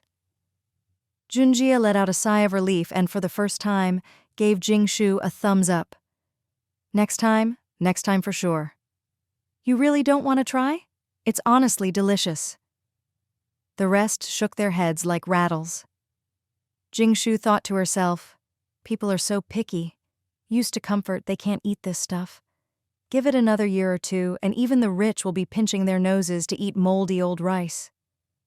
Just thinking about how she'd still be able to enjoy these delicacies when that time came made Jing Shu feel pretty smug. After the factory tour, Jin Tianchi gave full recognition and praise to the plant, subtly suggesting they should develop more dishes like the Bloody Exploding Worm Roe. Finally, with the reporter's summary and compliments, the whole recording session was over. Jing Shu breathed a sigh of relief. Acting was exhausting. She thought it would just be a ribbon cutting, but ended up leading the whole group through every part of the factory, with every process detailed. Still, she wasn't afraid of people trying to study her methods. She'd be happy if someone else figured out how to breed red threadworms. The leaders left satisfied, and so did Jing Shu. She had barely sat down when Yang Yang called. "I've got good news and bad news. Which do you want first?" Jing Shu thought for a moment. "Let's hear the good news." "The good news is, after Hao Yunlai took your sleeping medicine, he's much better. But according to him, as time passes, he feels himself getting closer to down there again. He can only last about 10 days, so you'll need to give him another dose every 10 days. He said he's willing to do anything to pay for the medicine," Yang Yang said. As expected, the blood-colored spiritual spring worked, but it needed to be taken regularly. Jing Shu had diluted it so much that it would take hundreds of uses to use up a single drop. If one dose lasted 10 days, it would take thousands of doses to use up a drop. That was a fair price for a bit of good luck. No, for a plague god's protection. Does this mean I'll have to bring the plague god with me everywhere? Jing Shu mused. By the way, has Hao Yunlai changed in any other way? Like turned into an ape? Other changes? Maybe a little. It's hard to say, but you'll know when you see him. All right. She'd find out next time she saw Hao Yunlai. She was a little curious what the blood-colored spring would turn him into. And the bad news? Jing Shu braced herself. There had been enough trouble lately. Please, no more. The bad news is, the shipment from the capital that was supposed to come by sea hasn't arrived. It went missing a few days ago, and today we got a distress call. Turns out a huge island and mountain range suddenly appeared in the sea, so they have to detour, but no one knows how far. They've asked for help, but there's no telling when the goods will reach Wucheng. Also, shipping costs might double this time. Worst case, the whole shipment could be lost. Jing Shu fell silent. The shipment wasn't huge, but it was extremely valuable. 2/3 of it was seeds, plus over 100 tons of rare metals. An island and mountains appeared in the sea? That meant the tectonic shifts of Year 4 had begun, just like what happened in the American mountains, and when she shipped her German man truck from the US, it had been delayed for half a year. She wasn't worried about the seeds spoiling in this weather, but if they sank or were lost at sea, all her hard work in America would be wasted. If she hadn't needed to go through customs, and if her space wasn't already packed full, this wouldn't have happened. This really is the worst possible news. Got it. If there's any update, let me know right away. If it comes to it, I'll go find the shipment myself. You know how precious those seeds are. There are hundreds of thousands of them. Jing Shu said, her mind flashing back to the American mountains. Why did these moving tectonic plates happen? Could it be related to dimensional space? Could there be treasures like the blood-colored spring out there? All right, we'll wait a bit longer. Let's trust them for now. If it really doesn't work out, we'll take action. And that was that. Fortunately, after this, there were no more unexpected problems. Everything proceeded according to Jing Shu's plan, step by step. As the saying goes, after a streak of bad luck, good fortune follows. When things are at their worst, luck is about to turn. When things are at their best, decline is near. When they're at their worst, things will get better. After a string of dramatic events, Jing Shu's luck finally turned. First, all the lion-headed goose eggs hatched into goslings, much to Grandma Jing's delight. Second, Jing Shu's virtual coin balance was growing by tens of thousands every day. Aside from what was kept in storage, traded for resources, or used in secret deals, the rest of the factory's output was sold outside. The worm cakes were big and tasty, selling like crazy in all 13 districts of Wucheng. The workers, seeing the profits, worked harder and sold more worm cakes. Some people, jealous of the factory's success, tried to make trouble, but with her uncle, government backing, and the workers' unity, nothing ever came of it. By the end of the month, the factory, which started with 2,000 people, had let go of a few dozen freeloaders who didn't earn points and tried to slack off. They were kicked out by Jiangzi and Lai Ziba, who even started a security team. Everyone wanted to catch rule breakers since it earned points. No one tried to exchange points for virtual coins anymore. Points were too useful, you could trade them for anything.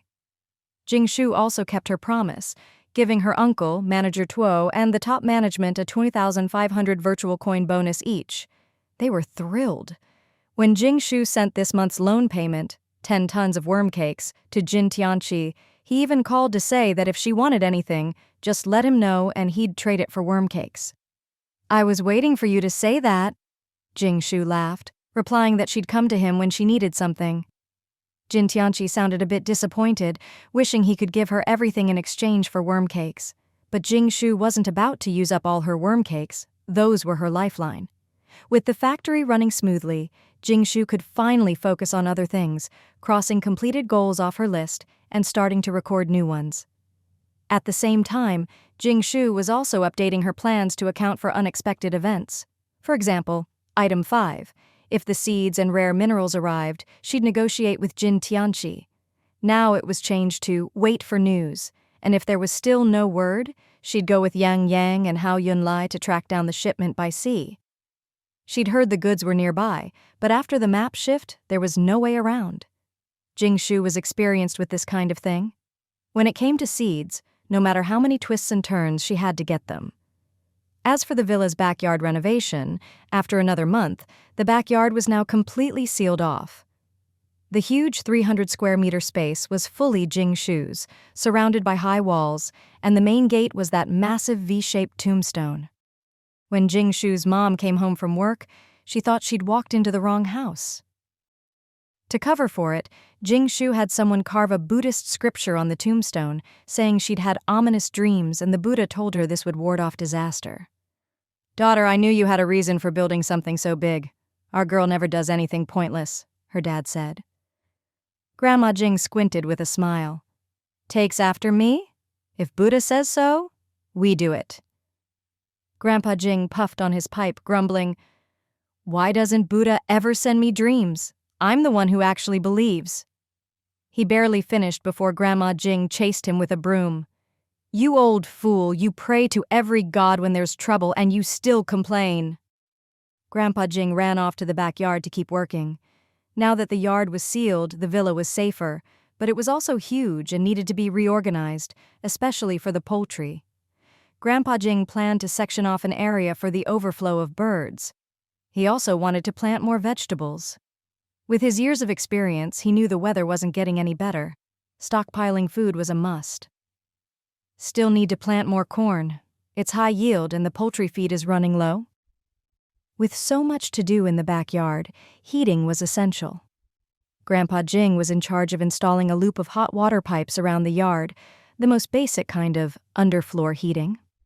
Normally you'd lay tiles over the pipes, but in the apocalypse, you just had to make do. As long as there was hot water in the pipes, the yard stayed warm. The villa's boiler room was running every day. To save natural gas, they'd been burning the pre-apocalypse stockpile of coal, over 10 tons. At this rate, it would last 2 or 3 years, but there was no choice. Without heat, Wucheng's sub-zero temperatures would be unbearable for both people and animals. Once the coal ran out, they'd switch to natural gas. As far as Jing Shu knew, no matter how bad things got, she'd never seen Somalia run out of these resources. Then there was item 13, the blood-colored spiritual spring experiments, a broad topic with many sub-items. For example, she'd tried to grow oranges but ended up with pomelos and tangerines. She made honey pomelo tea for everyone, canned the tangerine segments for fruit rations, and dried the peels for various uses. Jing Shu felt like she'd discovered a new world. Maybe she should just hand out canned fruit from now on. It was easier to ration. But the blood-colored springs effect on dino chickens left her a bit frustrated. After Fat Chicken and the dino chicken mated, they laid a lot of dino chicken eggs, twice the size of normal eggs. At first, Fat Chicken sat on them like a normal hen, but after a month, the eggs piled up in the space and not a single one hatched. Eventually, Fat Chicken gave up and stopped brooding them. Jing Shu puzzled over it for ages, until she found the answer online. It was probably ecological and species isolation, lots of technical terms. In short, Fat Chicken's genes were so strong, she'd basically evolved beyond being a chicken, almost a sentient species. The dino chicken's genes were also super strong, also no longer really chicken. 2 different species can't produce offspring, so the eggs never hatched. There was a tiny chance, 1 in 1,000 or 10,000, but it was very low. Still, it didn't affect Fat Chicken and the dino chicken's relationship. Every day they'd snuggle in the space and manage the flock together, showing off their status. Jing Shu wasn't satisfied. She tried pairing Fat Chicken with a regular rooster. No eggs hatched. She tried pairing the dino chicken with a regular hen, after more than half a month, and with the space's ideal conditions, still nothing. So she fed a few hens the blood-colored spring. These hens didn't turn into dino chickens, but they did get much bigger and stronger. When these hens mated with the dino chicken, 1 out of 10 eggs actually hatched. Jing Shu was thrilled. What hatched weren't ordinary chickens, but something new. Jing Shu called them mutant chickens. After a month of raising them to adulthood, Jing Shu discovered how amazing they were. The chicks were huge from birth, and as adults they were the size of a medium dog, very robust, with half the features of a dino chicken. They stood upright like little dinosaurs with powerful hind legs and claws and a monstrous appetite. They could eat and digest anything. The best part? Once raised, the chicks would recognize their owner. That meant mutant chickens could guard the house like dogs, lay eggs, and even provide feathers for down jackets. And their droppings made excellent fertilizer. In the apocalypse, these mutant chickens were like the Rolls-Royce of livestock, super tough, long-lasting. The hens could lay more than 2 eggs a day, each bigger than a fist. Most importantly, these mutant chickens were an invasive species, completely immune to corpse-eating bugs and all zombie viruses. Jing Shu's first thought, I'm going to get rich. Was she about to make her fortune with chickens?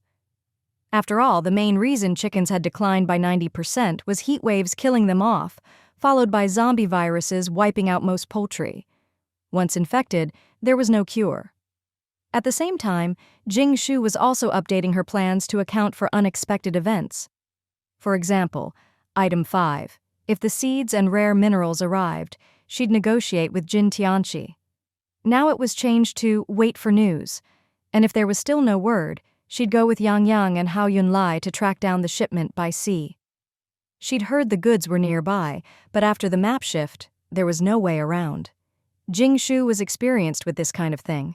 When it came to seeds, no matter how many twists and turns, she had to get them. As for the villa's backyard renovation, after another month the backyard was now completely sealed off. The huge 300-square-meter space was fully Jing Shu's, surrounded by high walls, and the main gate was that massive V-shaped tombstone. When Jing Shu's mom came home from work, she thought she'd walked into the wrong house. To cover for it, Jing Shu had someone carve a Buddhist scripture on the tombstone, saying she'd had ominous dreams and the Buddha told her this would ward off disaster. Daughter, I knew you had a reason for building something so big. Our girl never does anything pointless, her dad said. Grandma Jing squinted with a smile. Takes after me. If Buddha says so, we do it. Grandpa Jing puffed on his pipe, grumbling. Why doesn't Buddha ever send me dreams? I'm the one who actually believes. He barely finished before Grandma Jing chased him with a broom.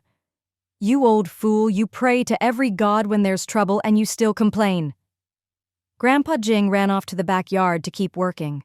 Now that the yard was sealed, the villa was safer, but it was also huge and needed to be reorganized, especially for the poultry. Grandpa Jing planned to section off an area for the overflow of birds. He also wanted to plant more vegetables. With his years of experience, he knew the weather wasn't getting any better. Stockpiling food was a must. Still need to plant more corn. It's high yield, and the poultry feed is running low. With so much to do in the backyard, heating was essential. Grandpa Jing was in charge of installing a loop of hot water pipes around the yard, the most basic kind of underfloor heating. Normally, you'd lay tiles over the pipes, but in the apocalypse, you just had to make do. As long as there was hot water in the pipes, the yard stayed warm. The villa's boiler room was running every day. To save natural gas, they'd been burning the pre-apocalypse stockpile of coal, over 10 tons. At this rate, it would last 2 or 3 years, but there was no choice. Without heat, Wucheng's sub-zero temperatures would be unbearable for both people and animals. Once the coal ran out, they'd switch to natural gas. As far as Jing Shu knew, no matter how bad things got, she'd never seen Somalia run out of these resources. Then there was Item 13, the blood-colored spiritual spring experiments, a broad topic with many sub-items. For example, she tried to grow oranges but ended up with pomelos and tangerines. She made honey pomelo tea for everyone, canned the tangerine segments for fruit rations, and dried the peels for various uses. Jing Shu felt like she'd discovered a new world. Maybe she should just hand out canned fruit from now on. It was easier to ration. But the blood-colored spring's effect on dino chickens left her a bit frustrated. After Fat Chicken and the dino chicken mated, they laid a lot of dino chicken eggs, twice the size of normal eggs. At first, Fat Chicken sat on them like a normal hen, but after a month, the eggs piled up in the space and not a single one hatched. Eventually, Fat Chicken gave up and stopped brooding them. Jing Shu puzzled over it for ages, until she found the answer online. It was probably ecological and species isolation, lots of technical terms. In short, Fat Chicken's genes were so strong she'd basically evolved beyond being a chicken, almost a sentient species. The dino chicken's genes were also super strong, also no longer really chicken. Two different species can't produce offspring, so the eggs never hatched. There was a tiny chance, 1 in 1,000 or 10,000, but it was very low. Still, it didn't affect Fat Chicken and the dino chicken's relationship. Every day they'd snuggle in the space and manage the flock together, showing off their status. Jing Shu wasn't satisfied. She tried pairing Fat Chicken with a regular rooster. No eggs hatched. She tried pairing the dino chicken with a regular hen, after more than half a month, and with the space's ideal conditions, still nothing. So she fed a few hens the blood-colored spring. These hens didn't turn into dino chickens, but they did get much bigger and stronger. When these hens mated with the dino chicken, 1 out of 10 eggs actually hatched. Jing Shu was thrilled. What hatched weren't ordinary chickens, but something new. Jing Shu called them mutant chickens. After a month of raising them to adulthood, Jing Shu discovered how amazing they were. The chicks were huge from birth, and as adults, they were the size of a medium dog, very robust, with half the features of a dino chicken. They stood upright like little dinosaurs, with powerful hind legs and claws, and a monstrous appetite. They could eat and digest anything. The best part? Once raised, the chicks would recognize their owner. That meant mutant chickens could guard the house like dogs, lay eggs, and even provide feathers for down jackets. And their droppings made excellent fertilizer.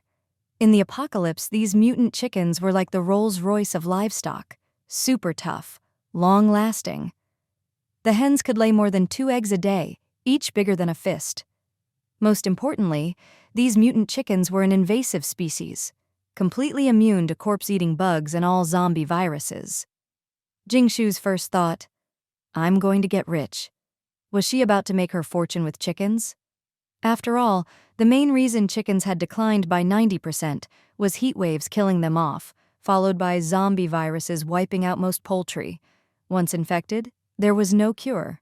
Now there were mutant chickens that weren't afraid of the virus? Not only was this an insurance policy, but with zombie viruses everywhere, raising these mutant chickens meant you didn't even need to feed them. How much grain would that save? In the apocalypse, this was a walking meat locker, always fresh. What a pity, though. A 10% hatch rate is just too low, so mass production isn't possible. Jing Shu shook her head. She'd stick to the boutique route. If she tried to raise tens of thousands of chickens for volume by the 5th year, she wouldn't need the tyrant to come for her. Jin Tianqi would be drooling over such a flock of apocalypse-surviving mutant chickens. So they had to be rare.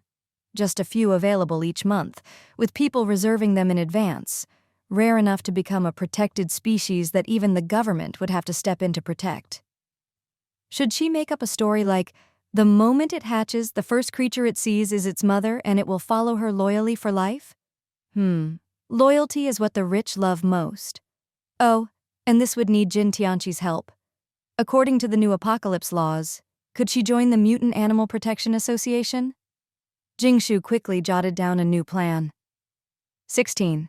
Take the dino chicken and its eggs for inspection, mainly to check if the dino chicken and its eggs contain any harmful substances, and if they're edible, then get a rare license. Let Grandma Jing breed them, and finally, trade them for goods.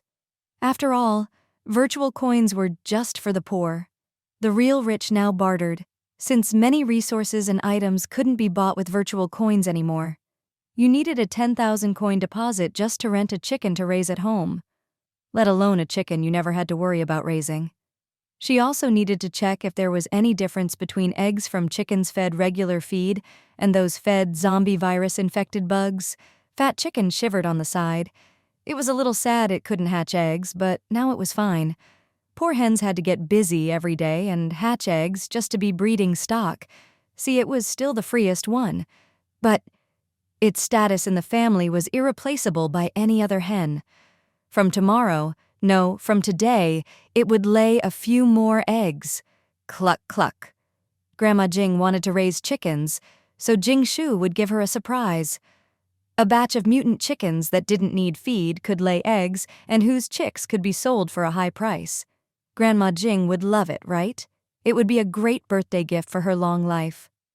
Just thinking of Grandma Jing's wrinkled, smiling face made Jing Shu happy. Believe in yourself. You will win. Believe in yourself. Oh. Just then, a battle anthem blared, startling Jing Shu. She quickly answered the phone. Jing Shu, weren't you supposed to come work at the Pharmacy Association? Why aren't you here yet? Us old guys are swamped. Old Yellow-Teeth Joe Boxy's voice roared. Ahem. She'd just been too busy lately. Old Joe, didn't we agree you'd call me for competitions? I've been working on something big. Forget it. The Capitals competition is canceled. Didn't you hear? All over China, new mountains have appeared, or the maps are all jumbled.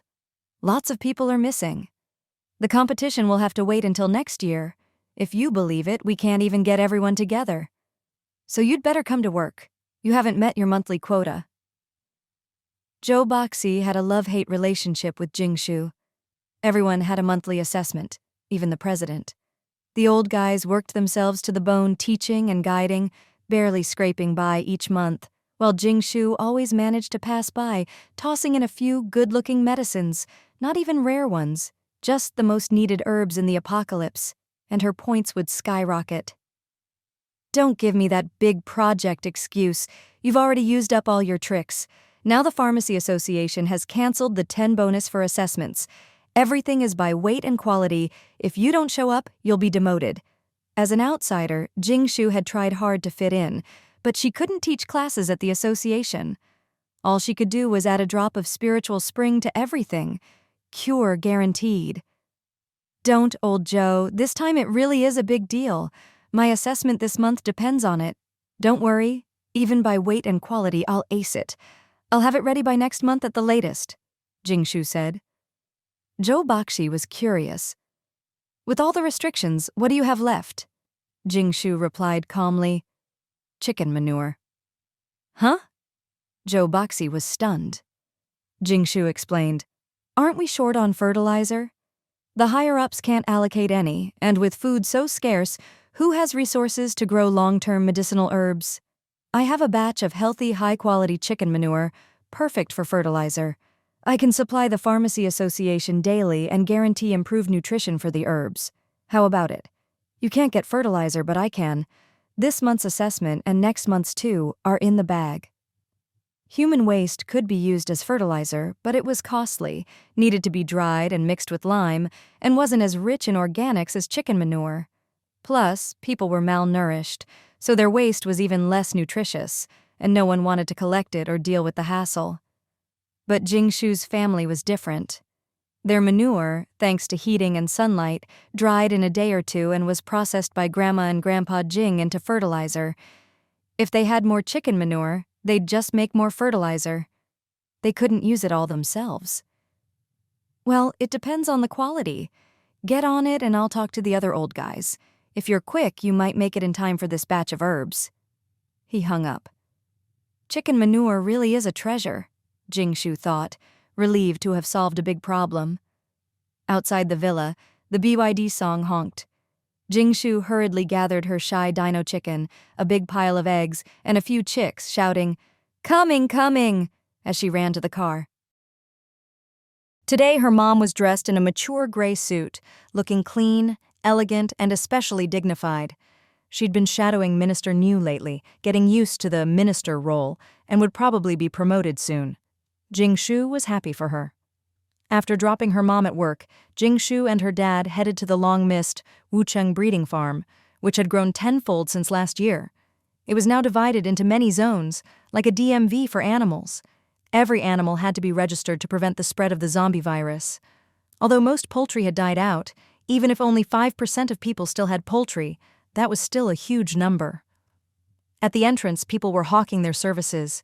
"Get your chicken license here. Free chicken harness, leash, and a bag of feed. Great value." The reason for coming to the breeding farm was to get a rare license for the dino chicken. Only mutant animals could get this rare license, so the farm also had a government-run mutant animal research institute. Jing Shu headed straight to the institute. Unlike the other areas with long lines, this place was much quieter. Mutant animals were rare. 99% mutated straight into zombie virus carriers, and only 1% evolved from the darkness, with unpredictable results. Let alone poultry. There were only a few dozen known mutant species since the institute opened, and poultry made up just 10% of those. So when Jing Shu arrived with her dino chicken, a few chicks, and a clutch of eggs, she was treated like a VIP before she even entered. "That's Director Jing's daughter, here for a special appointment to have her mutant chickens inspected," someone announced. Soon, a dozen staff members enthusiastically surrounded her, some eager to hold the eggs, some wanting to grab the chicks, and many eyeing the dino chicken. Everyone was excited. But the chicks stuck close to Jing Shu, not budging an inch. Anyone who tried to grab them was met with fierce looks and threatening sounds. They were tough little things. "Don't touch them. They may be small, but they're strong fighters. These mutant chickens recognize their owner. The first person they see when they hatch is their master for life, loyal to the end. I think their intelligence is about that of a 3 to 5-year-old child." Tisk, tisk, tisk. The staff were amazed. They'd seen all kinds of animals, but never mutant chickens. "So this is the dino chicken from the reports? Reverse evolved?" Jing Shu nodded. "Let's get them on the machines, and please study these eggs too." So, in a flurry of activity, they began a series of tests on the dino chicken, chicks, and eggs. The results came quickly. The dino chicken had indeed reverted to an ancient, powerful gene combination thanks to the blood-colored spiritual spring. Before the apocalypse, this would have been a rare treasure, with people fighting to study it. But now, if an animal couldn't reproduce or wasn't useful for survival, no one would waste time or energy on it. This one couldn't lay eggs, and even when paired with a regular hen, only 10% of the eggs would hatch. The dino chicken would be registered, and they'd try to find more hens for it and see what happened. The dino chicken was rare, but to the researchers, the real value was in the hatched chicks. They repeatedly studied the chicks and eggs, following Jing Shu's instructions to separate those that could hatch from those that couldn't. The final authoritative conclusion? The chicks all carried dino chicken genes. Though the traits would weaken with each generation, they'd still be strong, and, as Jing Shu said, would grow up fierce, able to guard the house and lay eggs. And the eggs were special. Eggs that could hatch meant the line could continue. Even the non-viable dino chicken eggs contained a trace of broken dino genes. What did this mean? Even if they couldn't hatch, the eggs were highly nutritious. Eating them could strengthen the body, and most importantly, both the mutant chickens and their eggs contained a nutrient called anti-darkness factor. In short, eating these eggs meant you could survive long-term without sunlight. They'd provide a balancing element for your body. But eating once or twice wasn't enough. You had to eat them daily. The best way was for each family to raise one, and eating a fifth of an egg a day was enough for nutrition. So the greatest value of the dino chicken was as a household bird, able to breed and provide essential nutrients needed in the dark apocalypse. So these dino chicken eggs are edible? How? Not only edible, but they strengthen the body, are rich in nutrients, and boost anti-darkness elements. In the apocalypse, they're as valuable as treasure. Best eaten raw to preserve all nutrients. The taste is mild and smooth, not fishy at all, and there are no parasites. It's a rare delicacy. You're going to be rich. Rich? Well, it did seem that way. But how do you know what they taste like? There's a yellow stain at the corner of your mouth you didn't wipe off? So dino chicken eggs could be eaten raw? Jing Shu had never dared try. She'd have to taste one when she got home.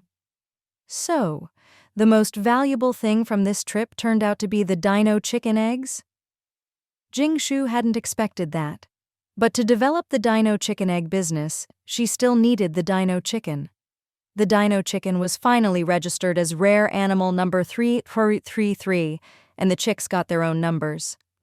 Some viable eggs were left at the institute, where the researchers said they could use scientific methods to hatch them and would help Jing Shu find some rare items she needed as a reward. Jing Shu had always wanted to collect all kinds of poultry, and now with such a good license, she could trade for more things. For example, she set the price for a mutant hen that could lay dino chicken eggs, at least a pair of breeding pigeons, or a pair of geese, or a yak, etc. If she lowered the requirements, she'd accept other mutant animals too. Maybe mutant animals could also be reverted to their strongest genes with the blood-colored spiritual spring, creating new monsters. In short, the dino chicken business was settled, and Grandma Jing was put in charge of breeding them. Grandpa Jing set aside a special area in the yard for these mutant chickens. They were too fierce to be kept with other animals. "Grandma, didn't you want to raise more chickens? Ordinary chickens aren't worth it. Raise more of these mutant ones. Look how big the eggs are, and they taste amazing." When Grandma Jing saw the dino chicken with license number 3433, the flock of chicks, and the giant eggs, she smiled so hard her eyes disappeared. The dino chicken's harem was established, but life wasn't easy for the hens, or for the dino chicken because Fat Chicken was furious. "We agreed to be a couple, but you secretly... What's with all these hens?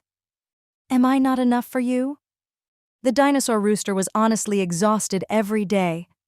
After the initial novelty and satisfaction wore off, he gradually felt that this whole thing was just so-so. But Grandma Jing wouldn't have it.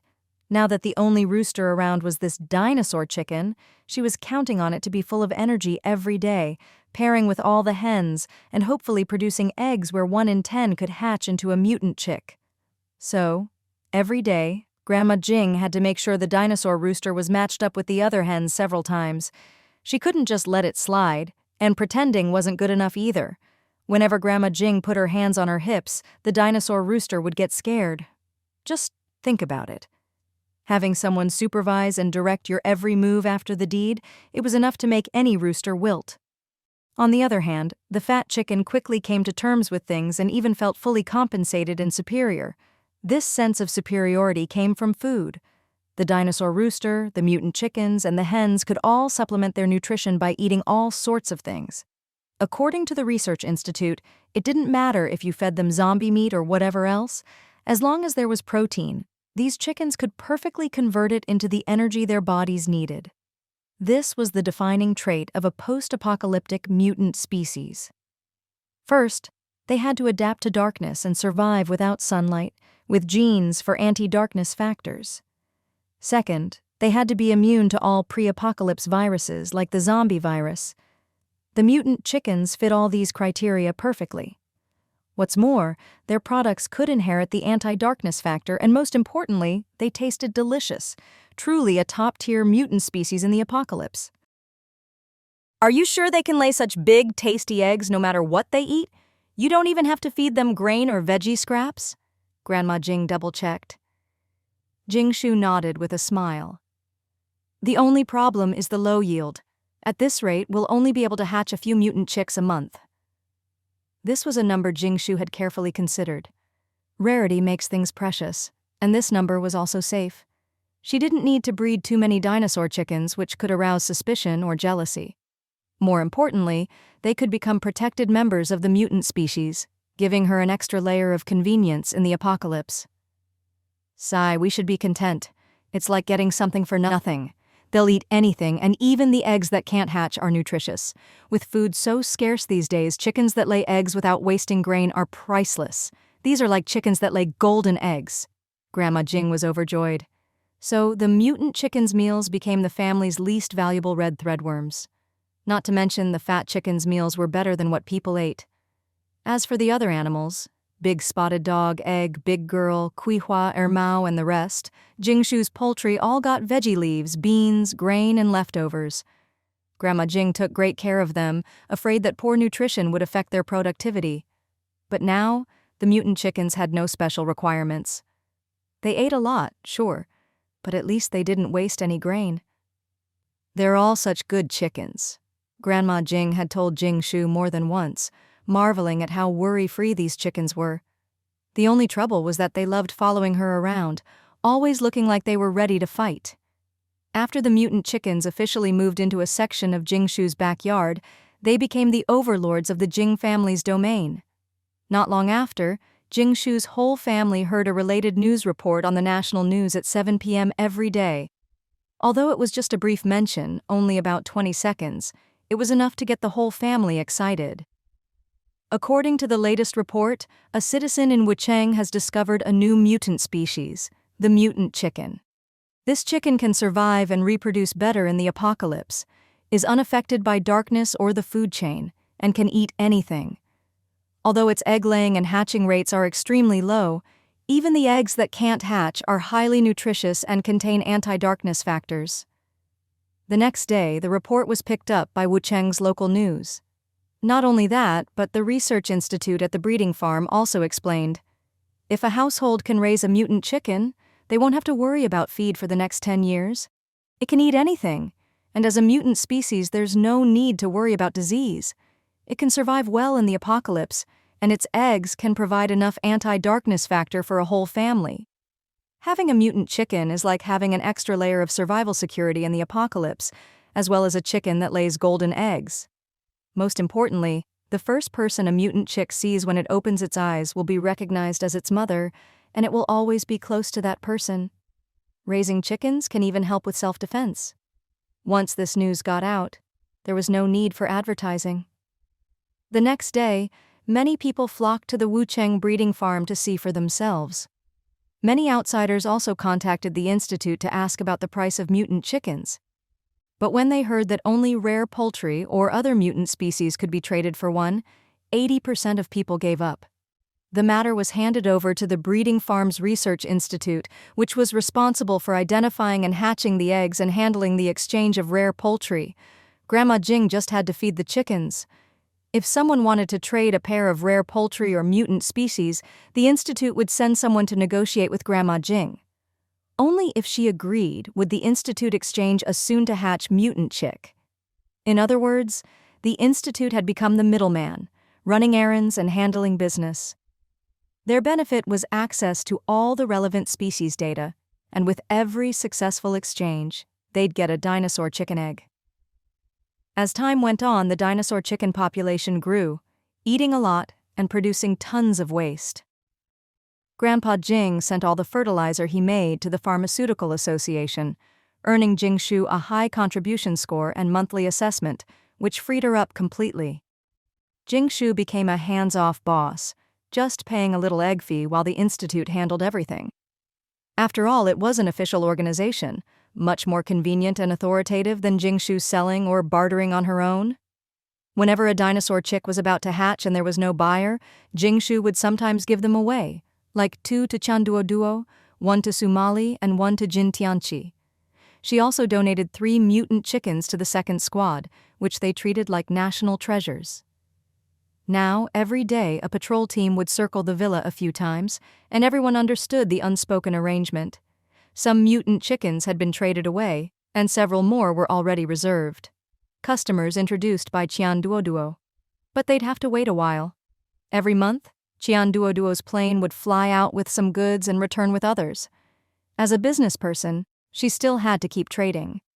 Just like the 3-month agreement with the Never Starve Food Regulatory Bureau was up, and a wealthy tycoon from the capital had taken on the trading task. 2 people from the bureau came to collect the 8 lion-headed geese as agreed.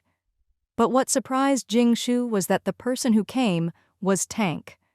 Not only Tank, but he also brought his beloved little sister. After so long apart, Tank was even darker and more muscular than before. It was hard to believe that the petite, delicate girl beside him was actually his sister. "It's been a long time. This is my little sister Sixie. Hey, watch it! Hurry down, don't be naughty."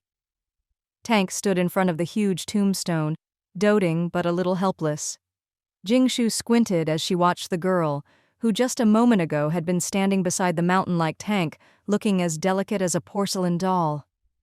In the blink of an eye, she was drawn to the massive tombstone in front of Jing Shu's villa, and in another blink, she had already climbed several meters up the smooth stone. From a distance, they could hear her still childish voice. Brother, is this what the wall of a rich person's yard looks like? It's so impressive. In the capital, how much grain would it take to trade for a piece of land this big? Jing Shu laughed. Land in Wucheng isn't worth much. Even a plot this big wouldn't get you a bathroom in the capital. Tank chuckled. These days, whether it's the capital or anywhere else, most buildings have been destroyed. Land is precious everywhere, and any house is valuable. But with so many people in the capital and such clear class divisions, hardly anyone can own a property this big anymore. The little girl finally climbed down. No one knew how she managed to move so nimbly on the smooth tombstone. She straightened her collar, tugged her bright red jacket into place, breathed out a puff of air, and then bowed respectfully to Jing Shu. Anyway, I have to thank Sister Jing for my silly brother. Thank you for taking care of him, saving him so many times, and letting him bring back my favorite eggs. Words can't express our gratitude. If you ever need help from us siblings, just say the word. Tank scratched his head sheepishly, only to get a kick from his sister. Brother, is that how you thank someone? Do it properly. She forced Tank to bow as well, making Jing Shu laugh. These are some local specialties from the capital. I hope you like them, Sister Jing. The little girl took out some dried goods and new post-apocalyptic products from her bundle. For example, there was something called black insect ginseng, a new species from the apocalypse. Dried and ground into powder, it could be made into all kinds of noodles. The taste was mild, even a bit bitter, but it was nutritious and contained anti-darkness factors. It was known as the ginseng of insects. It was a nice way to change up the diet now and then, and Grandma Jing was quite fond of it. The two of them followed Jing Shu into the villa's backyard. Outside, it was several degrees below zero, but inside the yard it was as warm as spring, with sun lamps shining on the crops. It was a world apart from the cold, dark world outside. The yard was full of life, thriving apricot, peach, and coffee trees, chickens and ducks in their pens, bleating sheep, and a sow rolling around contentedly. Everything looked so beautiful and comfortable, like a bountiful farm. Wait, what was that? Tank's mouth slowly fell open as he spotted two fat geese in the distance, apparently fighting with a familiar style, though their bodies were much bigger now. Tank pointed at the geese in shock. Those two, Jing Shu nodded. Yes, that's Dahua and Gudan. Xixi exclaimed, Oh my god, it's only been a few months. How did they get so fat? In the capital, no matter how much good food we gave them, they never gained weight, and they were so picky. How did you do it, Sister Jing? Jing Shu just smiled and said nothing. Just let them go hungry for a few days. All these are Dahua's goslings? So many? Tank pointed in disbelief at the flock of goslings behind him. In nearly 3 years of the apocalypse, the two geese had only produced a few goslings, but here, there were goslings everywhere. The Jing family really had their ways. Actually, this wasn't even all of them. Jing Shu was afraid of scaring visitors from the capital if she showed everything. She wanted to show off a little, but not too much. She hadn't expected Tank and his sister to be the ones coming. Just then, Grandma Jing came over, holding a string of goslings, her face wrinkled with joy. The 8 goslings are all packed up for you. Come eat first, no need to rush off.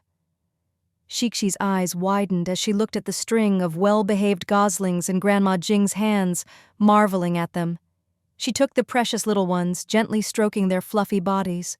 The warmth and strong heartbeats showed how healthy they were, nothing like the sickly, listless goslings bred in the capital. Tank scratched his head. We won't eat. We're in a hurry to get back. Grandma Jing protested. You've come all this way. How can you not eat? The food's all ready. Wucheng specialties. Young man, have some grilled kidneys to build up your strength. Little girl, eat more roast meat. I've packed roasted sweet potatoes and cumin skewers for you to eat on the road, and some of my homemade egg noodles to cook at home. Xixi swallowed hard. She hadn't had such good food in ages. Tank hesitated. We really are in a hurry. How about Xixi eats and I'll skip it? I have something to discuss with Jing Shu anyway. He didn't want to trouble anyone, but he also wanted his sister to have a good meal. Jing Shu nodded. That's fine. Xixi, go eat. Tank, you stay here and talk with me. Grandma, pack them some extra food for the road. Hearing that her brother would get to eat later, Shishi finally followed Grandma Jing to eat, a little embarrassed. The yard returned to its peaceful, tranquil state. A true haven after the apocalypse, a place that made you feel completely safe. Time was short.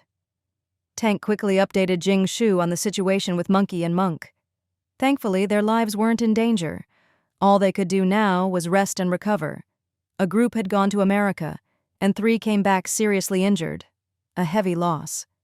Tank took out a photo of the seeds from that time. That batch of seeds from the capital. After months of research, we still haven't found a way to completely remove the radiation. They can be planted, but the germination rate is low, and there may be unpredictable consequences like genetic mutations. But from what I hear, they don't want to waste these precious seeds, so... Jing Shu narrowed her eyes. There was a lot of meaning in those words. She'd warned them before that the seeds were specially irradiated, and that she had a way to remove the radiation, but it would require extra cost and effort. Back then, they said they'd figure it out themselves. Now, months later, it seemed they hadn't found a solution and had come to negotiate. Oh? So? Tank blushed. They're asking if we can still do it the way you suggested before? Jing Shu smiled, relaxed. Of course. Some people just have to hit a wall before they turn back. She'd told them before, but they didn't believe her. Now, after all this time, they'd come back to her. Tank let out a sigh of relief. That's great. But I have an additional condition. Jing Shu's lips curled into a smile. The original terms were just to break even. After all, spiritual spring water was so precious, and she'd wanted to leave more seeds for the capital. At the time, she really didn't have any other needs. But now... An additional condition? Well, that's fair. As long as it's not too much and you're not asking them to bleed dry, the higher-ups should agree. But you have to strike the right balance. If she handled it well, people would respect her more. If not, she'd just make enemies. Jing Shu raised an eyebrow and asked slowly, The National Functional Zoning Plan has already been released, right? It's about to be implemented nationwide, isn't it? Tank nodded, still a bit confused. This had been a huge topic lately, the biggest news around. But what did it have to do with what Jing Shu was asking? Before Tank could say anything, Jing Shu continued. My additional condition is simple. I want the planning and management rights for the construction of Wucheng's garbage station. In other words, from now on, all of Wucheng's garbage would be under Jing Shu's control. Huh? Tank was still confused, then blurted out in surprise, You want to be the garbage plant manager? Why? Don't put it so bluntly. Garbage is a good thing, you know. Who would have thought that in the future, trash would be treasure? Jing Shu stroked her chin, her eyes turning. She really hadn't wanted to set her sights on post-apocalyptic garbage, but she was running out of fuel. As her factory expanded and natural gas became scarcer, the cost of energy trading with Shishan would inevitably rise. When temperatures dropped to 70 degrees C, the factory and its workers would need even more fuel to survive. She'd also have to look after close relatives like her uncle and aunt's families, since her own natural gas and coal supplies were tight too. But there's always a way. Time really flies. After the rise of maggot catchers and bug fishers, the next hot profession would be scavenger. Yes, people who pick up junk. This all started with garbage sorting 5 years ago. Back then, the phrase, "What kind of trash are you?" was all the rage in Shanghai and spread across China, making newbies everywhere tremble. Years have passed since then. People gradually developed a deeper understanding of the value of garbage. But who could have guessed that a few years later, how well you sorted your trash would determine whether you ate bugs or pancakes? Post-apocalyptic scavengers. People who could instantly distinguish between wet and dry trash in the dark and judge how much energy garbage could release. In the coming ice age, they would constantly search for combustibles and reusable junk, a sacred profession. They roamed the darkness, always on the lookout for greasy trash, and could exchange what they found at the garbage station for food. Whether it was corpses, rebar from walls, rotten wood, doors, windows, floorboards, or plastic. Anything but rocks could be picked up. The latest big news was that the authorities had issued a new urban-rural construction plan for the apocalypse, sparking the rise of scavengers. The government had already gathered the population together.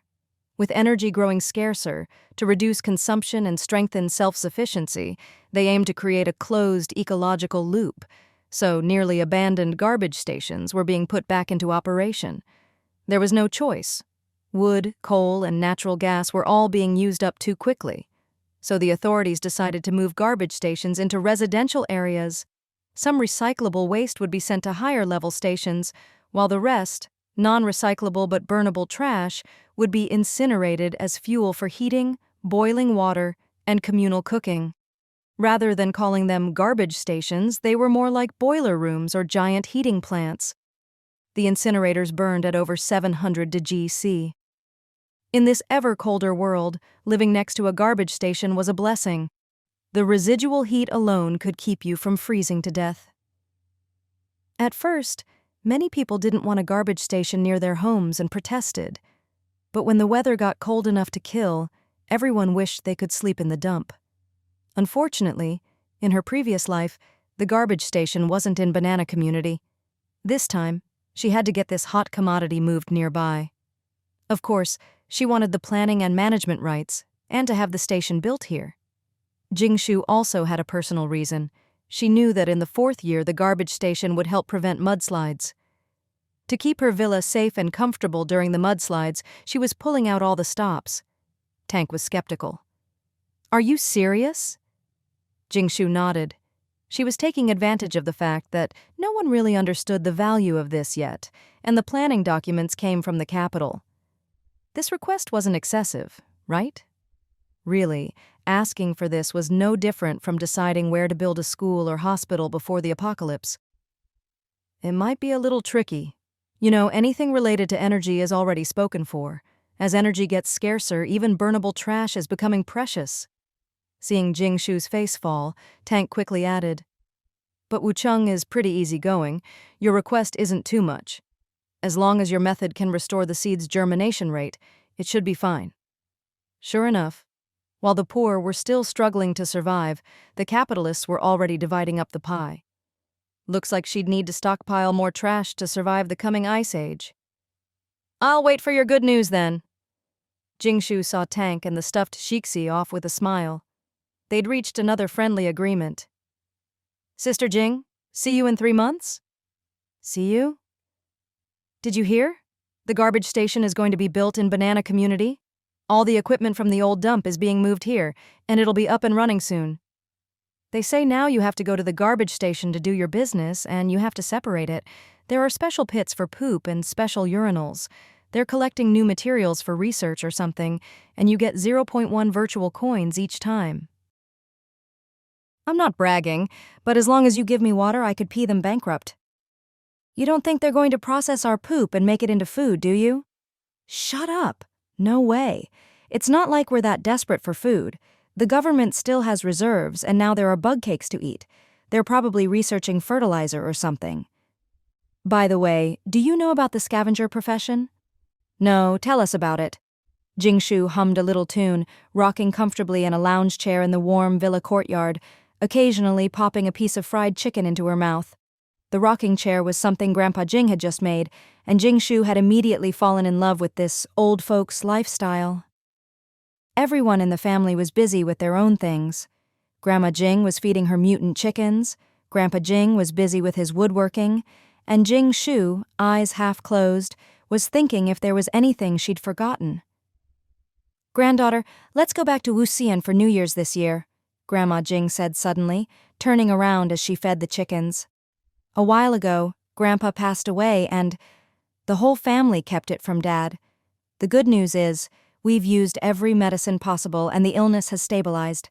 By the way, thank you all so much for your support. Love you all." "Huh?" Jing Shu was momentarily stunned, glancing around. Grandma really was just talking to her. Jing Shu awkwardly took a sip of sour plum juice, pursed her lips, and looked around again. Her dad, the livestock farm manager, was busy as usual. Her mom, ever since her promotion to department head, was even busier and rarely home. Wu Yui and her advisor were working on synthetic meat formulas in the stone garden every day. As for third aunt, she was even busier. Right now, Jing Shu was the only one at home with nothing to do. Grandma, why do you want to go back to Wuxian for New Year's? Isn't it nice to celebrate here in Wucheng? Didn't we agree to invite everyone here for the holiday? Jing Shu frowned slightly. At this critical moment, it would be hard to go back to Wuxian for New Year's. There were more disasters ahead. After all, the 4th year of the apocalypse was about to begin. She was well prepared, but only for the villa. If they traveled, she couldn't guarantee everyone's safety. Whether driving there or back, if a mudslide hit, even the best RV would get stuck. Grandma scattered feed and checked the chicks for any issues as she spoke. It's nothing, really. I just haven't been back in so long, I miss it, but celebrating here in Wucheng... Grandma hesitated. What's wrong? Jing Shu pressed. Grandma glanced around cautiously before saying, The weather's getting colder, and food is even tighter.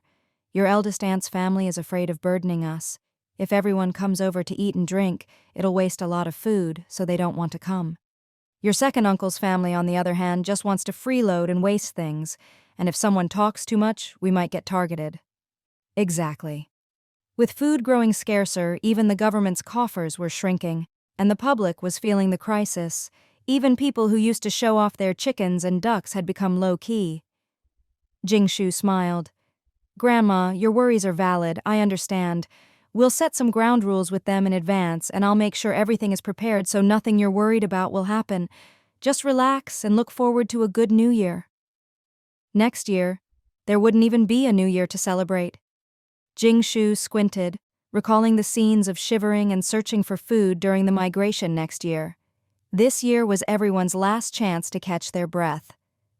After this, the real challenges of the apocalypse would begin, and time was running out for her. Aye. Oh, it's almost noon. I need to start cooking. I'm so busy every day. Grandma washed her hands, wiped them on her pants, and hurried to the kitchen. Grandpa grumbled from the side. Can't you use a towel after washing your hands? Look at that shiny patch on your pants. Jing Shu sighed quietly and fell into thought again. One of her worries was no money. Not only did she have no money, she actually owed the government millions.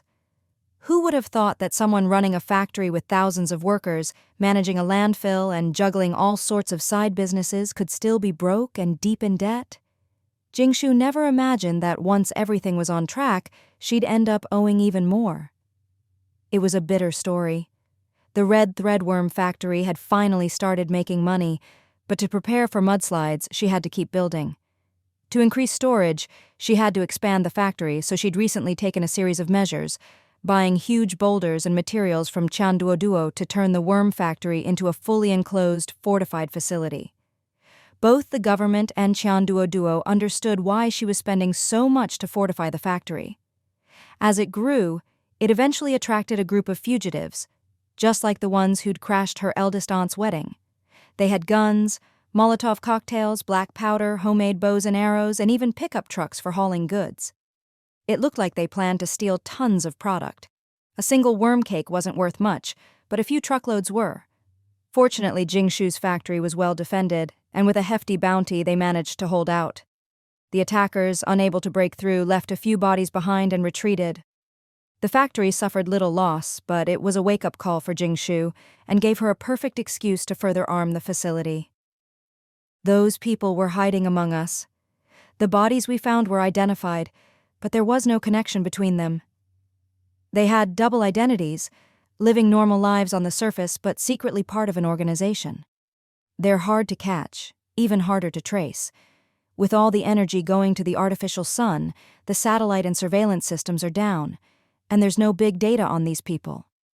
Once they run, it's like looking for a needle in a haystack. That was the conclusion from Heng Jin, whom Jing Shu had asked to investigate. But she hadn't given up. These people might come back, especially when everyone was out of ammo and starving. She'd expected this when she started the factory. A humble worm cake plant would eventually attract greedy eyes, so she'd prepared accordingly. If the disasters of the early apocalypse years had come like terrifying storms, then the disaster of the 4th year was the quietest of all. It It was like a spring rain, soaking everything silently, so subtle that no one noticed. Until it was too late. The floods of the second year had destroyed so many supplies and property. The mudslides of the fourth year would shatter the last bit of hope, eroding the land itself. It's here, so the fourth year of the apocalypse starts this early. Jing Shu stood on the hill behind the villa, gently touching the mud seeping out from above.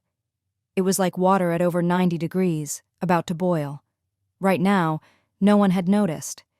Everyone was still celebrating the end of the earthquake, not realizing that in such cold weather, the ground's mud hadn't frozen solid.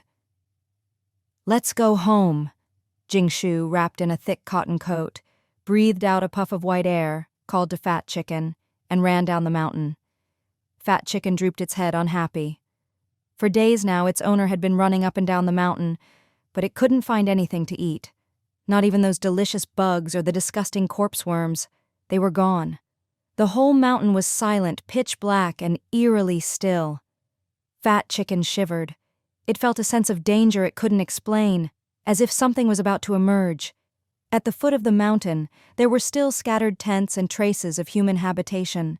Since the earthquakes had stopped, the authorities had reassigned people, and Banana Community was full again. "In this freezing weather, you're still going out? Be careful not to get frostbite." Jing Shu's mom handed her a cup of hot milk, her heart aching at the sight of Jing Shu's red nose.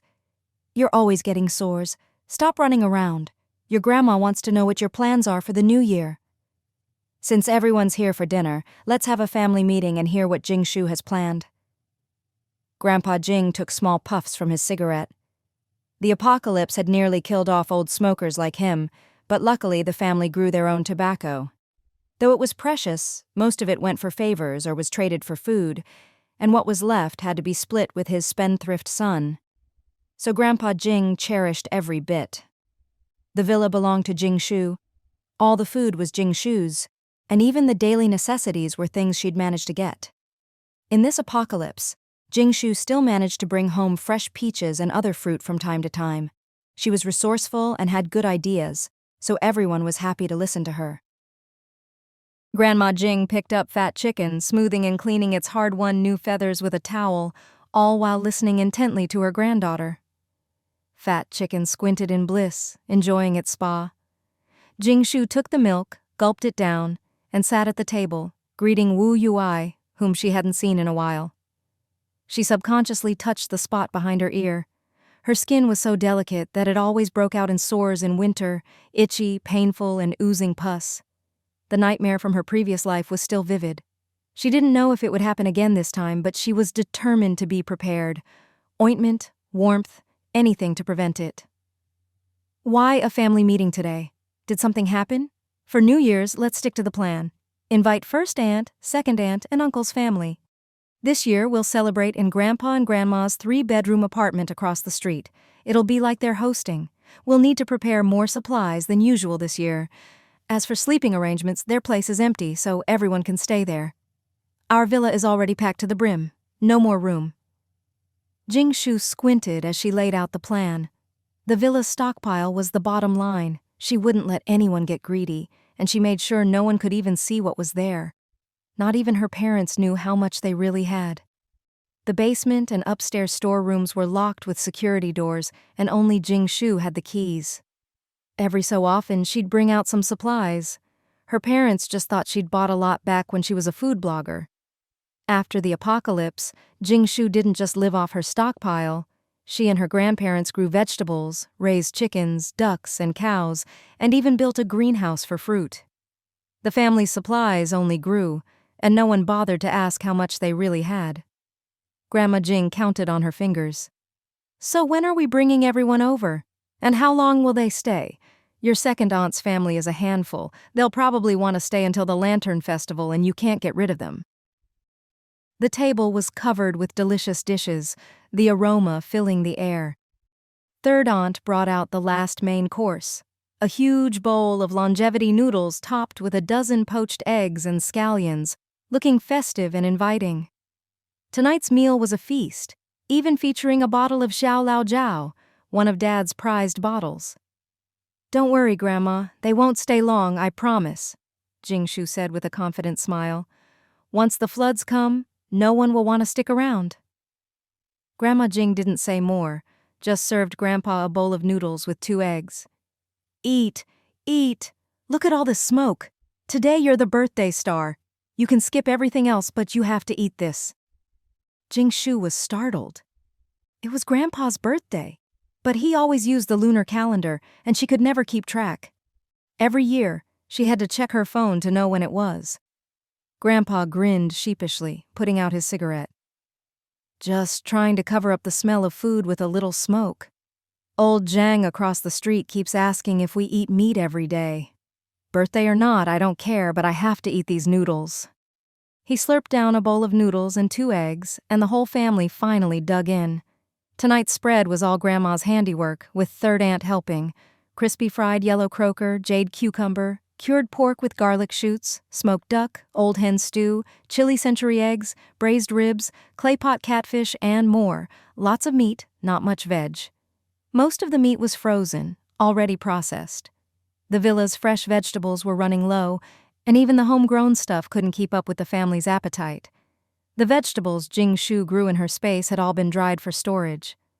Dad poured a small cup of liquor and smiled. "This is as good as it gets for now. The news says the disaster is over, dawn is near. In 2 or 3 years, things will be back to normal, and then we'll throw you a proper 90th birthday." Grandpa downed his drink, smacked his lips, and waved his hand. "No need to go to all this trouble. Look at this table. What a waste. I wanted this family meeting to hear everyone's thoughts." Jing Shu slurped a bowl of noodles with poached eggs. The yolk burst in her mouth, rich and fragrant from the spiritual spring. She could eat this every day and never get tired of it. "Grandpa, what do you want to ask?" Jing Shu was curious. It had been a long time since Grandpa had called such a serious family meeting. Third aunt brought out a big teapot of Wucheng-style milk tea, pouring everyone a steaming cup. The milky tea was topped with thick, pure white milk skin. Ever since milk became abundant, everyone drank milk tea like water. Unlike bubble tea, Wucheng's milk tea was made by simmering pure milk with fragrant tea leaves and salt, then adding carefully rendered butter and milk skin. In this freezing apocalypse, a sip filled your mouth with rich flavor, and chewing the thick milk skin was a special treat. Milk tea used to be a must-have on Wucheng tables, drunk before meals, when thirsty, or when hungry. Now, it was a luxury. Jing Shu also liked bubble tea, milk and black tea with rose syrup or chocolate, like a lady's afternoon dessert. Wucheng's salty milk tea was richer, but she liked both, just like she enjoyed both sweet and savory tofu pudding. The family had so much milk that Grandma made jars of milk skin, one of Jing Shu's favorite snacks. Grandpa took another swig of liquor, urged everyone to eat, and sighed. Lately, everyone's saying the big earthquake ended 2 or 3 months ago. Normally that would mean another disaster is coming, but there's been no sign of anything. So is it like the news says? Is the apocalypse really ending? End? This is nothing but the prelude to the coming storm. The real ordeal is still ahead. In her previous life, Jing Shu had naively thought it was all about to end. Everyone believed it was ending. People thought the darkness had lasted too long, that after a peak, there must be a decline. And after 3 whole years of decline, surely it was time for things to get better. Jing Shu showed a barely noticeable, slightly ironic smile. She didn't want to dampen her family's hope for life, but if they really thought this way, she had to pull these lost sheep back. Whether the apocalypse ended or not, they still had to live their lives well. Her father nodded vigorously. "I think so. Even though food is getting tighter, the authorities are encouraging us and issuing new directives. They've even increased support for poultry farming and allocated more feed. For years, people haven't had enough to eat, let alone raise poultry, so it looks like the government is determined." Even her mother agreed, her face full of hope. "The weather's getting colder and it's harder to grow vegetables or grains. Our agriculture department is under more and more pressure, but the higher-ups have a new plan. They want us to plant as much as possible while there's no disaster. In the past few months, we've even used the artificial sun. The first batch of corn, potatoes, and soybeans is about to be harvested. Food is still tight, but as long as there are no more disasters, I believe we'll slowly recover.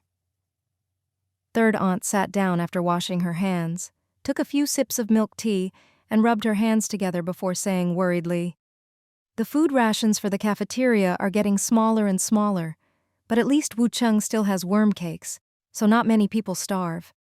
Other places have it much worse. Still, nothing weird has happened these past few months, so everyone's holding their breath, waiting for the dawn. That's why the rumors are spreading." Grandpa Jing looked at everyone, all hoping the apocalypse would end soon, and even he was starting to believe it. He sighed, shook his head, lit another cigarette, and turned to Jing Shu and Wu Yui. "What do you two think?" Wu Yui was happily chewing a fishball and replied nonchalantly, "I think it's unlikely. Don't get your hopes up too soon." Grandpa turned his gaze to Jing Shu. In the apocalypse, the family's quality of life depended on her, and her opinion carried weight. Jing Shu shook her head. "Cousin is right. As long as there's no sun, the apocalypse isn't over. We can't let our guard down. Instead, we need to be even more prepared. Our family is doing well now because we planned ahead. As for what's on TV, it's not wrong. They do need to boost morale and give people hope, but you can't take it at face value. In my opinion, things will only get worse. Think about it. All the side effects of no sunlight are piling up, and who knows, there might be a blizzard coming next. So, Mom, you need to be careful. Don't expand too much, or you won't be able to pull back when something happens." Her mother nodded, hands clasped in worry. "No matter what, let's hope for a good harvest this time, so Wucheng can store some grain and give us all a break." Jing Shu couldn't be too prophetic, so she left it at that. As for her mother's work, they'd just have to take it one step at a time. Grandpa finally nodded in satisfaction. Her words were exactly what he'd been thinking. He glanced at Jing Shu's father and started his usual sharp-tongued routine. "You're a grown man, but you don't see things as clearly as the kids?" He sighed again. "I called this family meeting to remind everyone, the new year is almost here. Even though nothing strange has happened these past few months, Jing Shu is right. From an old farmer's perspective, this is just the prelude to a blizzard. We have to be ready." Her father frowned. "Dad, everyone just wants a few months of peace. No one wants another disaster. But did you notice something?" Grandpa flicked his cigarette ash and pointed to the yard. "Our crops have dropped in yield. Haven't you noticed we've been eating less fresh vegetables lately?" Everyone looked at Grandpa. Grandma Jing muttered, "What a shame."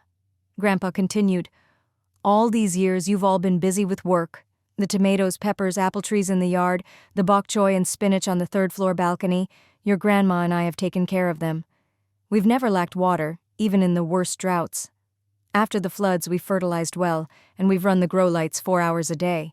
Our garden has always thrived, and yields were great, but lately yields have dropped sharply. It took me days to find the reason." Jing Shu stroked her chin, thinking. She always watered the garden with spiritual spring water, but only a little, just enough to keep yields at pre-apocalypse levels and not attract attention. There shouldn't have been a drop in yield. Grandpa got up and brought in a clump of soil from the yard. Her father scratched his head awkwardly. "Dad, what's going on? None of us know how to farm. Is there something wrong with the soil?" Grandpa nodded seriously. "If your grandma and I hadn't dug a hole to save seeds, we wouldn't have noticed. The soil in the yard has started to fill with this kind of silt. Normally it would just affect the harvest, but this silt is different. It's sticky and really hurts the crops. I checked other places. Cemented areas are fine, but the mountains and other spots all have this silt. It looks normal, but it's not." Grandma Jing lamented. "How did our good soil turn into this silt? Luckily, the soil on the third-floor balcony is fine. I wonder if it's seeping up from underground. I've asked around, but hardly anyone grows vegetables anymore, and with the weather, yields are down everywhere, so I don't know if it's just us." Since hardly anyone was growing vegetables, few people cared about the soil. Jing Shu frowned. In her previous life, she'd been at the bottom and never grew vegetables, so she'd never noticed the silt in the yard. With no electricity for lights and freezing temperatures, nothing would grow anyway. She'd never realized that silt, possibly altered by magma and chemical reactions, could seep up from underground and affect crops. She'd overlooked this. Time to adjust her plans. This can't be ignored. Our family's livelihood depends on it. By the way, Grandpa asked her mother, you grow a lot at work. Have you seen this silt? Her mother frowned and shook her head. To maximize resources, we mostly use soilless and vertical farming. Around the artificial sun, we did plant some cold-resistant crops. I'll have to check tomorrow. If there's a problem, we'll need to act fast. Find a solution? What solution could there be? Right now, it's just a bit of silt seeping up, but before long it'll erupt like a volcano, flooding half the city. This seemingly gentle mudslide disaster is bound to come. Its destruction is permanent. Once the mud flow stops and solidifies, it becomes as hard as concrete, swallowing up most buildings and supplies forever. Arable land will become even scarcer. In the apocalypse, even soil becomes precious. Jing Shu squinted, thinking about her next move. This was a problem she hadn't faced in her previous life. No matter how well she prepared, people can't outsmart nature. Luckily, Grandpa discovered it early, giving her time to adjust. Let's hope the land around the artificial sun isn't affected by this silt. If harvests are hit, how many people will starve? Her mother worried. If it was just their own land, it would be manageable, but if it was widespread... Jing Shu felt Grandpa's warning was a good thing. His worries were justified, and it was a chance to get everyone to prepare. She said, I noticed it too when I was walking the chickens on the mountain. There's a lot of this silt seeping out, already starting to flow down. Looks like it's not just us. I didn't expect it to seep up in our own yard, and the worst part is it's hurting our crops and reducing our harvest. With food already tight and now this silt, we have to prepare early. At the very least, we can't let our own crops be affected. If this silt spreads everywhere, with no sun and freezing weather, if the land goes bad too, people won't even be able to grow shade-loving greens or garlic. What will everyone do then? Grandpa's words left the whole family silent. They all knew their comfortable life in the apocalypse depended on these things. Even families with official jobs only got a tiny bit of vegetables each day, but their family ate fresh produce all the time. Grandpa, don't be too pessimistic. There's always hydroponics now, and the authorities will figure something out. For now, let's just take care of ourselves. Jing Shu continued.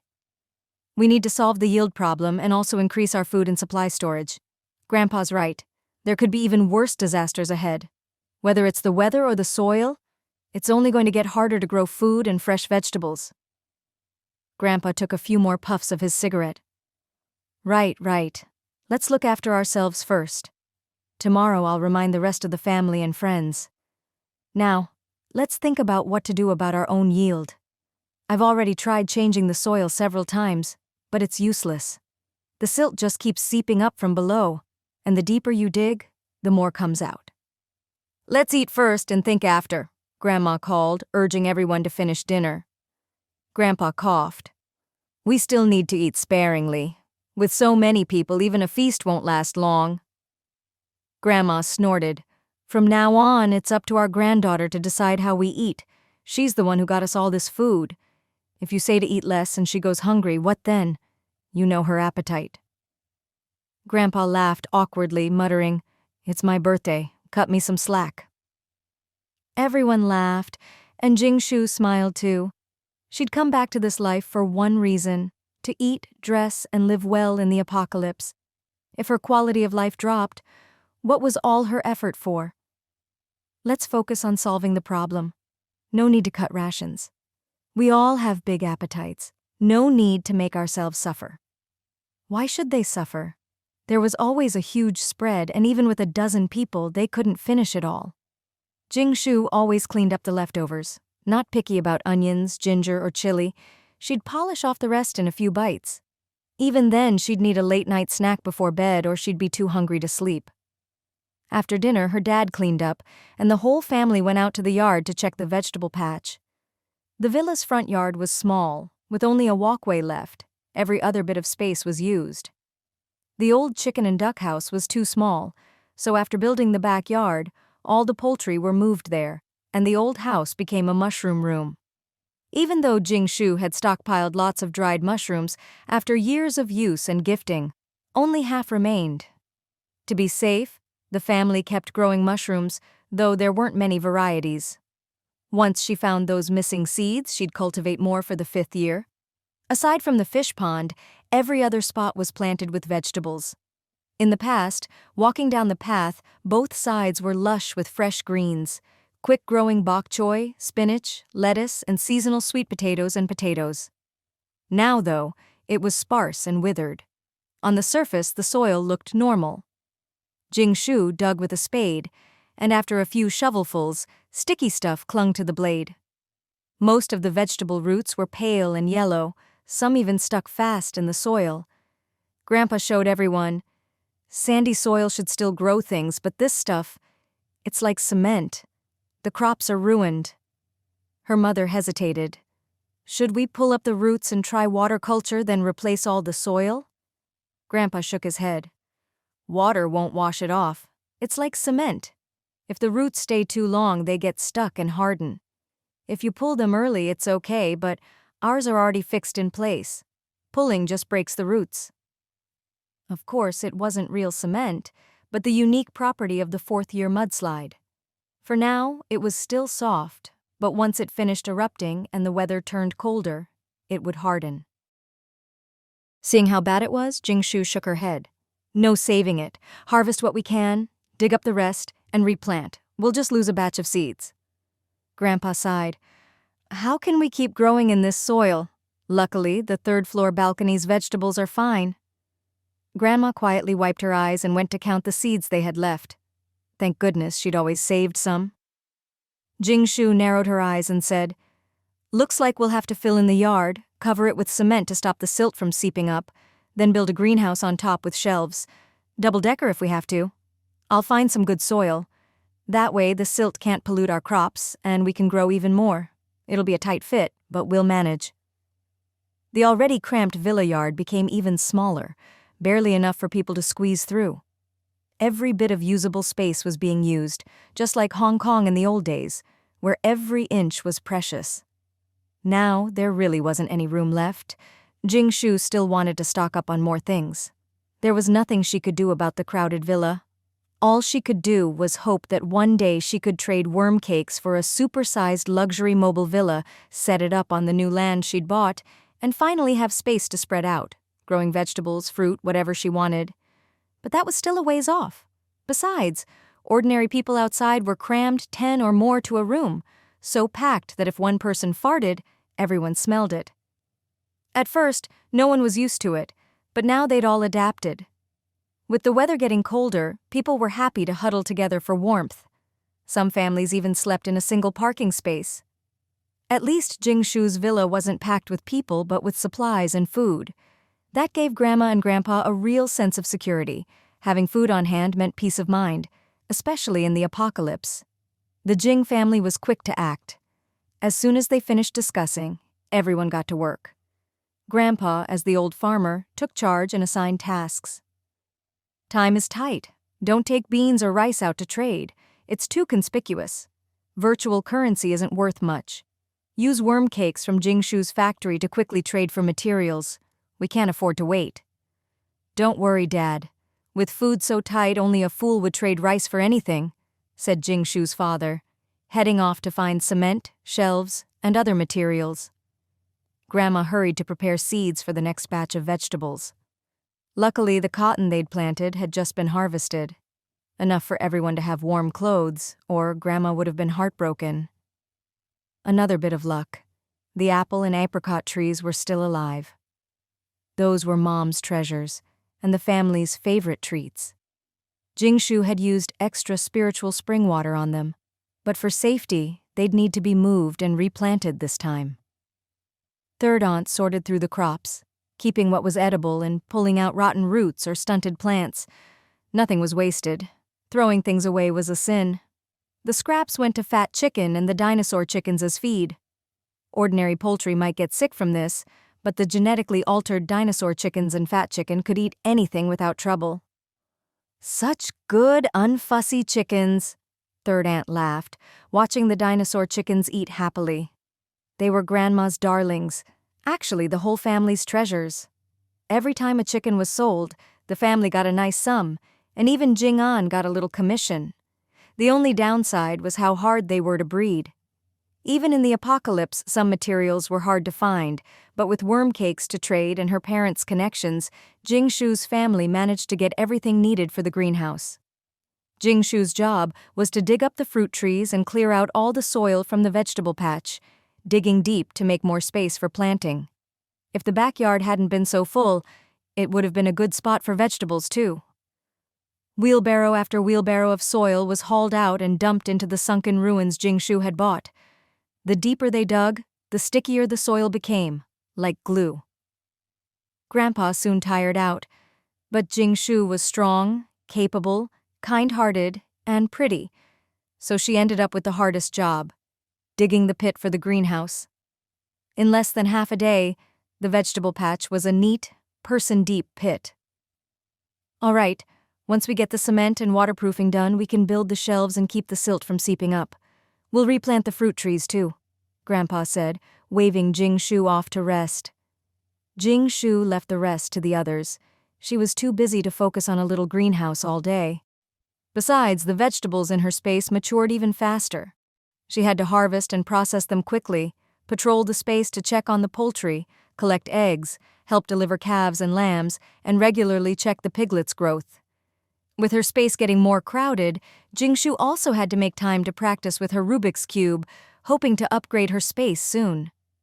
The 4th year of the apocalypse was here. Could the 5th be far behind? The thought of not being able to store more food or eat more delicious things made her sad. Even the piles of raw and frozen meat in her space no longer looked so appealing. So Jing Shu made herself a new plan. While conditions were still manageable, she'd prepare more snacks and ready-to-eat foods. That way, when it was time to migrate, the journey wouldn't be so boring.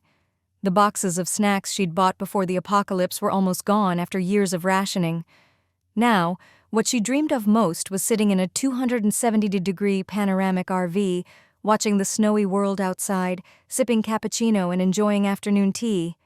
How could she go without cake and black tea, or without crispy fries and macarons? Chips and fries are easy. Just grow more potatoes and fry them up. Oh, and I need to make some corn chips too. Can't forget cookies. There are still plenty of eggs, so I can bake lots for everyone. More puff pastries, cakes, muffins, and my favorite donuts.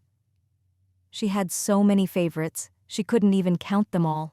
Just thinking about it made Jing Shu realize how busy she'd be. At the start of the apocalypse, she'd been satisfied just to have enough to eat, making lots of cooked food and stews. But as the saying goes, once you're warm and full, you start craving treats. Now just thinking about all those snacks made her stomach rumble. Jing Shu wasn't about to deny herself. She wrote up a detailed plan and started carrying it out. Even the fields in her space were being prepped for her next round of cravings. Eggs were piling up like mountains at home and in her space, so for the next few days, the villa kitchen was filled with the sound of electric mixers, Jing Shu whipping eggs non-stop. 2 mixers ran in shifts, turning egg whites into fluffy meringue every few minutes, while yolks were separated and piled high in bowls. My dear granddaughter, even if we have a lot of eggs, you can't use them up like this. You're making so much at once we can't eat it all, and it's not like marinated eggs you can just keep in the fridge. Oh my! You're pouring sugar in like it's free! What exactly are you making? Grandma looked at the mountain of eggshells, her heart aching. Only a real granddaughter could get away with this. Anyone else, she'd have smacked them already. Grandma, I'm whipping eggs. See, this is white cream. We have so many eggs we can't finish them all. There are still plenty of salted and marinated eggs left, and we can't sell them. If we let them pile up, they'll go bad. So I'm whipping them all now. Later we can make sponge cake. You love that, don't you? And not just sponge cake. We can make date cake, pumpkin cake, red bean cake, cookies, and all sorts of pastries. They'll keep for months, and if not, we can freeze them. Whenever we want to eat, just take them out. So convenient. Of course, cream isn't just for cake. She'd secretly made ice cream before, and it could also be used for pudding, creamy mushroom soup, mousse cake, cheesecake. With so many eggs at home, she'd turn this whole batch into cream for storage. Her first priority was to process all the raw ingredients into semi-finished products, saving space and making it easier to eat on the move. When the time came, she could eat whatever she wanted with no hassle. It seemed downloading 1001 Ways to Cook Eggs had been a wise choice. Hearing that nothing would go to waste, Grandma let out a sigh of relief, her eyes lighting up. She hadn't had sponge cake in ages, but she still hesitated. Isn't this a waste of grain? How much can you make with so many eggs? And it's not like you can eat cake as a staple. Back in my day, sponge cake was a rare treat. And what about all those egg yolks? Can't you just whip them with the whites? We can't eat that many yolks at once. Jing Shu kept working. It's not a waste if we eat it. The yolks won't go to waste either. They can be made into custard pies, salted egg yolk pastries, or mixed with milk for egg tart filling. Freeze it and it'll keep for years. When you want egg tarts, just fill the shells and bake. Hot, fresh egg tarts anytime. Egg tarts? Like the ones you bought last time? Too bad they're all gone. We can make them ourselves? Grandma's eyes shone even brighter. The box of egg tarts she'd bought before was long gone, just a few rounds, and the whole family had finished them, especially Grandma, who loved their soft, sweet texture. It ticked all her boxes, sweet, soft, easy to chew. Don't be fooled by her age. Grandma had a sweet tooth, a holdover from her youth when sugar was a luxury. Grandma, we'll have egg tarts this afternoon. I'll teach you how to make the shells. We can make a bunch, stack them up, and freeze them. They won't go bad. Wait, what was I doing again? Grandma, skillfully rolling out the special dough and wrapping it in foil, suddenly looked confused. Something feels off. But what could Grandma do? She couldn't admit she just wanted to eat those soft, sweet egg tarts more often, or that the smell of baking cake made her unable to leave the kitchen. The talk of saving food from yesterday was long forgotten. Even the work of building the greenhouse and transplanting the fruit trees was forgotten. By the time they'd used up all the eggs, several bags of flour, and countless scoops of sugar, they'd added a whole new batch of treats and semi-finished goods to the pantry. Only then did they remember. When Jing Shu finally went out to check the yard, everything had changed. The fruit trees had been transplanted, the vegetable shelves rebuilt, and there was now twice as much planting space as before. Not only that, but both levels of the greenhouse were filled with soil, and there were even a few trays of half-grown bok choy, lush and green. But Grandpa was sighing. What a waste. What's wrong, Grandpa? What's a waste? And it's all done already? Where did the soil and seedlings come from?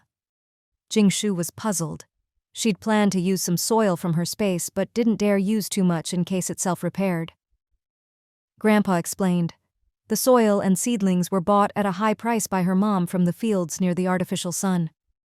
The day after they discovered the silt, her mom went to the artificial sun's farmland, worried that the land there might also be contaminated. Luckily, it was still normal. Jing Shu frowned. Was that really possible? Grandpa continued. Her mom had people dig deeper, but just 2 meters down, the ground was as hard as stone. Digging it up, they found it was the same glue-like mud from their own yard, but completely solidified into cement. Tests showed that the high temperature from the artificial sun had dried out the underground silt, turning it into a hard cement wall that blocked further seepage. It was a lucky break that saved the crops. Her mom immediately reported it and had been busy with it for days. Even though the agriculture department could do hydroponics, such a big problem with the land was still serious. Grandpa said, "If we'd known high heat could dry it out, we wouldn't have bothered with cement and waterproofing. So much extra work." Jing Shu comforted him. The artificial sun keeps the temperature high, but at home, even if we dry it once, the cold could make it melt and seep up again. This way, we have peace of mind. That made Grandpa feel better, and he went off to tidy up the greenhouse. He cared more than anyone. He was waiting for the next batch of tobacco to be ready, and his stash was running low. After a few days of working like crazy with Jing Shu, Grandma was out of energy and focused on preparing for the new year. The family was in the lean season for fresh vegetables, but it didn't affect their quality of life. No veggies? Just eat more meat. There was plenty of fish and shrimp, plus dried mushrooms and fungus, and all kinds of pickles and preserved vegetables. If all else failed, they could use the dried veggies from Chanduoduo's dividends. No one dared bring home vegetables from the agriculture department. They were all grown with hormones and catalysts, only eaten when there was no other choice. Most of the artificial sun's fields were for grain, with very few vegetables. Even those trays of half-grown bok choy had cost a fortune, and Grandma kept picking at them before they were even mature.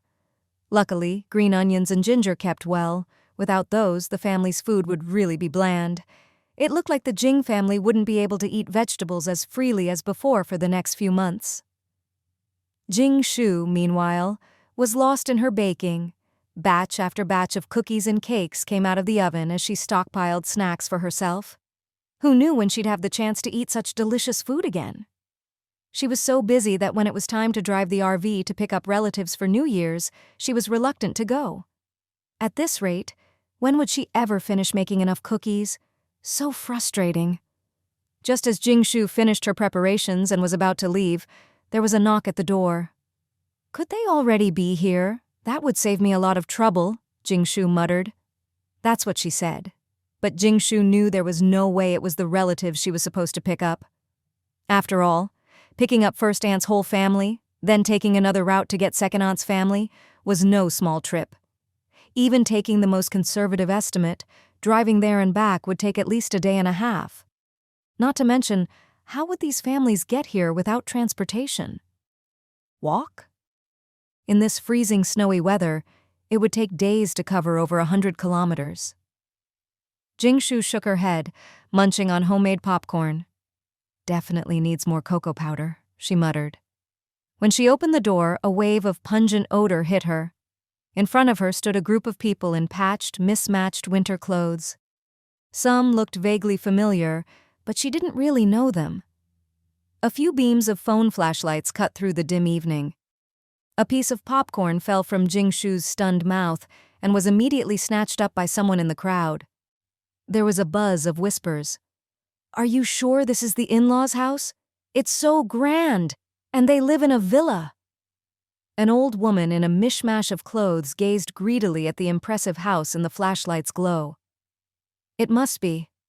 My wife said her mother's family is doing really well," someone replied. Jing Shu frowned and glanced at the security guard who was leading the group with a flashlight. Clearly, the guard had brought them here.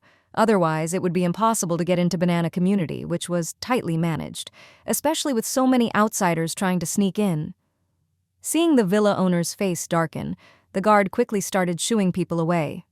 Move along. I knew it. These folks don't look like they have relatives in the villa district. Just look at them, so shabby." A skinny young man and a bulky middle-aged man squeezed out of the crowd. Wait, it's a misunderstanding. Jing Shu, it's me, Li Yun. Grandma, Grandpa, it's me, Li Yun. Please let us in." Li Yun called weakly toward the villa. "It's me, your second uncle," second uncle blurted out, staring at Jing Shu in shock. He hadn't seen her in years, and now his niece was not only prettier, but in the apocalypse she was clean, holding snacks, and looking well off. How much food did this family have? Meanwhile, they were surviving on swelling soil and bugs. He'd heard from Jing Zhao that her brother's family was doing better and better after the apocalypse. Clearly, those two old folks had given everything to their precious son. On the other side, was this really Li Yun, second aunt's son, and second uncle Li Zhuang? They looked so different from her memory. No wonder she hadn't recognized them at first. Jing Shu looked closer and finally remembered. They were just so thin she almost didn't recognize them. She'd once sworn she could recognize Li Yun even if he turned to ashes, after all the times he'd teased her as a kid. Turns out, a little weight loss and she almost failed. Tsk, tisk. Never make those even if you turn to ashes vows lightly. She pointed at the 7 or 8 people behind them. "Who are these people? Why are you here? Where's second aunt? She didn't come?" "So why did you all show up?" When the crowd realized this really was Li Yun's grandma's house, their eyes changed as they looked at the villa. like they were looking at their own property. Second uncle was still in shock, so Li Yun had to speak up. "This is my grandma and grandpa, that's my uncle's family, and that's my aunt's family. We all came." At that moment, Li Yun's grandma rushed forward and cut in. "Oh, what a pretty girl. This must be Jing Zhao's niece, right? Don't be a stranger, we're all family. Your second aunt invited us for New Year's. We're all one family, of course we should celebrate together. Why else would we come all this way?" It was tough, but worth it to catch up with the in-laws. "Come on, let us in for a hot meal, we're exhausted." "Dazhuang, you're back at your mother-in-law's house, aren't you? Why are you just standing there?" She started leading the whole group toward the villa. Second uncle snapped out of it and smiled. Right, my in-law's house is just like my own. Don't be shy, let's go in and eat. You have no idea. Before we left, my mother-in-law said there'd be plenty of rice for New Year's. Do you know how rare that is these days? My mother-in-law's family is amazing. I sure married well." Jing Shu calmly closed the villa door, smiled sweetly at the group and said, "Hold on, let's get something straight. Li Yun, second uncle, I remember being very clear. We only invited second aunt's family of 3. Second aunt isn't here, so why did you bring all these people? Free food, free lodging? The ones who should come didn't." Li Yun shivered in the cold, a child started crying in the crowd, and second uncle rubbed his hands together. "No, Jing Shu, at least let us in to warm up and have a bite. Is this how you treat guests? The kids are suffering. Let's talk inside. Besides, your second aunt and first aunt's families are right behind us. They'll be here soon. If you have questions, ask them. They'll explain." Jing Shu dragged a chair to the doorway and sat down, munching popcorn. The children's crying grew louder, and there were sounds of people swallowing hungrily. The security guard wisely stood beside Jing Shu, walkie-talkie flashing yellow, ready to call for backup if needed. "Oh, then there's no rush.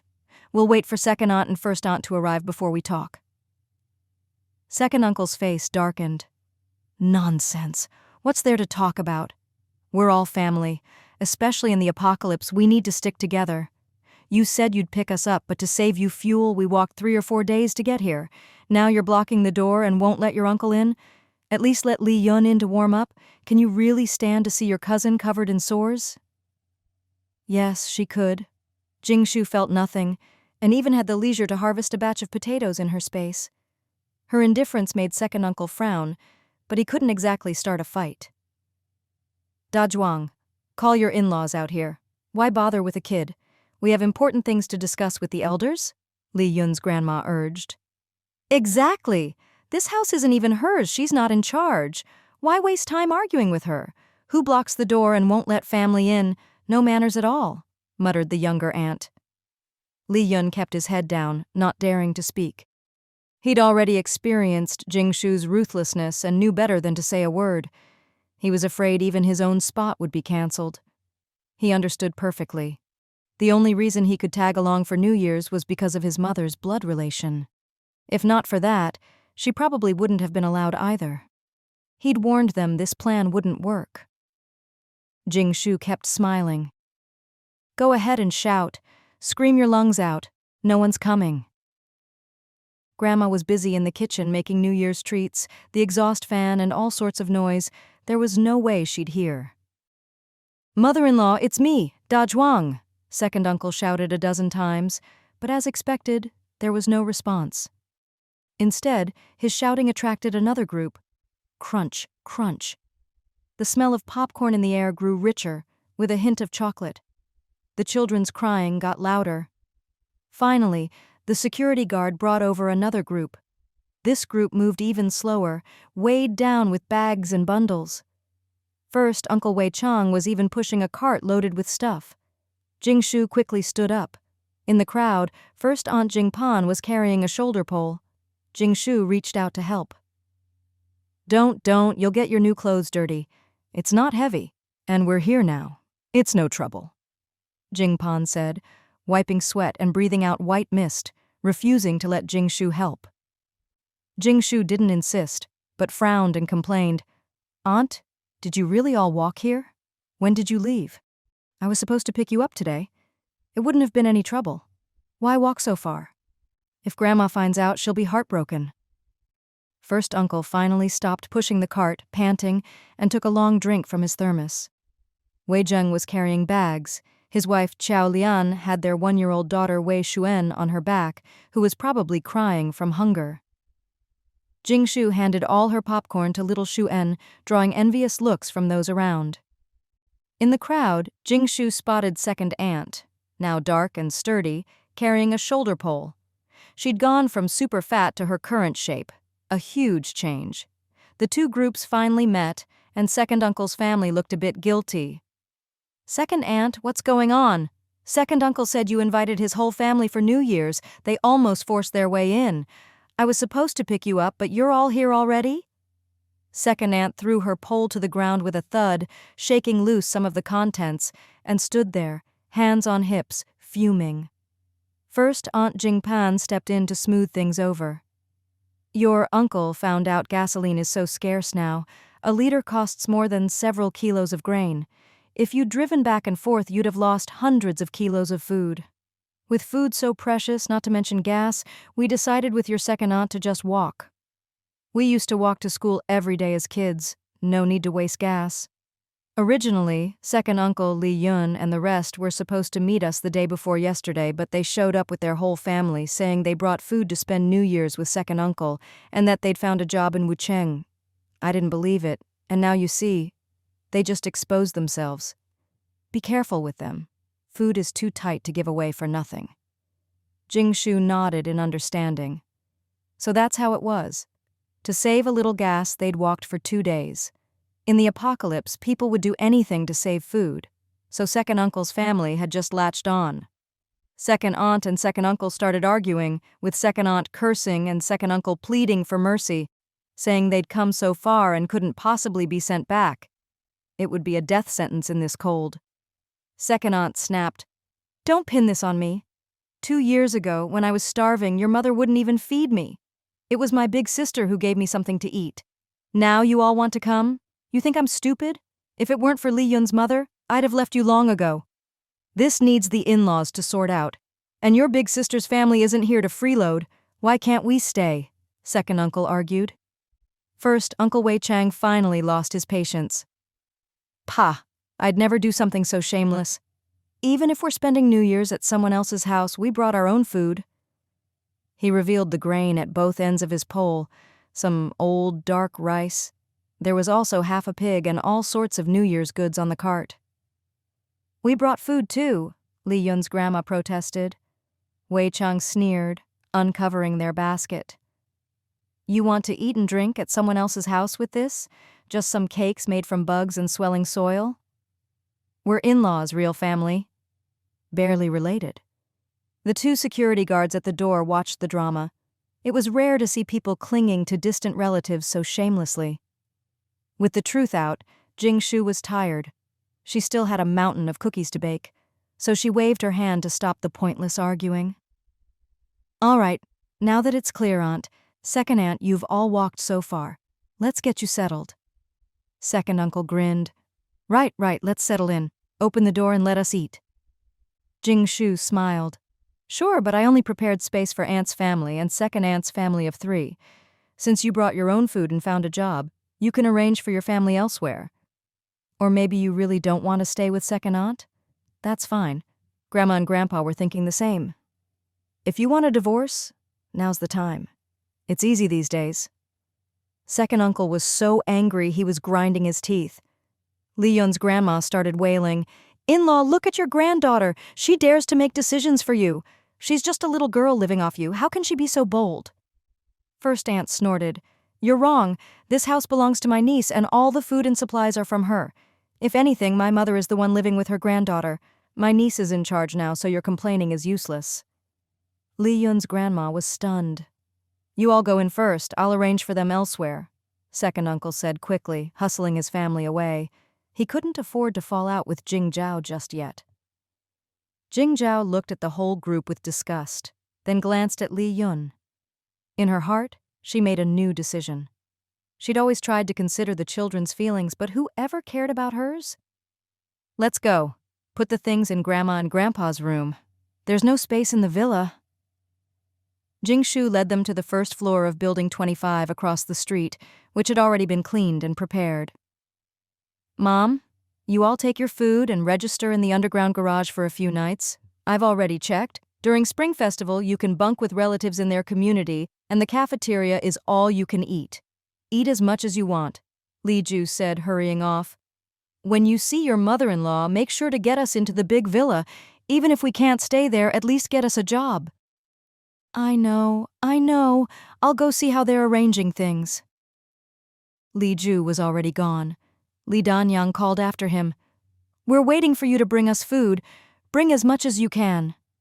But he was long gone. Li Ju really was fast. Jing Shu had barely opened the door before he came running, still confused. Jing Zhao, aren't we staying in the villa? Jing Zhao glared at him. If you don't want to stay, go back. Building 25 was already packed with hundreds of people, every apartment crammed full. The villa area was restricted, but here people were coming and going, and many shone their phone lights over, especially eyeing the bundles and the cart with greedy green glances. Unfortunately, the management was strict now. If anyone tried to steal food, they'd be sent straight to labor reform. Unless you were starving, no one dared try. First Aunt quickly covered their things, looking nervous. Just then a girl with blunt bangs hurried over carrying 2 thermoses. She called out warmly, Sister Jing Shu, are these the relatives staying for a few days? I'll register you, just show me your QR codes. Oh, I'm the life manager for Building 25, just call me Fat New. If you need anything, just ask. Everyone showed their codes for Fat New to scan. Registration was strict, and all temporary residents had to be logged. Fat New set down the thermoses and smiled. Here's some hot water for you. You can get more at the garbage station. 1 virtual coin for 2 thermoses. Just return the thermoses when you leave, there's a set quota. In reality, each apartment shared just 1 thermos, 20 or 30 people to a pot. First Aunt glanced at Jing Shu, who nodded slightly. Only then did First Aunt thank Fat New and slip her a handful of cooked rice. Thank you so much. Sorry for the trouble. Fat New glanced at Jing Shu, saw no objection, and accepted the rice, then added warmly, By the way, you can't go to the bathroom anywhere you like here.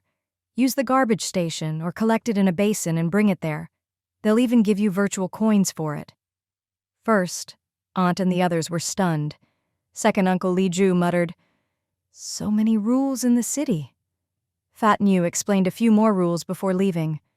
First Aunt whispered, Why is she so nice to us? Is she after something? Jing Shu waved it off, waiting until First Uncle had moved all the luggage inside before saying, She's the manager. I helped her out a bit before. Everyone looked enlightened. Second Uncle Li Ju's eyes darted. This niece was even more capable than he'd thought. Warm light filled the spacious, clean, comfortable apartment. A plush sofa sat in the living room, wildflowers decorated the table, the floor gleamed, and the stove crackled with fire. Wow, there's even electric lights? It's so clean. We're so dirty we'll mess it up. First Aunt shooed everyone to the door. Wash your feet before you come in. To Jing Shu's surprise, everyone obediently washed their feet and socks, and First Aunt scrubbed everyone's muddy shoes until the water turned black. Only then did they go inside. The road was all mud pits, so sticky, Wei Zheng complained. Once inside, there were more exclamations.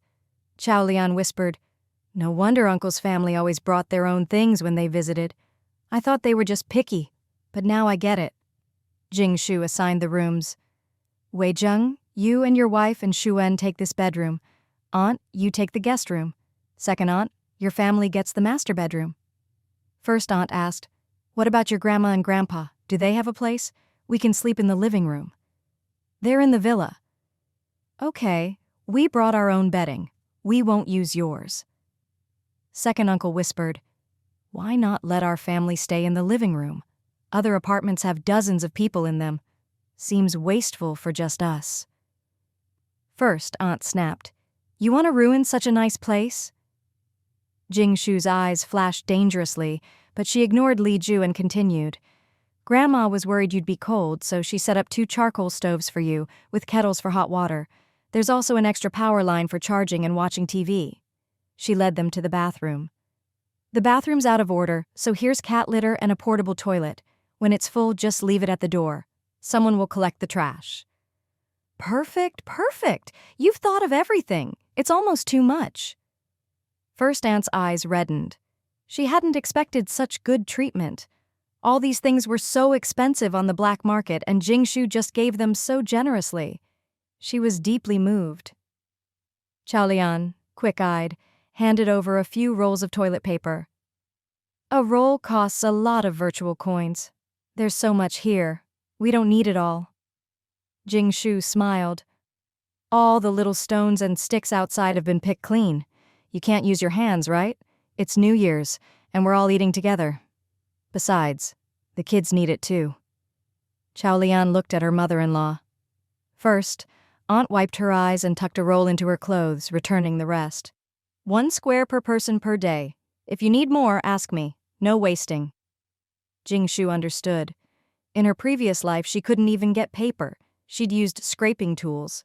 But now she worried more about people not cleaning properly or getting it on their hands. How embarrassing would that be? She suddenly decided, this new year, everyone would get their own meal in a disposable box. Speaking of which, paper and sanitary pads were running low. Who would have thought there'd be so many women in the family after the apocalypse? Sumali had said there'd be a barter market soon. Maybe she should stock up, or it would get harder and harder. There's also shampoo, soap, toothbrushes, and toothpaste. Help yourselves. Good hygiene made living together much more comfortable. Otherwise, just opening the door to a wave of stench. It wasn't about being picky, but it really killed the appetite. Finally, everyone was settled in.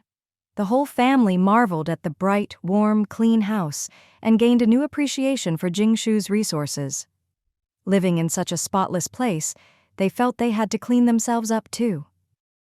First Aunt, feeling bold, sent Wei Chang to fetch several thermoses of hot water so everyone could wash up properly. Jing Shu was happy too, but second uncle, shifty-eyed, said, Jing Shu, now that we're settled, when can we go visit Jing Zhao's mom at the villa? It's been ages since we've seen her. Your grandparents must miss us. Jing Shu couldn't help but laugh. Whether they miss you, I don't know. But when first uncle went over just now, Grandpa and Grandma were really happy. They said it was so thoughtful to bring half a pig all this way, and Grandpa especially appreciated the pig's ears for his drinks. Second uncle, Grandpa and Grandma think highly of you too. What did you bring them? Second uncle stammered, If my liquor store hadn't closed, I'd have brought some good wine for sure. Tisk tisk, but before the apocalypse, how come you never brought good wine for New Year's? Every year it was just a 2 yuan bottle of baijiu, and Grandpa and Grandma would give you 1,000 in lucky money. Second aunt lowered her head. She'd always felt her mother favored sons over daughters, and that she was treated unfairly at home, so she kept quiet about Li Ju's behavior all these years. But now, in the apocalypse, she realized you could only truly rely on your own family. Your in-laws were never dependable. But the damage was done. She'd already grown apart from her family and could never go back to how things were. The plan had always been to spend New Year's at Grandpa and Grandma's place this year, not at the villa. They wouldn't even set foot there. Li Ju, who'd been scheming, was left completely dumbfounded. Meanwhile, Grandpa finished his preparations and came over, beaming, with his own handwritten Spring Festival couplets, homemade Chinese knots, door gods, and all sorts of New Year's decorations. In the old days, there were strict traditions about when to clean, when to put up couplets, when to braise meat, but now, everything was done at once. The Jing family home was gradually filling with festive cheer. In the afternoon, Jing Shu's mom and dad came home from work, and Wu Yui returned too, looking tired. Looks like I'll have a break for a while.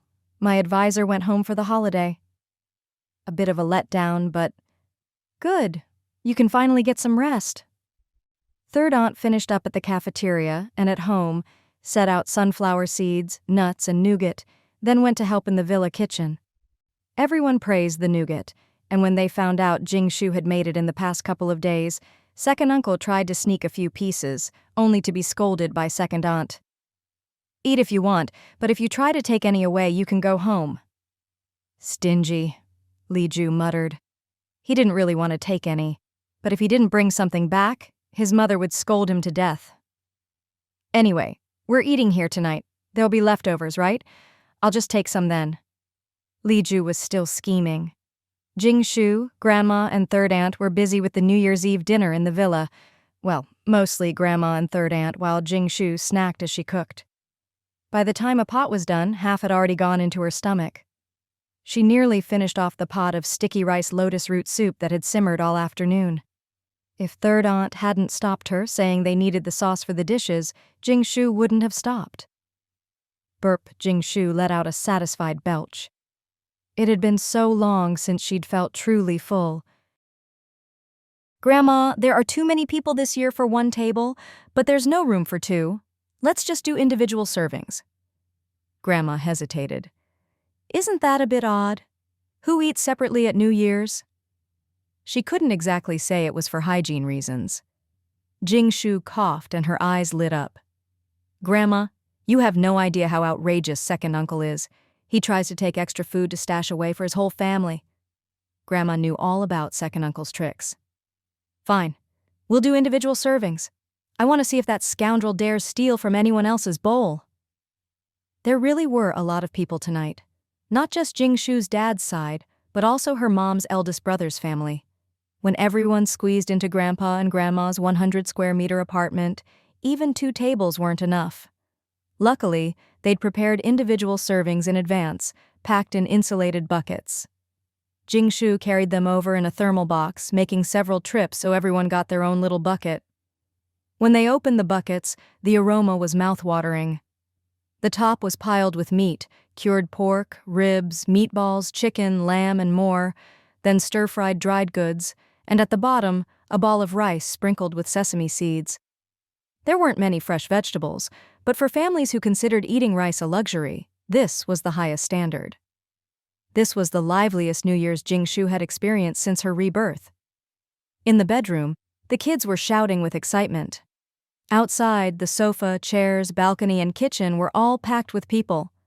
The TV was playing the Spring Festival Gala, full of summaries and encouragement for the people. No one left a single bite.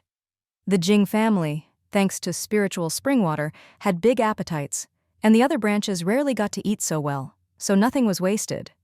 The buckets were all spotless. Third Aunt poured everyone rich rosé milk tea, with pumpkin and sweet potato balls, chewy and delicious. The meal was so satisfying, even Second Uncle, who always tried to take more, didn't manage to pull it off. He'd planned to save half, but ended up eating it all without realizing. Everyone, mark your bowls. We'll use these for the next few days and even after we go home until they wear out, First Aunt said.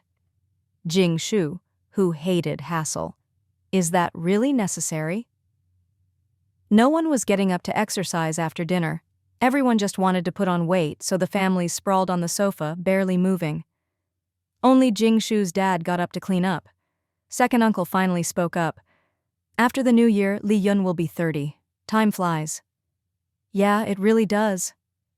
I want to get Li Yun a city job. Even temporary work is fine. Grandpa took out his pipe, saying it was to clear the air, and nodded. Go ahead. Second Uncle. After a long pause, Second Uncle tried again. We brought some food. Who should we talk to about it? Grandpa, do you have any connections? Grandpa shook his head. Nope. All our kids found their own jobs. I don't know anything about that. Could you at least introduce us to someone? Grandpa pointed at Jing Shu. Granddaughter, you explain the rules to your uncle and cousin. There was no time for more chatting. Jing Shu had to run off again. Lately, she'd been in a bad mood. Nothing was going right, and her father's situation wasn't improving. She wanted to ask everyone, how do you make yourself feel better when you're down? Jing Shu gave a non-committal, as she was busy in her consciousness space. Her sheep was about to give birth again. The lamb was a bit too big from overnutrition, and the ewe was having a hard time. Jing Shu had to encourage the mother to push, and if things went wrong, she'd have to use her Rubik's Cube ability. With so many people at home, the demand for wool sweaters, pants, and sheepskin boots was high. She hadn't limited the sheep breeding in her Rubik's Cube space, wanting to stock up on warm supplies before the migration. Otherwise, the next few years would be unstable, and warm goods would be in short supply. She'd hoarded so many supplies before the apocalypse, but after just 3 years, they were already running low. The apocalypse was far from over. How could she let her quality of life drop? Relying on the few sheep at the villa to breed was way too slow. After all these years, she'd only accumulated a small amount of raw material, and most of it had already been made into finished goods by Zijin and Grandma. Who knew if Zijin would have time to make things in the future? Her skills were even better than Grandma's. Her clothes were not only prettier, but warmer. She missed Zijin a little. "Come on. Deep breath, 1, 2, 3. One's out, good job." Li Ju stared at Jing Shu, waiting. After a while, Jing Shu finally exhaled and said calmly, "Oh, there aren't really any rules. I don't know about other cities, but in Wucheng everything's transparent. A big bag of rice or flour can get you a secure job, or you can buy a permanent position for 1,000 virtual coins. Of course, cushier jobs, like working in the cafeteria where you can taste as you cook, cost more. Cleaning, transport, and garbage collection are cheaper. A garbage collector job is just 100 virtual coins. The main thing is, all these jobs include meals. These days, any job that included food was a good job. Just being able to eat 2 meals a day was a blessing. Things were getting worse and worse. If the government could provide even 1 meal a day, that was already good. People had to figure out the rest themselves. Li Ju smacked his lips. "Is that cheap? What about that manager just now? She manages so many people.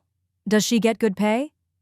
"That's a contract job, but it still costs 500 virtual coins for a spot. The pay is average, but there are perks." Jing Shu exhaled again. Another lamb was born. "Niece, since you can get such a good job for outsiders, surely you can help your own cousin, right? I heard you got Wu Yui a job too, managing a dozen buildings as a permanent worker. You can't play favorites, right? We're not greedy, just a small permanent job is fine. Don't worry, once Li Yun gets paid, he'll send you a share every month." Jing Shu chuckled. "Of course, no problem." Li Ju was overjoyed, about to thank her when Jing Shu continued. "Just get your virtual coins ready. Tell me which job you want and I'll find someone. I'll even get you a discount and guarantee it's done." We don't have any money." Jing Shu looked surprised. "So, you want me to pay the virtual coins to get your son a job?" Grandpa tapped his pipe in displeasure. The whole family fell silent, all turning to look. Li Yun buried his head in shame. He'd never felt so embarrassed. Li Ju wanted to say yes, but couldn't get the words out. He mumbled, "But did those other people pay? Why do we have to pay so much?" Second aunt couldn't take it anymore. She dragged Li Ju up, mortified. She'd never realized how shameless he could be. This was worse than begging. But Li Ju clung to the sofa, refusing to leave. "How about you pay first, niece? Li Yun can pay you back monthly, like an installment plan, 10 years, okay? We have a big family to feed." Jing Shu just treated it like a joke. "My second uncle may be a countryman, but he's got a real business mind." Grandma could barely hold back her anger, sneering, "He's a pro at getting something for nothing." Grandpa added, "His face is thicker than the city wall." No one disagreed. Second aunt finally dragged him away and the atmosphere lightened up again. But Grandma worried, "What if they just latch on to us and never leave? That's what I'm most afraid of. If they stay here every day and we can't get rid of them, what do we do?" "Don't worry, Grandma." The TV chimed 12 times. There were no fireworks outside, but the whole banana community was full of joy. Wucheng was generous. No power cuts, every home was lit up, and everyone was excitedly shaking their phones to grab red envelopes. The Jing family was excited too. Even Grandma was asking Dad to help her grab red envelopes on her phone. This year, there was a new entertainment. The Hutu app was giving away 1.5 billion virtual coins. As long as you checked in, watered your plants, browsed the motivational articles, and left a positive comment every day, you could grab a red envelope on New Year's. "I got 0.5 virtual coins." "I got 2.3. "Wow, Grandma, you got 5.7 virtual coins. That's the most in our family." Grandma grinned from ear to ear. Jing Shu looked at her own 0.01 virtual coin envelope, silently closed the app, and swore she'd never bother again. All those tasks for such a tiny reward. Did she look like she needed virtual coins? Her high school classmates' group chat was buzzing about how much they'd gotten. No one got less than 0.1. Jing Shu started to suspect the system was rigged. Just then, Su Mali posted a screenshot. No wonder I pour my heart into this every day, writing reflections and all. I got 99.9 virtual coins. Did I hit the jackpot? Everyone was jealous, including Jing Shu. How could people be so different? Su Mali suddenly tagged her. Jing Shu, how much did you get? Jing Shu. Why did she have to ask that? I've been busy lately. No time for all those tasks. Besides, I have bad luck and never get much. Su Mali replied. Don't be so hard on yourself, you never know. Su Mali, send us one to try. The group started egging her on, so Su Mali sent out a red envelope. Jing Shu hesitated for a moment, but her body acted on its own and she snatched the red envelope. A glaringly red 0.01 flashed on her screen, mocking her. Jing Shu closed her phone. She just wanted some peace and quiet. She swore she'd never grab another red envelope again. It wasn't until her parents each sent her a 600 virtual coin red envelope that 26-year-old Jing Shu's mood finally improved. No matter how old she was or whether she was married, in her parents' eyes she was always their child, always deserving of New Year's money. Her mom also gave 100 virtual coins each to little Xuan and her eldest uncle's son, Su Long. Li Yun looked on enviously but said nothing. He was almost 30, and it would be embarrassing to ask for lucky money. As for Jing Shu, getting lucky money at her age made him even more jealous. Jing Shu and Wu Yui each gave little Xuan 50 virtual coins as well. Li Yun was on the verge of tears. He only had 10 virtual coins, saved up over a long time. He could only keep quiet and pretend not to care. This year, with so many people in a warm house, the adults didn't want to sleep. They said they'd stay up all night. Grandma and Grandpa couldn't keep up and went to bed. Third aunt and Jing Shu's mom still had a ton of chores, preparing feed for the chickens, ducks, and cows. To save on feed since there were no more vegetable scraps, they had to mix in more worm cakes. Luckily, insect protein was high, so the chickens laid more eggs. Even with a bit of spiritual spring water, nutrition had to be supplemented. Beans and grains were added too. The trouble was, with the cold weather, they couldn't use cold water to mix the feed. It all had to be done with hot water so the animals would eat well and grow strong, ensuring good production. The balcony crops needed tending. The backyard pigs and cows needed checking. The cows had to be milked in advance. The mushroom room in the front yard needed care. And even Jing Shu had to do a nightly patrol before bed, checking the greenhouse fruit, the bees, and all the pets, making sure everyone got a little attention. No wonder the Jing family was so well off. There was real work behind all the meat and fish on their table. On TV, programs played as the kids sipped milk tea, ate candy, and watched happily from the sofa. At the table, people played mahjong. On the coffee table, they played cards. The lively New Year's scene was something they hadn't enjoyed in a long, long time. Jing Shu thought, maybe this was what happiness in ordinary days looked like. If only it could stay this peaceful forever. But of course it wouldn't. The warmth lasted only a few days. Across the country, people were still lost in the Spring Festival's festive benefits. For once, those who were always hungry could eat their fill at the cafeteria's all-you-can-eat meals. How could they not be happy? The food was better than usual, with 2 extra dishes, wild greens and rice porridge. But each person could only have 1 bowl and had to choose between the 2. It was just like pre-apocalypse buffets. Choose between abalone porridge or hairy crab, and everyone agonized over the choice. Second uncle's family, unable to stay in the villa or even a regular apartment, were anxious but also stuffing themselves in the big cafeteria. After these few days, we'll figure something out. The city cafeteria is so much better. Country worm cakes are rough. Look at the city, there are a dozen ways to make them. Of course! City cakes are pure meat. Ours back home are half dirt. Yes, in the countryside they'd started adding dirt to the food. In Wuchang, thanks to the Red Line worm cake factory and some old grain reserves, they hadn't reached that point yet, but after the new year, Jing Shu figured it would be close. The dirt wasn't kaolin, but a kind of expanding soil that could fill the stomach but was hard to digest. In the short term, it was fine. But long term, people's bellies would swell more and more until, boom. This special edible soil was processed and filtered, containing some nutrients. If someone had told Jing Shu before the apocalypse that dirt could be eaten, made into cookies and rations, she'd never have believed it. But now, with nothing left, what wouldn't people eat? Some were so hungry they ate dirt. Resourceful Chinese people had learned from their African friends how to eat dirt. It wasn't as deadly as kaolin, which could kill after a few meals, but it was still dangerous. But when you're starving, who cares? Besides, soon even dirt would be a luxury. Jing Shu thought, will dirt digger become a real job? It was tough work. Digging several meters down to find fine mud, then crushing and filtering it to get the softest soil. Then it was sent to the cafeteria, where the cooks would add flour, salt, or worms, mix it into a paste, and shape it into cakes or strips to bake into rations. This cheap food could feed many and quickly became popular. They'd just stick the finished cakes near the incinerator and the dirtworm cakes were ready. The fourth year's mudslide was the best time to make these, especially before the mud hardened. As long as you could work hard, you didn't need special tools, just your hands to gather enough raw material and earn a good amount of virtual coins. But after half a year, when everything solidified and the ground turned to cement, there'd be no more dirt to dig.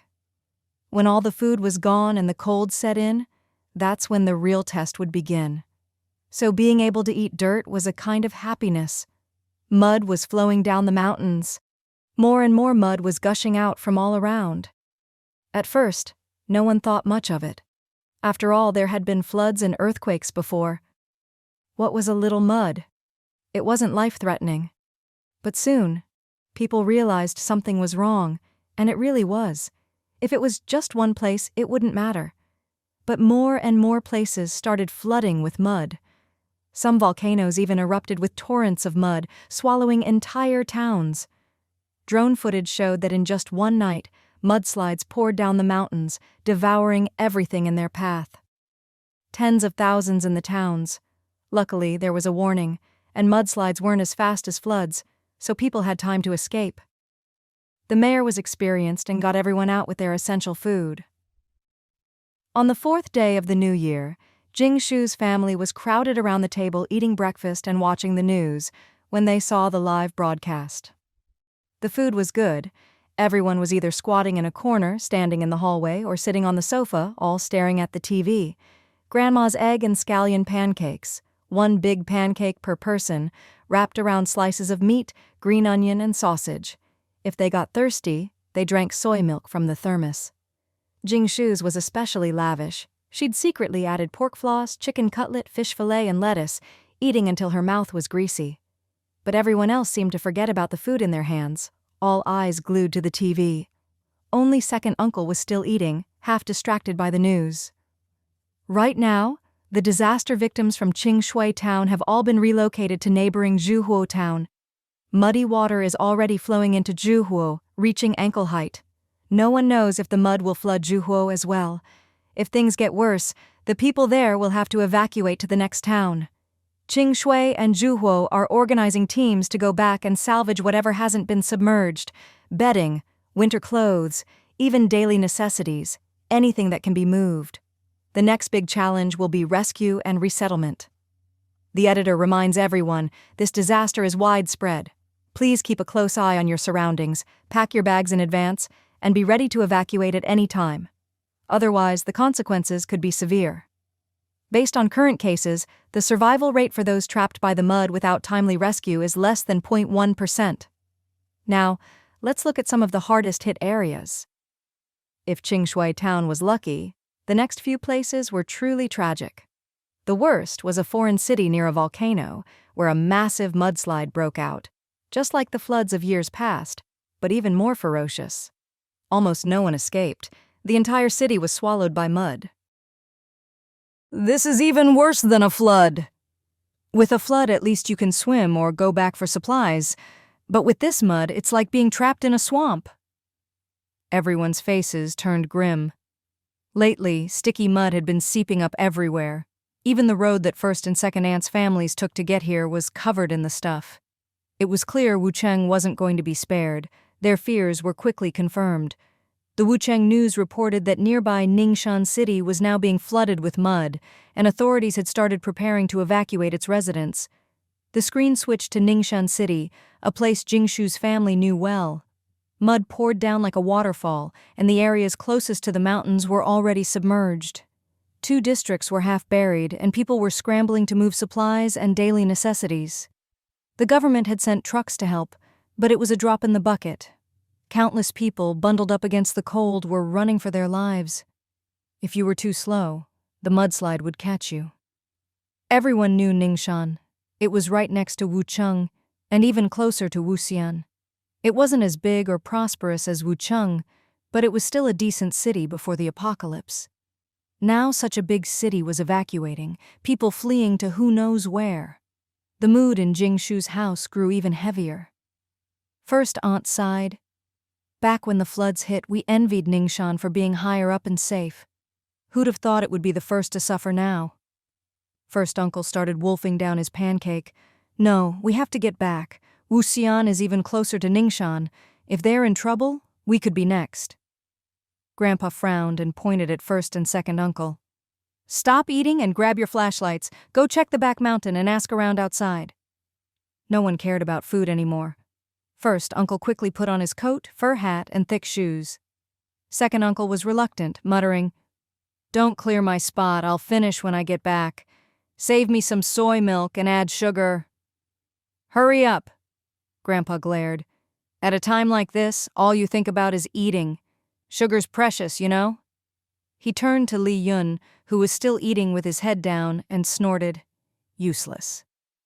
Finally, his gaze softened as he looked at Jing Shu, who was eating and playing on her phone.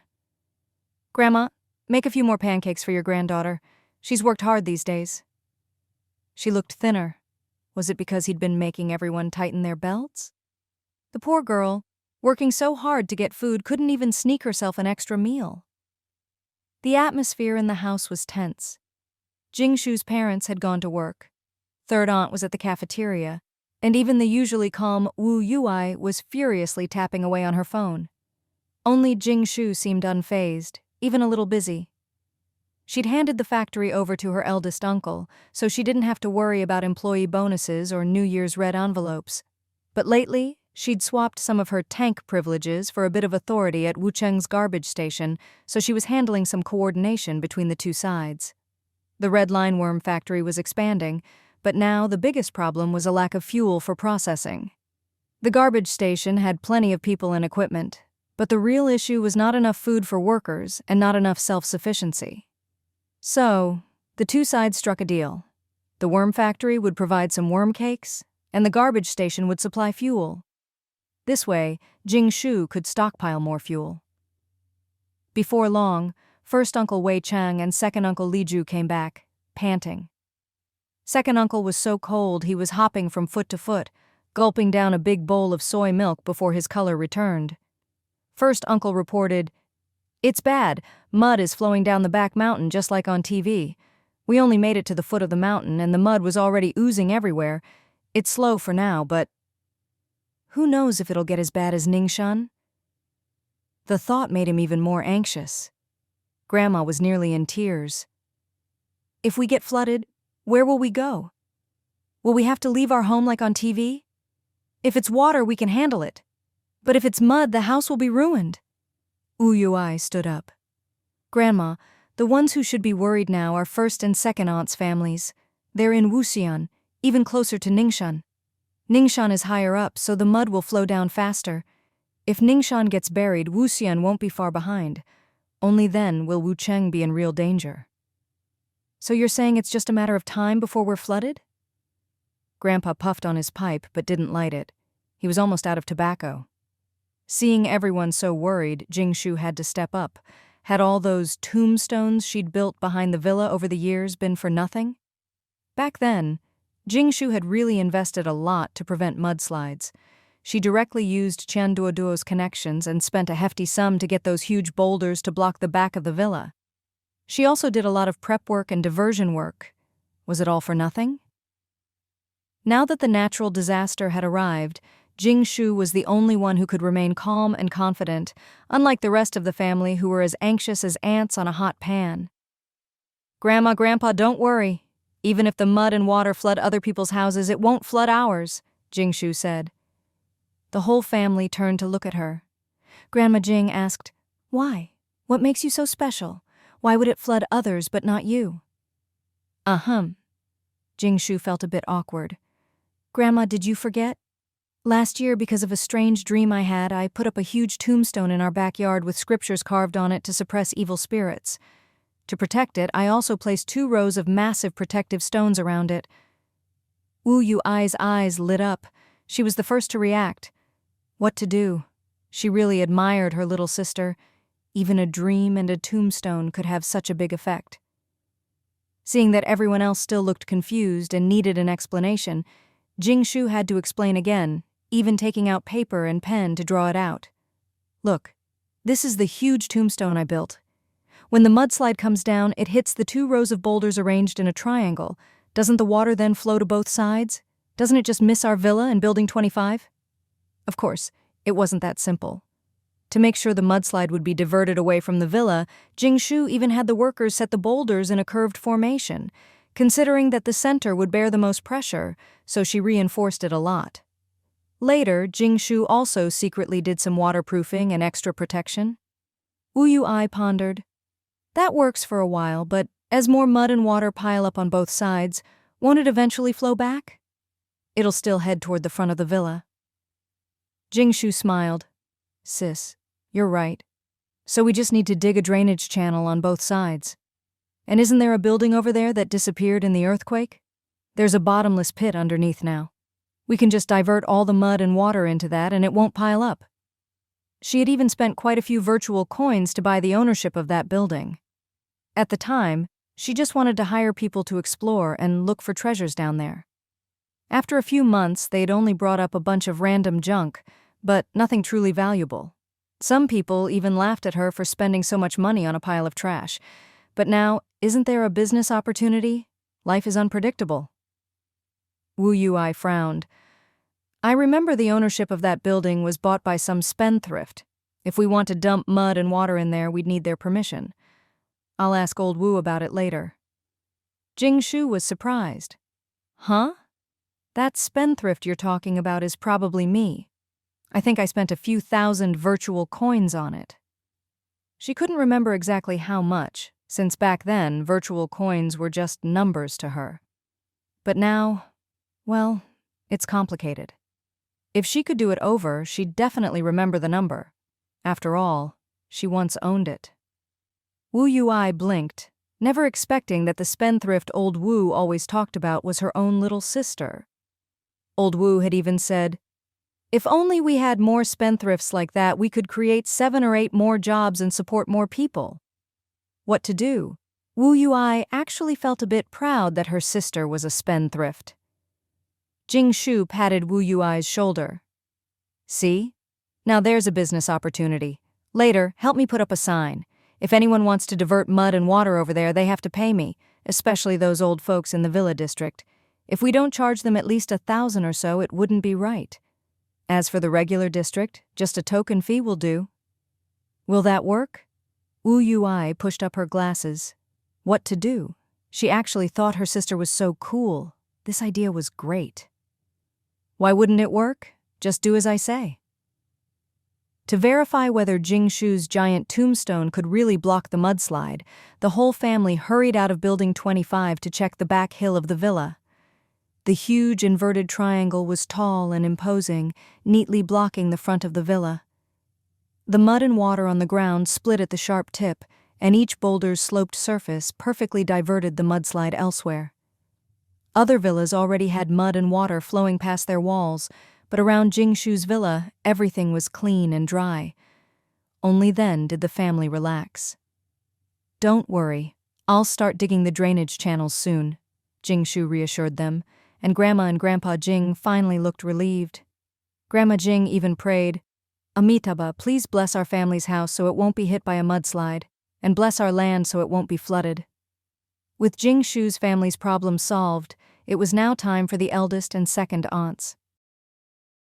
Mom, we need to hurry home too. Things aren't looking good in Ningxuan City. We'll pack up as soon as we get back, and if things get worse, we'll evacuate right away. The eldest aunt was thinking about the food stores hidden at home. Luckily, she'd listened to Jing Shu and only kept breeding pigs and piglets after slaughtering the rest. They'd still need to take those, but it was much easier than trying to move dozens of live pigs. Plus, they couldn't leave behind feed, clothes, and other essentials. Just thinking about it was a headache. How could they take everything? All they could do was hope Wuxian County wouldn't get buried by mud and water. Uncle Wei Chang's mind was already elsewhere. He knew what it would mean for him if Wuxian County was buried. Grandpa Jing tapped his cigarette. You all go pack up. If things get bad, let us know early and move everything here. Second son, you go too. If things get bad, come back. It was a way to give his two daughters some reassurance. The second aunt and uncle were a bit anxious too, but since they didn't have much property, they weren't as worried. Still, they had to go back. Even a broken home is worth a fortune. No matter how broken, there's still a lot inside. If it really gets buried, it'll be lost forever, and they'd truly have nothing left. Let Jing Shu drive you back. Who knows how long it'd take to walk? As soon as Grandma Jing said this, she regretted it. What about Li Ju's family? Second uncle and Li Yun's eyes lit up. They'd heard that their niece had a big RV, very luxurious, with everything you could want to eat, drink, or use. This time, the whole family could enjoy it, and they could even load up some stuff. Wouldn't that be great? But just then, Jing Shu had just finished a phone call. Grandma, I won't be driving them back. Who else is going to dig the drainage channels? There's no time to waste, and only I can do it. I've already contacted a friend, and the truck delivering insect cakes will do for now as a cargo truck. Grandma Jing kept saying, Good, good, praising her granddaughter for being so thoughtful. Li Ju was a bit disappointed, but when he heard they wouldn't have to walk home, he could accept it. Digging the drainage channel wasn't urgent, but Jing Shu absolutely couldn't stand the idea of letting people she disliked into her RV and mess it up.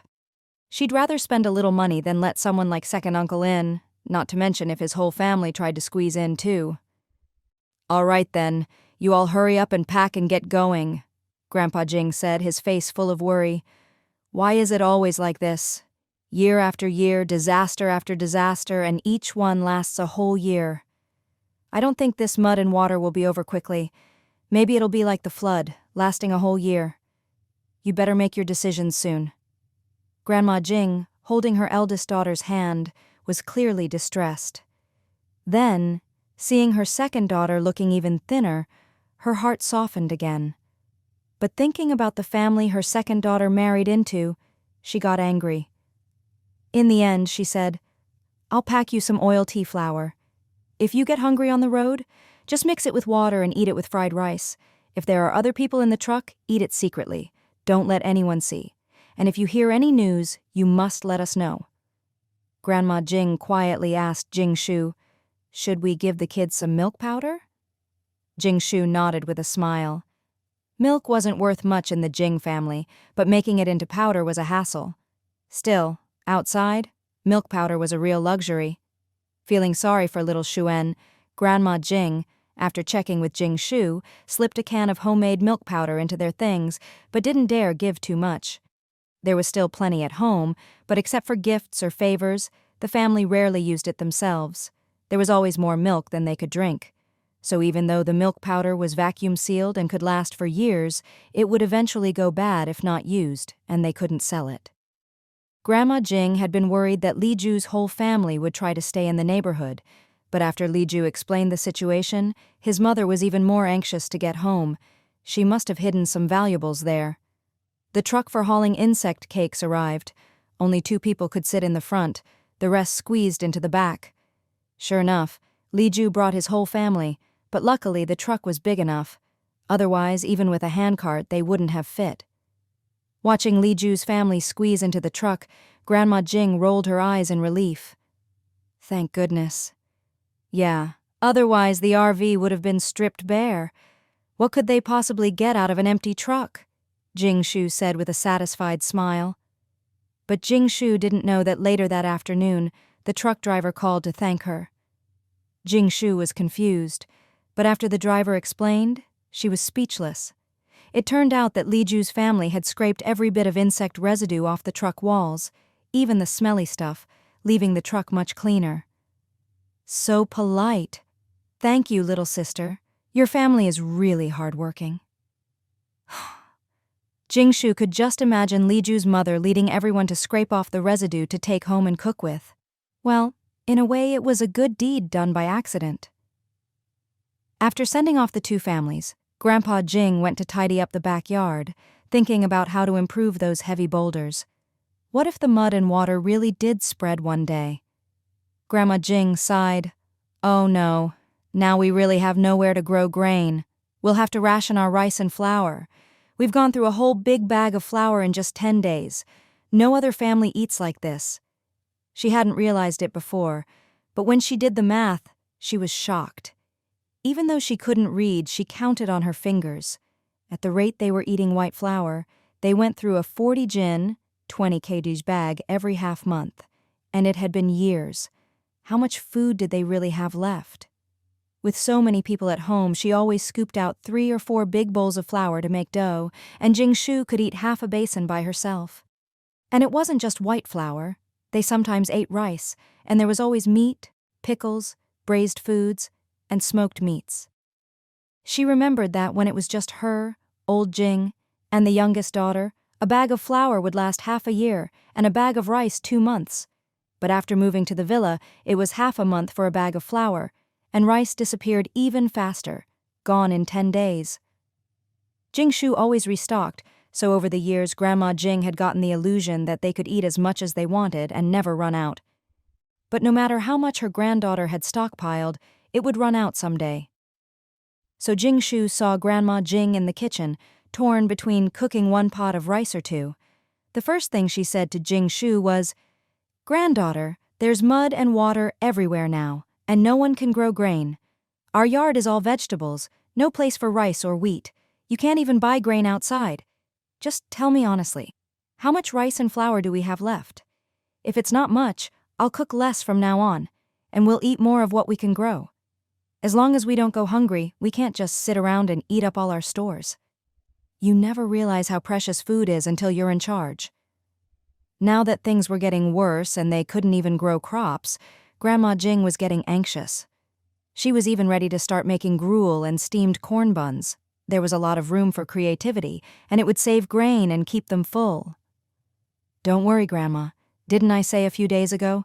We'll keep eating as usual. Come with me, I'll show you, but you can't tell anyone else." For the sake of her family's quality of life, Jing Shu had to show Grandma Jing her savings to put her mind at ease. So, when no one else was home, Jing Shu took Grandma Jing to her private storeroom. Of course, there wasn't much rice or flour in there. Those things were prone to bugs, and even with dried peppercorns as repellents, they didn't taste good after a while, so now she kept them in her space. But for now, she quickly brought some out as she opened the door. A cold wind blew in, stirring up some dust, and Grandma Jing coughed twice. It was chilly in the basement. When the light came on, the basement's rows of 3-tier shelves were packed full. Bags of flour and all kinds of rice were stacked high, filling the shelves. Further in, there were boxes and bags of dried goods with long shelf lives: sweet potato noodles, long coup vermicelli, dried black fungus, dried daylilies, and more. Deeper in were boxes of sugar, salt, vinegar, and all kinds of seasonings. The most eye-catching were the 5-liter barrels of 5S pressed peanut oil. Even though they'd used a lot over the years, there was still half a wall left, not to mention all the olive oil and canola oil Jing Shu had brought back from America. The floor was also cluttered with supplies, things Jing Shu had brought back from America that could be stored for a long time. The sight was truly spectacular, not arranged like a supermarket, but more like a warehouse, with a huge variety and everything stacked by the box. "See? Are you reassured now?" With a click, Jing Shu turned off the light, pulled Grandma Jing out, slammed the lock shut, and with a swish stored all the rice and flour back into her space. Grandma Jing was still savoring the moment, smacking her lips. I didn't get to see enough. I didn't even count how many bags of grain we have. Why are you in such a hurry? Jing Shu was actually worried that if Grandma Jing saw too much and remembered it, how would she bluff people next time? Grandma Jing whispered excitedly, "There must be dozens, maybe 100 bags of rice and flour stacked up like a mountain." "Granddaughter, why did you buy so much?" Jing Shu pouted. They'd already eaten more than half of that stock without realizing it, and it had only been 3 years. She figured she'd have to start growing rice in her space soon, though it wasn't urgent yet. She still didn't have good seeds. She was still hoping for Northeast Wuchang rice, Yutian's Rouge rice, and Zhifeng tribute rice. She had high standards for quality of life. Maybe she should hurry up the person delivering the seeds. It had been half a year. What if something happened to her seeds? She was anxious, especially with the mudslide. If the seeds got buried, she'd cry. Maybe she should go out and look for them. At the time, they said you had to buy at least a few hundred bags to get the wholesale price, so I just bought them all and hid them in the basement. I spent a lot of money and didn't dare tell Mom. Grandma, you mustn't let it slip. Grandma Jing nodded like a pecking chick, finally at ease. Rice kept too long will get bugs. You have to take good care of it. All right, I'm off to dig the drainage channel. Jing Shu put on her rubber boots, grabbed her special shovel, and went to dig. Life in the Jing family returned to its usual rhythm, eating, drinking, working themselves dizzy. But the atmosphere wasn't good.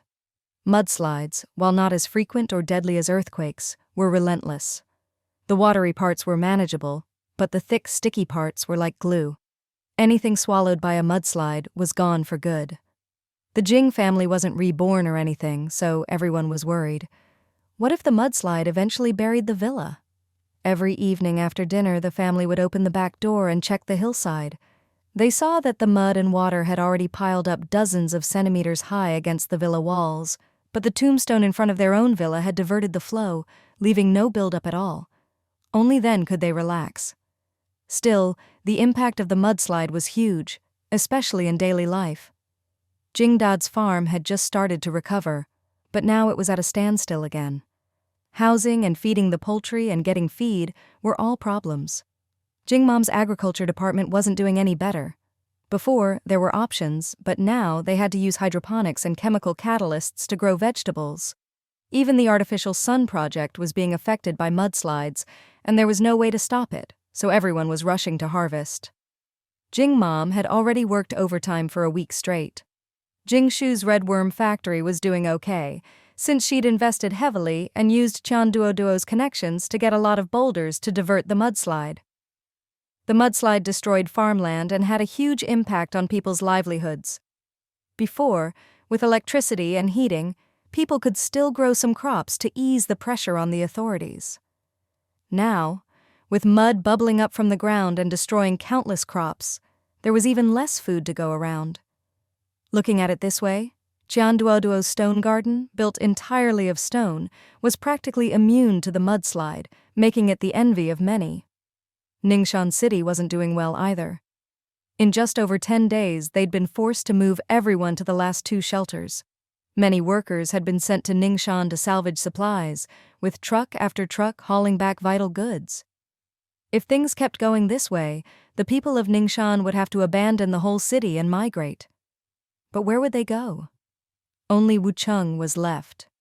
That was a city of 1 million people. Even after 3 years of the apocalypse, there were still hundreds of thousands of survivors. If they all flooded into Wucheng, it would make things even harder for the authorities. Hundreds of thousands of mouths to feed, and the government couldn't just ignore them. But in her previous life, this was all far from Jing Shu. She was starving herself and couldn't care about such things. In this life, it wasn't much different. She felt it didn't really concern her. What Jing Shu cared about was that in her previous life, the tyrant would soon take power. In this life, she'd flapped her butterfly wings and saved the current leader. What would happen next? If the tyrant didn't take over, would Tianduoduo still be treated like a fat sheep to be slaughtered? Wait, would the tyrant even come to Wucheng at all? But honestly, Even Jing Shu wanted to fleece Tianduoduo. Stone Garden's benefits were so good, it was like a paradise. The food situation in Wucheng kept getting worse. They didn't even make it to the Lantern Festival before switching from pure insect cakes to dirt insect cakes. Honestly, they didn't taste as good as the pure meat ones. Even when chopped up and salted, the insect cakes were as chewy as rubber bands, and the ones mixed with dirt tasted like chewing on firewood, really hard to swallow. Luckily, the dirt insect cakes were only 0.5 virtual coins each, much cheaper. Otherwise, it would be unbearable. Jing Shu's red worm factory still made pure meat cakes, since she owed the government so much money and had to pay off her debt every month. Fortunately, the tense atmosphere didn't last long. Even Grandpa Jing relaxed a bit. And the job of dirt digger became popular in just one day, thanks to a segment on the 7 o'clock news called The Road to Wealth. Are there a lot of red worms? Not anymore. We've eaten them to extinction. Are mudslides scary? No, not at all. They'll be our main food source for the next year. The more mudslides, the fuller we'll be. Now let's welcome Mr. Liu, who made $1 million by digging dirt and making dirt cakes, to teach us how to be real dirt diggers, how to eat dirt, and how to eat it healthily. Please welcome him. When the mudslide came, I knew there was a business opportunity. I spent 10 years in Africa, so I know how to make the tastiest dirt cakes. I contracted a mountain hollow, hired people to dig dirt, made deals with the dump, partnered with the government, and faced many difficulties. But I never gave up. The show was a bit odd. Every time you watched it, you'd get the illusion that you could get rich doing the same thing. So the next day, when everyone went to look at the mudslide, even Grandpa Jing felt like he was looking at flowing gold. Even Jing Shu frowned, wondering if she should open another dirt cake factory. Forget it. Making dirt cakes still requires at least a little flour and salt. Even if the ratio is 10-1 or 101, Jing Shu couldn't afford it. Otherwise, it'd be nothing but eating dirt, and who could stomach that? Jing Shu looked down and covered her face at the sight of Fat Chicken, who had grown even plumper, busily pecking at the dirt. Fat Chicken strutted around the back hill of the villa with its noble chicken claws, carefully picking its way through the mud, excitedly wearing the new rubber shoes Grandma Jing had made for it. These chicken shoes, though simply cut from rubber boots, meant something special. Fat Chicken knew they were a symbol of its status in the Jing family. After all, neither Big Flower nor Gu Dan had shoes to wear. So Fat Chicken cherished them, but still insisted on wearing them out every day to walk its owner around, wanting the world to know that it, number one, the battle chicken, had new shoes. Checking the mud and water flowing down the back hill had become a daily routine for the Jing family. The news and big data always reported somewhere being flooded by mudslides, so everyone felt better only after checking for themselves each day. Anyway, by the Lantern Festival, the new year was officially over. Though everyone talked about cutting back, Grandma Jing's actions spoke louder. If her granddaughter wanted to eat something today and something else tomorrow, how could she refuse? The Lantern Festival meal was especially lavish.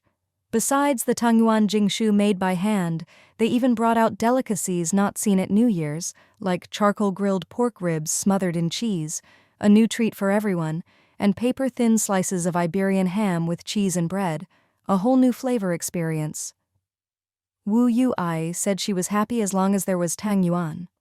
Her mentor, Chu Zhuohua, hadn't returned yet, and Wu Yuai was busy with community matters.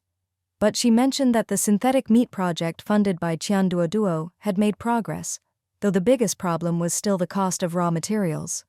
If costs couldn't be lowered, how could they make large quantities of cheap synthetic meat? It was a long process. If it were easy, so many people wouldn't have starved in the previous life, and even Tianduoduo wouldn't have been fleeced so badly. The world was changing, and humans were constantly adapting to the apocalypse. How to produce more food in a cold, sunless world was a problem for all humanity. There was no quick fix. Wucheng's government canteens also handed out tangyuan, made from the last batch of glutinous rice flour in storage. There were 2 fillings. One savory, made from frozen chicken and duck meat chopped with bones, and one sweet, with brown sugar, water, and black sesame. Everyone could get 2 for free, and official workers got double. The tangwan didn't taste great. After so long in storage, they were a bit stale, but people were happy and enjoyed them. Recently, with Ningxuan City in bad shape, many people were hired to salvage supplies, giving some a job and a meal. Plus, with the government handing out free tangyuan for the festival, it finally felt like a holiday. After the new year, everything returned to normal. People accepted the mudslide disaster as a fact of life. Ordinary folks realized that to survive, they had to work, earn virtual coins, and buy food. There were many ways to earn virtual coins now. Besides stable government jobs, there were lots of temp jobs with meals included, or you could collect garbage and exchange it at the dump, or even trade in a day's worth of waste for a few coins. Now, the new hot job was dirt digger. Jing Shu felt a bit regretful. She hadn't been able to be a dirt digger in her previous life. Digging dirt required a lot of strength, and after digging, you had to sift out the finest soil, with no stones or debris.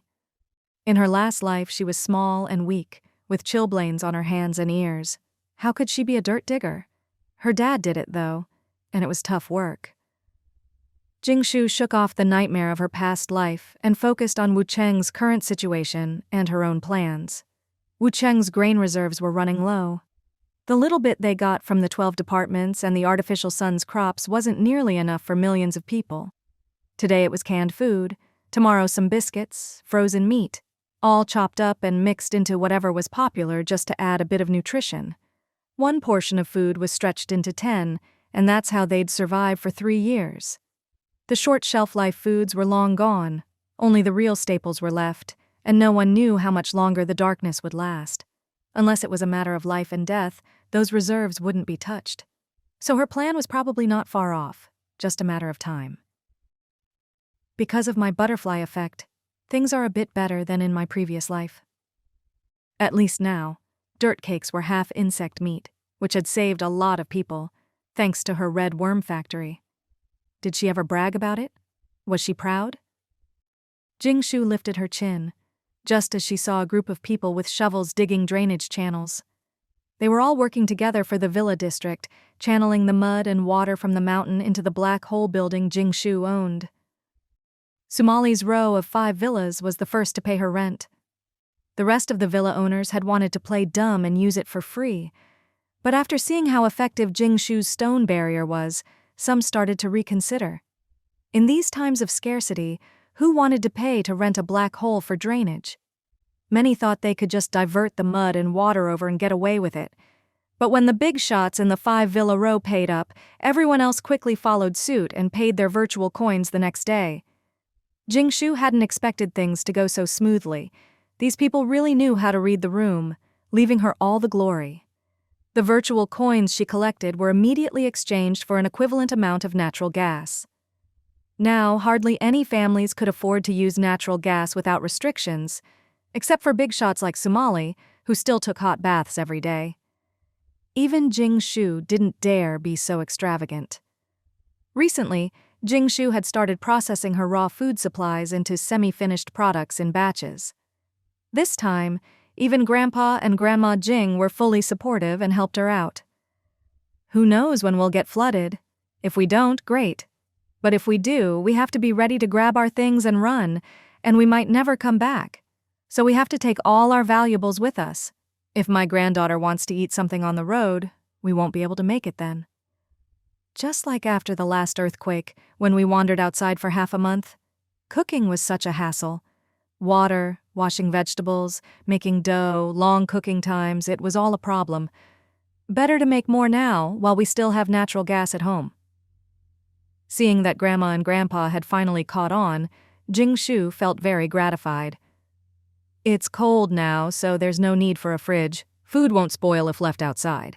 It's best to make things that can be stored for a long time and are easy to reheat or eat directly.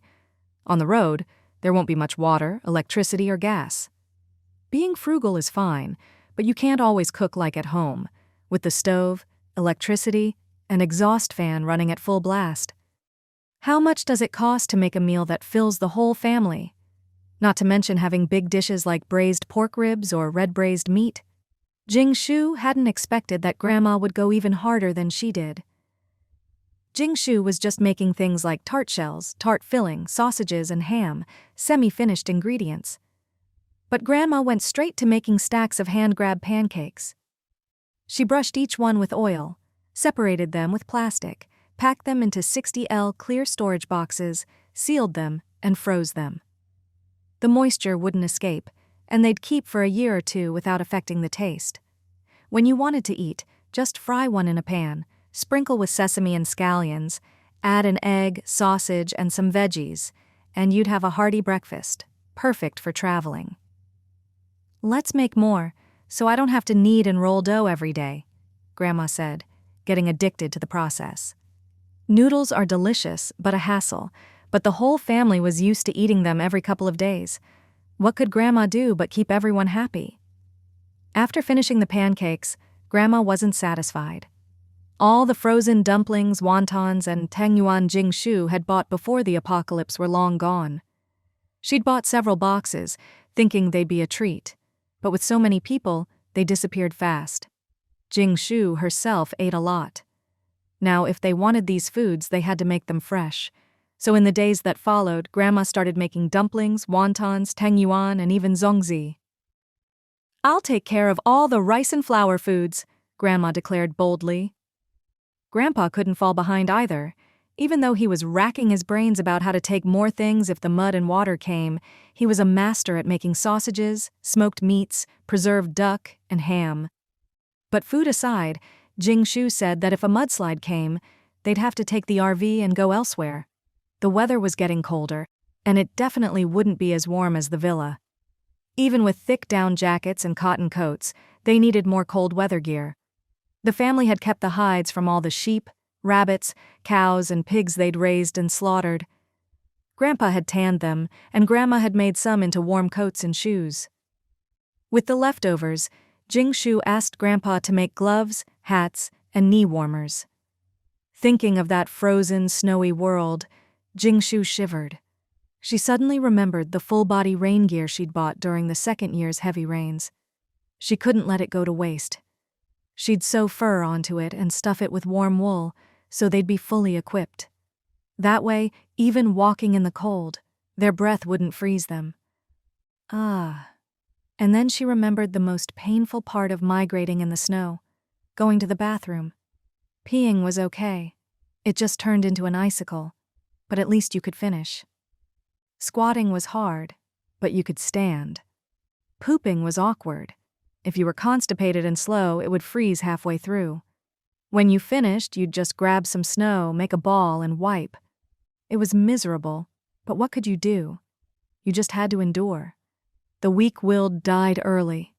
Those who survived had to suffer. But as long as you were alive, there was hope. People who've suffered are easily satisfied, but also more particular about life. So Jing Shu felt her main job now was to enjoy this last period of peace and safety, to savor the calm before the storm. She didn't want anyone to bother her. Work could go to hell. She just wanted to stay home, scroll through her feed, and make herself snacks and midnight treats. The Jing family got busy again. Even though they lived in constant fear of being flooded, life had to go on. Grandma and Grandpa paid close attention to the situation in Ningxian City, which was being reported on big data every day. It looked like Ningxian would be flooded sooner or later, and the authorities were already preparing a backup plan. This made the Jing family even more anxious. If Ningxian was going to be flooded, its people would have to migrate. What about Wuxian? It was just a small county downstream from Ningxian with few people. Would it be flooded soon too? Fortunately, the eldest aunt reported that the mud and water weren't too bad yet. Even after 10 days or half a month, there was no major impact, but they were still packing up everything they could, just in case. Jing Shu didn't know if Wuxian had been flooded in her previous life, but it didn't matter much. If things got bad, they could just come over. Jing Shu's days were comfortable, everything going according to plan. As soon as a batch of crops matured in her space, she'd process them. Things that couldn't be stored long went into her space, and what could be brought out in the open, she did. But plans never keep up with changes. Her seeds finally had news. When she got the message, Jing Shu was thrilled, but her joy lasted only 3 seconds before Yang Yang added, "The transport team made it through the mountains, but now they're stuck near the Hongliu Canal." Jing Shu. Tss. She opened Baidu Maps, the pre-apocalypse version, since post-apocalypse maps were useless. Hongliu Canal? Isn't that the river 100 kilometers from us? Not too far. Even with collapsed roads and detours, it should only take a day or two. Yeah, but would you believe the whole Hongliu Canal tectonic plate drifted away? And it's drifting farther. Look, this is their approximate location from a few days ago, finally received by satellite. They're now in what used to be the Tian Shan Mountains, getting farther from Wucheng. No wonder the transport ship hadn't arrived after months. No matter how fast they went, they couldn't outpace a moving tectonic plate. I heard some of your seeds have already been eaten. Jing Shu's eyes widened in disbelief. All she could think of were those hundreds of thousands of rare seeds, each one unique. God, please don't let them eat her favorite food seeds. Wheat and rice could be used as food or as seeds. There was no other way. Even though they brought enough supplies, after all this time, even the biggest stockpile runs out. The seeds hadn't been drowned or lost in an earthquake. They'd just been eaten out of desperation. Clearly things weren't good over there. Jing Shu couldn't worry about anything else. This batch of seeds was crucial to her. Her quality of life, comfort, and even her legacy in the post-apocalypse depended on them. With seeds and her space, she could grow anything and experience all kinds of food. Let's do as we discussed. I'll go on the rescue mission. She started packing to go find the people and the seeds. Jing Shu took out pen and paper and began writing her plan. Seed rescue plan. Routine plan, possible problems, solutions, equipment and supplies needed. But there's still some good news, Yang Yang added.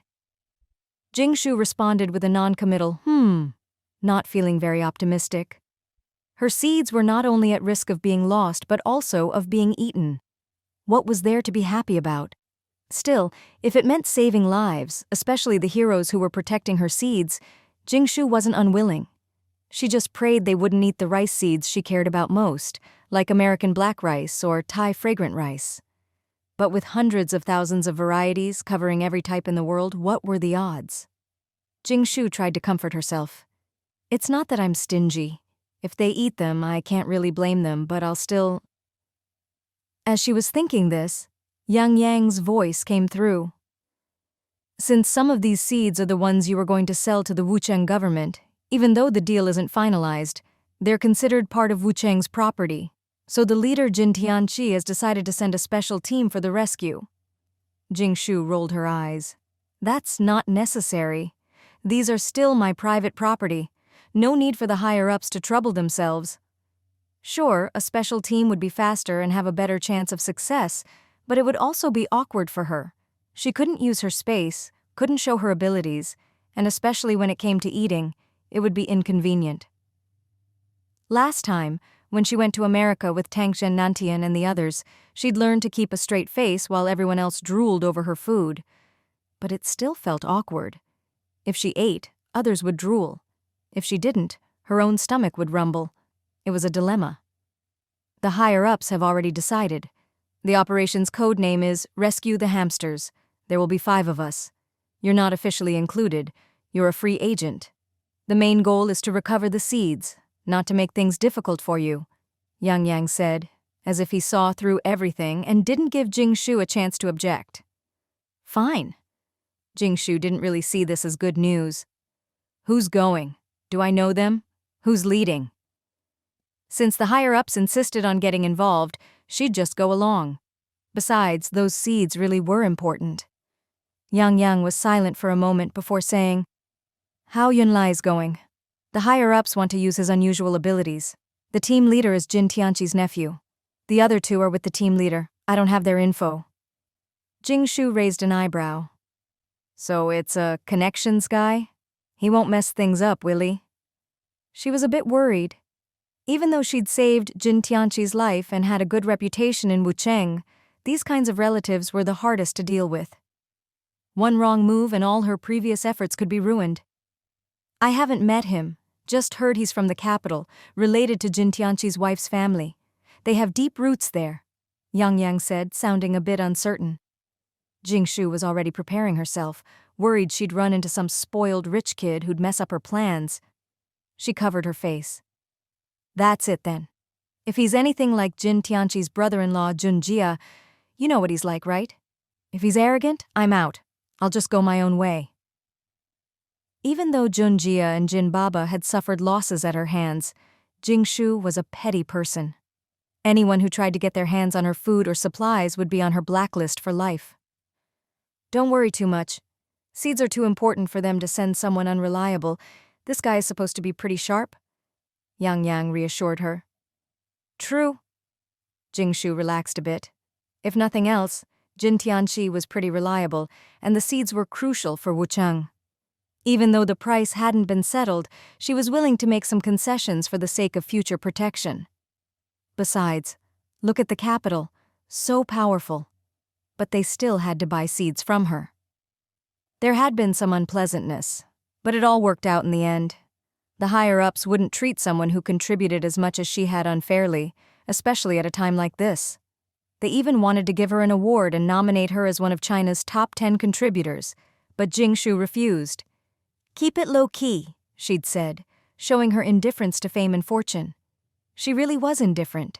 If they weren't giving her more virtual coins, what use were those honors? You can't eat them. All in all, Jin Tianqi probably wouldn't send someone unreliable. So, meet at Nanshan in Wucheng in 2 hours. The operation is expected to take 5 days. Bring your own bedding and food. The higher-ups will provide transportation, weapons, and water. After the call, Jing Shu immediately started packing and called her dad, asking him to drive her to Nanshan after he got home. It was more than 10 kilometers away. When Grandma heard Jing Shu on the phone, she came running over, one hand holding a spatula, the other a rolling pin. Why are you going out again? Where to this time? How long will you be gone? We just got some peace and now you want to leave again. She looked ready to whack Jing Shu if she didn't answer to her satisfaction. She was fierce. Grandma, my dear Grandma, this time I'm just staying around Wucheng. I'm going to pick up the seeds. It'll only be a week or 2. Don't you remember? Last year I brought back a ton of supplies from America. Now they've arrived, and Yang Yang and Hao Yunlai are going too. Jing Shu explained in detail. Grandma had been traumatized by Jing Shu's 6-month trip last year, but hearing that Yang Yang was going too, she felt better. He was a sensible kid. Grandma, there are hundreds of thousands of kinds of seeds in that batch, basically every plant in the world. Just think, once I bring them back, whatever you want to eat, we can grow it. We'll have everything. Grandma's eyes lit up. Really? Everything? Jing Shu nodded. All right, then you go. But you have to video call home every day. I'll go get you some rations and bake some flatbread for the road. Take some milk powder and oil tea too. Grandma started fussing. Jing Shu didn't need to be told. Since she'd be traveling with others, everything she brought had to be above board. And since the team leader was Jin Tianqi's nephew, the amount and type of supplies she brought had to make sense. If anyone got suspicious, the consequences would be serious. She was already experienced. She still had the 2 big suitcases from last year. Luckily, the higher-ups were providing weapons this time, so she didn't have to bring her own, saving a lot of space. And since it was all within the country and not far, she wouldn't be gone long. No need to pack like she was moving a mountain. Other people would pack daily necessities, essentials, food, and a change of clothes, all neatly arranged in their suitcases. Jing Shu packed her bags. Her daily necessities were minimal, just like a man's: phone, charger, and instead of a razor, she brought toilet paper. As for clothes, just a few changes of underwear, since she wouldn't be gone long. She also brought a deluxe single-person windproof, insulated tent, bedding, and a moisture-proof mat, all squeezed into a small space. That was her luggage. As for the other 2 big suitcases, one was filled with a set of simple cookware, a multifunctional pot stand that could also be used as a grill, a set of convenient seasonings, plenty of alcohol fuel, an outdoor water filter, a first aid kit, a thermos, so she could have hot milk tea anytime, and a hot water bottle. The rest of the space was stuffed with milk powder, oil tea, brick tea, instant oatmeal, 5-nut mix, and other foods that could be eaten just by adding hot water. After all, in the dead of winter, hot drinks were essential. The other big suitcase was packed with meat sauce, luncheon meat, braised meat, sausages, smoked ham, and all kinds of meat. Grandma Jing, unable to stand it, stuffed in more dried goods, pickled vegetables, and fried rice, as well as some sun-dried veggies, glaring at Jing Shu as she did. "You need to eat more vegetables. Did you forget how you were constipated and couldn't go for days after eating so much meat? And what if you get really hungry with your big appetite? Take more." Jing Shu blushed and retorted, "It's not that I couldn't go, just that it took a while and was a bit drawn out." But she didn't object to Grandma's insistence on more veggies. In fact, she had dozens of ready-to-eat dishes and all kinds of fruit juice and drinks in her space, not to mention a whole cubic meter of cooked roast beef, her hard-earned stash. If she got hungry, she could always sneak a bite. She was already skilled at eating delicious food on the sly and getting rid of the smell. Normally, Jing Shu's mouth was always busy. She was used to having chocolate, candy, pine nuts, or cashews to nibble on. Of course, Grandma wasn't reassured with just that. In a short time, she fried up a bunch of mahua, fried dough twists, sweet potato balls, and baked flatbread, stuffing everything in until nothing else would fit. In the end, there was no room for the smoked ham, so Jing Shu tied it with a rope and made Fat Chicken carry it. "You eat so much, you have to do some work." Fat Chicken was very aggrieved, but in order to go out and have fun with its owner, it could only let her do as she pleased, not daring to protest or show any displeasure. It was hard being a chicken. Harder still being a talented all-rounder chicken. Fat Chicken had to go, otherwise how pitiful would it be to go days without fresh eggs? By the time Jing Dad rushed home, Jing Shu was ready. She changed into her outdoor gear, bundled up tightly, wearing wool socks, wool boots, and even a pair of rubber shoes over them. Even though she'd drunk spiritual spring water, it didn't keep her warm. Jing Shu was just as afraid of the cold as anyone else, maybe even more so, since she got chilblains easily. So when Jing An came home, he saw his daughter with only her eyes showing, blinking at him. His heart melted with worry. "All set?" Jing An asked, his breath steaming, cheeks red from the cold. He checked everything again before relaxing. "Wait, granddaughter, I heard you'll be out in the wild for days, so I made this for you," Grandpa said, handing over a modified raincoat. "What's this?" Jing Shu took it. "A portable toilet coat." "Huh?" Grandpa came over to demonstrate. He put on the raincoat. The top was unchanged, but the bottom was like a big skirt, supported by a frame. It looked a bit funny, like a cape skirt. Normally, you fold it up like regular clothes. When you need it, just put it on, find a clean spot, and open the frame in the back like a tent. It'll stand up like an umbrella, enclosing you on all sides. No one can see what you're doing. I even made a wool pad for you to sit on, so it'll be just like using the toilet at home. I know you always take half an hour in there. Otherwise, you'd suffer outside. There was only one bathroom in the villa, and Jing Shu was the only one who'd hog it for ages.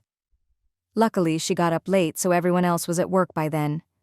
Jing Shu's mouth dropped open as she watched Grandpa, a head shorter, sitting on the pad, surrounded by the skirt and frame. You couldn't see a thing. Total privacy. In the apocalypse, with no sunlight, you couldn't see much anyway, but the main thing was wind and cold protection. Just thinking about how cold it was and how freezing it would be to go to the bathroom outside made her shiver. Grandpa said proudly, "See? Now your butt won't freeze, and you can take as long as you want." Jing Shu took the raincoat, the toilet coat, and tried it out. Basically, you sat on a hollow frame and let your business drop straight down, just like squatting, with a fixed frame outside so the wind wouldn't blow your clothes around and embarrass you. Grandpa, you're a genius, but I suggest adding a layer of leather for more wind protection, otherwise it's still a bit cold. Grandpa's eyes lit up, nodding seriously. My granddaughter is so smart. I was in a rush this time, but next time you come back, I'll upgrade it and add a little heater. Jing Shu had been worried about the bathroom situation. Last year wasn't too cold, but this year was brutal. She hadn't prepared much, thinking she'd survived 10 years in her previous life, so she could tough it out again. She hadn't expected such a big gift from Grandpa. "Grandpa, when I get back, I'll find you the tobacco seeds you want and plant them for you at Stone Garden. You'll be able to smoke as much as you want." She'd just secretly plant a few in her space. My sweet granddaughter, Grandpa beamed, his face wrinkling with joy. Jing Dad clicked his tongue. You spoil her rotten. When I was a kid, you either hit me or yelled at me. Even after I got married and had kids, you never made me anything. What happened to fatherly love is like a mountain. Unbelievable. He grinned. Daughter, don't forget your old dad. Smoke, smoke, smoke. That's all you think about. There's barely any left and you still want more. Hurry up and take her. Stop dawdling. Look at the time. Grandpa snapped, instantly annoyed at the thought of sharing his tobacco. He could never stand his son's bad habits. He'd inherited every single one, and none of his wife's good traits. What was the point of having this kid? Jing Dad snorted, then let it go. She's my daughter, my precious girl. Of course she'll save some for me. The red BYD song crept along the dark, muddy road, making a whooshing sound. The mud and water on the road was already 20 centimeters deep and extremely sticky, making driving very difficult. The harsh weather outside was a stark contrast to the warmth and comfort inside the car. Jing Dad only turned on the heater when his daughter or wife was with him. Jing Shu sprawled out in the back seat, replenishing her energy. Fat Chicken obediently lay in its custom mobile nest, the smoked ham hanging from its back, grooming its feathers to make them look extra glossy and beautiful. Its shoes were neatly placed below, for fear of dirtying the car. It was a very clean old hen. The 2 big suitcases were strapped to the roof. The trip went smoothly, just a bit later than planned. By the time Jing Shu arrived, the team was already waiting at the Nanshan Highway entrance. The target was easy to spot. On the bare Nanshan, the floodlights could be seen from a kilometer away. When Jing Dad stopped the car, Yang was already there to greet them. He stared at Jing Shu for several seconds. Why was she bundled up so tightly, with only her eyes showing? Was it really that cold? So dramatic. It was just a little chilly. The captain and the others arrived early and got bored, so they went for a walk. Hao Yunlai is sleeping in the car. Jing Shu. What's there to see in the pitch dark with all this mud? Jing Dad was as enthusiastic as a parent sending a child off to college, fussing over bedding and luggage. After shaking hands with Yang, he struggled to unload Jing Shu's suitcases. Even though he'd been drinking spiritual spring water and was much stronger, the suitcases were just too big and heavy. Yang tried to lift one, failed, and sensibly gave up. Should I just put these on the minibus? Jing Dad asked, lugging the suitcase. Put them in the luggage compartment. This is Jing Shu's bunk. Yang said, quietly relieved that Jing Shu hadn't brought a whole mountain of stuff this time. Last time had left him traumatized. But even so, her luggage was no joke. Jing Shu followed quietly behind her dad, Fat Chicken trailing behind her, and they boarded what looked like an ordinary minibus. Jing Shu glanced at Yang and shivered. It was well below zero, but Yang was wearing high leather boots, a thin leather jacket, and a stylish leather hat, showing off his slim figure. Wasn't he cold? So dramatic? She couldn't understand it. Inside, the minibus was warm and softly lit, with luxurious decor. The electric door closed, sealing out the cold. It was incredibly comfortable. This was the legendary low-key custom vehicle. Some powerful but discreet people preferred these, plain on the outside but luxurious inside. Unlike a regular minibus, this one had no seats. The front half was still the driver's area and door, but the passenger side had an enlarged fuel tank and what looked like a bicycle pedal. Was that for exercising on the road? At the wheel sat a strong, muscular young man. Yang introduced him. This is one of our team members, Hongbin. Hongbin shyly greeted them, his gentle voice completely at odds with his build. He even sounded a bit childlike. Jing Dad, ever the veteran, handed him a boiled egg. Please take care of my daughter. Here, have an egg to warm up. Hongbin blushed, looking harmless. Don't worry, we'll take good care of the ladies. It was just like bribing your new roommates at the start of school. Jing Shu couldn't help but laugh. In the middle of the minibus, 2 sets of bunk beds were installed against the wall, with a foldable table and chairs in the center, and a flat-screen TV overhead, like a multifunctional meeting room. Just put your luggage in the connected compartment. This lower bunk is yours, Jing Shu. I'll be in the one next to you, Yang Yang said. Everyone else's luggage was already in place, and there was barely any room left. Jing Shu's had to go by the door since she was late. Jing Dad, sweating and out of breath, finished setting up Jing Shu's private luxury tent and made her bed. Jing Shu stood behind him, smiling sweetly, playing the role of the helpless, well-behaved daughter. Hao Yunlai was sleeping in the bunk above Jing Shu, snoring away. Even all this noise didn't wake him. Since he didn't seem to be having nightmares, Jing Shu let him sleep. Jing Dad saw that Jing Shu had a private, cozy tent with warm bedding and finally nodded in satisfaction. "All right, Dad, I'm good. Go home now." Jing Dad chatted a bit more with Yang Yang before reluctantly leaving. Yang Yang then gave Jing Shu a tour of the minibus, since they'd be living there for the next few days. Honestly, being able to live in a minibus was already pretty good. The road ahead would be rough. Jing Shu was even prepared to walk if necessary.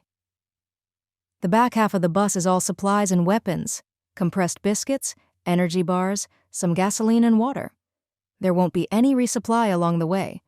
The higher-ups are counting on us to find the ship convoy and deliver these supplies, then figure out what went wrong. Jing Shu nodded. Their goal was to find the people, solve the problem, and return with the convoy if possible.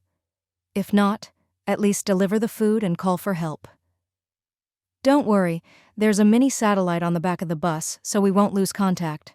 As long as we find the convoy, half the mission is done." Jing Shu nodded, feeling reassured. Yang Yang added, "We don't have much water.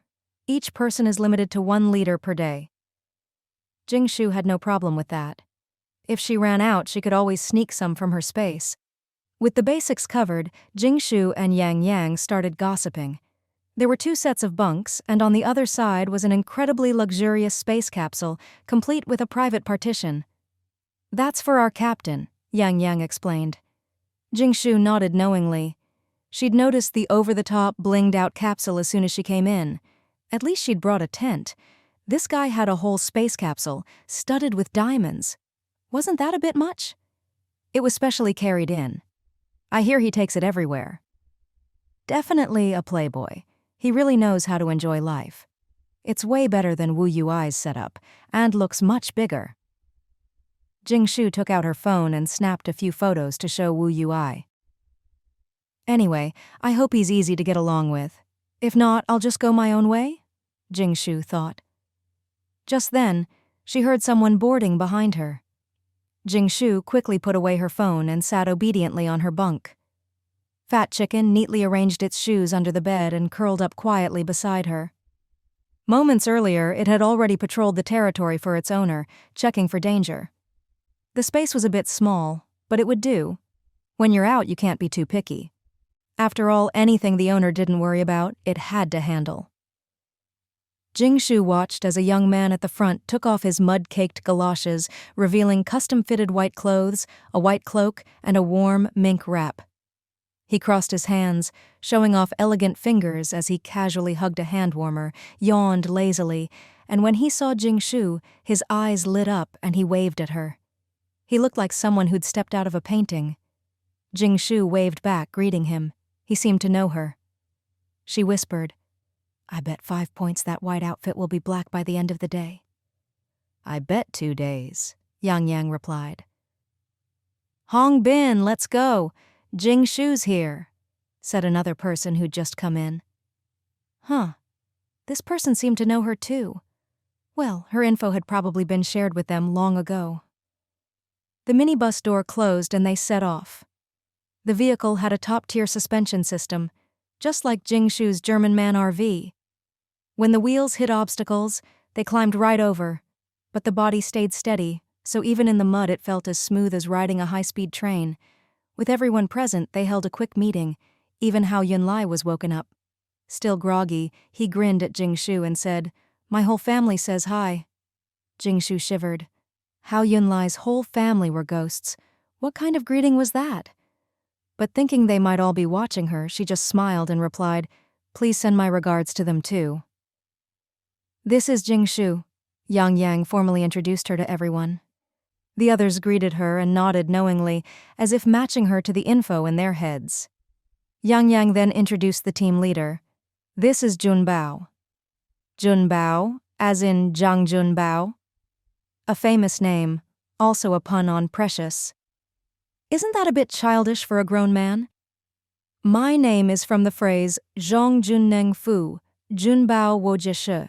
Jun Bao, as in the praise from positive connotation, the young man explained gently. Jing Shu blinked, confused. As a poor student, she'd once been mocked by a 6-year-old for not knowing how to read characters. This explanation didn't help. Jun Bao added, the bao from positive connotation. Jing Shu finally understood. Why not just say that in the first place? Yang Yang introduced Green Willow, Lu Liu, the team's planner. All plans and logistics were her responsibility, while Jun Bao seemed to just be the leader in name, only responsible for nodding. Green Willow took out the itinerary. We'll head straight to this spot 100 kilometers away, the last location sent by the ship convoy a few days ago. We'll search from there. It's not far, but the roads are bad. If things go well, we'll arrive tomorrow. The plan is to find the convoy within 2 days. I've also listed a dozen possible scenarios and plans. Everyone can take a look. A reliable housekeeper, Jing Shu thought. We'll rest on the bus tonight. The bathroom was converted to hold more fuel, so if you need to go, just ask Hong Bin to stop. Don't be shy. No problem. Jing Shu thought Jun Bao might be interested in her, and was on guard. Did he have some ulterior motive? But as Green Willow went on about the plan, Jun Bao just squatted down, hugging his hand warmer, and stared with great interest at Fat Chicken. Only then did Jing Shu realize he was probably more interested in her chicken than in her. Maybe that earlier wave wasn't even for her. 2 pairs of eyes stared at each other. Fat Chicken got so uncomfortable it couldn't even lay an egg, twisting its plump body to turn its butt toward Jun Bao. Jun Bao was still fascinated. Even if he couldn't see the front, he could study the back. Ahem. Jing Shu coughed to remind him, but Jun Bao didn't seem to notice. It wasn't until Green Willow wheeled out an electric bath barrel from the luggage compartment, plugged it in, and soon had it steaming with a faint medicinal scent that Jun Bao finally gave up and stood up, a little regretful. So much for the 1 liter of water per person per day rule. This bath must use 100 liters. Green Willow seemed to read Jing Shu and Yang Yang's minds and smiled. The bath barrel and water are our own. It's a medicinal bath with an automatic filtration system so it can be reused. No waste. Bringing a bath barrel on the road, wasn't that a bit much? Was it really necessary? The bath even had a massage function. Thinking about soaking in hot water, sipping coffee, and watching a show in the dead of winter, Jing Shu felt like this was the peak of post-apocalyptic life. She watched enviously as Green Willow pulled a screen around the bath for total privacy, realizing her own understanding of luxury was still pretty shallow. It was like how a farmer imagines an emperor's life is just eating lots of pancakes every day, but she was just an ordinary person. Why envy an emperor's life? Too bad her RV only had a shower, not a bath. That was a real regret. Green Willow then put a warmed hand warmer into the space capsule's bedding, brought over a cup of goji berry and red date tea, and a plate of white pastries. So Green Willow was also a life manager. But as for what kind of person Jun Bao really was, Jing Shu couldn't figure it out. He wasn't cold like Zhen Nantian, nor as kind as Jin Tianchi, nor as sly as Junjia. He was hard to describe. The bus returned to a peaceful atmosphere. Hao Yunlai was snoring away, Jun Bao was enjoying his bath and would probably soon retreat to his luxury capsule, and Green Willow carefully cleaned and ironed Jun Bao's clothes until not a wrinkle remained. Jing Shu realized she was probably going to lose her bet. Oh well. It was getting late, time for dinner and an early night. Things were calm for now, but who knew what tomorrow would bring? Jing Shu decided to keep it simple and eat quietly in her tent. If even someone as extravagant as Jun Bao only dared eat a few pastries, would it be appropriate for her to feast on meat? It was the 4th year of the apocalypse, and food was tight. Even the well-off officials and regular workers didn't dare bring out their food openly anymore. Chickens and ducks were all hidden away. As for the team leader, Jun Bao, and his companions Hong Bin and Green Willow, Jing Shu didn't know what kind of people they were, so she had to be cautious. But as dinner time came and went, nobody made a move. Hao Yunlai and Yang Yang were both silent. Jing Shu had planned to see what the others were eating before deciding for herself, but after quietly finishing off a whole pound of fried dough twists with no sign of anyone else eating, she finally emerged from her private tent and went to the luggage compartment to get her own suitcase. Anyone who knew Jing Shu well would know the big boss was about to start cooking. Hao Yunlai poked his head down from the upper bunk, while Yang Yang coughed and dragged out 2 big bags of vacuum-packed rice from the luggage compartment. "What's this?" "This is Daohuaxiang long-grain rice. Good stuff." "Well, time is tight and the mission urgent. I was thinking of making some rice balls to take on the road. Not sure if this is enough for me and Hao Yunlai for the next few days." Hao Yunlai looked over hopefully. Everyone here had been through life and death. Jing Shu's cooking was legendary. If you could eat with her, it was worth biting your tongue for. Sure, you could make rice balls, but even the best ones paled in comparison to what Jing Shu could do. "Sure, this is more than enough." Jing Shu weighed the bags, dozens of pounds, enough for her whole family for half a month. "Not too much at all. We're getting a great deal just by providing the rice. Not to mention the cost of fuel, eggs, and all kinds of meat. Those were all more expensive than rice. Even with nothing else, food made by Jing Shu was always delicious." "All right, let's do it the usual way. I'll eat what you eat," Jing Shu said. She had a big appetite anyway, so sharing a bit was no problem. With friends who were so afraid of others losing out, Jing Shu would never shortchange them. "Let's keep it simple tonight." "Whatever you make, just call me when it's ready," Hao Yunlai said, then promptly went back to sleep. Seeing that Green Willow and the others had no intention of cooking, Jing Shu didn't bother with anything fancy. She made a big pot of plain white rice, then scattered sausage, braised meat, dried scallops, and dried shrimp on top. She even used the rice-washing water to wash her face, and Fat Chicken used it to clean its feathers. Nothing went to waste. When the rice was fragrant, she added some dried vegetables and a fresh egg from Fat Chicken, then quickly turned off the heat and let it sit for 5 minutes. The half-cooked, tender, sunny-side-up egg mixed in was the best part. She poured a sauce made from oyster and seafood soy over the whole pot, stirred it up, and the aroma of egg, meat, and rice filled the entire minibus. Jing Shu scooped out the crispy rice crust and put it on top. After all, the best part of clay pot rice is the crust.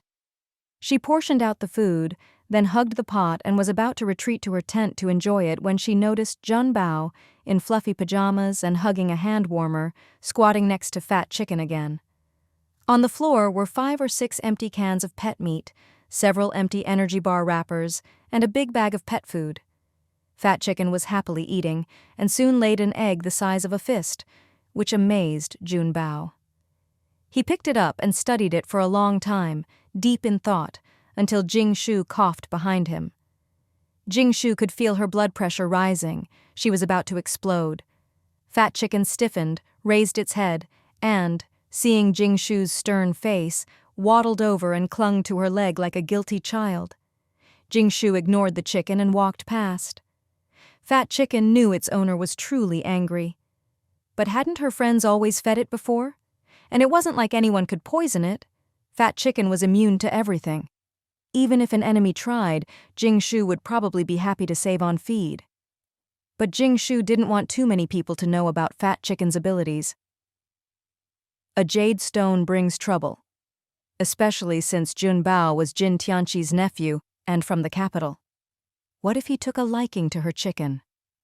The world really is full of wonders, but this generation is indeed more outstanding in every way, Jun Bao said, not the least bit embarrassed, and even handed over 3 freshly laid eggs.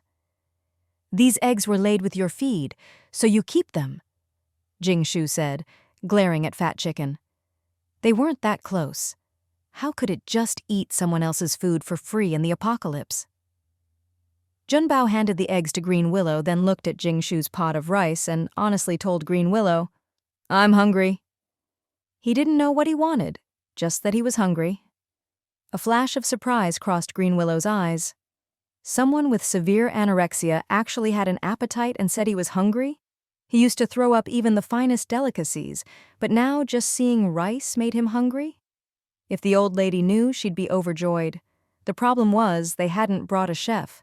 Cooking on the road was inconvenient, and since Junbao couldn't eat anything anyway, he'd been living on energy bars and snacks.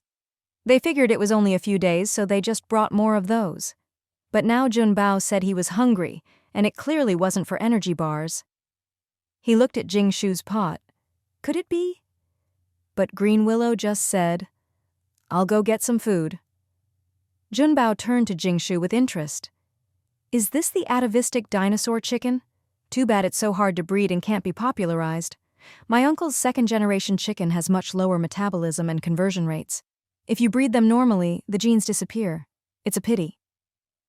So, Jin Tianchi is his uncle. Jing Shu quietly breathed a sigh of relief. It seemed Junbao hadn't specifically investigated her. The real dinosaur chicken was still at the villa, being used as a breeding bird by Grandma Jing, well-fed and actively reproducing. It really is hard to breed, Jing Shu replied vaguely. As long as she had enough spiritual spring water, she could have as many as she wanted. She could even make all sorts of monsters. If she had unlimited spiritual spring, she'd rain it down every day to save the world. Unfortunately, even though her cube space had leveled up, the daily spiritual spring output was still limited. She had to ration it carefully and was more dependent on it than ever. I have some ideas I'm testing. If I find a way to breed them, I'll let you know. Jing Shu nodded perfunctorily. Why was a grown man so interested in this stuff anyway?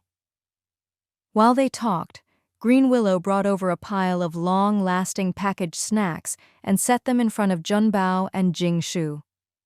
Green Willow said warmly, "Jing Shu, thank you for the eggs. Hongbin said he's never tasted such delicious eggs. None of us men can cook, so we just brought these snacks to fill our stomachs. These are imperial pastries from our hometown, the capital. They're quite special. Try this tuckahoe cake, and this honey cake is also very good." No wonder they never cooked. How could you get full on pastries? As she spoke, Green Willow tossed a few pastries to Yang Yang and Hao Yunlai as well. Jing Shu's eyes lit up. They really did look delicious, and she'd never had them before. In the apocalypse, missing out on something like this would be a real regret. She took a small bite and couldn't stop. How could pastries be this good? The tuckahoe cake's outer layer was thin as paper, white as snow, filled with nuts, osmanthus, honey, and tuckahoe. It was sweet, fragrant, and melted in her mouth, opening her eyes to a whole new world of pastries. Fat chicken clucked twice on the side as if to say, you were just mad at me for eating other people's food, but now you're eating up all their snacks without a second thought. Isn't there a saying? Humans can set fires, but chickens can't light lamps. Junbao struggled to eat the tuckahoe cake, trying not to throw up as his stomach churned. This wasn't the taste he wanted. The rare moment of appetite he'd had was, after all, just an illusion. Green Willow kept offering Jing Shu more. Pea cake, sachima, glutinous rice rolls. Before long, Jing Shu had eaten all the pastries. She'd actually finished their dinner. Gurgle, gurgle. The two men's stomachs rumbled. Junbao looked at Jing Shu with envy. Such a good appetite. He even envied the chicken for having such a healthy stomach. People with an appetite are truly blessed. Guess I'll just eat those awful energy bars, Junbao thought. I haven't touched my pot of rice yet. Should I share some with you? Jing Shu asked quietly. After all, it's hard to say no when you've eaten someone else's food. Green Willow nodded eagerly. Finally, she'd caught on. What happened next left Green Willow stunned. Junbao ate a whole bowl of rice, and Green Willow wolfed down hers too. It was delicious, though not quite as good as the chefs they'd hired before, just a tiny bit off. Jing Shu didn't have to hide in her tent to eat anymore. She finished off the whole pot in no time. Maybe she was hungry, or maybe her eating inspired the others, but everyone had a great meal. Jing Shu, though, still wasn't full and snuck a late-night snack. She spent 2 hours practicing her Rubik's Cube in the tent before falling into a deep sleep. The minibus stopped twice during the night, but she didn't notice, nor did she worry about who was driving. In any case, when she woke up, It was already morning. Even the minibus's top-tier suspension was shaking, so the road must have been rough. Who knew how far they'd traveled overnight? When Jing Shu got up, she found Jun Bao, with dark circles under his eyes, squatting by Fat Chicken's litter box, inspecting the quantity and color of its droppings. Jing Shu. Well, she couldn't really stop someone from researching how to breed more chickens. If he actually figured it out, she'd benefit the most. Fine. As long as he didn't drag the chicken off to a lab, she could tolerate it. It's not like there's anything special about chicken poop, right? Can I have some of this droppings? Jun Bao asked. No, I'm saving it for fertilizer, Jing Shu refused. Jun Bao looked disappointed, even more haggard. You look terrible. Didn't sleep well? After sharing a meal, Jing Shu felt a bit more comfortable with the new team and smoothly changed the subject. Green Willow yawned and said, Jun Bao had diarrhea twice last night. He lost everything he managed to eat, and it was so cold outside he almost caught a chill. Huh? How come we're all fine? Jing Shu asked. It couldn't be her food, could it? Jun Bao explained, I haven't eaten oily or meaty food in a long time. It upset my stomach. Oily? That was a lot of meat? Jing Shu was surprised. Someone from such a privileged background getting an upset stomach from a little meat? She'd only seen that happen to malnourished people in Africa online who'd get sick after eating too much fish or meat. It's oily for me. I usually just eat energy bars, Jun Bao explained. Then have some milk tea. It'll help with the grease, Jing Shu said, feeling a bit guilty. She boiled some brick tea, mixed in milk powder, poured the filtered tea into the milk, added a pinch of salt, and tossed in some milk skin. Wucheng-style milk tea was ready. This is milk tea? Jun Bao and Green Willow were both curious. After a sip, they sighed in relief. On a cold day, nothing beat a hot drink with rich milk and tea flavors. Breakfast was simple. A bowl of milk tea and some of Grandma Jing's fried dough twists for everyone. Jing Shu, of course, wasn't full. She ate another 10 boiled eggs and a few pancakes before feeling better. The journey went smoothly, almost too smoothly, which made Jing Shu uneasy. It wasn't until they reached their destination in the afternoon that she still couldn't relax. After driving all day, Hongbin was exhausted and fell asleep. The minibus stopped in the silent mountains. Green Willow told everyone to bundle up and scout the area, since the last signal from the convoy had come from nearby. Jing Shu wrapped herself up, leaving only her eyes exposed, pulled on her rubber boots, and got out with Fat Chicken. This is the Tian Shan Mountains now, but just a few months ago it was a canal, Green Willow said, quickly redrawing the map. The minibus had a mini satellite radar, so they submitted new map data. We're deep in the mountains now. I traveled here with my parents for a week 3 or 4 years ago, Jing Shu said, gazing at the familiar scenery in shock. The Tian Shan Range is thousands of kilometers long. Don't tell me it's all moved here. If we go in without navigation, it'll be hard to get out. Green Willow sent a drone to circle the area for over 10 minutes, and her face turned grim. We have to move immediately. These are all winding mountain roads. Most of the highway is intact, but if we hit a landslide, finding a new route will waste a lot of time. Most importantly, the mountain road is so long there's no way the convoy could have passed through here. In other words, they'd missed the convoy. What was Jing Shu's team's goal? To find the seeds. Now that they knew they'd completely missed the convoy, there was no time to rest. If they didn't hurry and catch up, they'd only fall further behind. Even Jing Shu couldn't help but envy Qian Duoduo's helicopter. If she had one, she could have flown over to check things out right away. Of course, searching in the mountains would still be like looking for a needle in a haystack, and helicopters are especially hard to fly in the mountains. Still, even if it burned a ton of fuel, it would be faster than what they were doing now. Jing Shu could only comfort herself. Every method has its pros and cons, and helicopters have their downsides too. So, which direction do we go? Yang Yang asked, starting to discuss with the housekeeper Green Willow. If they chose the wrong direction now, they'd only get farther from their goal. Green Willow said, We'll take the main road this way. I'll send the rest of the team to scout the other directions. If anything comes up, we can head over immediately. This road is going to take a long time, Green Willow sighed.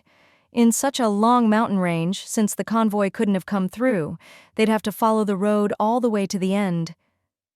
But if the convoy really was swept here, that's not so bad, Yang Yang said, tracing a spot with his long fingers. If they ended up over there, we could rescue them. The real worry is... He didn't finish the worst-case scenario. Let's hope they're still okay. At this, everyone's mood dropped, especially Jing Shu. These were the seeds she'd worked so hard to bring back from America. If only she'd had more space at the time, or if she could have transported them openly. But in the end, they had to be handed over for official transport. Sigh, it was fate. They should be able to hold out until we get there, Yang Yang tried to reassure her. No one rested. They got back in the car, let Hongbin sleep, and Green Willow took the wheel. Jing Shu added silently, "The sooner we rescue them, the fewer of my seeds they'll eat." Heaven knows her heart was bleeding. Every meal that passed meant fewer seeds. Eating the seeds wasn't the worst part. Losing both the seeds and the people would be a true disaster. Time really was of the essence. Throughout all this, team leader Jun Bao didn't say a word. Green Willow and Yang Yang made all the decisions without ever consulting him, making it clear Jun Bao was just along for the ride. Jing Shu didn't care. He clearly thought differently from everyone else. Everyone was anxious about the seeds except Jun Bao, who was squatting on the ground playing with mud. He even went up a small hill and brought back a bucket of dirt, saying, "I found some unusual soil." Only Green Willow, ever thoughtful, kept him from feeling left out by asking, "Is it the same as what we found yesterday afternoon?" That kept things from getting awkward, but Jing Shu had no energy to care. She didn't even react when Jun Bao quietly picked up a few chicken feathers from the car. The night before, he'd even asked Jing Shu if he could pluck a few feathers from Fat Chicken. Fat Chicken had stared at him in shock. What kind of human wants everything? Jing Shu had said, "No, I need the feathers to make a down jacket when I get home." Fat Chicken was relieved. Someone wanted to strip its clothes? Dream on. "I've never heard of making a down jacket from chicken feathers. Just one feather, okay?" Not even one.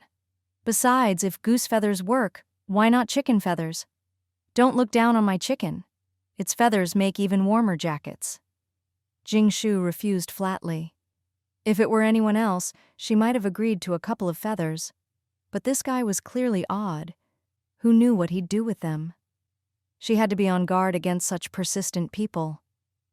Most people just envied her for having a chicken that laid so many eggs, or at worst, wanted to steal it. She wasn't afraid of that. She'd fight anyone who tried. But this guy's curiosity was just different. Whatever. She'd never agree anyway. Jun Bao finally stopped asking, but kept staring at Fat Chicken, clearly not giving up. Even in this pitch-black apocalypse, Jing Shu wished she had clairvoyance so she could instantly see where the convoy was. The minibus kept moving, starting up the winding mountain roads. What are mountain roads like? 18 bends in the mountain, 9 twists in the river. Steep cliffs, hairpin turns, spiraling ever upward. If your driving skills weren't up to par, you could easily roll the whole bus off the mountain. The next 4 or 5 days were spent on these winding roads. After climbing one mountain, there was always another. Occasionally the road would flatten out and Jing Shu would feel a bit of joy, but 10 minutes later, there'd be endless mountains again. From what she could see, there was no end in sight, mountains in every direction. It felt like they were at the very center of the mountains, with no way out. No way out? Jing Shu's heart skipped a beat. This scene felt strangely familiar. Suddenly her head started to ache, and for a moment she had a flash of inspiration, like she'd remembered something important, but it slipped away again. She'd always had a good memory, but now she'd forgotten something crucial. She knew this feeling all too well. Every time she was about to get an opportunity to upgrade her Rubik's Cube space, something weird would happen. Could this be a sign that the Rubik's Cube space is about to upgrade? Jing Shu was suddenly excited and started focusing on her Rubik's Cube again. What else could she do in the minibus?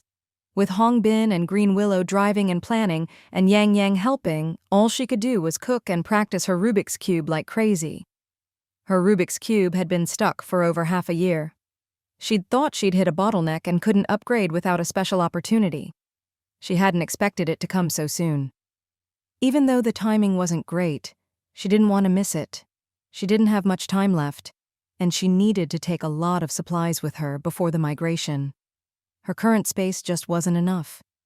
If she couldn't remember, she'd just stop trying. Sometimes the harder you try to remember, the less you can. Jing Shu relaxed and immersed herself in the world of the Rubik's Cube, and then in a flash, she realized what was wrong. I've been to the Tian Shan Mountains before, but there were never this many winding roads. Jing Shu immediately shared her thoughts. At this point, everyone was anxious to find the convoy, and any idea was worth discussing. But after so many days, all they could do was keep moving forward. There really weren't any other options. From Green Willow's updates, things weren't looking good either. The other teams hadn't found the convoy. You only came here once. Are you sure you remember the route through these mountains? Maybe you took a shortcut last time and now we're on the full mountain road, Green Willow said, then added, but it's also possible we're just too slow and haven't finished the route yet. Jing Shu frowned. Green Willow had a point. With no sunlight, no one could see clearly outside. Only half the road was visible. Only Jing Shu, unaffected by the darkness, could see everything. Yang Yang asked, Jing Shu, do you have an idea? Doesn't this feel like when we got trapped in the mountains in America? Jing Shu asked. As soon as she spoke, her head throbbed painfully and her memory seemed to fragment again. There was definitely something strange going on, some hidden connection. Yang Yang frowned. If that's the case, it's actually bad. He remembered how dangerous that trip had been and had written many reports about it afterward. Their escape hadn't been a coincidence.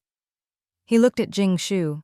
She must have secrets, probably like Zhen Nantian with some shared mystery. Why is it bad? Green Willow asked, tidying up Junbao's clothes as usual. If she wasn't driving, she was taking care of Junbao's needs, like a personal butler. Compared to her, Junbao seemed completely useless. Jing Shu had lost her bet. She'd said Junbao's flashy white clothes would be filthy in a day or two, but after all these days, they were still spotless. Any speck of dirt was quickly cleaned by Green Willow. This is covered by a confidentiality agreement. In short, our situation might not be good. If I'm right, we're about to end up like the convoy, trapped in a certain area, unable to get out, Yang Yang said, narrowing his eyes. How is that possible? We have radar and satellite and can contact the outside world at any time. How could we get stuck?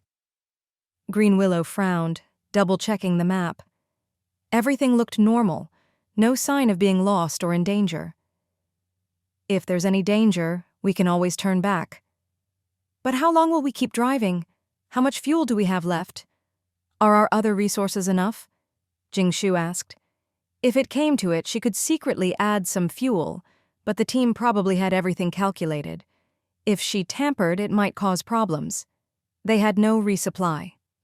The original plan was to finish in 5 days, or at least find the convoy, since the distress signal had come from nearby and there was only one road. They should have run into the convoy by now. But now? They hadn't even seen a trace of the convoy. They were still stuck at stage 1. We have enough gas for 5 more days, but as long as we find the convoy, fuel won't be an issue. Don't worry about that. Even if we run out, the minibus can still move, Green Willow said. We have enough water for 10 to 15 days if we're careful. And don't worry about food. We're out of snacks, but we brought plenty of compressed biscuits and energy bars. Green Willow's words reassured everyone a bit. Even if they were trapped in the mountains, at least they had enough supplies. It would be embarrassing if the rescue team ended up needing rescue themselves. Jing Shu was still anxious, but at least they weren't walking on foot. This was better than the America trip. All she could do was practice her Rubik's Cube as hard as possible. 3 or 4 more days passed, and they still hadn't finished the mountain road. They were still surrounded by endless mountains. Climb one, and there was always another. The mountains stretched on forever. Even Green Willow realized something was wrong. No matter how slow they were, they'd covered hundreds, maybe over 1,000 kilometers by now. Even the longest mountain range should only take a day to cross. How could it take this long? "Are we stuck in a loop?" Green Willow asked. "Are we just going in circles?" Hao Yunlai, who had the most experience with this, shook his head. "No, we're not looping, we're on real roads." With his whole ghostly family by his side, who would dare play tricks on him? But soon, reality proved they weren't just going in circles. The shallow mud suddenly turned into a quagmire. When the mud reached their calves, the minibus had to stop. If they kept going, the engine might stall, and the rising mud could seep in through the doors.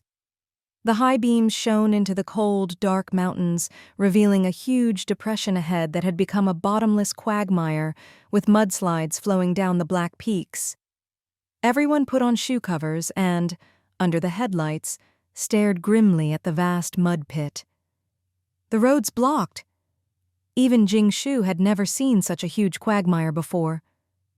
"We took high ground on the way here, but now the terrain is getting lower, so all the mud and water is flowing down and pooling here, forming this massive mud pit," Green Willow explained.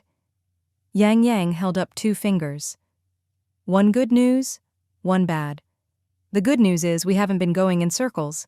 This is a new area. The bad news is the quagmire has blocked our way forward. There's no way around except to go back. The mud was so thick that once you stepped in, it was almost impossible to get out. If the minibus tried to cross, the resistance would be unimaginable." Hong Bin's soft voice piped up. "There's still some good news, Yang Yang.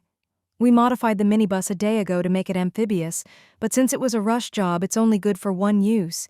If we switch to water mode now, we can't switch back. If we hit land again, we'll have to..." "Have to what?" Hong Bin pointed to the bicycle attached to the minibus door. "We'll have to pedal it by bike for power. It'll be really slow." "Are you okay?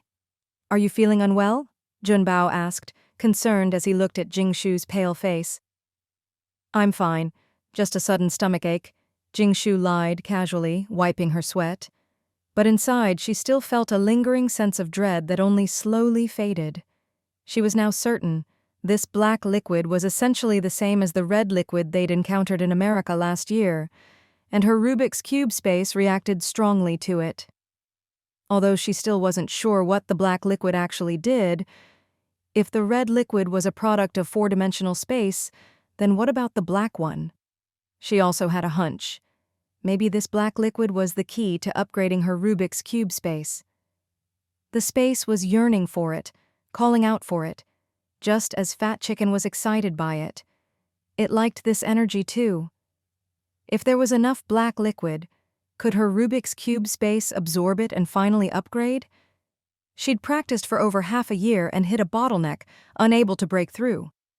Now, at last, she saw a glimmer of hope. But the energy in the quagmire was too diluted.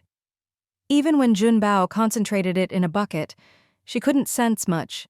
Only the refined liquid triggered a reaction in her space. Jing Shu's expression changed rapidly, pale and weak, then delighted, then worried. "Do you need to see a doctor?" Jun Bao asked, then realized there were no doctors here and added, "I have some stomach medicine. Because of my own health, I always carry a lot." "No need."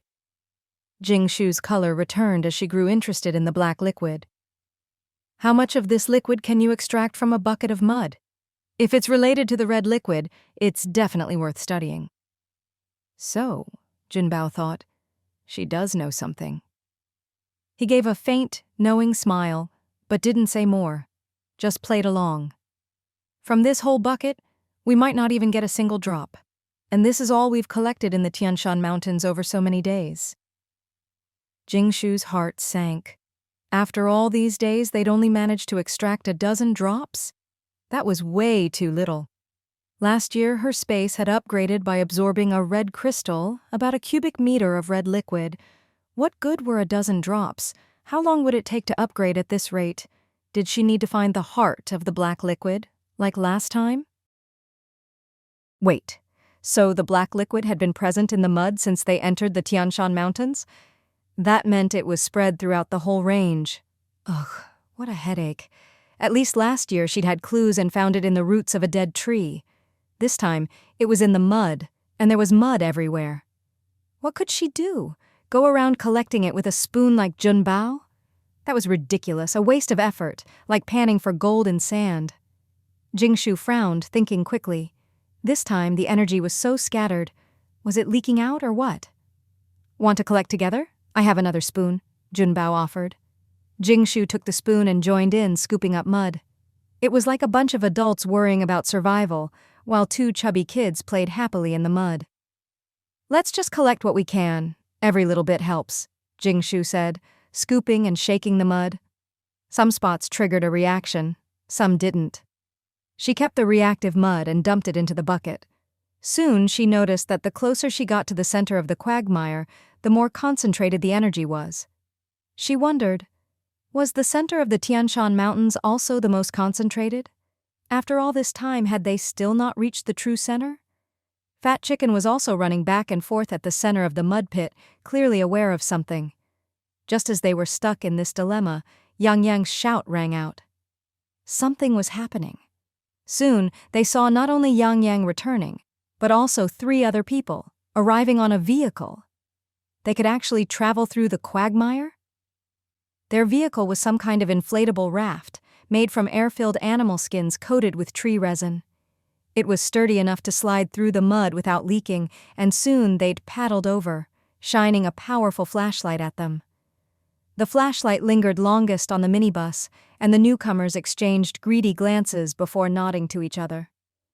Yang Yang sat awkwardly on the little raft, but still looked upright and handsome. The 3 men stood behind him, and one gave Yang Yang a light kick. Give them 2 boxes of compressed biscuits, Yang Yang said. Why? Hong Bin asked, wide-eyed. The biscuits were meant for the seed convoy rescue. There were a lot, but they hadn't even found the convoy yet, and it wasn't allowed to give out supplies for no reason. Because I've been kidnapped. Can't you see I can't move? Yang Yang said helplessly, struggling with his tied hands.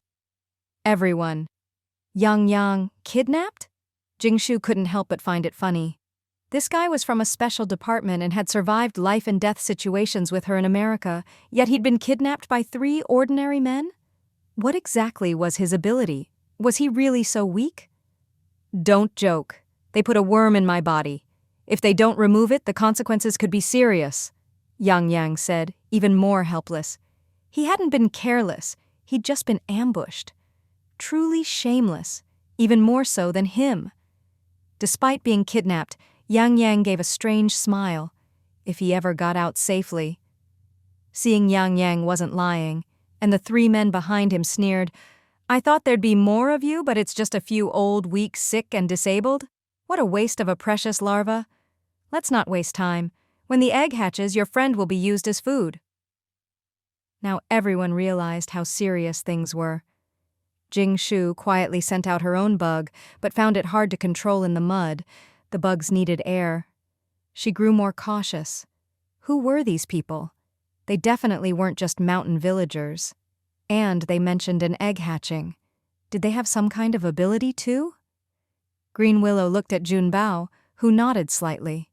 Only then did Green Willow fetch a box and a half of compressed biscuits from the minibus, apologizing, We had 2 boxes, but we ate some. This is all the food we have left. One of the men frowned, clearly suspicious. You think we're stupid? He said, and made to get off the raft to check how much food was really in the minibus. The atmosphere grew tense. Hong Bin bent forward slightly. If these men dared approach, he was ready to knock them out in an instant. He glanced at Green Willow, silently asking, Should I act? But before she could respond, another, more refined-looking man stopped him. Enough, Guo Tu, don't act on your own. We're just here for food. He gave the group a subtle once-over. Unlike Guo Tu, he could tell from their clean clothes, healthy faces, and the fact that they had enough gasoline to drive around the mountains that these people were not to be trifled with, even if he didn't know their true purpose. Guotu grumbled. I get it, Wenjun. I just wanted a bit more food. You know how long we've been eating that damn stuff? Finally, we see some real people. Green Willow handed over the compressed biscuits and asked, Now that you have food, what about our companion? What else? He comes back with us, and we'll take the egg out of him. Guotu grunted. Can we send someone along?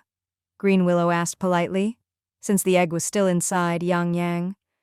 Guotu was impatient. There's no room on the raft for anyone else. Don't worry, we just want some food. The larva is way more valuable than your weakling. We're not cannibals. Yang Yang's eyes narrowed, his lips curling into a strange smile. Just wait until I get out of this. Seeing Yang Yang wasn't lying, the three men behind him sneered. I thought there'd be more of you, but it's just a bunch of old, weak, sick, and disabled. What a waste of a precious larva. Let's not waste time. When the egg hatches, your friend will be used as feed. Everyone now realized how serious the situation was. Jing Shu quietly sent out her own bug, but found it hard to control in the mud. The bugs needed air. She grew more cautious. Who were these people? They definitely weren't just mountain villagers. And they mentioned an egg hatching. Did they have some kind of ability too? Green Willow looked at Junbao, who nodded slightly. Only then did Green Willow fetch a box and a half of compressed biscuits from the minibus, apologizing. We had 2 boxes, but we ate some. This is all the food we have left. One of the men frowned, clearly not believing them. You think we're stupid? He said, and made to get off the raft to check the minibus for more food. The atmosphere grew tense. Hongbin bent forward slightly. If these men dared approach, he was ready to knock them out in an instant. He glanced at Green Willow, silently asking, Should I act? But before she could respond, another, more refined-looking man stopped him. Enough, Guotu, don't act on your own. We're just here for food. He gave the group a subtle once-over. Unlike Guotu, he could tell from their clean clothes, healthy faces, and the fact that they had enough gasoline to drive around the mountains that these people were not to be trifled with, even if he didn't know their true purpose. Guotu grumbled. I get it, Wenjun. I just wanted a bit more food. You know how long we've been eating that damn stuff? Finally, we see some real people. Green Willow handed over the compressed biscuits and asked, Now that you have food, what about our companion? What else? He comes back with us, and we'll take the egg out of him, Guotu grunted. Can we send someone along? Green Willow asked politely, since the egg was still inside Yang Yang. Guotu was impatient. There's no room on the raft for anyone else. Don't worry, we just want some food. The larva is way more valuable than your weakling. We're not cannibals. Yang Yang's eyes narrowed, his lips curling into a strange smile. Just wait until I get out of this. Seeing Yang Yang wasn't lying, the 3 men behind him sneered. I thought there'd be more of you, but it's just a bunch of old, weak, sick, and disabled? What a waste of a precious larva. Let's not waste time. When the egg hatches, your friend will be used as feed. Everyone now realized how serious the situation was. Jing Shu quietly sent out her own bug, but found it hard to control in the mud. The bugs needed air. She grew more cautious. Who were these people? They definitely weren't just mountain villagers. And they mentioned an egg hatching. Did they have some kind of ability too? Green Willow looked at Junbao, who nodded slightly. Only then did Green Willow fetch a box and a half of compressed biscuits from the minibus, apologizing. We had 2 boxes, but we ate some. This is all the food we have left. One of the men, Guotu, frowned, clearly not believing them. You think we're stupid? He said, and made to get off the raft to check the minibus for more food. The atmosphere grew tense. Hongbin bent forward slightly. If these men dared approach, he was ready to knock them out in an instant. He glanced at Green Willow, silently asking, Should I act? But before she could respond, another, more refined-looking man stopped him. Enough, Guotu. Don't act on your own. We're just here for food. He gave the group a subtle once-over. Unlike Guotu, he could tell from their clean clothes, healthy faces, and the fact that they had enough gasoline to drive around the mountains that these people were not to be trifled with, even if he didn't know their true purpose. Guotu grumbled, "I get it, Wenjun. I just wanted a bit more food. You know how long we've been eating that damned stuff? Finally, we see some real people." Green Willow handed over the compressed biscuits and asked, "Now that you have food, what about our companion?" "What else? He comes back with us and we'll take the egg out of him," Guotu grunted. "Can we send someone along?" Green Willow asked politely, since the egg was still inside Yang Yang. Guotu was impatient. "There's no room on the raft for anyone else. Don't worry, we just want some food. The larva is way more valuable than your weakling." "We're not cannibals." Yang Yang's eyes narrowed, his lips curling into a strange smile. "Just wait until I get out of this." Seeing Yang Yang wasn't lying, the three men behind him sneered. "I thought there'd be more of you, but it's just a bunch of old, weak, sick, and disabled. What a waste of a precious larva. Let's not waste time. When the egg hatches, your friend will be used as feed." Everyone now realized how serious the situation was. Jing Shu quietly sent out her own bug, but found it hard to control in the mud. The bugs needed air. She grew more cautious. Who were these people? They definitely weren't just mountain villagers. And they mentioned an egg hatching. Did they have some kind of ability too? Green Willow looked at Jun Bao, who nodded slightly. Only then did Green Willow fetch a box and a half of compressed biscuits from the minibus, apologizing. "We had 2 boxes, but we ate some.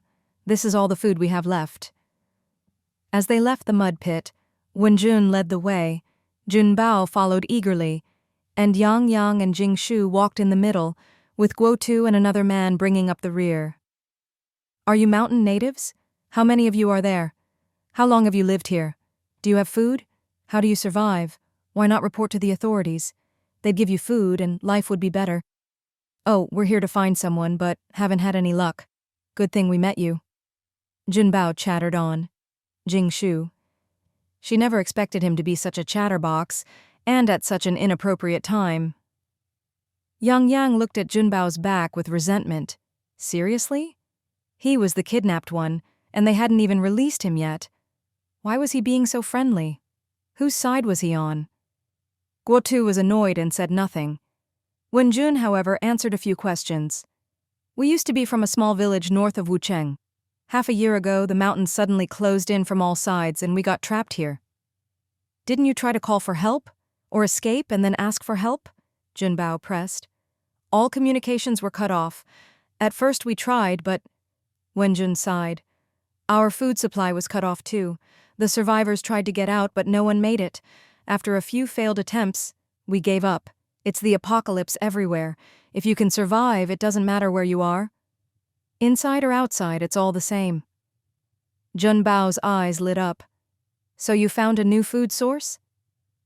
"Yeah." Wenjun grunted, not saying more. The surroundings were still mountainous, but clearly different. Guotu, who hadn't spoken to outsiders in a long time, couldn't help but point out the landmarks. "That used to be our village's Hope Primary School, but it got crushed between 2 mountains. Over there was our square, now just a pavilion. Most of our houses were squeezed between mountains, and now there's just a bit of broken brick left. So many people were crushed in their sleep, not even leaving bodies behind. Maybe they became feed." Yang Yang nodded bitterly. At first he'd thought this was just a small village crushed by shifting tectonic plates. He never imagined the local thugs would dare attack him. He'd been careless. It was a disaster zone. Jing Shu had thought the attackers might be some kind of organized group, but it turned out to be just a village. But what was this egg they kept mentioning? Setting aside the black liquid, Jing Shu was also curious about this, since her experiences in this life were so different from her previous one. Back then, she'd been too busy just trying to survive to care about anything else. Like these villagers, she'd only wanted to live. But for what purpose? She hadn't known, and life had felt numb and meaningless. It must have been terrible. So many people must have died. How many of you are left now? Only the northwest corner of our village wasn't crushed. There are just a dozen or so households left. Along the way, more died for various reasons. So now there are only a few dozen of us, Guotu said, pointing to a few lonely, broken houses visible in the dim light. Through the windows, a few villagers could be seen watching them warily. The whole village was squeezed together by the surrounding mountains. Almost everyone had died. It was a tragedy. Jing Shu shivered at the cold, eerie stares from the villagers. It felt like a horror movie. She sent out more bugs to scout, but they were trembling and hard to control, as if they were afraid of something. Her sense of caution heightened. She could see the whole village at a glance, and the wary villagers behind the windows, but where was the monster they'd mentioned? You couldn't contact the outside before, but now that we're here, do you want to leave the mountains with us and find the authorities? Things are tough outside, but at least it's safer than living here, always at risk of being crushed by the mountains. Guotu scratched his head. I can't decide. I listened to Xiao Wei. Yang Yang rolled his eyes from behind. Could they get the egg out of him first? He could feel something in his neck about to burst out. If they waited any longer, would he become feed too? Xiao Wei, who's that, your leader? Junbao asked curiously. It was clearly a girl's name. Guotu's face lit up at the mention. Of course. She's our leader, the village chief's daughter, and the village beauty. She's smart and kind, and we survived thanks to her. Guotu! Wenjun tugged at his sleeve, annoyed. Guotu pouted. All right, but Xiao Wei really is amazing. Jing Shu noticed Yang Yang's face was getting worse and asked, How do you get the egg out of our friend? Do we need to do anything? Do you need a knife? If surgery was needed, she'd have to prepare alcohol. No need for all that. Just come with us to see Xiao Wei. Only she can remove the egg from someone's body, Guotu said, leading them to a mountain.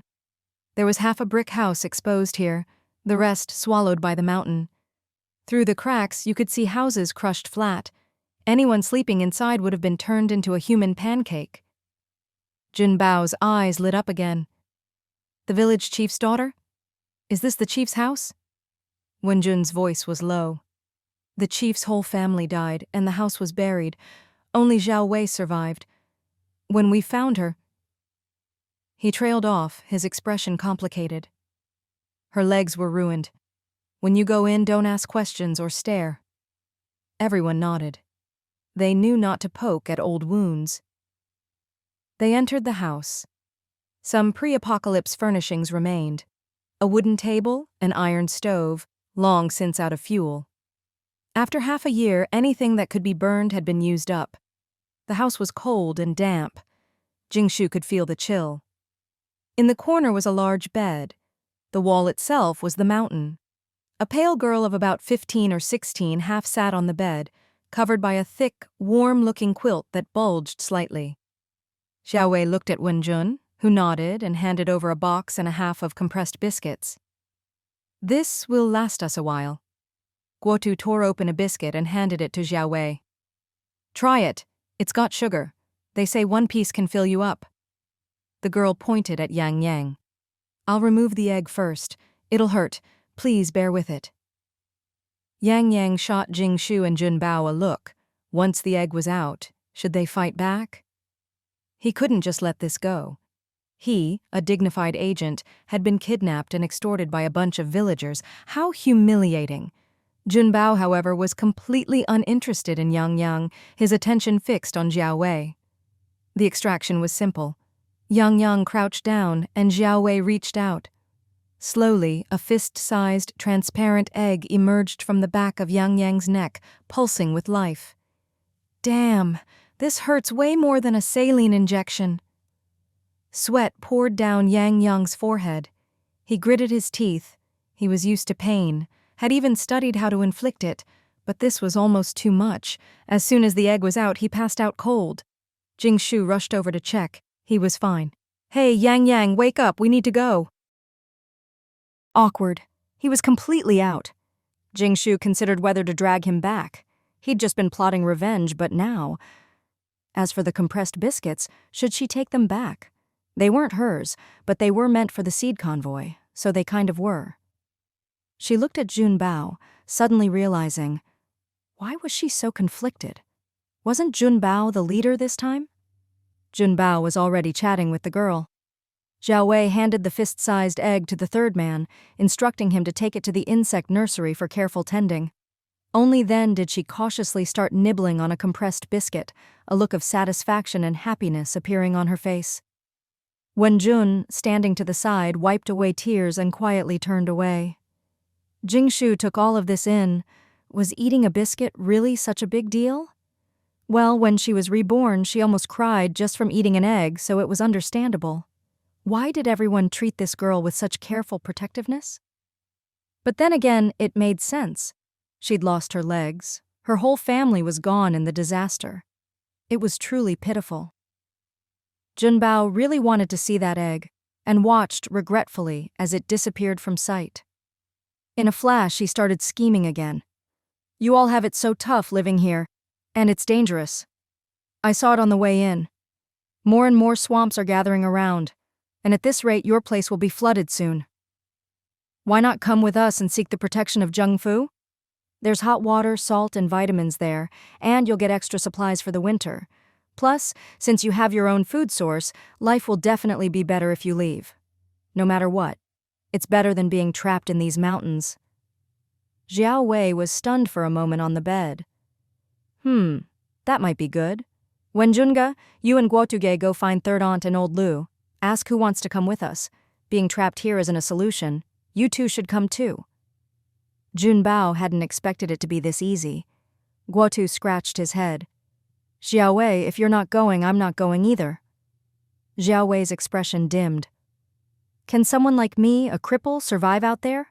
I'll just stay here. At least I won't starve. Then none of us will go. We all agreed long ago. Our lives were saved by you. Wherever you are, that's where we'll be, Wen Jun said. But it's so rare for someone to finally come into the mountains. Wen Jun interrupted her. The old are old, the disabled are disabled. Even if Zheng Fu gives subsidies, they won't just feed people for nothing. Just like last year, if we want to join the town, we have to work and pay our way. We're more comfortable in the mountains. As for how long we can survive, well, every extra day is a blessing now. Just then, Junbao's excited voice rang out. Food? What exactly is your food? Everyone's expression soured. Look, you robbed us of all our food and we're still being so reasonable, even wanting to help you and take you out of here. There's no one better than us in the world. Can't you give us a little food in exchange? You can't just let us starve, right? And don't worry, we absolutely won't covet your food. Do I look like that kind of person? As he spoke, Junbao showed off his filthy, mud-stained cloak and started rummaging inside it. Jing Shu frowned. Ever since entering this house, her insects had been even more reluctant to approach. Was it because of this Xiao Wei girl? Jing Shu looked her over again. Nothing special. The bed was big, but sometimes a spot under the covers would move. Why was that? Most importantly, when she got close to the bed, her spatial ability reacted just a little. It was probably related to the black liquid. Junbao pulled out his last stash of food, a big handful of fruit candies, and placed them all in Xiao Wei's hand. I often get low blood sugar from not eating. This is my last food. In exchange, I really want to know how you've managed to solve the food problem these past months. In these mountains, where nothing grows and it's always cold and damp, what could possibly be food? The mountains were bare, all mud, no grass or insects, and farming was impossible. Was it the monsters they mentioned? Xiao Wei sighed. I know food is scarce outside too. Since last year, even the town has had fewer insect cakes, and many in our village have starved. You want to copy our method, right? Unfortunately, it's not possible. Still, since we took your food, I'll tell you as an exchange. There's nothing to hide in the apocalypse. There's nothing left that can't be eaten. Even Jing Shu perked up to listen. Guotuge, take out some of our food for the guests to take with them, Xiao Wei said. Guotu scratched his head. What a waste. But he still fetched a big bag of stuff and handed it over casually. There's no fire here, so we eat it raw. You can see for yourselves, but I suggest roasting it with some salt. It tastes barely okay. Oh, and I don't know which parts you like, so I brought legs, pincers, belly, and some innards. A strong, fishy stench filled the air.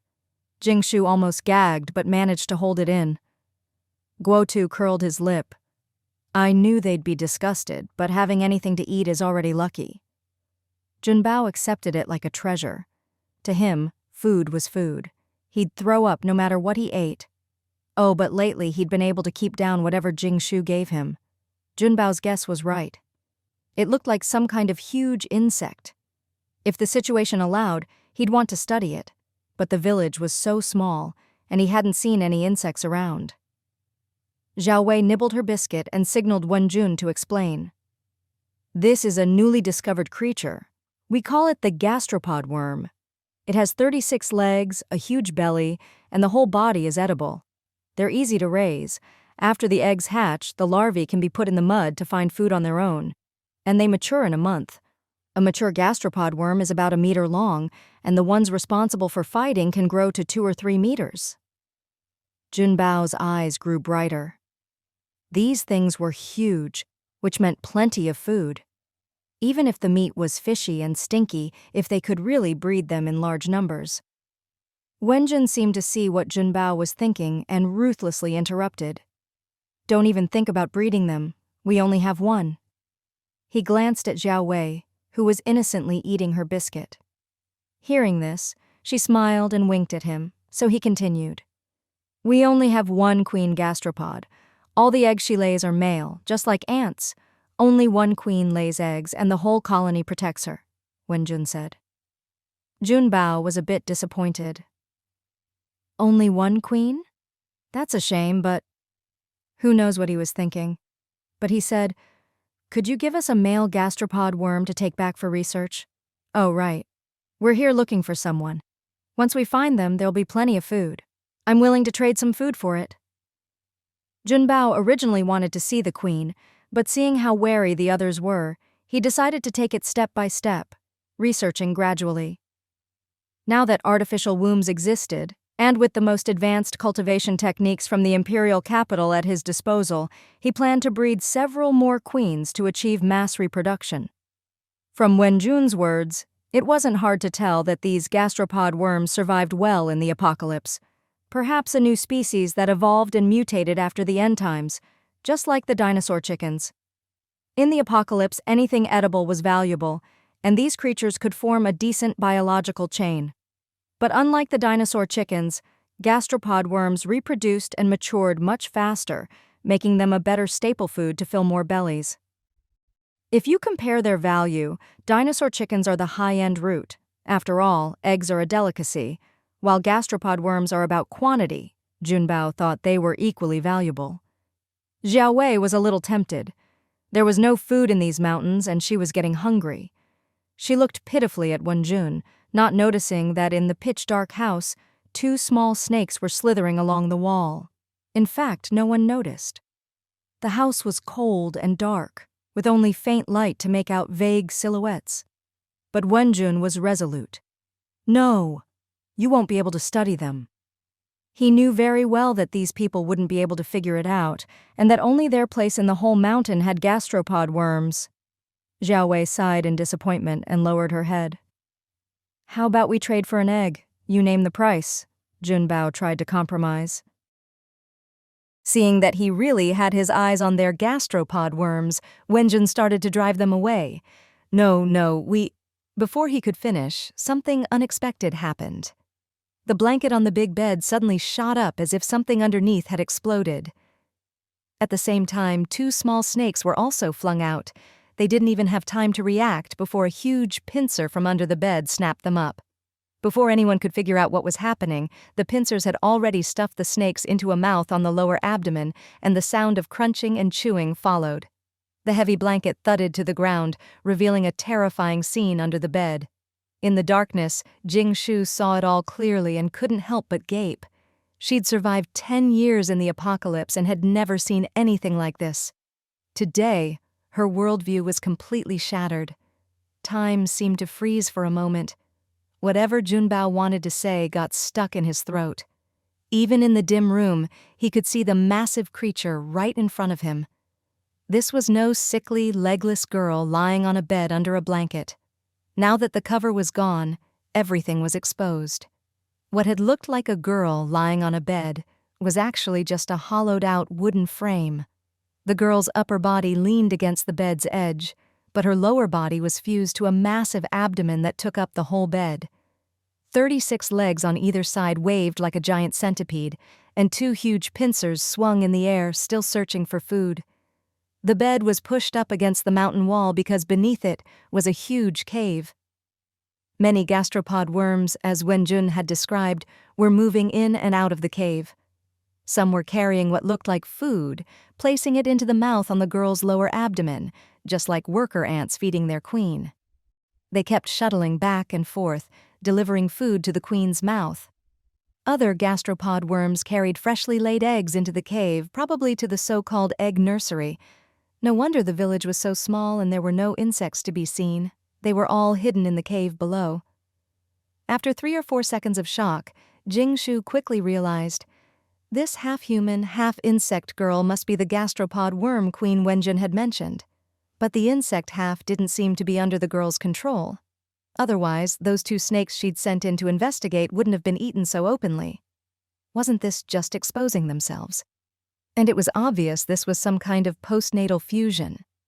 Jing Shu couldn't understand how a human and an insect could merge. Judging from earlier conversation, Xiao Wei had once been a normal child, and the change must have started with the mountain's transformation. Before, Jing Shu's little bugs had been too scared to approach, so she'd sent in 2 snakes she'd raised with spiritual spring water to scout. She hadn't expected them to be eaten as a snack by the gastropod worm queen. Jing Shu grabbed the still drowsy young Yang and pulled Junbao back, already anticipating a fierce battle. Wenjun finally snapped out of it, his heart pounding wildly.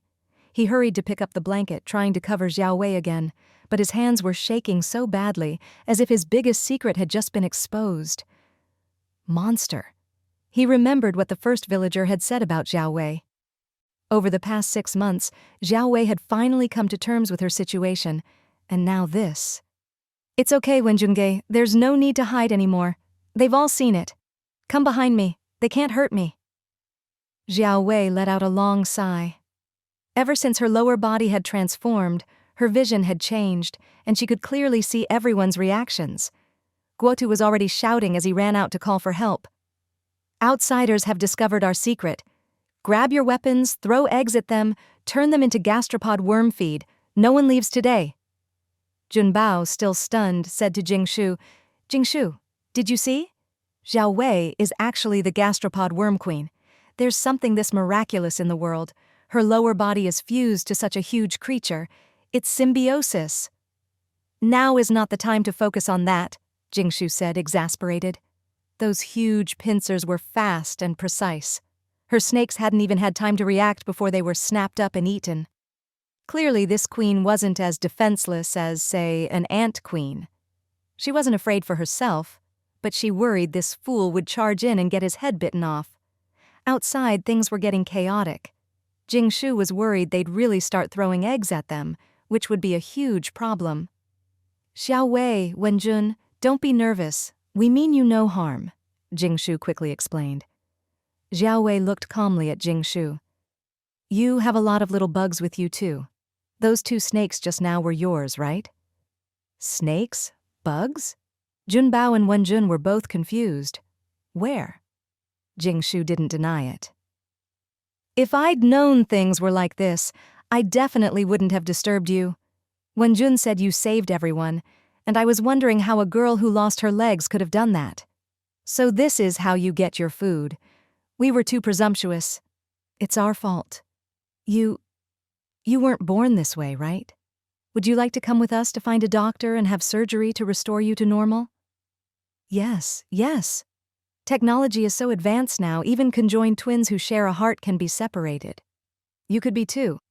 If you're willing, I can find someone to perform the separation surgery and fit you with prosthetics. Of course, after you recover as an exchange, we'd want the lower insect half for research, Junbao added.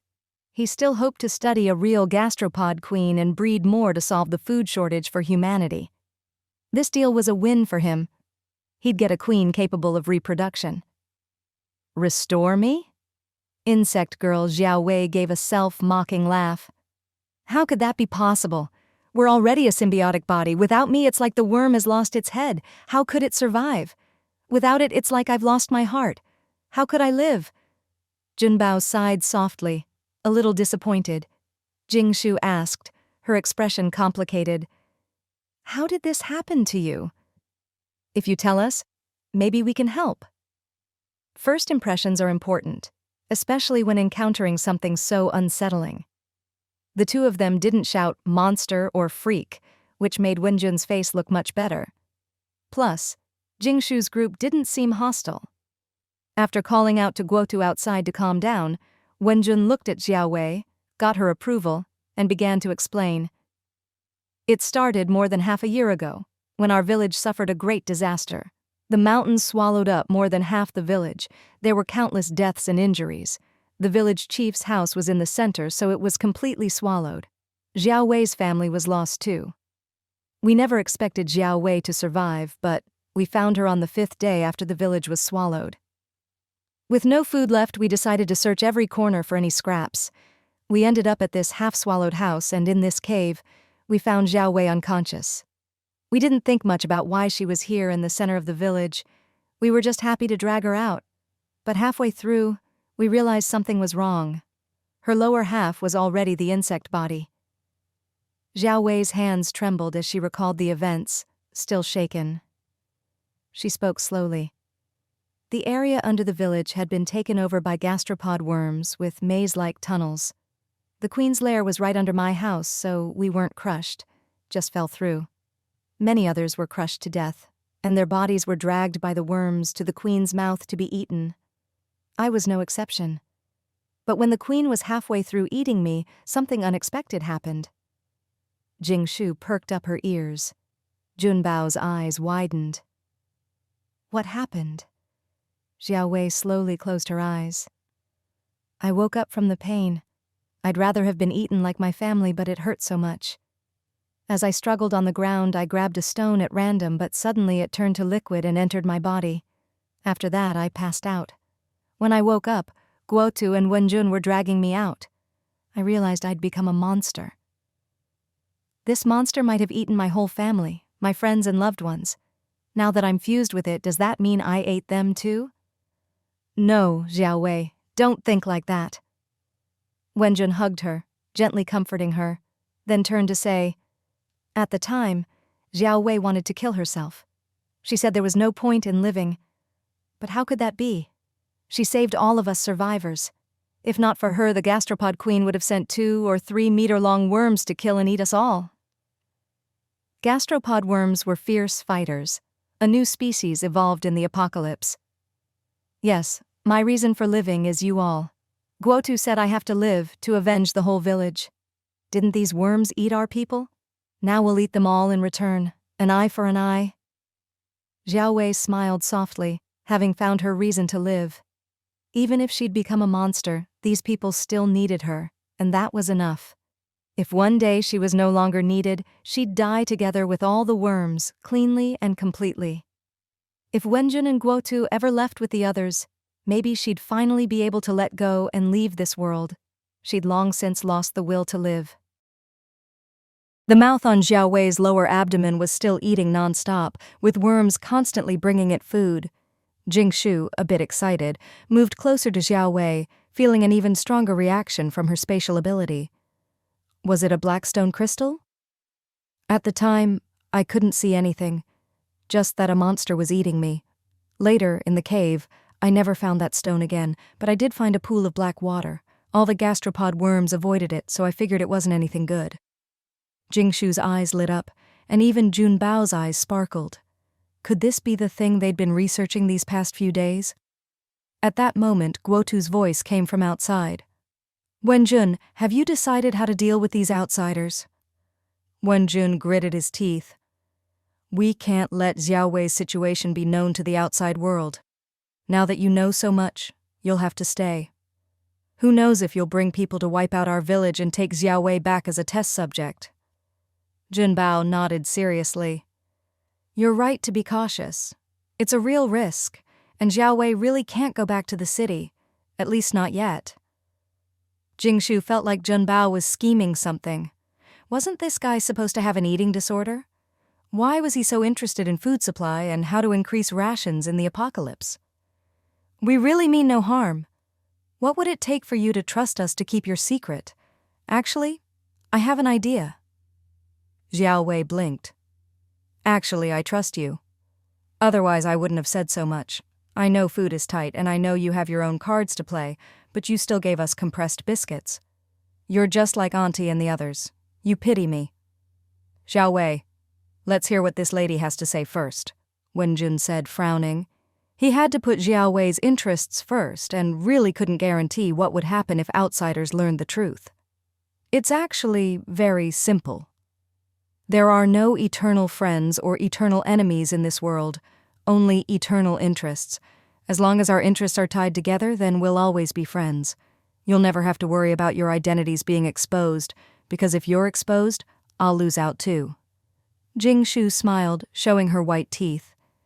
Isn't that simple? But do we really have the same interests?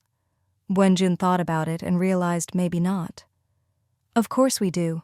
Think about what you're lacking most right now. Isn't it daily necessities, salt, vitamins, bedding, warm clothes? Wouldn't it be perfect if you could have vegetables and white rice every now and then? Maybe even some milk or eggs? Jing Shu squinted as she asked. Xiao Wei nodded. I want to eat. I haven't had anything in ages. In the village, there's nothing to eat but bugs. There were still some cookie crumbs on her mouth. Huh? You don't eat? Jing Shu was surprised. No, the gastropod queen eats for me. She eats the dirt in the fields. We share nutrients, so I don't need to eat. But if there's food, I'd like to eat too. Wenjun was wary. Of course we want those things, but what do you want in exchange? He had a guess. Jun Bao thought it was a pity he was a step behind, but the result would be the same. Everything would end up in Wucheng, feeding more people. Of course, I want a large amount of gastropods. According to you, they mature in a month, and the queen is constantly eating and laying eggs. There must be a lot by now, right? With so few people in your village, how much can you consume? Isn't it a waste to have so many? Why not trade all that tough bug meat for delicious food? Don't you want eggs? Don't you want rice? Xiao Wei swallowed and nodded. Ever since she became a bug, she had a craving to eat everything. Then it's settled. We trade, help each other, and there's no reason for us to betray you, right? Otherwise, we'd be hurting our own interests.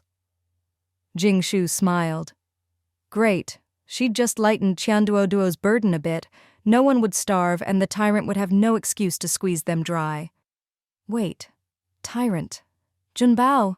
Jing Shu wondered. Could there be a connection? No way. Jun Bao was so weak and gentle, talkative, nosy, kind, and positive. How could he be that cold-blooded, ruthless tyrant who killed hundreds of thousands? Their age, personality, and family background didn't match.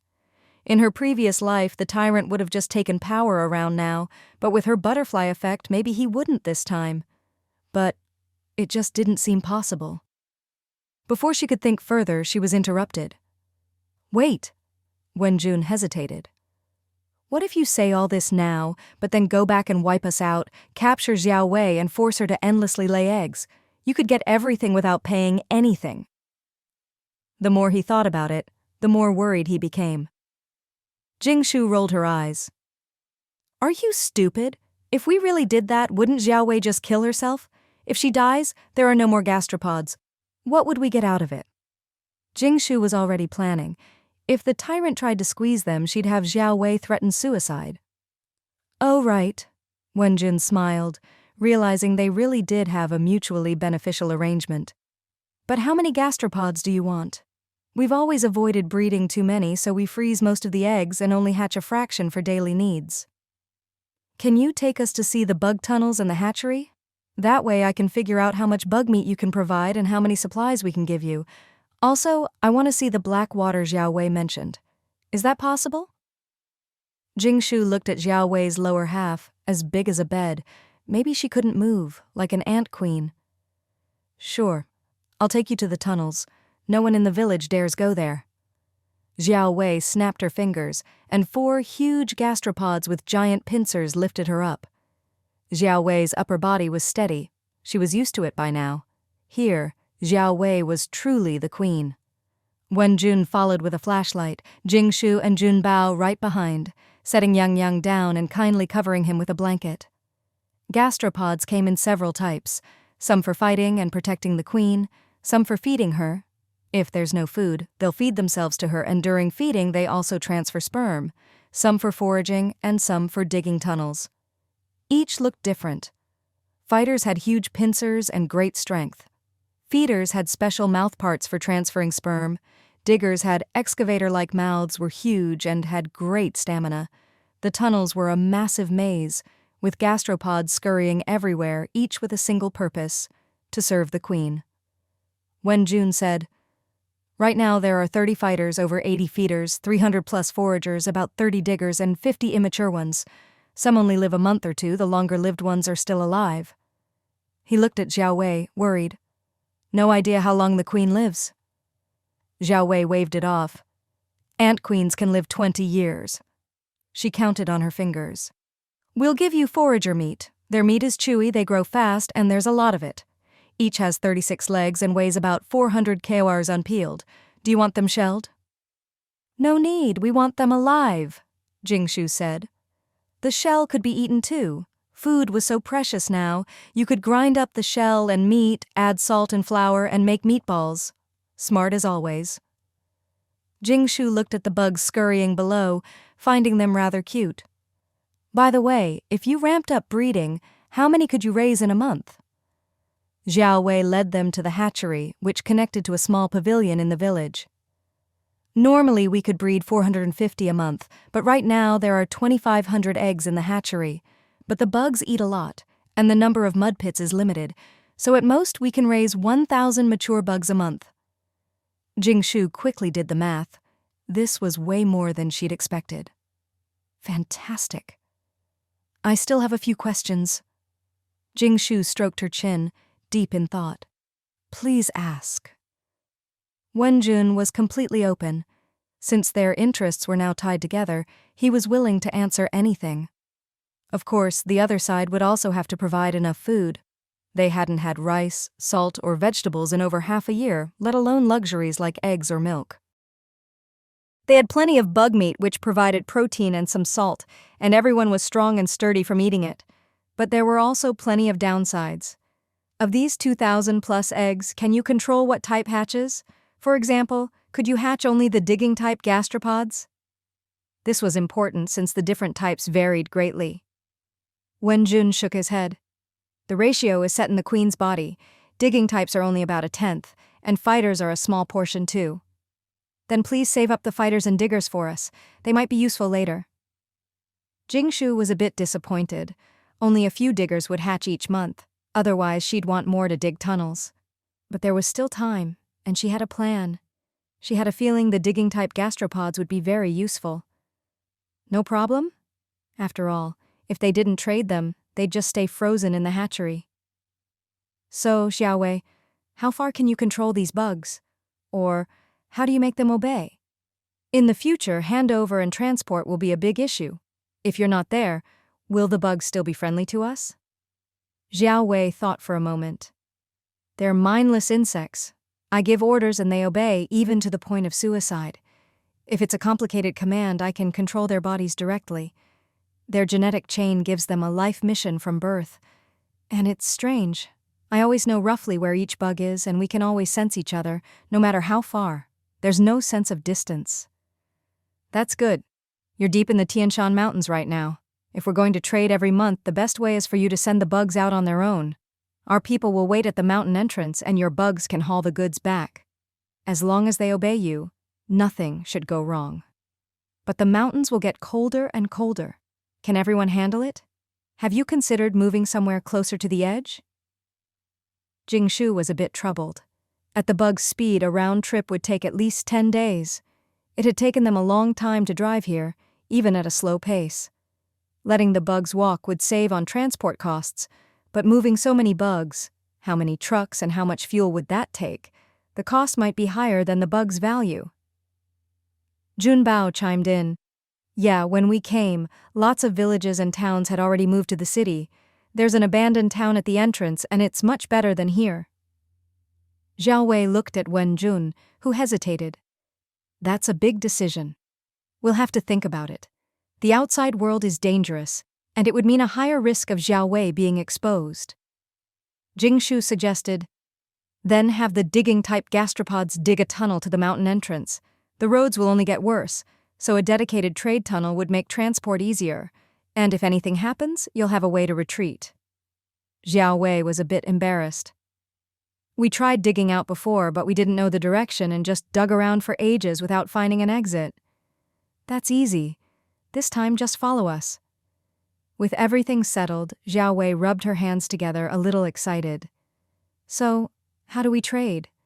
What can we get in exchange?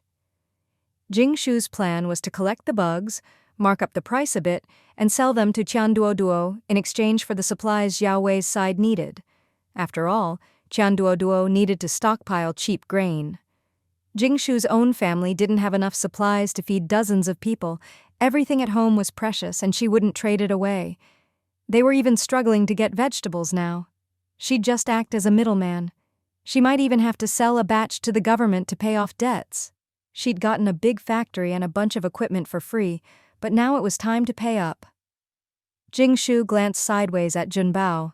If he knew about this, it was as good as Jin Tianqi knowing she had a batch of bugs. She'd have to sell some to the government, or it wouldn't make sense. Thinking of this, Jing Shu kindly asked Junbao, "Do you want to buy some bugs too?" Junbao waved his hand. No need. He had an even bolder idea. Great. That meant she could keep a batch in reserve for next year. Jing Shu turned back to Xiao Wei. Here's the market situation. Food is the most expensive. Fruit, eggs, milk, snacks are all luxuries. Since no one can grow grain, rice and flour are running out and are very expensive. Next is vegetables. After that, it's winter bedding and clothes, then daily necessities. Salt and vitamins are subsidized by the government, but if you want extra, it's expensive. Wen Jun nodded with a bitter smile. It had been like this last year, too. One gastropod can be traded for 5 kilolars of rice or flour, or 15 kilolars of sweet potatoes, or 10 kilolars of vegetables, or 3 kilolars of dried vegetables, or 1 quilt and 5 pieces of winter clothing, or 20 eggs, or 2 kilolars of milk, or 1 kilogram of salt, or 1 kilogram of seasonal fruit, or 50 kilodolars of waste fuel. If you want anything else, just tell me and I'll try to find it for you. Jing Shu thought about what Qianduoduo still had to trade. Seemed like not much. Even Shi Yuan was tightening their belts, turning all fresh vegetables into dried ones for the future. A 400 kg bug could only be traded for 5 kilodolars of rice. It was less than she'd hoped, but at least she could get all kinds of things, and the variety was good. Wen Jun did the math and was pleasantly surprised. If they traded at the current breeding rate, not only could they feed the whole village, but they'd have plenty of extra supplies. Xiao Wei and Wen Jun discussed and said, "Let's trade 200 bugs this time.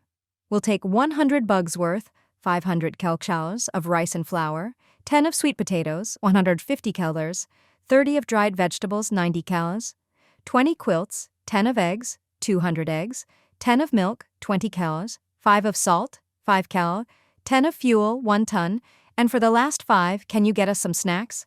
Dried fruit, chocolate, sunflower seeds, instant noodles, sausages, anything is fine."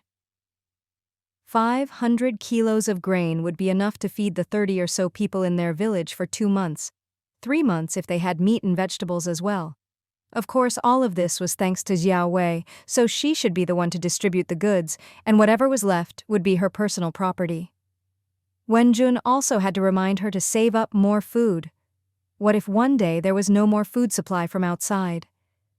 A glint flashed in Wen Jun's eyes. Lately, some people in the village had been up to something, and now that they'd gotten this grain, jealousy was inevitable. It looked like the rules would have to change. From now on, if you don't work, you don't eat. That's fine, but you should ration the rice and flour. I still have channels to trade for it now, but soon it might get dangerous. Later on, it'll probably be even harder to get rice and flour. Jing Shu was already doing the math in her head. This time, she could bring back one bug 400 kg x 200 bugs, $80,000 dollars of food. Sounds like a lot, but if you figure a normal person eats 0.5 dollars a day, that's only enough to feed 100,000 people for 2 days. Of course, in the apocalypse, you had to stretch things out. Add more water, mix in some dirt, and you could make it last 5 or 6 days. If you were really starving, you could always go out and scavenge. Lately, the corpse-eating bugs had even started crawling up from the ocean. Jing Shu had never found the right words to describe the taste of those bugs until she slaughtered a pig recently and used its gallbladder for medicine. The taste was just like gall, fishy, bitter, utterly disgusting, impossible to swallow. If the gastropod supply stabilized, and they could provide over 1,000 a month, it would really ease the pressure on Wucheng. Jing Shu finally understood Qian Duoduo's feeling of a drop in the bucket. Forget the whole country. Just Wucheng alone had several million people. How much food did they need every day? Even if the government rationed everything, it still wouldn't be enough. If it weren't for the strategic reserves from before the apocalypse, they'd have run out long ago. Even now, the authorities were trying everything, but there just wasn't enough food. But humanity would eventually overcome the apocalypse, and new food sources would be discovered. Extinct animals and unmutated poultry would become even more precious. Once the deal was settled, Xiao Wei finally led everyone deep into the bug tunnels to the pool of black water. All the gastropods avoided this place, clearly repulsed by it. Xiao Wei had said before that this black water had killed bugs. I've drunk it too, but it had no effect on me. Maybe it's because this was what merged with me in the first place. I'm completely immune now. Jing Shu's face was screaming with excitement, and even Jun Bao was thrilled. This is the black water we've been researching these past few days. I can't believe there's a whole pool of it here. Xiao Wei, name your price. I want all of it. Ahem. Jing Shu quickly stepped in front of Jun Bao and started digging through her bulky coat. Soon, she pulled out a few pieces of hard cheese, a big handful of hand-torn beef jerky, a bar of Dove chocolate from her pants pocket, and finally, her trump card, a thick, king-sized beef sausage. There were audible gulps. Xiao Wei said eagerly, "Xiao Shu, you can take as much of this black water as you want. If it's not enough, I'll have the bugs find more for you. I send them out every day to look." Jing Shu held back a laugh and handed over the food with a reserved air. "This is for this time. Next time you find more, I'll bring you more food, but these are the best I have. This chocolate is the last piece." She was a little reluctant, too. If her cocoa tree in her space hadn't grown up, she'd be even more reluctant. Thinking about having to make her own chocolate in the future made her a bit sad. "I'll keep looking for you," Xiao Wei agreed immediately. Even though Jun Bao's name your price was tempting, Jing Shu had put the food right in front of her. Who knew what Jun Bao would offer or when she'd get to eat it? Would it be as tasty as Xiao Shu's treats? The candy Jun Bao brought was good, but not as good as this. The black water was useless to her, just like muddy water, so she was more than satisfied with Jing Shu's food. Jun Bao opened his mouth a little weakly. "Xiao Wei, if you find more next time, I can trade you sachima, osmanthus cake, and candied hawthorn." "We'll talk when you bring it," Xiao Wei said, chewing on the beef jerky and sighing. Food was so wonderful. Why had she ever wanted to end her life? Jun Bao's snacks were all gone, even the last bit of candy. Who knew when he'd be back next time? "Jing Shu." Jun Bao turned to her pitifully. "Can you spare me a little? Name your price? There's so much water here, you can't use it all, right?" Jing Shu hesitated. No one else knew she needed the black water to upgrade her space, and she was reluctant to give any away. But how much should she give? Would a fingernail's worth be enough? Jun Bao had been generous these days. Maybe 2 fingernails worth. Jun Bao coughed and decided to drop a bombshell. "Our research institute in the capital has found a way to make biological cells grow huge. We're just missing a stable gene chain. The red liquid is part of it, but we still need some mutated genes. This black liquid is very similar to the red one, and since Xiao Wei said it burst the bugs, I suspect it might contain genes for cell gigantism. If we succeed, it could be a breakthrough for apocalypse food research. If you're willing to hand over some black liquid, I can let you in on the project." Jing Shu's eyes widened in shock. Holy crap, did she just hear what she thought she heard? Giant cell food? Wasn't that something that only appeared in the second half of Year 5? It became a mid to high tier food in the apocalypse, a huge breakthrough for China. As for the lower tier food, well, just think about it. A fish the size of your palm could become as big as an elephant. After being injected with the new agent, every cell in its body would expand tens of thousands of times, swelling up. Of course, the taste was indescribable. Meat that was once tender became as tough as wood chips, impossible to chew or swallow, but at least it was edible. Jing Shu looked at Junbao with suspicion, wondering about his true identity. If she remembered right, this kind of food was promoted by the tyrant back then. It really did help keep people alive. Maybe it was because she'd been staring at him for so long, but Junbao finally said a bit awkwardly, "Although we're only in the early stages and there's still a long way to go, if this succeeds, the rewards will be huge. Of course, it's also possible we'll always be stuck in the research phase." Jing Shu blinked. Did he really want her to be a shareholder? "Of course, but only 1% of the shares, and you'll be responsible for supplying the black and red liquids during the research phase," Junbao said seriously. He didn't know if the black liquid was useful, but the red liquid was definitely in demand. Unfortunately, Zhen Nantian had only handed over a tiny bit, which was nowhere near enough. Every experiment required thousands of repetitions with just a drop. He'd been thinking for a while about how to get more red liquid, and if Jing Shu could provide it. "So if the research succeeds and they need a lot of these liquids, I won't be responsible for supplying them anymore?" Jing Shu's eyes lit up. As a reborn person, she knew that in another year and a half this food would be a huge deal, and there'd be massive demand. Junbao, on the other hand, had no idea how long it would take to succeed and was still full of uncertainty. Once the research is done, they'll be able to analyze the ingredients, figure out the source, and how to cultivate it. They'll probably be able to replicate the gene chain so you won't need to supply it in bulk anymore. Jing Shu's eyes sparkled. If that was the case, could she stockpile more of these liquids in the meantime? "No problem. Here, I'll give you a cup first. Is that enough? If not, I have more." Junbao. "When we get back, we'll sign a contract on the big data system. As for how much we'll need, we'll have to see when we get back." "All right, you all go wait upstairs. I'll handle this myself. If Yang Yang wakes up and no one's there, it'll be a problem." Jing Shu, excited, rubbed her hands together and shooed everyone away. That pool of black liquid didn't look like much, but it was actually a pit. Jing Shu first stored some in her space, then filled 2 big wooden barrels with the rest, not even leaving the mud at the bottom. She estimated there was at least 200 kAs, less than the red liquid she'd collected before, but that had taken a month to gather.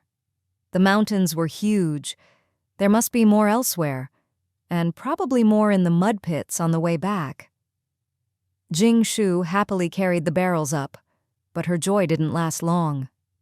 She knew the black liquid could upgrade her space, so she'd put some in, and her space had devoured it hungrily. Then nothing happened. She poured in half of the barrel, and it was absorbed in no time, but still no reaction. It's like a bottomless pit. Her space sent out a feeling of hunger, as if it still needed much more. Chilly. Jing Shu's heart went cold. She couldn't take any more from the barrels, or the numbers wouldn't add up, and Junbao would get suspicious. "All done?" Junbao asked, noticing Jing Shu's sudden change in mood. She'd been so happy just now, and now she looked deflated. Women really could change moods faster than flipping a page. "Yeah, all done, let's go." So weird. Jing Shu, Wenjun, and Xiao Wei discussed it and decided to take one gastropod with them as they left. Their goal was to find someone, and after that, they'd come back and travel with the bug. That way, Xiao Wei would know their route, and when they returned, the bug could guide them and they wouldn't get lost. "Let this fighter, Little Red, go with you. If anything happens on the road, it can help. Thank you. This is a huge help. Jing Shu hung the 2 big barrels from Little Red's 3-meter-long pincers, picked up Yang Yang, and set off. She waved. Thanks for the leg hair. I'll bring you something tasty next time. She stuck the leg hair in her hair. She'd heard that with this, all gastropods would obey her. This was a leg hair Xiao Wei had just forcibly ordered herself to pull out. It was very tough, and supposedly, besides making the bugs obey, it had other mysterious uses. What else could a leg hair do? Little Red instinctively disliked the black liquid, dragging its 36 legs along like a giant centipede. Its huge belly wasn't a burden. If anything, it looked like a shield. The village chief personally escorted Jing Shu, being extremely polite. When they passed the mud pit, he even got on a small boat to ferry them across, waving like a boss.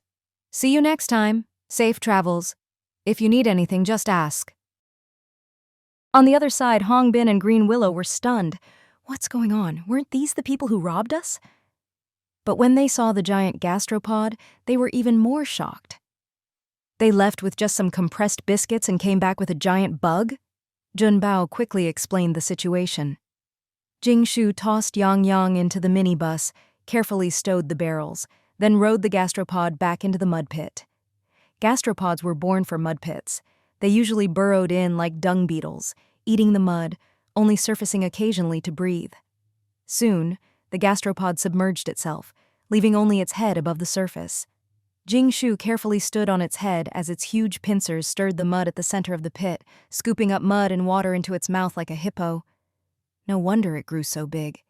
Its appetite for dirt was enormous. What would happen when the mud dried up? Would the gastropods survive? Jing Shu didn't have time to worry about that now. Even with all this, the bugs still hadn't reached the bottom. How deep was this mud pit? The mud was icy cold, and she didn't want to wade in herself. She tried poking around with a stick but couldn't find any more black liquid. After fiddling for over 10 minutes with no luck, she had to give up for now. There was still a journey ahead, and she needed to find her seeds. She marked the spot to come back and try again later. There were too many people around to do anything special now. Just then, Junbao finished his own preparations. Let's switch to seawater mode. We're deep in the mountains now and there's not much road left. Besides, we're almost out of gas. We can't just walk the rest of the way, can we? Fine. When Jing Shu finally climbed back into the minibus, Hongbin was red-faced, struggling up the steps. The minibus creaked and slowly started moving. Jing Shu sighed. Want me to drive? No need, I can do it. I'm really strong, Hongbin panted, his voice low and confused. It felt so easy when I tried before. Green Willow gave an awkward smile. Back then, I thought even if we hit mud we could still move. As long as we had the propeller, we'd have power. Who would have thought this was a swamp? The resistance is huge. No wonder it's so hard to move. Crunch, crunch, boom. The minibus had just entered the swamp and was already starting to sink. Even though they'd set up anti-sinking boards outside, muddy water was still seeping in. Fat Chicken fluffed its feathers and shuffled further inside. It was very protective of its plumage. Come on, Hongbin, put your back into it. We're about to sink. Can you do it or not? Green Willow anxiously steered the wheel. As expected, let me do it. Under everyone's stunned gaze, Jing Shu lifted Hongbin out like a chick, climbed in herself, and then, thump, thump, thump, her legs pedaled at lightning speed, quickly becoming a blur. A squelching sound followed. The minibus suddenly lurched, and inertia sent everyone leaning backward. A gust of wind blew in from outside. Did the minibus just fly? Whoa, what the hell? Jing Shu even heard a few people gulp. Was it really that shocking? The minibus quickly escaped the swamp and returned to the main road, slowing down again, now crawling along the mountain like an old jalopy. That's right. This was the fastest it could go. Using the propeller to drive the 4 wheels, then relying on human power to pedal. No matter how fast Jing Shu pedaled, without the swamp to provide extra force, the top speed was about the same as a bicycle. After a few hours, she switched with Hongbin, who pedaled for a while before switching with Green Willow. The minibus's slow speed was truly exasperating. This kind of mental and physical torment was crushing because you never knew how much longer you'd have to search, or if you'd ever find what you were looking for at all. "I have some good news for everyone," Green Willow said, munching on a compressed biscuit. "None of the other teams have found the ship either." "How is that good news? I'm exhausted," Hong Bin huffed as he pedaled. He wasn't as strong or as enduring as Jing Shu. Every time he saw her pedaling for hours while playing with a Rubik's cube, he was filled with envy. Didn't she ever get tired? Hong Bin was wiped out after just half an hour, and who knew how much longer they'd have to go. But since the pedal car idea was his, he was determined to see it through, even if it killed him. Jing Shu finally cheered up. "That means either it's on our route or it's not in the Tianshan Mountains at all. That really is good news." Little Red had been following behind the minibus the whole time. As a gastropod, as long as there was enough food along the way to fuel it, it seemed like it could walk forever. Jing Shu was very pleased with this. They traveled like this for another 3 days. Jing Shu's mood swung up and down. The mountains seemed endless, filling her with despair. The swamps became more frequent, and many places had to be waded through. Luckily, the minibus had an amphibious mode. The Tianshan Mountains are high, but it seems like we're heading downhill now with more and more valleys. But that wasn't the important part. What mattered was, the more swamps there were, the more black liquid there was, and Jing Shu's sense of it grew stronger. Unfortunately, she still couldn't get the black liquid from under the swamps on her own, which left her feeling anxious and conflicted. Jing Shu started marking each spot, leaving some of her bugs behind as the best markers. Although they weren't as freakish as Xiao Wei's, as long as they were within a certain range, she could sense their location, so she wouldn't get lost if she had to come back. The minibus was down to just compressed biscuits for food. Besides Hong Bin and Green Willow, who kept gnawing on them, everyone else cooked with Jing Shu. The rice Yang Yang and Hao Yun had given them was almost gone, but thankfully, Jing Shu had brought 2 huge boxes of food. She also rationed carefully, only sneaking extra meals late at night when everyone was asleep. Just as Jing Shu was wondering how much longer they'd have to go, one morning at dawn, their minibus reached the end of the mountains. If they wanted to go any further, there was a cliff ahead, or rather, a vast canyon. But if you looked closely, you could see the canyon was moving. It was like waves, constantly pushing the 2 sides together, making a booming sound as everything in the middle, rocks, buildings, whatever, was crushed to pieces. A true spectacle. This wasn't an ocean, but solid land, yet it rolled like the sea. "Look!" Jing Shu pointed to a spot, and Green Willow aimed the headlights there. Amid the rolling waves, wasn't that a big ship? If the ship hadn't been blocked by a few rows of low houses, it might have already been pushed into the center and crushed to bits. Then they'd never find it again. Sensing the strong light, a voice called out from under the pitch-black ship. Even from a distance, they could hear it. "It's them!" Green Willow was excited. "Hong Bin, fire a signal to mark the location and confirm the rescue target." "The radar signal is really weak. There must be a special magnetic field here. If we didn't have our own satellite radar, we wouldn't be able to send a signal at all." It was now the 4th year of the apocalypse. Many signal towers had decayed from lack of maintenance, making the already weak signals almost non-existent. Jing Shu was excited too. After searching for so long, they'd finally found them. They looked miserable, but at least they were alive. She got out of the car to observe the situation below. "So, how do we get down there? The whole ship and everyone are trapped." Below was a cliff with surging waves. One misstep and you'd be smashed to death. Yang Yang grumbled, pointing at the big bug behind them. "Let Little Red take a message for us. It's too far to shout." Yang Yang still had a grudge against these bugs.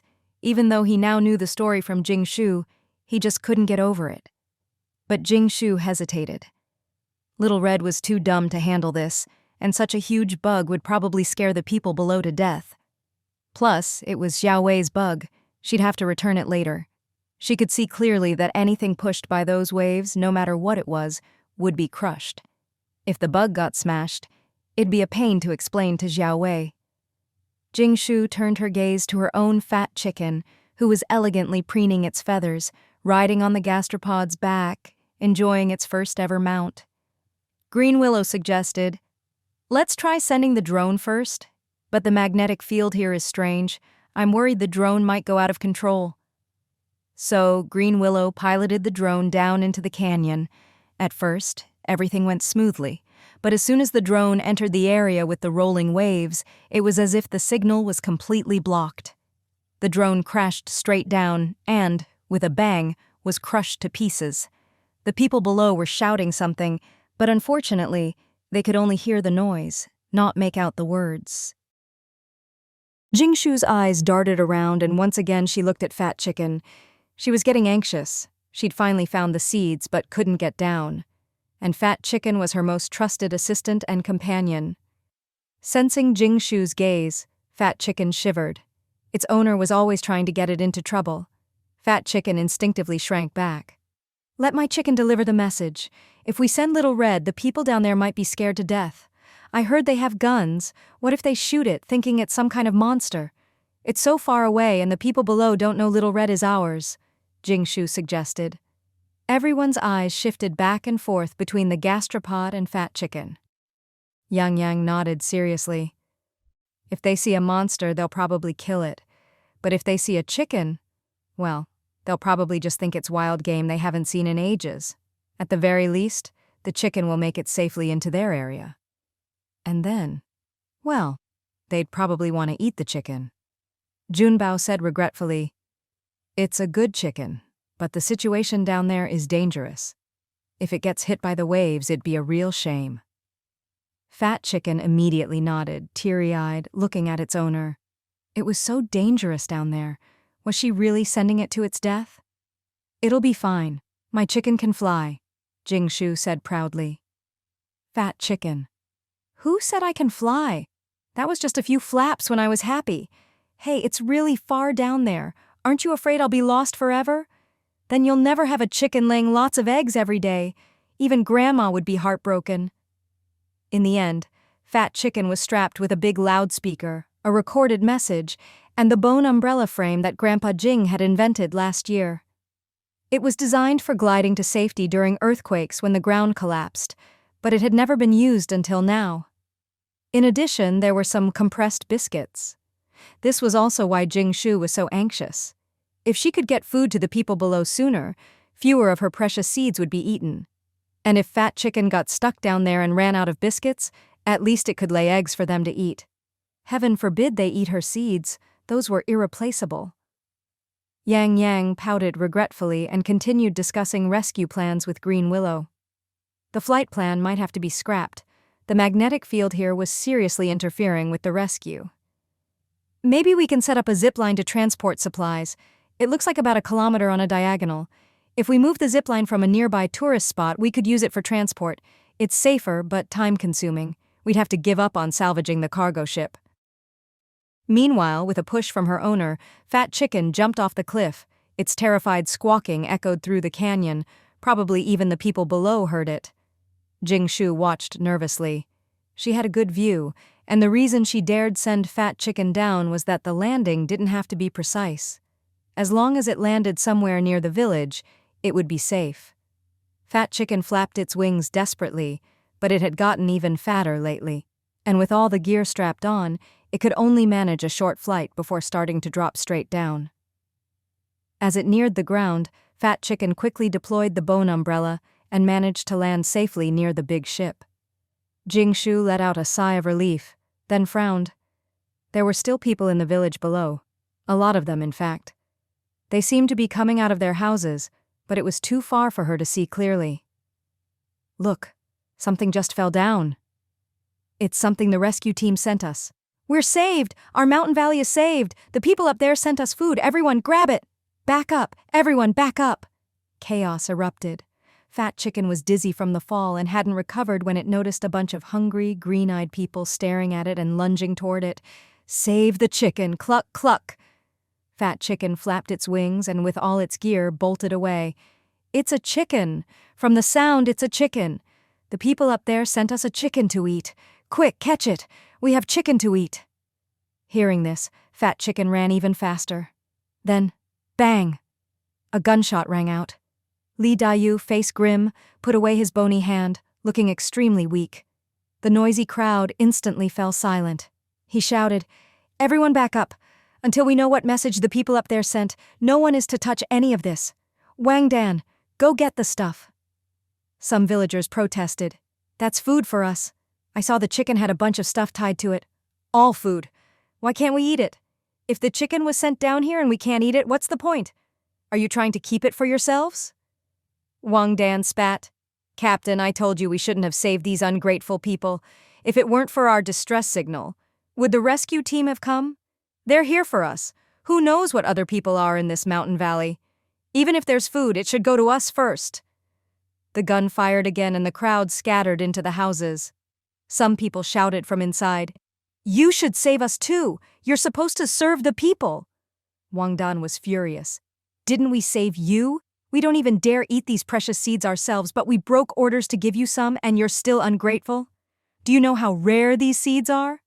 They might be the last healthy seeds in the world. Do you even know what you're eating? Isn't that your job?" Li Dayu waved his hand. "Enough. Bring over whatever was dropped from above." He really didn't have the strength to argue. Strangely, the chicken that none of the villagers could catch, a fat, mouth-watering chicken, walked over by itself.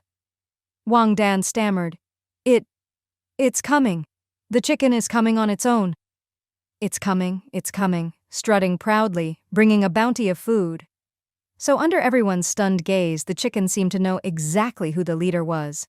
It ran straight to Li Dayu, tossed out the loudspeaker, and then the speaker blared, "Buying junk, TVs, fridges, washing machines, books, newspapers, beer bottles." Just as everyone was confused, the message finally changed. Bang! The sound of gunfire startled Jing Shu. "What's happening down there? Why is there gunfire?" She paced anxiously, only able to tell that Fat Chicken hadn't been hit and wasn't the target.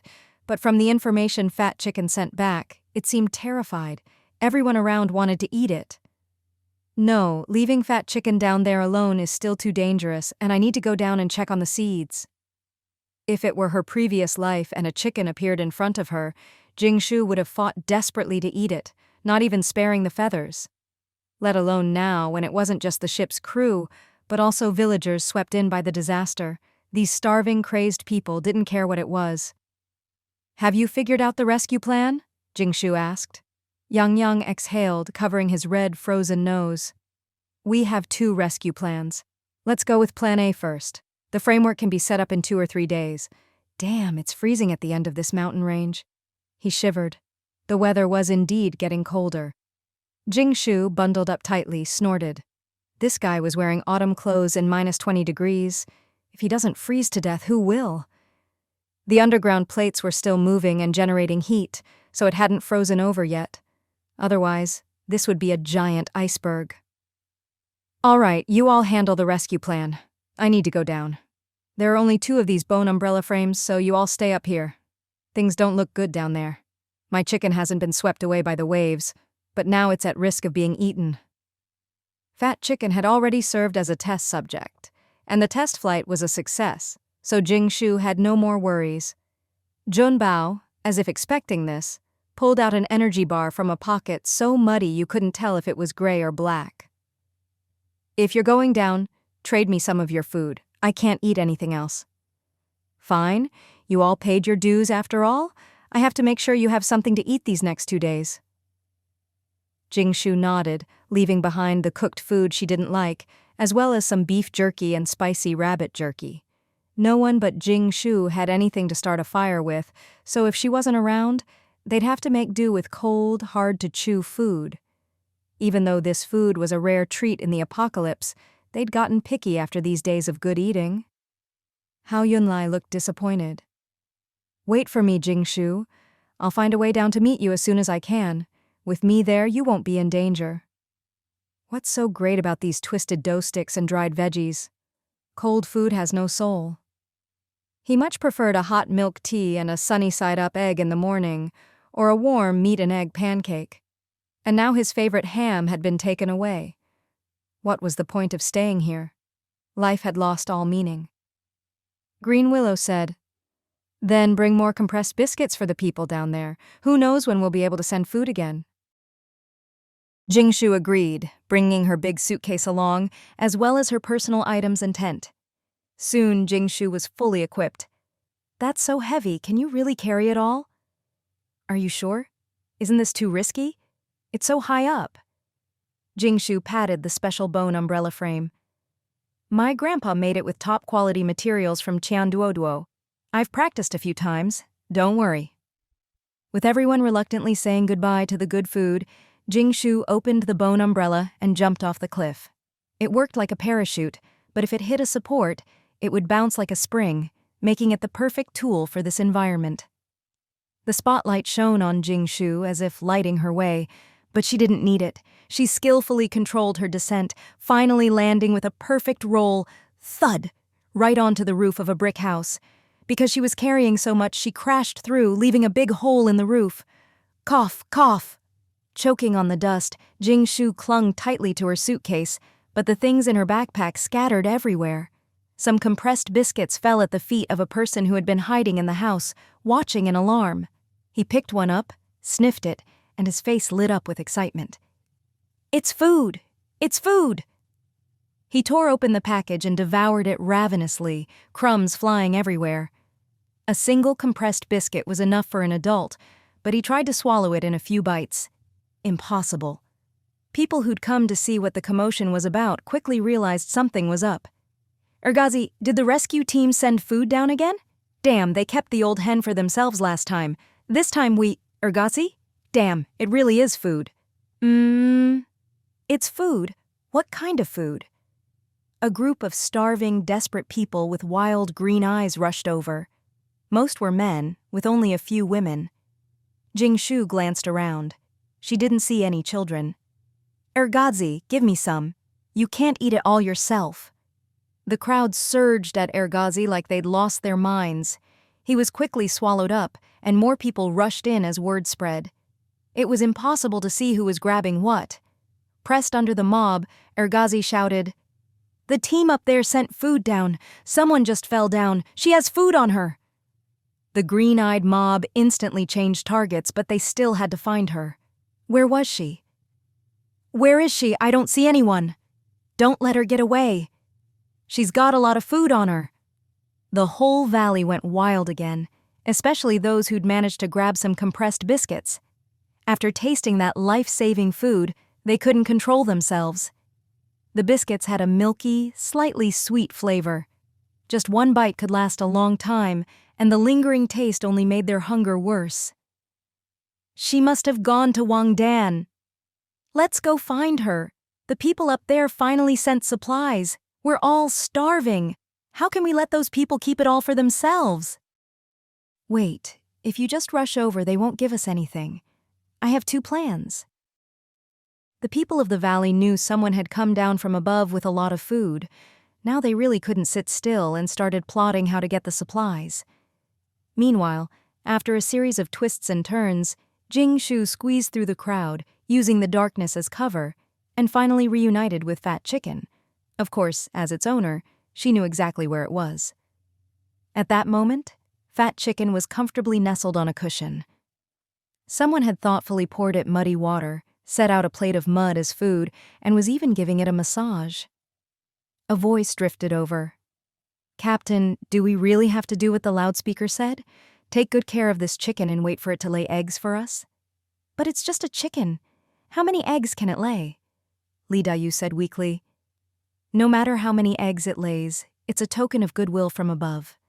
Besides, we failed to deliver the mission goods to their destination, misappropriated them, and even had to call for rescue. If we make it back alive, we'll have to return and accept punishment."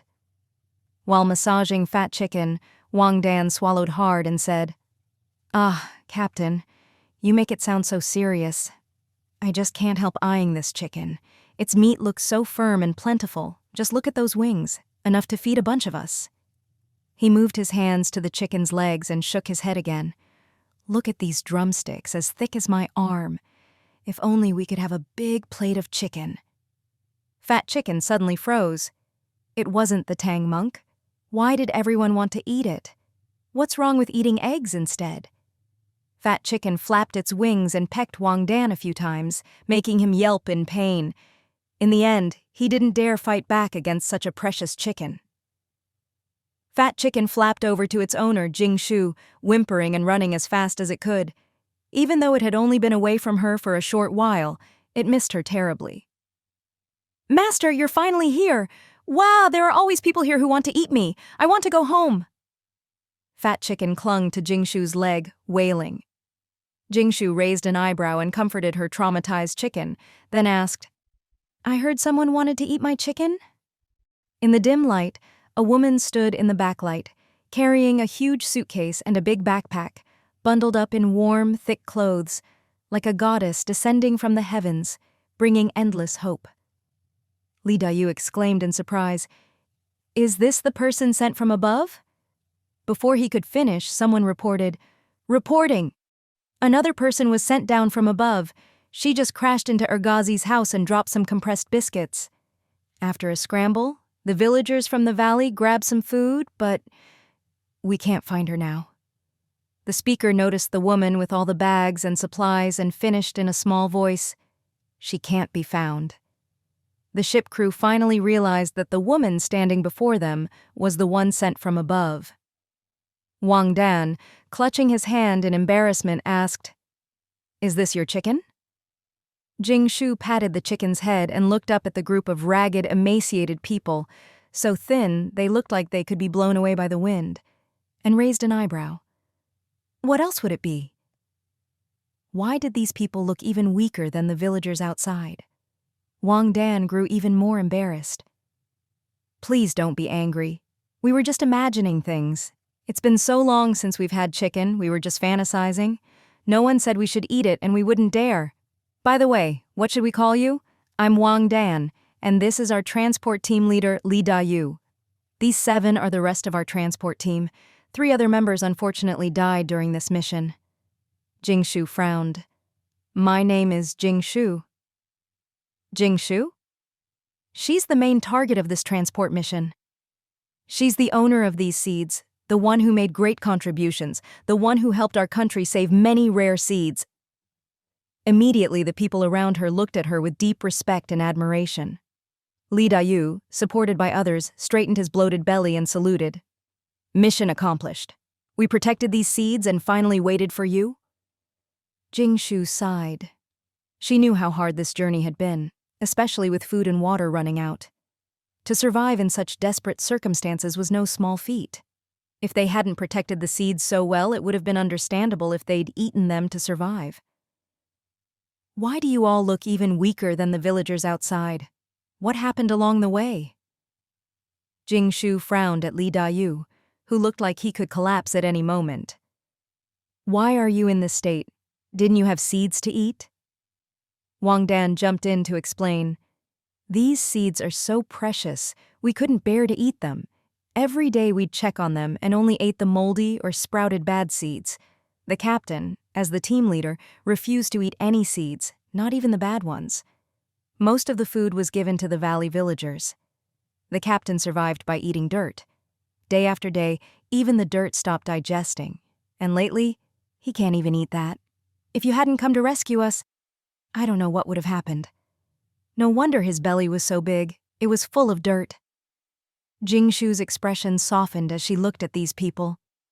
They were truly risking their lives to protect the seeds. Li Dayu glared at Wang Dan, then said, "Take Miss Jing Shu to check the seeds. We've lost some over this long period, and you should also explain what's happened over the past 6 months. Please understand, Miss Jing Shu, that the weather and other uncontrollable factors led to our mission's failure, but we'll take responsibility for what's ours."